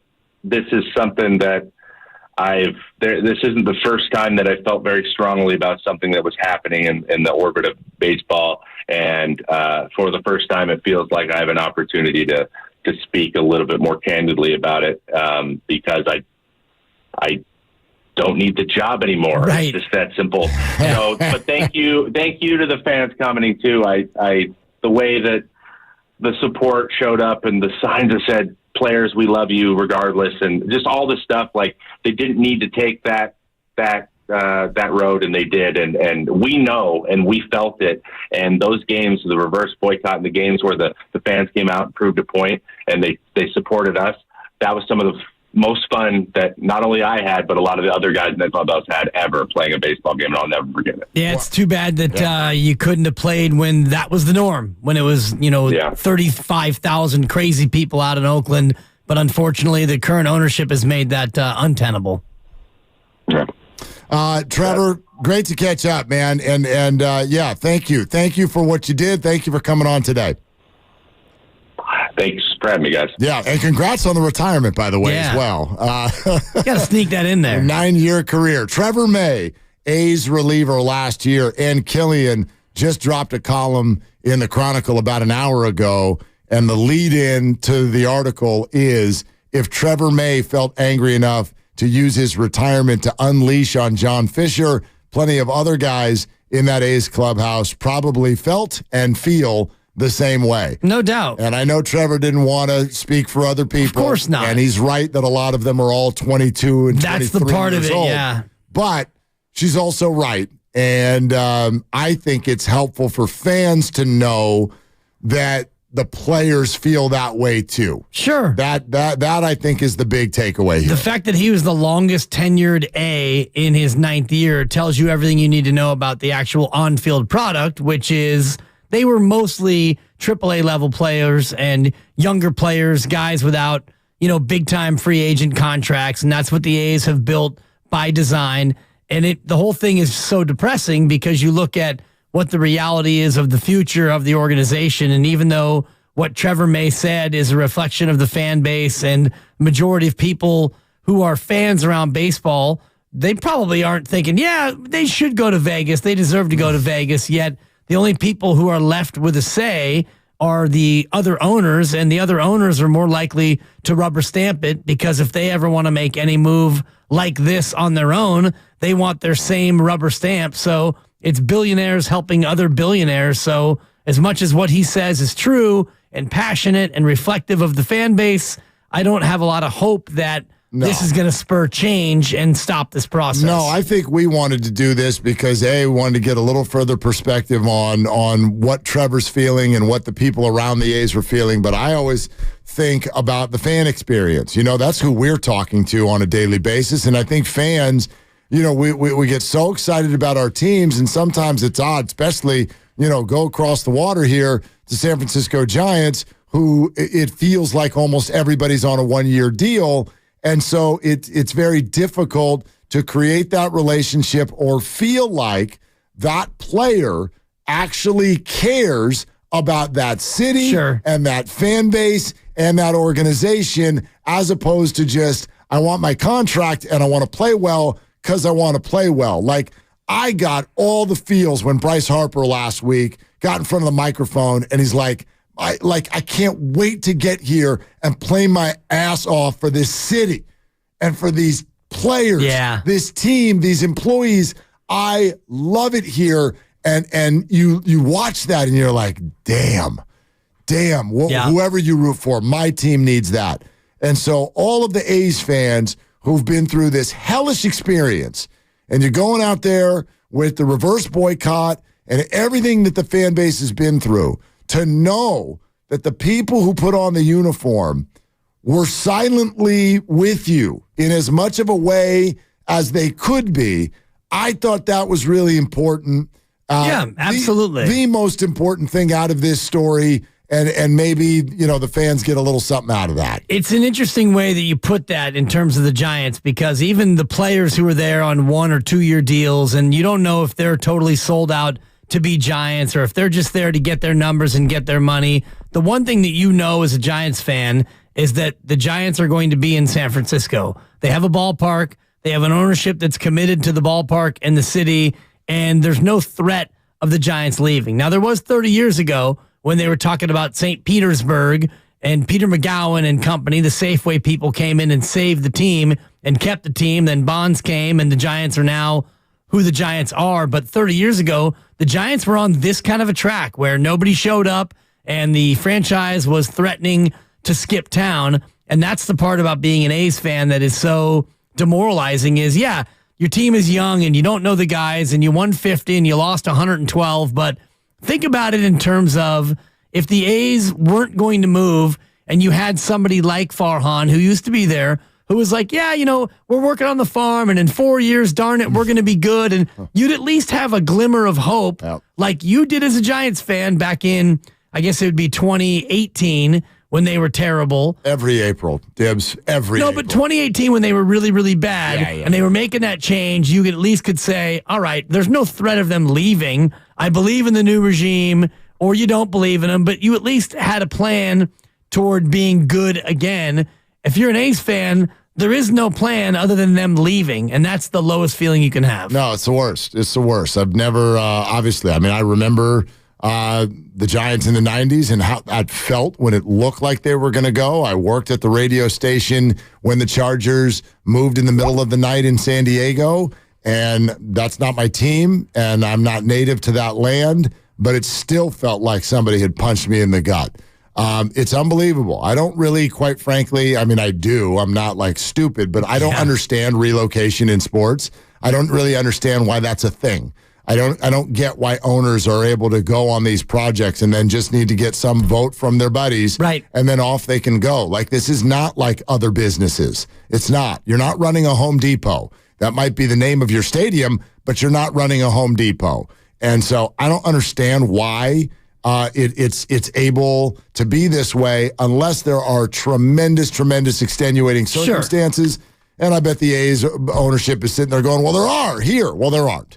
There aren't. It's been disingenuous, money chasing, and lack of care for what matters the whole time. So, all right. Remember, Warriors Summit tomorrow, Fieldwork Brewing Company, San Leandro. Come on out and let's tip one together, okay? Get on it. It's free to be there. Someone who in attendance is going to get a Kevin Durant signed game shoe, 2018 championship and finals MVP season. So come on out. Fieldwork Brewing Company, all Warriors across the board. We'll be there at 2, but the whole gang from 4 to 6. And, oh, by the way, Joe Lacob in studio with the roast tomorrow morning at 8:30. We're presented by Fremont Bank, full-service banking, no compromises.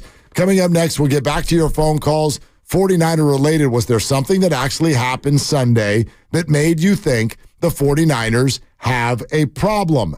If there was, Peter King might have brought it up in our conversation, and we'll have all of that for you coming up next on Willard and Dibs. I'm Bob Burke, founder and chairman of Burke America Parts Group, a family of brands that includes RepairClinic.com, an appliance and HVAC parts solution company that's grown into an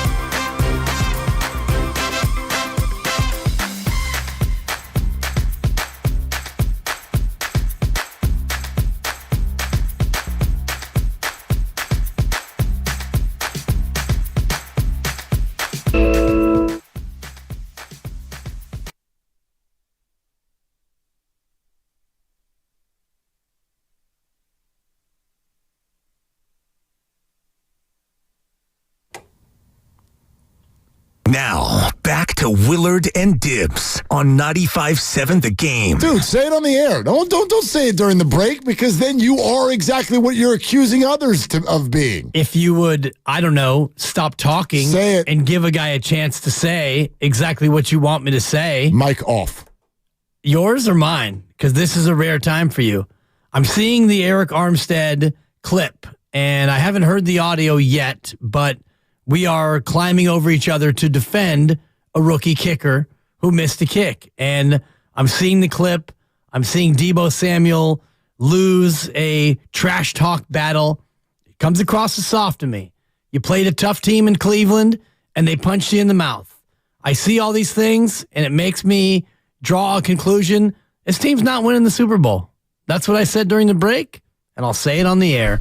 This team they have not shown the grittiness of late that you need to get it done in January and February. Now, new information, things can change, but I see this. We have full confidence in his abilities, and we trust him moving forward. Jake is a rookie kicker who will have plenty of opportunities to prove himself again. Yeah, he will. And Deebo Samuel's out there pregame, woofing and stomping, and then one play in, you got knocked out of the game. And then you proceeded to get clowned in a social media back and forth by a guy on another team who's basically saying, catch me outside. And it comes across to me as a little soft. Your goat farm, your goat fence is low. You're allowing people to get your goat. Your kicker did not come through in a big moment. This to me is soft, Mark. And soft teams don't win the Super Bowl. Okay? You happy? You can jump back in anytime. I'm here. I'm just letting you cook. I mean, I'm seeing all these things, and it's leading me to draw certain conclusions. And it's interesting. We talked to Peter King earlier about the way they play and whether or not it's sustainable long term. And now we've got, McCaffrey, who is maybe not out but hurt. You got Deebo, who's maybe not out but hurt. And you've got Dre Greenlaw, who has already missed a game. Trent Williams is maybe not out, but he's hampered. So I find these things to be interesting in terms of, can you play that way? Can you play that physically? I know they're talking a big game. Can you be that physical when it counts? Well, we'll get to that. Oh, yeah. I do find it interesting that you came in here maybe a bit tongue-in-cheek, but you're all over Steiny for calling Deebo soft. And then 3 hours later, you just called the entire team soft. I just don't know why you have to fight these battles. I mean, why you have to go to social media and defend your kicker, Jake Moody. He missed a kick, and he's a rookie.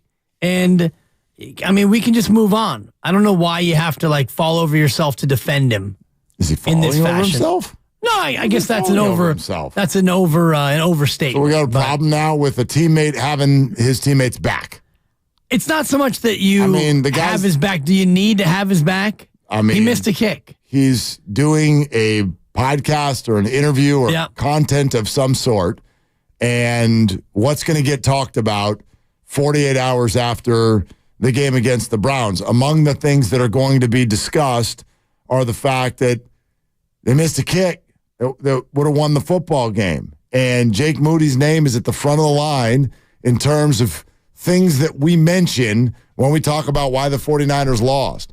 I came in here yesterday and said of all the things that frustrated me about the game, that one actually frustrates me the most. That doesn't mean I'm blaming him for the loss.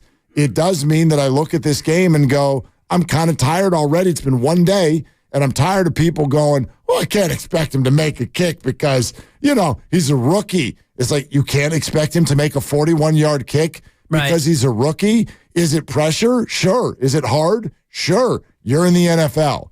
I love that Peter King has him listed next to Desmond Ridder as the GOAT of the week in the NFL. He missed a kick that was clean, and there was not a good reason to miss it. You can't do that. Right. You can't do that, especially on a good team. Doesn't mean you're blaming him for the loss.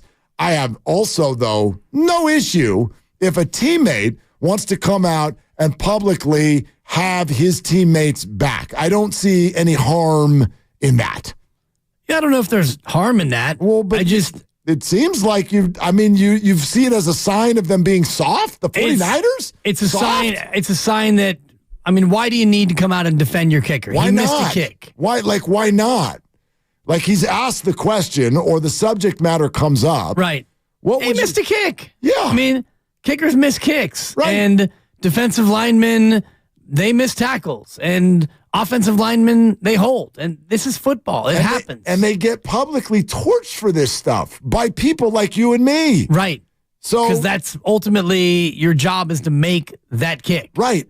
Everything else you do in the game is mostly insignificant when it comes to that big moment. But our job is to have interesting conversation, and I bet there are people who are like sometimes, those last 5 minutes, that wasn't it. Sure. Right. And we get ripped for it. Do we? You know what I mean? Like, in the court of public opinion and in social media, and whether or not, if people tune out, then we hear about it in the ratings and the show meetings. But that's 1/1,000,000th the attention of what happens, of course, to in an an NFL game, no doubt. And by the way, Jake Moody is half our age. Like, here's the thing that I would say about it. I don't have some sort of violin that I want to play for Jake Moody. Dude, you're a pro now, and you've got to make the kick. However, I am going to acknowledge the mental difficulty of the experience that he just had. I also would argue that Eric Armstead is incentivized for Jake to do better next time. Sure. His teammates want him to do better next time. Well, how do we get the best out of Jake? Let's keep Jake's confidence high. I'm a firm believer, in fact, Dibs, the number one thing, if somebody asked me, because I'm now, I'm 48 years old.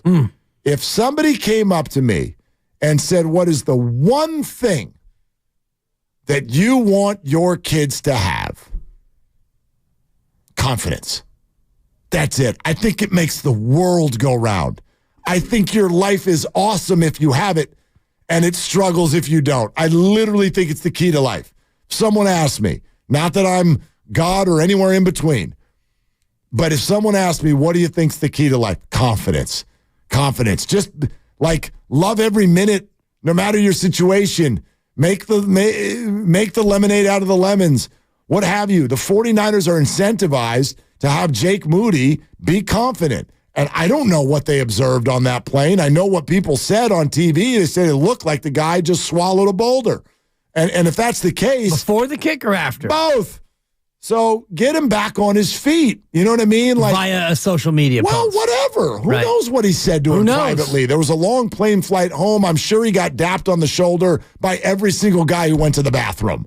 You know what I mean? Like, all I'm saying is we have no idea what the conversations are, where the kid's head is at. But to see that and think it's a sign of weakness, that I don't understand. Yeah, I look at this now 2 days removed from the loss, and the page should be turned, and you can ultimately act and do whatever you want to do. And this goes to the Gabe Kapler cameo. If Gabe Kapler wants to go on Cameo and charge people $225, and if he wants to do videos while riding his bike and videos while driving his car, and he wants to have a side hustle sending out personalized messages for money, that's up to you. I'm not here to say you can't do it.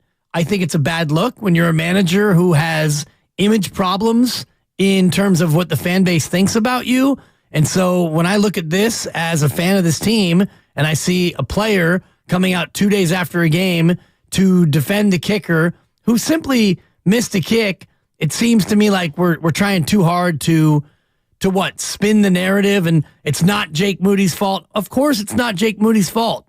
It's everybody's fault. You lose as a team, you win as a team, and maybe it's our fault in the media because we talk about quarterback records and, Brock Purdy's record, his quarterback record. Well, every time he won a game, it's because his team, and every time he loses a game, it's because of his team. Yeah, but that's not the way people talk, and therefore to say that that's not going to penetrate and get into the heads of guys, I don't think is realistic. These are people, and they do hear, they do listen, they do read, they do watch, and to be human, it's going to get to you. And if you're Eric Armstead and you're a team leader, you are actively trying immediately to get Jake back on the horse as quickly as possible. And by the way, how soon is it going to be where that scenario presents itself again? It might not even be this year. It might not even be next year. Could be Monday. It could be next week. Exactly right. Could be Monday. But you want him to be ready and feeling good. Like kicker, no different than golf, man. That's a super mental position. For sure. And when you lose it, Ian Baker Finch, sometimes you can't get it back.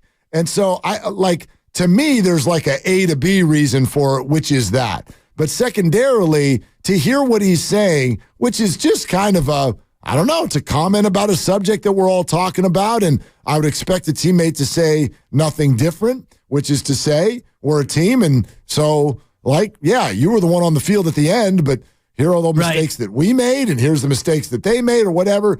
It seems like a pretty normal thing to say. To take that and view it as a sign of weakness for the team is, I don't know. I think this is it just feels over the top to me. Yeah. You think the 49ers are soft or have a mental issue collectively? Like what? I don't want to put words in your mouth. Yeah, what are you saying? I don't know what the motivation is to go out publicly and make this comment about Jake Moody. If you want to privately pick him up, you do that. But to me, this only propels the Jake Moody situation further into the conversation. When you talk about Jake Moody, it's Tuesday, you move past the game, you lose on Sunday, he misses the kick. Monday, we all pick through it. Tuesday, it should be over. But you come out and you make the comments on a social media platform, or I don't know if it's a podcast, Third and Long is via the Title League. I see that.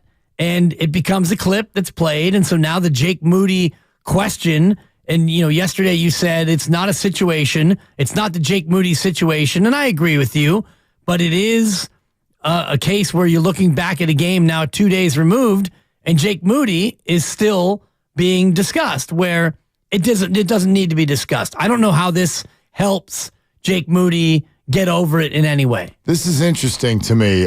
First off, you're listening to 95.7 The Game, KGMZ FM and HD1 San Francisco. Always live on the free Odyssey app, Twitch, and YouTube, powered by First NorCal Credit Union. Our conversation with Peter King is about 7 or 8 minutes away. If you missed any portion of it, really good in-depth stuff on the 49ers, Browns, the situation, Purdy, Moody, all of it going forward. Eric Armstead is part of something called Title League, and a new episode dropped 4 hours ago. Eric Armstead, I'm sure, recorded it, I would imagine, yesterday. The episode then needs to be edited. It's video and audio, and it gets dropped 4 hours ago, about 1 o'clock our time. You would expect Eric Armstead to go on and talk about what?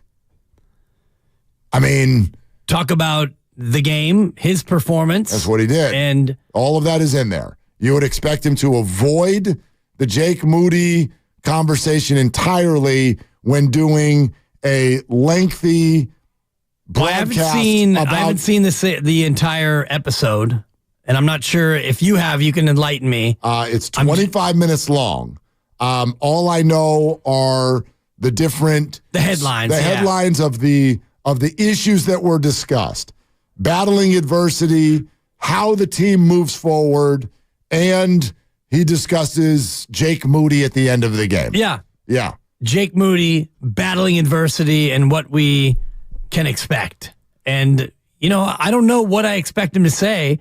All I know is what I can glean from this coming out on a Tuesday. And if it's recorded Monday, fine, it's released on Tuesday. And now on Tuesday, we're talking about it. And if you look at the topics that are trending right now, which is not a complete indicator of what people are talking about, one of them is Deebo Samuel. And it's not as much about Christian McCaffrey and his injury. It's about Deebo Samuel and a trash talk back and forth with a guy who didn't even play in the game. These things, to me, are unnecessary distractions as you're trying to get beyond a loss and get ready for another game. Well, the Deebo thing, to me, that's a completely different conversation than Eric Armstead having a podcast and talking about the game and therefore saying that we got Jake Moody's back and I know he's going to get it right next time, or he's a good kicker and, he's going to have this opportunity again. That, to me, is totally different than the idea of Deebo Samuel and C.J. Gardner-Johnson not letting something go that, quite frankly, I don't even know what it's really about. Whatever their beef is, they've got a beef. I don't know, man. I look, it's 2023. Draymond Green is in front of the microphone after almost every game.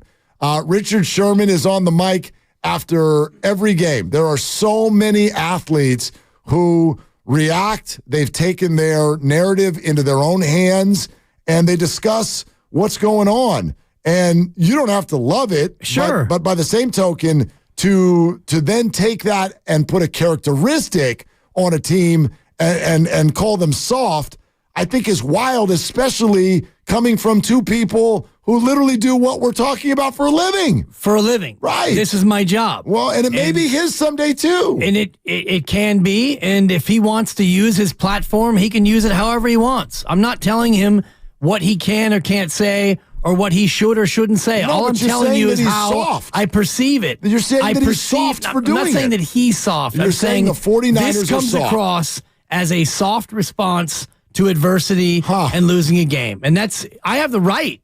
Do I not have the right to have my opinion? Did anyone argue that you don't? No, but I think it's you're trying to paint me in a corner. Thought. I'm not painting you in a corner. I think you're it's judging me based on what I am thinking and what I'm perceiving. Yes, we're having a debate, and I disagree wildly. And you can. Wildly with what you're saying. And you have that right. I am not painting you in a corner. I'm not attacking you. I'm simply I'm not telling feeling you attacked. that it is absolutely wild to me that Eric Armstead, who has a podcast, would go on the air on Monday, the day after a game, yes, edited release Tuesday, right, address the Jake Moody thing, and have you think that means there's something mentally soft about the team. I didn't That's say crazy that. to I me. didn't say that he was mentally soft. You said that it says something mentally soft about the team. I don't believe I said that mentally soft. Okay, tell me what you said. I said that it comes across to me as overly defensive and a soft way to look at the way you lose a game. Okay. You play a football game and you lose, and largely you got pushed around on both sides of the ball. More the offense got pushed than the defense, but they ran the ball at you all game, and you lost. And so you come out, and you have every right to do whatever podcast and talk about whatever you want. I'm not saying that you shouldn't talk or you can't talk, but I'm saying the way I look at it, and you're defending your rookie kicker, and we make sure that we point out that he's a rookie, even though you signed him and you drafted him to make these kicks, and he doesn't make the kick. And I'm not saying he should come out and bury his teammate. Yeah, what would you like him to say? But it seems a little bit, it just seems unnecessarily defensive. What would you like him to say?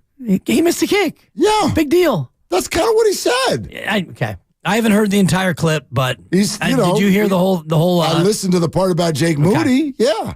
Do we have the sound? He backs his teammate.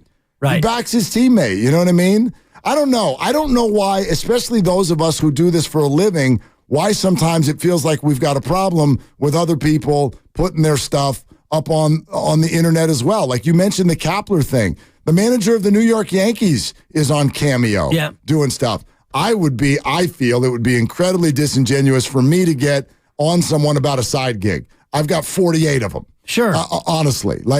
And so is there anything that you see from Gabe Kapler that suggests that it takes away from him managing the Giants?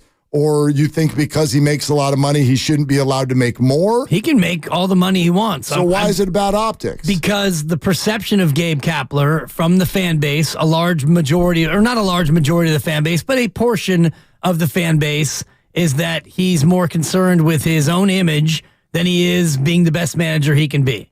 And that's where this plays into that notion. And I know the news came out and the story broke after he had already lost his job. Yeah. So it becomes a bit of confirmation bias in terms of what people thought about Gabe Kapler. And maybe he was more concerned with the way he looked and all of his Instagram burger videos and his coffee videos than he was about being the best manager he could be. But aren't we supposed to not worry about what other people think of us? You know well, what I mean? He's in a job where, and we're also in a job where it matters what people think about us. Well, I mean, from that perspective, professionally, maybe it matters no matter what you do. You have to do a good job. But right. I don't think that you're on Cameo. That doesn't have anything to do with your job. And so you're worried about the perception of others. I don't know. I've always tried like hell. It's very hard. but tried to live a life where I'm not worried about what other people's perceptions are. Yep. Because nobody knows what's going on the inside True, of anybody but else. How you and I are perceived in this job is critical to our success in many ways. If the listeners don't perceive us as people who are knowledgeable or likable, then they probably won't tune in. And when you're the manager of the Giants, public perception is part of the job. Winning is obviously job number one. Yeah. But if fans don't like you and they're turned off by you and they don't want to go to your games because of that, it becomes a thing. Yeah, I would argue that the Giants have argued all along, as have plenty of other teams. When you win, you're likable. I think a lot of people have said Kyle Shanahan's not likable. But then he was 5-0, and everyone went, well, we kind of like him. You can tolerate it when you're 5-0, absolutely. All right, we can talk about this a little bit more later on in the hour. Get back to your calls, 888-957-9570. Our conversation with Peter King, we started by asking Peter about Jim Schwartz's defense, what it did to the 49ers, and if they showed the rest of the league something that was repeatable. Yeah, if they trade for Myles Garrett this week, here's how I sort of look at this game. The first conversation, the first issue that we'd be talking about if Jake Moody made a kick that he's probably made 95 out of 100 times in his life, and I'm exaggerating, maybe it's 88 out of 100 times, I don't know, but it's an easy kick for a professional kicker. It's an easy kick for a Division II college kicker.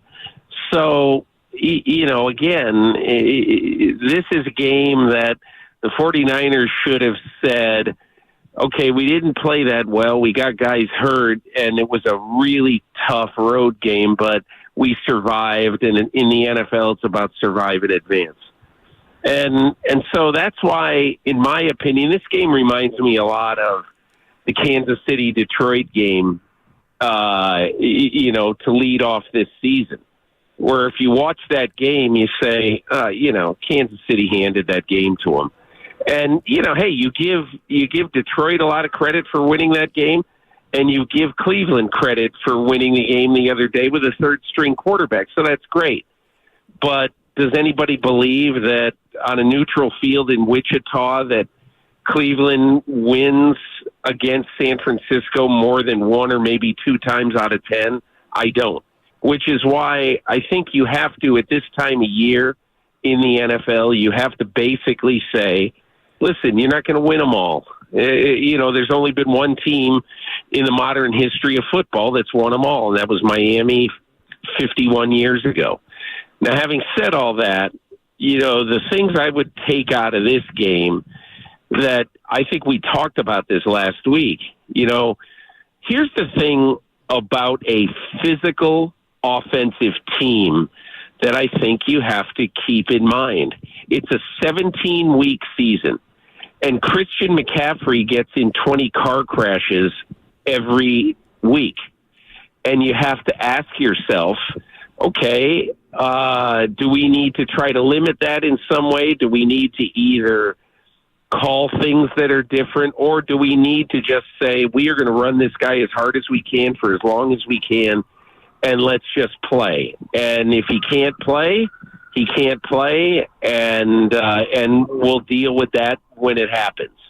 Or do you start to make accommodations, for people like Deebo Samuel? And look, Deebo Samuel basically was hurt, according to Kyle Shanahan, on the first play of the game. And, so he was missing in action for basically the entire game. Christian McCaffrey was missing in action for at least 2 quarters. And so that's why I look at this game and I say, I'm not really disturbed about it too much at all, quite honestly. I think it's pretty natural that faced with everything that they were faced with, that they lost a very narrow game, and it's a great story that the third string quarterback of the Browns came in and won a game and all that. I get it, but I don't think it's all that meaningful myself. Peter King here on 95.7 The Game, especially as you mentioned, if Jake Moody makes a 41-yarder, which is kind of like a Steph Curry free throw, we're looking at the game a little bit differently. You mentioned the physical nature of the Niners. Do they have the pitch in their arsenal to play more of a finesse game, for lack of a better way to describe it? Or is this just their identity, and whether it's McCaffrey or not, Shanahan's going to play with the fullback and the tight end and play smash mouth as much as he can? I think this is their identity. But I think, especially when you play a team like the Browns, who on a given day, you could make the argument that this is the best team, best defense in football. And you look at Denzel Ward at corner, NFL Next Gen Stats has him right now as the best cover corner in football after 6 weeks.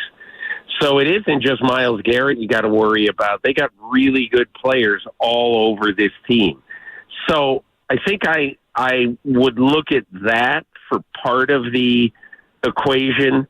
But I also think, and we've talked about this, I also think that I think you have to ask yourself, especially if this is your calling card. And look, John Lynch told me this in training camp, that they decided early on, he and Kyle Shanahan decided early on in their tenures, whether it was 17, 18, certainly no later than 18, that the way the NFL was going right now, that you're better off having physical guys who have some speed than you are having really, really fast guys who are not that physical. Now, you could say, well, geez, what about Miami? Look at Miami. Look what they're doing. And I understand you saying that about Miami. But Miami is, to me, the exception to what is becoming the rule in the NFL, where there's an awful lot of physical, great wide receivers in this game. DK Metcalf, A.J. Brown, we could name 20 of them right now. But I think that is a better way to build your team in the NFL right now. And look, you just tell me if at the end of this year, we're entering week 7. Tyreek Hill has shown that he is, that he sometimes gets nicked up, and it's hard for sprinters to stay on the field all the time. And look, Tyreek Hill is also a tough guy, don't get me wrong, but he's not built like Deebo Samuel. And so I just think that the 49ers way of doing business is good and it's smart. And I would, if I were running the show, I might at least make a suggestion that that other guys start to get into the rotation a little bit more, because this is a 17-week odyssey, and you want to make sure that those guys are going to be healthy as long as they can be. Peter King with us here on Willard and Dibs. Peter, it's such an interesting sort of an idea or a thought, because this is the second time that we've spoken specifically, for example, about Deebo Samuel. So let me just ask it this way. You're talking about the benefit of that physicality, but is it realistic for the Niners to play the way they do and be healthy at the end of the year? Probably not. And that's why you have to make a decision. Do you just want to have them play the way they play and take your chances on staying healthy through the year? Or do you want to actually try to do it a different way?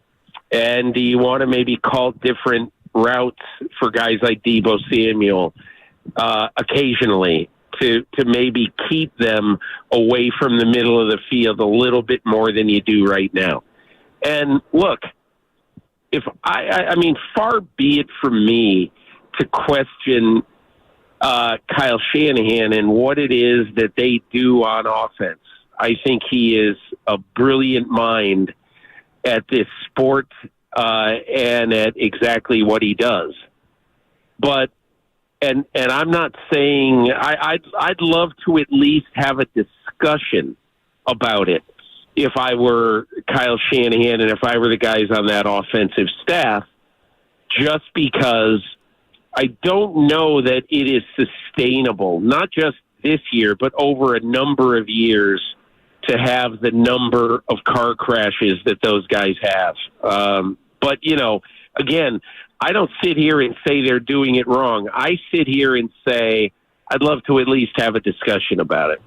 And it seems curious to me that more teams don't emulate what he does, and perhaps it's because what you're talking about, Peter, because of the toll it takes on a roster. And with a quarterback like Brock Purdy, who we all agree has been terrific to start his career, does he have the ability and the wherewithal to go out there and play in a 3 and 4 wide receiver set, or is he better suited to play in this sort of controlled Shanahan offense?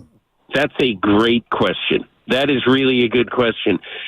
I think the Niners would say, and Kyle Shanahan would say, well, geez, he started 46 games in college at a high level, and he has played against all kinds of defenses, and he's played with several different schemes, on offense. So he should be able to play any way you want him to play.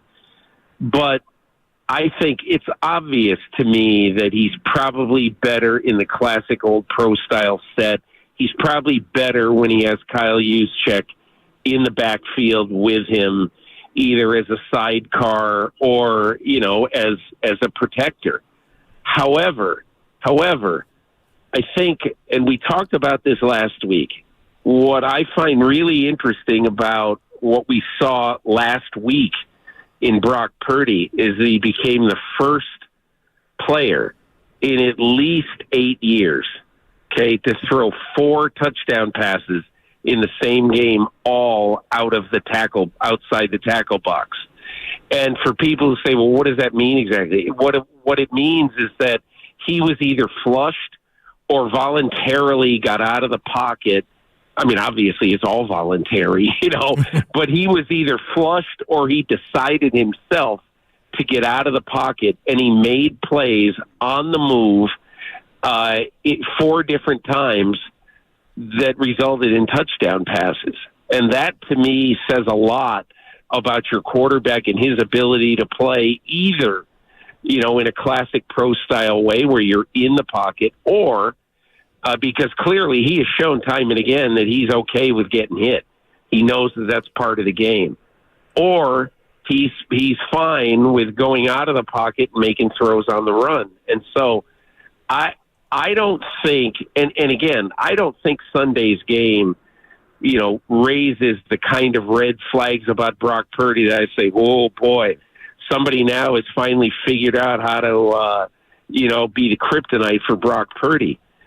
I don't know a lot of quarterbacks in football who, against pressure, the way that the Browns regularly, down after down after down, pressured the pocket. And also with, a not 100% left tackle playing against Myles Garrett, and without your 2 most important offensive weapons for much of the game. How many quarterbacks are winning that game? Not a lot of them. Yeah, Peter, I saw at the very end of your article that you are having to fend off a few people who are already on you for, I don't want to say your Brock Purdy fandom, but simply your Brock Purdy compliments, your assessment. What word would you use there? There are a lot of people who judge quarterbacks numerically and analytically who I think are still questioning Brock Purdy.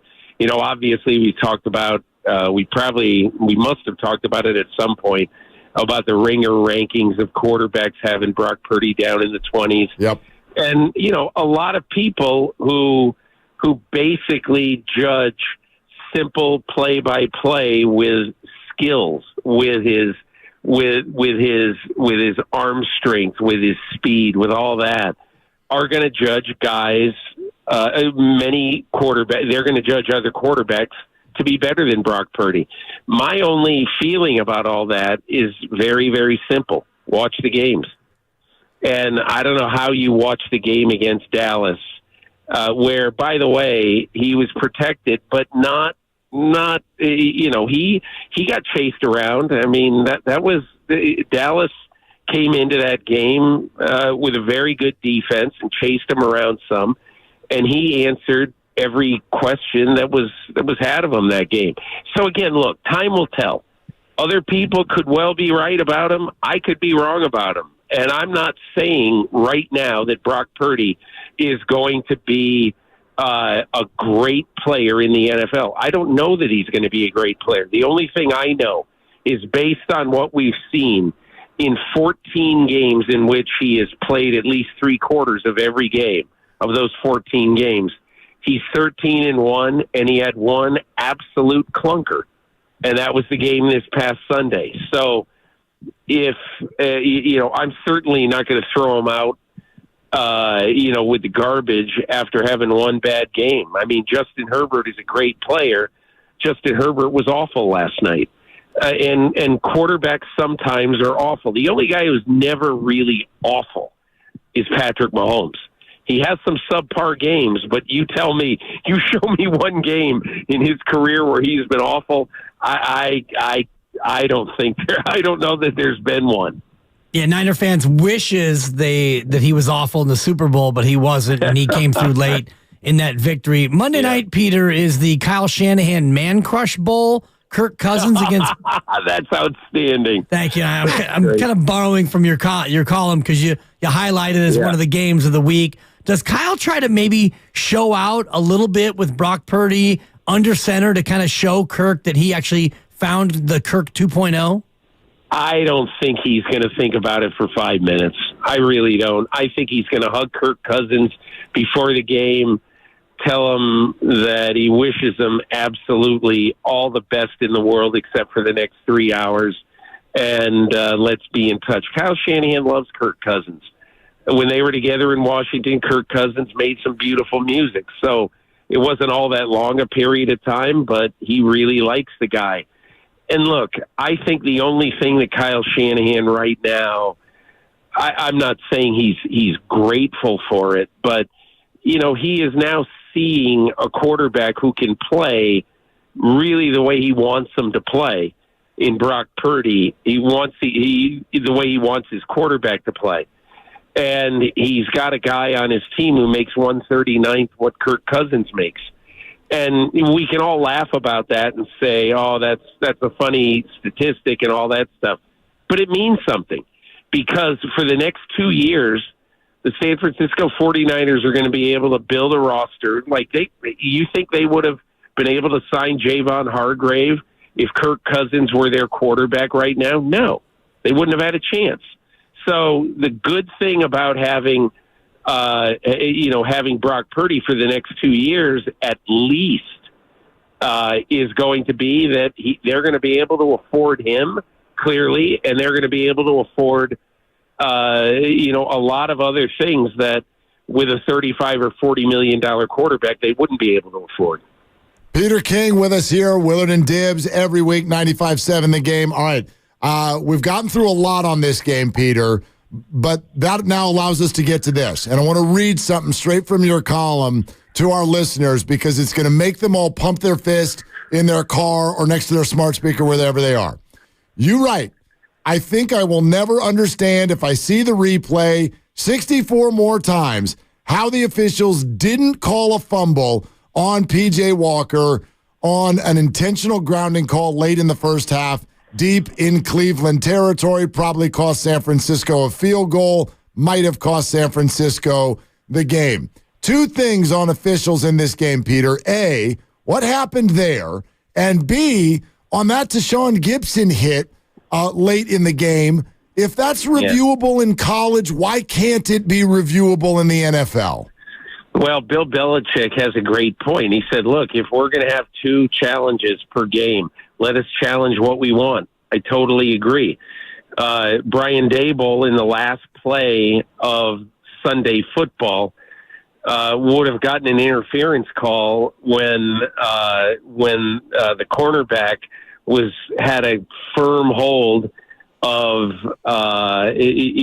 his tight end's jersey, and so you're going to be preaching to some in the choir about that, okay? But I also think that when we're talking about the P.J. Walker play, the P.J. Walker play bothers me because, in my opinion, the officials are assuming, based on his arm motion after the ball came free, that he intended to throw the ball away, and so they called intentional grounding. Okay? The official's job is not to read a player's mind, okay? Because it's clearly P.J. Walker had the presence of mind that he wanted just to throw the ball forward, because then he would risk not getting an intentional grounding call, and he would only then have an incomplete pass. But to me, the ball was loose before the arm motion was coming forward to make it an incomplete pass. That's the thing that bothered me about that call. And look, you might say, well, a lot of football happened after that. Yeah, it did. But you know what? It cost the 49ers either 3 or 7 points, period. And so all calls matter. All calls should be adjudicated like it's the 7th game of the World Series. All calls can determine the outcome of the game whenever they happen. And in my opinion, this call was not called correctly by that crew. Peter, I agree with you. Very, very much so. And I think you're getting a lot of nods of heads around the Bay Area right now. Great stuff as always, Peter. We thank you so much, and we will talk to you again next week. Sounds great, guys. Thanks a lot. Okay, Peter King right here, as always, every week on Willard and Dibbs 95.7 The Game. It's one hell of an interesting thought and comment. I don't necessarily know what you do about it, but the idea is if the 49ers play this way, well, they're not going to be healthy at the end of the year. Or, as he put it, quote, probably not. But is this a fixable issue? What are you going to do? What are you going to tell Debo? So just play hard, but don't play that hard. Or, hey, Christian, we'd like you to run in between the tackles, but, go down. Yeah, don't let them tackle you. Don't get hit. Don't let them grab your face mask and pull you to the ground. And you would ask the question about identity. If this is their identity, well, you can't just step out of your identity. Correct. Certainly not overnight. Certainly not when you build your team to play this way. And they have a fullback. They have the highest paid fullback in football. Not a lot of teams have a fullback. They have a tight end who is a good pass catcher when they target him. And I'm just a little bit hurt because you beat me in fantasy and he's my tight end, but he had one target. And when you don't target George Kittle, he's an unbelievable blocker in the run game. He played all but one snap. So you've got a tight end who's a really good blocker, a fullback who's great and versatile in the blocking scheme, and 2 wide receivers who play physically, one of whom can run it, catch it, and is also a good blocker. So how do you change your identity? You're not just going to suddenly go 3 wide and 4 wide and go empty and not use Christian McCaffrey the way you use him. I'm interested to see what happens Monday if McCaffrey is limited or unable to go, and if Deebo Samuel is limited or unable to go, because then, Mark, you may have to change your identity at least a little bit and let Brock cook. Your play calling approach, sure. I think that's and also your formations too, I think. Yeah, that's always going to be part of it. If a team's got to play without their quarterback, you sort of change the book for that particular week or whatnot. But I look around the league, and I'm not disagreeing with Peter. I think he's got a very interesting point. I just don't know that there's anything you could do about it. Right. And sometimes I even question, what exactly does that mean when you play football physically as opposed to not physically? Like, I get that some teams might have some harder hitters than some dogs more than other teams, but there's no way to play football in the NFL without it being absurdly physical. Ask any lineman. It's incredible contact on every play. Every running back, it's a car accident, as Peter said, 20 times a weekend.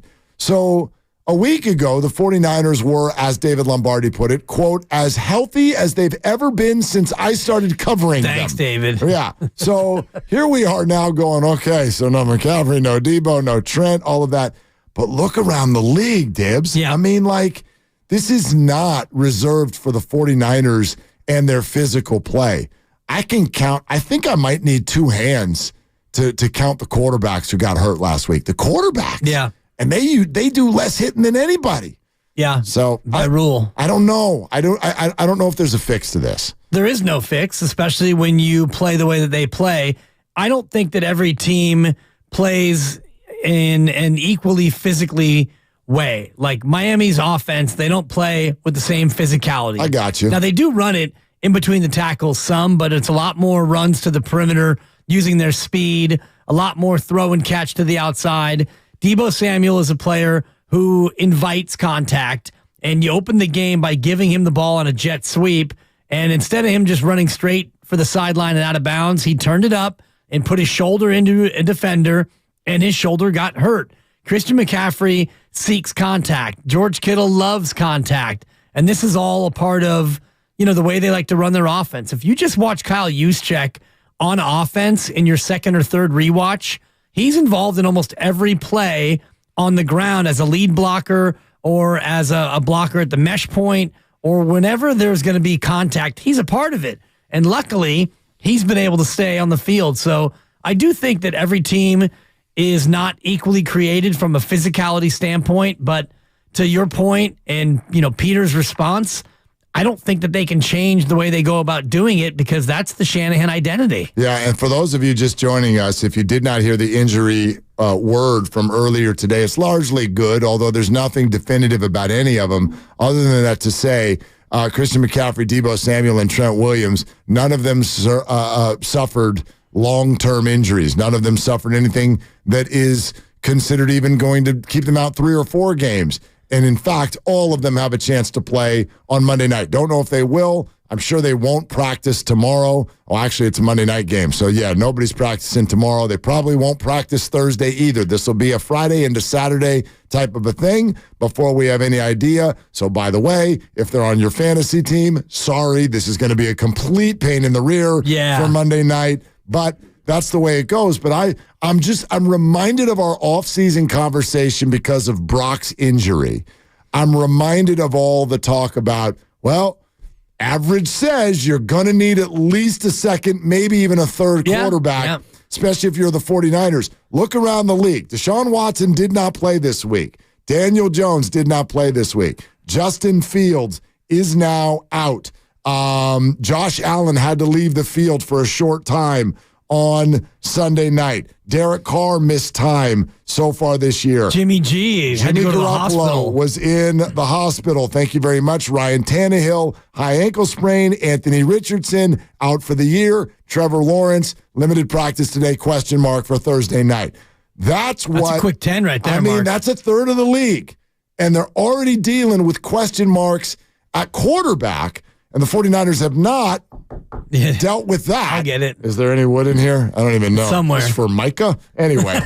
Right? So, knock on wood, they're not dealing with any of that as of yet. But this is it's part of an NFL season, the way it unfolds, and your ability to navigate that journey and call different plays and set up a different game plan based on who's available that week.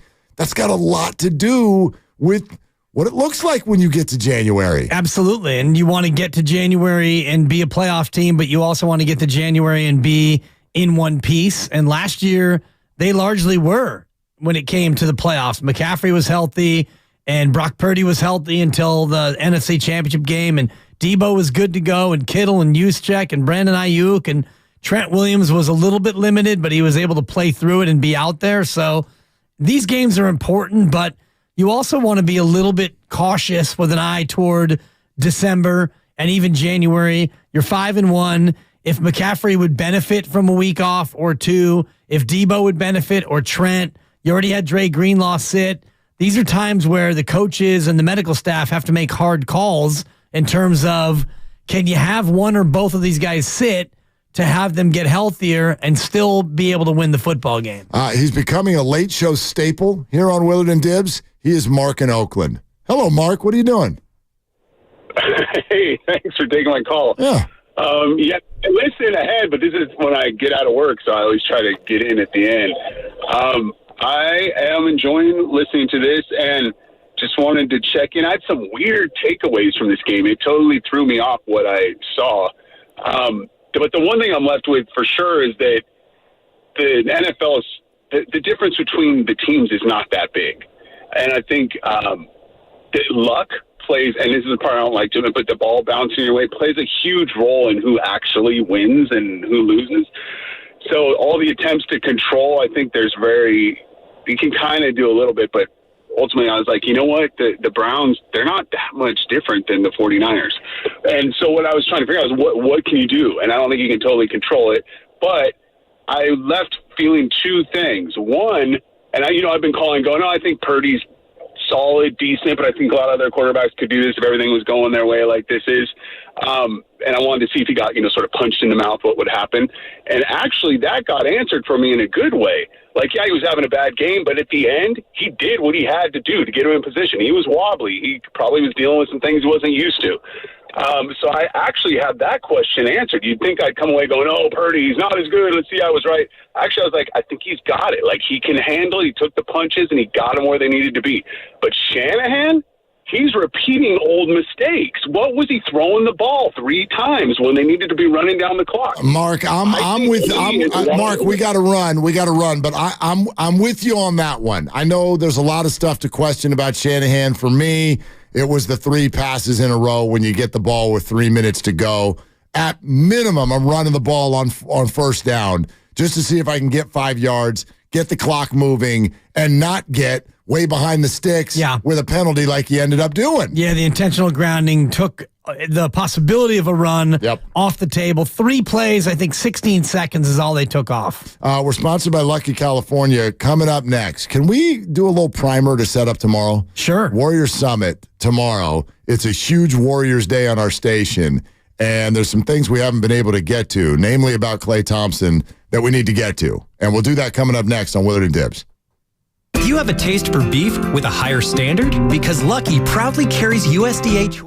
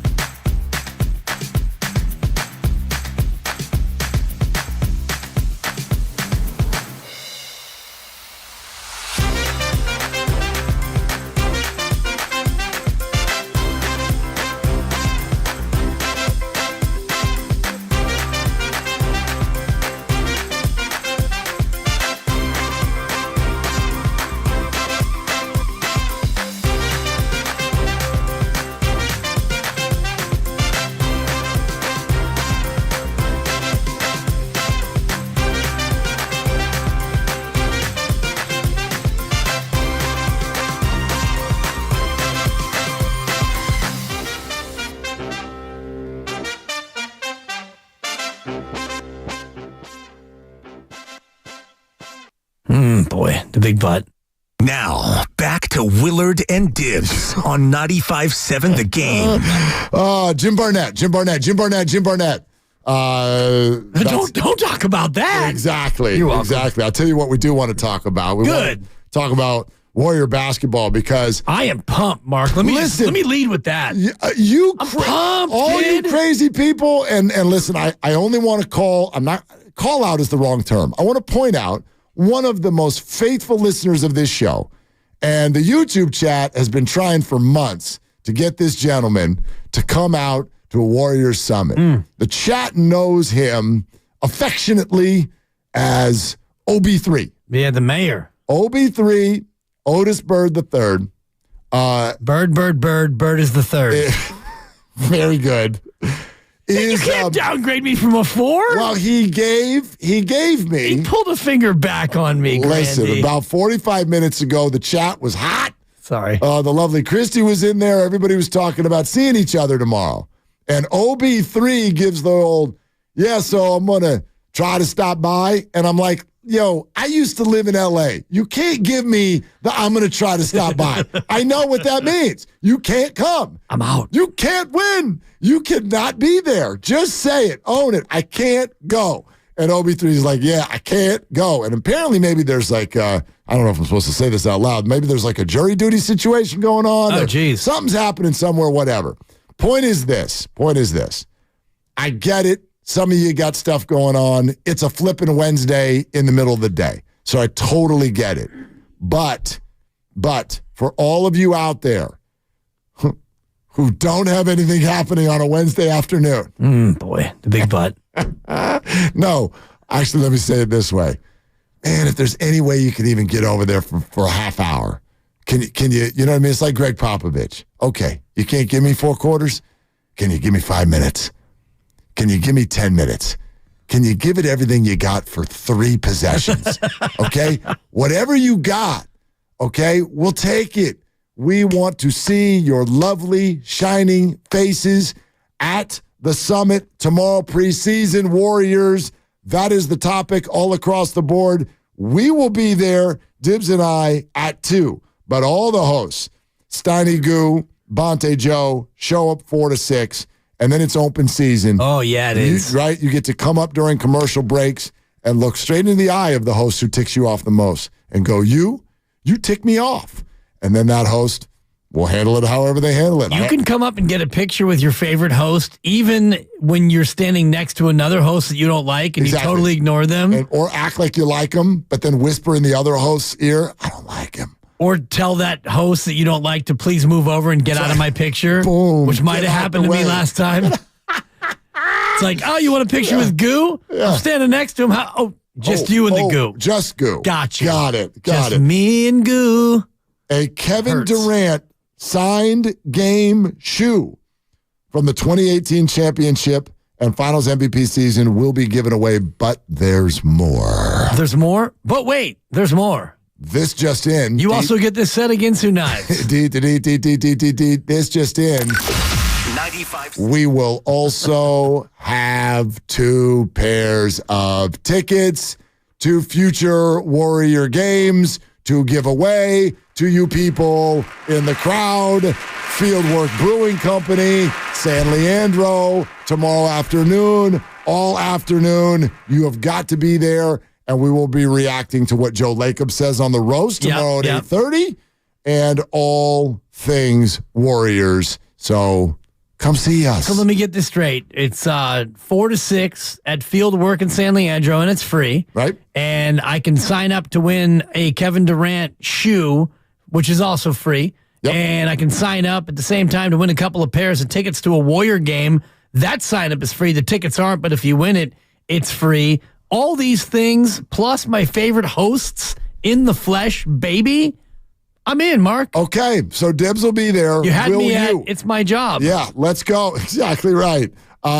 So tomorrow, and by the way, my favorite, this is just me, my favorite part is that I won't have to do this read anymore that says someone's going to win a Kevin Durant signed game show. I never got caught all week long. I got it right every time. I'm like, it's a Kevin Durant signed game shoe, but it says game show, and especially with our music and everything, right? I thought maybe you could have told me. I could have fixed that for you. No, it was like my own little personal challenge. Well, like, from now, I'm going to get it right every time, all week. When we go to Grandy now, it'll be game shoe music, please. Game shoe music, please. Yeah, exactly right. Yeah, if I were Will Ferrell, all right, stay classy, San Diego. I would have just been like a Kevin Durant signed game show music, please. Yes, Lucas, what are you telling me? You have your Woj and your Bob. Okay, all right. So among the things we'll be reacting to will be this. Hey, Woj, give us that bomb.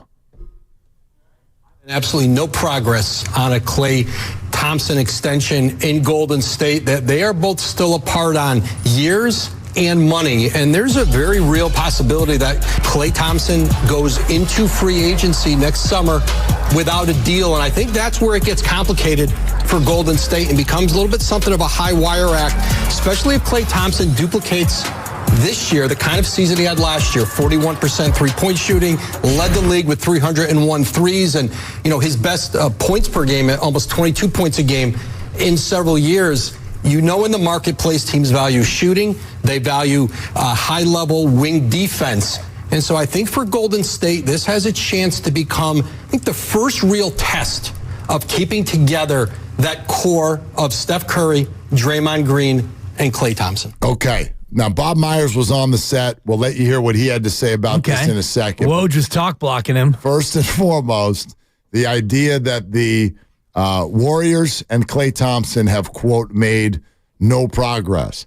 So we've been hearing for weeks. Oh, yeah, extension. Yeah. Everybody likes each other. Klay wants to be here. We want Klay. Mike Dunleavy has said it a number of times. I'm sure everybody does want to be back. But at what price? Right. This is the first indicator that negotiations are on. Or negotiations are off. Well, maybe. Until ... a certain time when they get back on, which would be the end of the year. And I'm not totally surprised to hear that based on what they did with Draymond last year. I know Draymond wasn't technically going to be a free agent unless he wanted to, and he did want to. He opted out and then got a new deal. So it was a little bit different, but the way they handled the Draymond situation feels like the way they're handling the Klay situation, which is, Klay, we want you, but let's just wait until the end of the year and figure out what that price will be and how many years that will be. And maybe that will offend Klay. I don't know.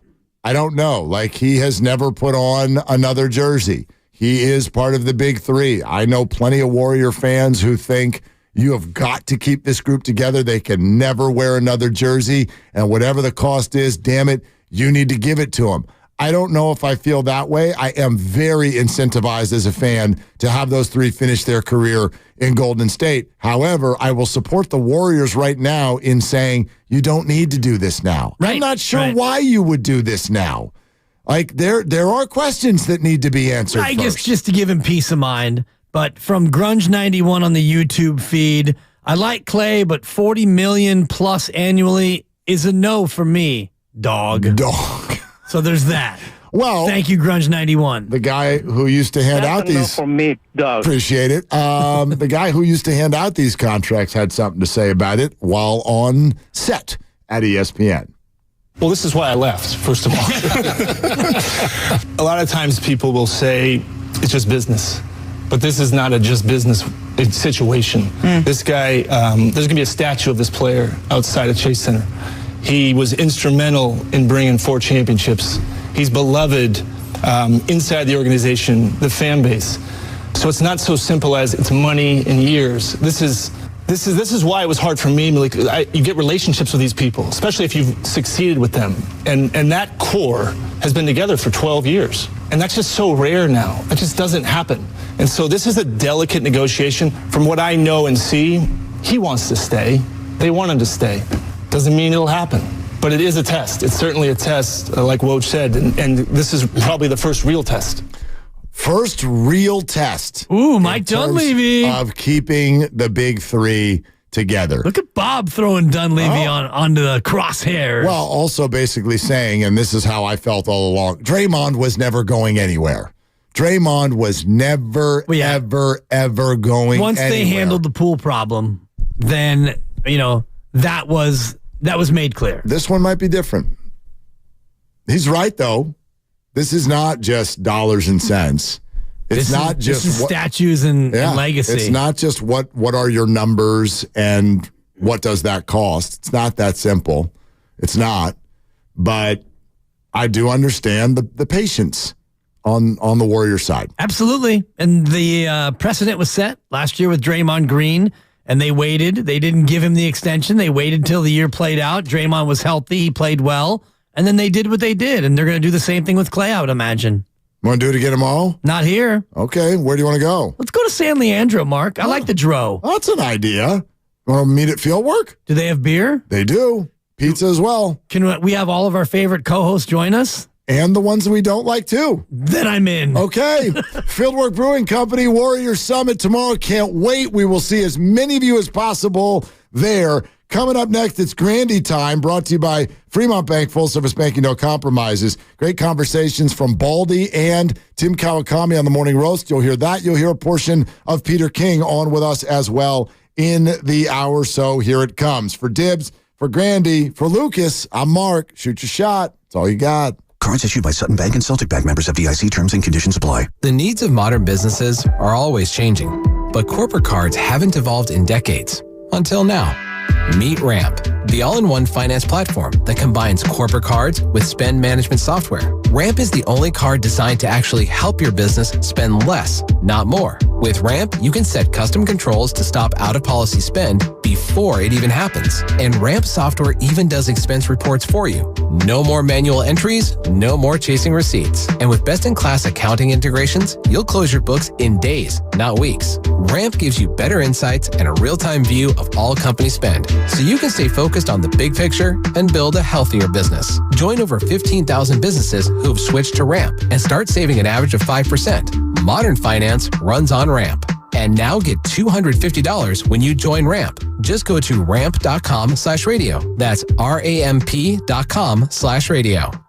Hey, it's Tiki Barber. eBay Motors has everything you need to keep your ride or die alive. From superchargers, brakes, exhaust kits, and more. With over 122 million parts, eBay Motors levels your baby up to its peak performance. And with eBay Guaranteed Fit, your part is guaranteed to fit your ride every time or your money back. With all the parts you need at the prices you want, it's easy to bring home the win. Keep your ride or die alive at ebaymotors.com. Eligible items only. Exclusions apply. Yo, J Balvin here. Verizon just hooked me up with a new iPhone 15 Pro with titanium. How can you get one? By switching to my plan at your Verizon store, get the amazing new iPhone 15 Pro on them. When you trade in any iPhone, any model, any condition, guaranteed. And listen to my new song, Dientes, on your way to get the new iPhone 15 Pro. Don't miss out. Switch to my plan from Verizon today. It's your Verizon. $999.99, 128 gigabyte only. Device payment purchase or full retail purchase with new smartphone line and unlimited ultimate plan required. Less $1,000 trade-in or promo credit applied over 36 months. Promo credit ends if eligibility requirements are no longer met. 0% APR. Prescriptions require an online consultation with a healthcare provider who will determine if appropriate. Restrictions apply. See website for details and important safety information. Subscription required. Price varies based on product and subscription plan. Hey guys, did you know there's a generic form of Viagra that works just the same, but is 95% cheaper? And you can get it online? Just go to hims.com/radio. Through Hims, you'll get a free medical consultation, discreet shipping if prescribed, a 100% online process, and trusted generic alternatives to the name brands to treat ED at up to 95% off. That's right, the same active ingredient as the brand name for 95% less. It's the same ED medication, still prescribed by a licensed medical provider, but with zero copay, no expensive appointments, and no awkward face-to-face conversations. To start your free online visit, you need to go to this exclusive address, hims.com/radio. That's hims.com/radio for your free online visit. hims.com/radio. At Shane Company, we believe everybody is made to shine. So put on earrings that make you sparkle, diamonds that light up the room, an heirloom you'll treasure. We're all made to shine. Shane Company, fine jewelry since 1929. Now it's time for the closer of the week. Presented by LiftMaster and R&S Doors. Turn your garage into the envy of the neighborhood. Visit rsdoors.com. This week's closer comes from Mel from San Francisco. Alejandro showed up promptly, was thorough, and very professional. Our garage door repair was difficult, but he was super competent. R&S provides quality service, and they're very efficient. I highly recommend them. Recently, my garage door opener was not working. I was in need of a closer. I was put in touch with R&S Doors, and they hooked me up with a brand new garage door opener from LiftMaster. With LiftMaster's MyQ connectivity, my garage door opener can be controlled right from my smartphone. You'll know when a door or gate has been left open and can close it with a tap, no matter where I am. Be one of the first 10 callers and receive 20% off a LiftMaster garage door opener. Call 1-800-FIX-A-DOOR. That's 800-FIX-A-DOOR. Or visit rsdoors.com. R&S Doors. Look for the red truck. At Lawton Skilled Nursing and Rehabilitation Center, we know how hard it is to care for loved ones. Come and check out the 5-star facility named one of the top skilled nursing facilities by U.S. News and World Report. Visit us at lifegen.net or call Dan Daly at 415-566-1200. Are you looking for a rewarding career and opportunity to serve your community? The Alameda County Sheriff's Office is now hiring for both sworn and non-sworn positions. Alameda County Sheriff's Office has excellent opportunities for career advancement, competitive benefits, and for all new deputy sheriffs, hiring bonuses between $10,000 and $15,000. Don't wait to start making a difference in your community. Apply today at joinacso.com. That's joinacso.com. We all hear the radio ads about the IRS. They tell you to be afraid, to be scared, and they try to frighten you into calling. I'm not here to do that. Tax Relief Advocates is different. TRA is here to tell you that if you owe money to the IRS, whether it's $5,000, $50,000, or $500,000, we have a solution. It doesn't matter if you're sitting in your car, at work, or with your kids. No matter where you are, call now.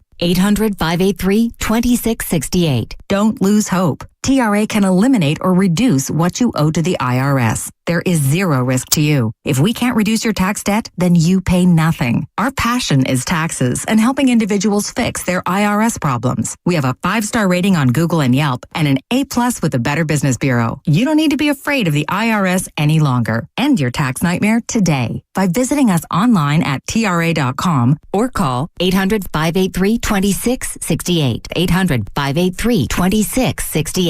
Tax Relief Advocates. Real solutions for real people. You're listening to 95.7 The Game, KGMC FM at HD1 San Francisco.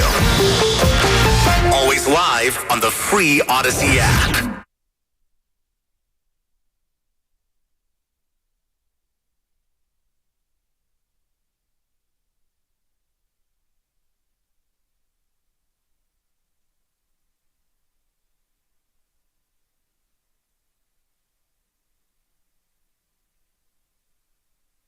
Happy Tuesday. Time for Best of the Game here on 95.7 The Game. Mark Randy with you until 7 o'clock. A number of really good interviews and conversations to get to here today on Best of the Game.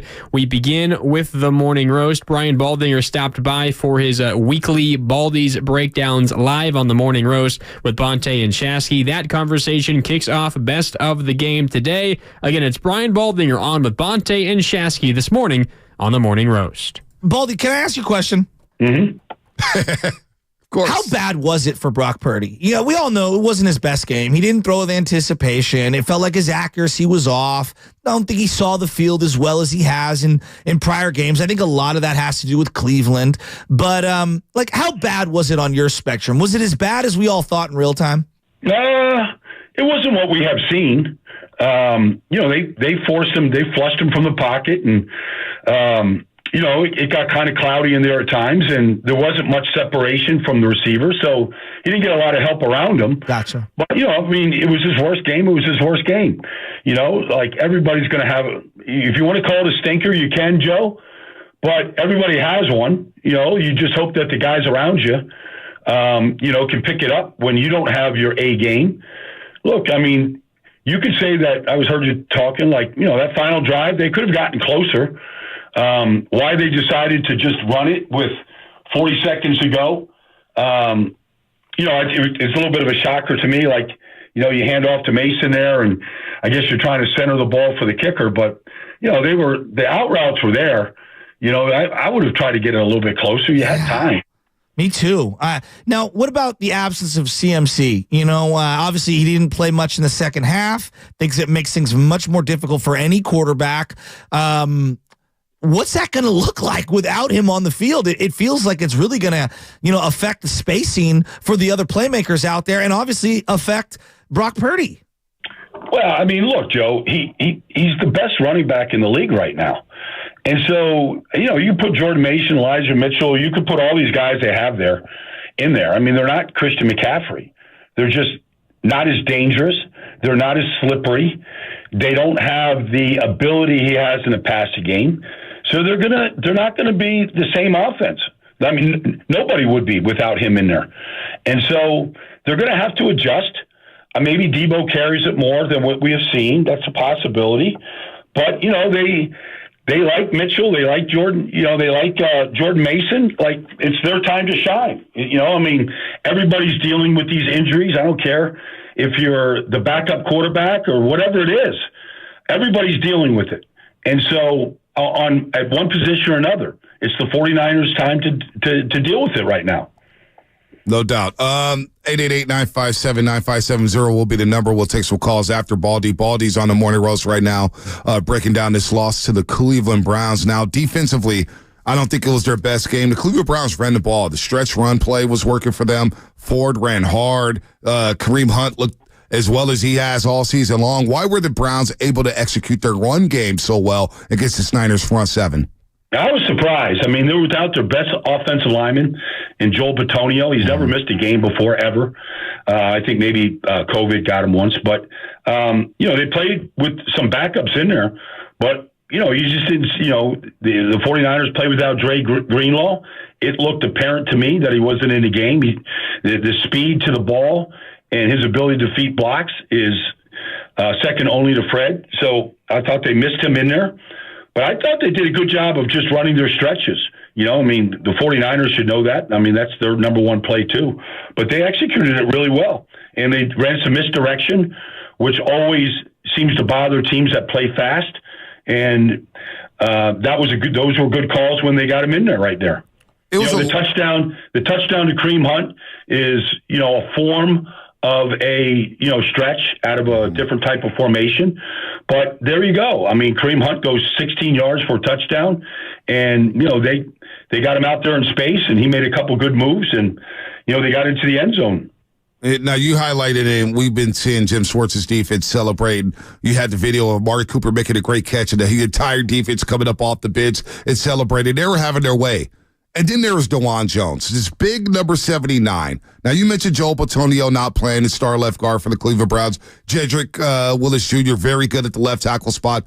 But this DeJuan Jones put on a clinic, and I think he made himself a lot of money with the performance he had against Nick Bosa. Why was he so effective in shutting down Nick Bosa? And basically, outside of the one sack, we didn't hear much of number 97 against DeJuan Jones. Well, I mean, look, I've broken down every game that DeJuan has played, going back to 4 preseason games. I mean, he's got the wingspan of a Pacific Manta. He can put his left hand in Cleveland, his right hand in Pittsburgh. Nobody has his size or reach. And it bothered. Nick Bosa started on the right side against Wills. He came over in the second quarter against DeJuan. They gave him a little bit of chip help with some tight ends, and then they just said, he's doing fine. Let's let him play. And he didn't have any problem at all with Nick. The only really sack and the only pressure really that Nick got was against a broken protection when they blitzed off the edge one time and they let Nick come free. But DeJuan Jones is a good player. I mean, he's a 4th-round pick of Ohio State. He was a 2-year starter there. People love Paris Johnson Jr. on one side at Ohio State. And He went number 1. But I always like DeJuan Jones because of his length and the fact that he gets off on the snap. He's 380 pounds. He's got a wingspan of a man 7'4".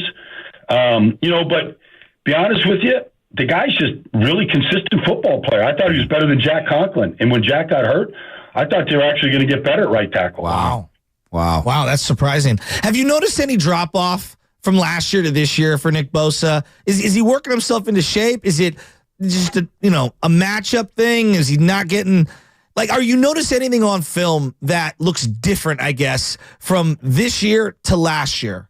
Well, the only thing you don't see from Nick that you see from other elite guys are quick escapes. Like, where like you saw Micah Parsons last night just make the right tackle whiff. Yep. You see Max Crosby do that routinely. Like, these guys are just whiffing. Like, Nick is a power rusher, and he's good with leverage. He's good with his hands. But you're not seeing quick escapes from him right now. He had 34 pass rushes the other day out of a possible 36. And, he got one quarterback hit on a bootleg where nobody blocked him, and he got a sack on a play where the protection broke down. But you're just not seeing quick escapes from him right now. So if the ball, like it did on Sunday from PJ, gets out quick, or they're running misdirection or bootlegs, like, he's not going to get a lot of opportunities. If you do make him hold it, like, he's just taking the long route by just basically trying to power push you. He's got 16 quarterback hits in 6 games. It's not that much different than last year. You're just not seeing the quick escapes from him right now. And I'm sure it's bothering him too. But if you're going to try and go through DeJuan Jones, like, it's like trying to go through, it's a long way around him. It's a big orbit around the sun if you try to go around him. If you try to go through him, there's a lot of mass to get through. Where was Kittle in this game? It felt like a lot of Niner fans were not furious, but not happy that Kittle didn't seem to be a factor in the downfield passing game. Well, he wasn't. I mean, they targeted him, I think, 2 times, Joe. And, he caught like a little flat route for a yard. That was it. He wasn't featured. And we've seen this before where his number really isn't called and he's not, part of the route combination or the procedure in the routes. And so he can kind of disappear at times. It seems like a lot of times that when George gets involved, it's off plays where he's not the primary, but there's scramble drills. And, Purdy didn't get a lot of those with the way that the Browns really pressed the line of scrimmage, where he got a chance to get outside the pocket and Kittle just kind of runs the scramble drill and he shakes free. That didn't happen at all on Sunday. I'm really worried with CMC out here, Baldy, and I think they do a great job in the run game. I think the play action game off the run game has always been spectacular for Shanahan. The drop back game, just the pure drop back game, it's not the greatest, right? They don't have a lot of guys that can win outside the numbers. They don't have a lot of guys that can win on the edges. What's it look like if there's no CMC for a couple of weeks? What's it look like if Debo's out for a game or two? Like, I'm very interested to see what it looks like for this offense. I'm concerned. Should I be? Yeah, I think so, Joe. I would be, because here's the thing in this league, and I saw it with the Jets on Sunday against the Eagles. And I'll get to that story and tie it in here real quick here, Joe. Yeah. But you have to be able to win different ways in this business. When somebody, takes your lead dog away, in this case because of the injury to Christian McCaffrey, that was my big concern through the first month was he was, and I'm not saying this led to the injury, but like, he's a special player. So, okay, you lose what makes you special. So what's the next way to win? You have to adjust. Like the Jets went out there on Sunday without their top 3 corners. All right, there's no Sauce Gardner, there's no DJ Reed, there's no Eccles. The defense coordinator came up to me, Jeff Albrecht, before the game, and he just looked at me and he goes, "What would you do, Baldy?" I go, "Well, I wouldn't sit there and zone all day and just let you carve you up. Like, I'd mix it up. Like, you can't play with any fear," and they did, and they got 4 turnovers. And so you have to find a new way. Like the defense, look, the interceptions, Fred's playing awesome. The interception by Lenore is good. But like, I haven't seen him shake the ball loose and just popping it loose right now. Like, that'd be a good thing to do. Like, it'd be good to see Eric Armstead make a play. Right. There's just things. If Kinlaw's going to be on the field, it'd be good to see him actually do something. It's good to see Randy Gregory out there kind of show up. Right. He showed up more in that game than he did in Denver in the first 5 weeks. Really? No, he did flash. He was playing well. Flashed. So, like, you got to win in other ways. It'd be good if your special teams, made some plays. Baldy, they had 5 penalties on special teams, and then Ray, before half, lets a ball get over his head, and then you had timeouts in your back pocket. Ray drove me nuts in this game. He didn't line up properly a few times. Like, I thought they should have played Ronnie Bell. I'm going to come out and say it. All right. Well, I mean, maybe you see the switch. I mean, I'm sure Shanahan isn't blind to that point right there. 12 penalties isn't what you expect from a team that you think is going to a Super Bowl. And I know it's in Cleveland, the weather and all that. It's nonsense. Like, you got to go play these games, and Cleveland is – we all saw what the defense could do. Okay, the offense had an off day. And so, pick it up someplace else. The interceptions help. But, and look, the kicker had a chance to win it at the end. But if you leave it in the kicker's hands – the Eagles did the other day, and their kicker missed a field goal to win the game. You have to live with that if you're going to put it in their hand. You're going to put it in a young kid's legs. That's Brian Baldinger on earlier today with the Morning Roast. Let's stick with the Morning Roast here on Best of the Game, but let's fast forward a little bit through their show when they chatted with Tim Kawakami of The Athletic about this Niners team. A lot of the same things that Brian Baldinger talked about. Here's Tim Kawakami on earlier today with Bonte and Shasky on the Morning Roast. TK from The Athletic, of course. Nick Bosa, we're having a Nick Bosa conversation. And the sack numbers are down, no doubt, but the quarterback hits are on par with where they were at through 6 games last year. So what's your take on Nick Bosa? Is he doing enough to live up to this massive contract? Yeah, I mean, you're not just doing on sack numbers. Sometimes those come in, randomly, come in bunches. I cover Reggie White in his prime, and obviously, incredible amount of sacks. The guy was amazing. Sometimes it didn't happen over a 3, 4, 5 game stretch because it's where the offensive line was leaning. It's because they're throwing quick. It's because a lot of things. Are you influencing what the offense has to do? Are you on their minds? Are you always somebody that they have to worry about? They have to, lean their blocking coverage to. And I think Nick Bosa is those things. I don't think, he could be doing it more. Obviously, everyone could be doing more at any point, but I don't think there's a lot of worries about what Nick Bosa is going to do and what he's going to do throughout his career. This happens sometimes. 18 and I actually was thinking watching, Micah Parsons get shut out last night until the very end, obviously until he makes a huge sack at the very end. But he was basically shut out. And 18, he had like 11 sacks last year. Like, this is not, these are hard to get. Mm-hmm. And both, I think, at 18 and a half last year, that might be very hard to duplicate. It's just a matter of where the quarterback decides to move. It's a matter of, like, if he moves away from you when he's under pressure, you're not going to get it. If he moves towards you, you're going to get it. Very hard to just say, okay, go get a sack a game. That's almost impossible. You look at the numbers. That's why 18 and a half stood out so much, because these are immense numbers. It's just hard to say, go get a sack. Are you influencing the game? And I don't think anybody's got a question that Nick Bosa's influenced the game. And then when the sacks come, it might start on Monday night, might start a week later, but I think he's due for a 2-sack game, maybe a 3-sack game, maybe a forced fumble. I just don't think you can order up sacks by one specific player. It's almost impossible to do. Yeah, heading into this year, he was averaging close to a sack a game for his entire career, which puts him in rarefied air. But, I'm looking at the CMC injury, and I think this is a big one. I mean, most people think it's a big one. It feels like when the Warriors are missing Steph Curry. Like, can you be somewhere near 500 while this guy's out? This is clearly the biggest test for Brock Purdy thus far, right? Yeah, I mean, we'll see how long he's out. We'll see, if he's limited. I would imagine, I've kind of hinted this, I think I would keep him out of Monday night's games on turf. They only have, after this game in Minnesota, they only have one more artificial turf game. That's in Seattle on Thanksgiving. It just seems prudent, and I think they could win the game without him. Though, yeah, we'll have to see how they figure it out. And they might not have Debo either.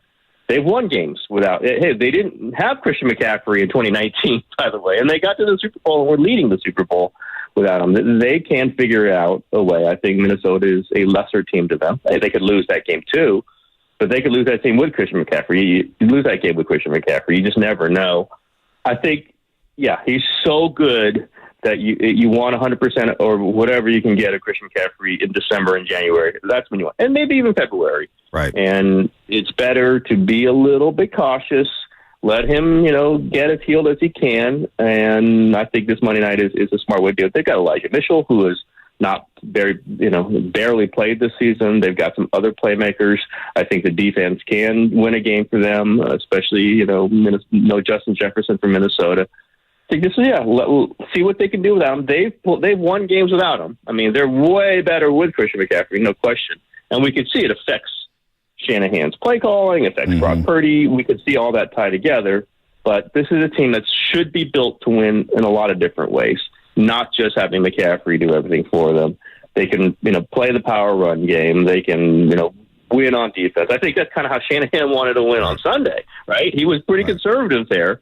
And Cleveland's defense was making him be conservative, right? He did not want the 5-yard loss on first down, which is what happened several times. I think they can play power football. I think they can play defense. They can get a turnover, win a couple games here if Debo and McCaffrey aren't at their best. Because this is what good teams do. You don't have your best guys all the time. You just don't. And you build your roster to win multiple ways. I think they can do it. Tim Kawakami, The Athletic, covers everything in the Bay Area here on the Morning Roast on 95.7 The Game. It's been in the game a long time, covering the Eagles, covering the Lakers, down in L.A., covers some boxing. TK knows it all. Stepping on Shaq's feet. Stepping on Shaq's feet. Yeah, that's a nice little drop there. Stepping on, just casually, I stepped on Shaq's feet. But I saw TK. You were chopping up with Shaq a couple years ago when the Warriors were in the finals against Boston. I see everything, TK. TK knows all the big timers. But you had a tweet, though, that was very interesting. And I wonder, how many kicks would it take for Booty to miss for them to call a kicker, not just Robbie Gould? Because you said it, and I believe it. He's now under the microscope. You miss a 41-yarder after missing a 54-yarder. A lot of fans don't want to hear the excuses about the wins in Cleveland or whatnot. Jake Booty, it was all perfect. Whenever we don't talk about Jake Booty, it's a good thing. I kind of talk about it like referees, right? When you don't speak about the officials, that means they had a good day at the office. What would have to happen for the Niners to go out and look for another kicker or work out another kicker? I think one more big miss, and maybe a lot of 49er fans think that was a big miss that should do it. I think they're going to wait one more game. I think they like, that he stands up. They like, kind of his attitude. He's got to make kicks though, and it's make or miss league. And that's what, I had some people saying, hey, it wasn't his fault, and the quarterback didn't play great, and they give up. Hey, listen, the kicker's only job is to make those kicks. So when it comes down to it, you either make them or you don't. It's not it doesn't matter if you make or miss league. You got to make that kick. They got to the 23-yard line.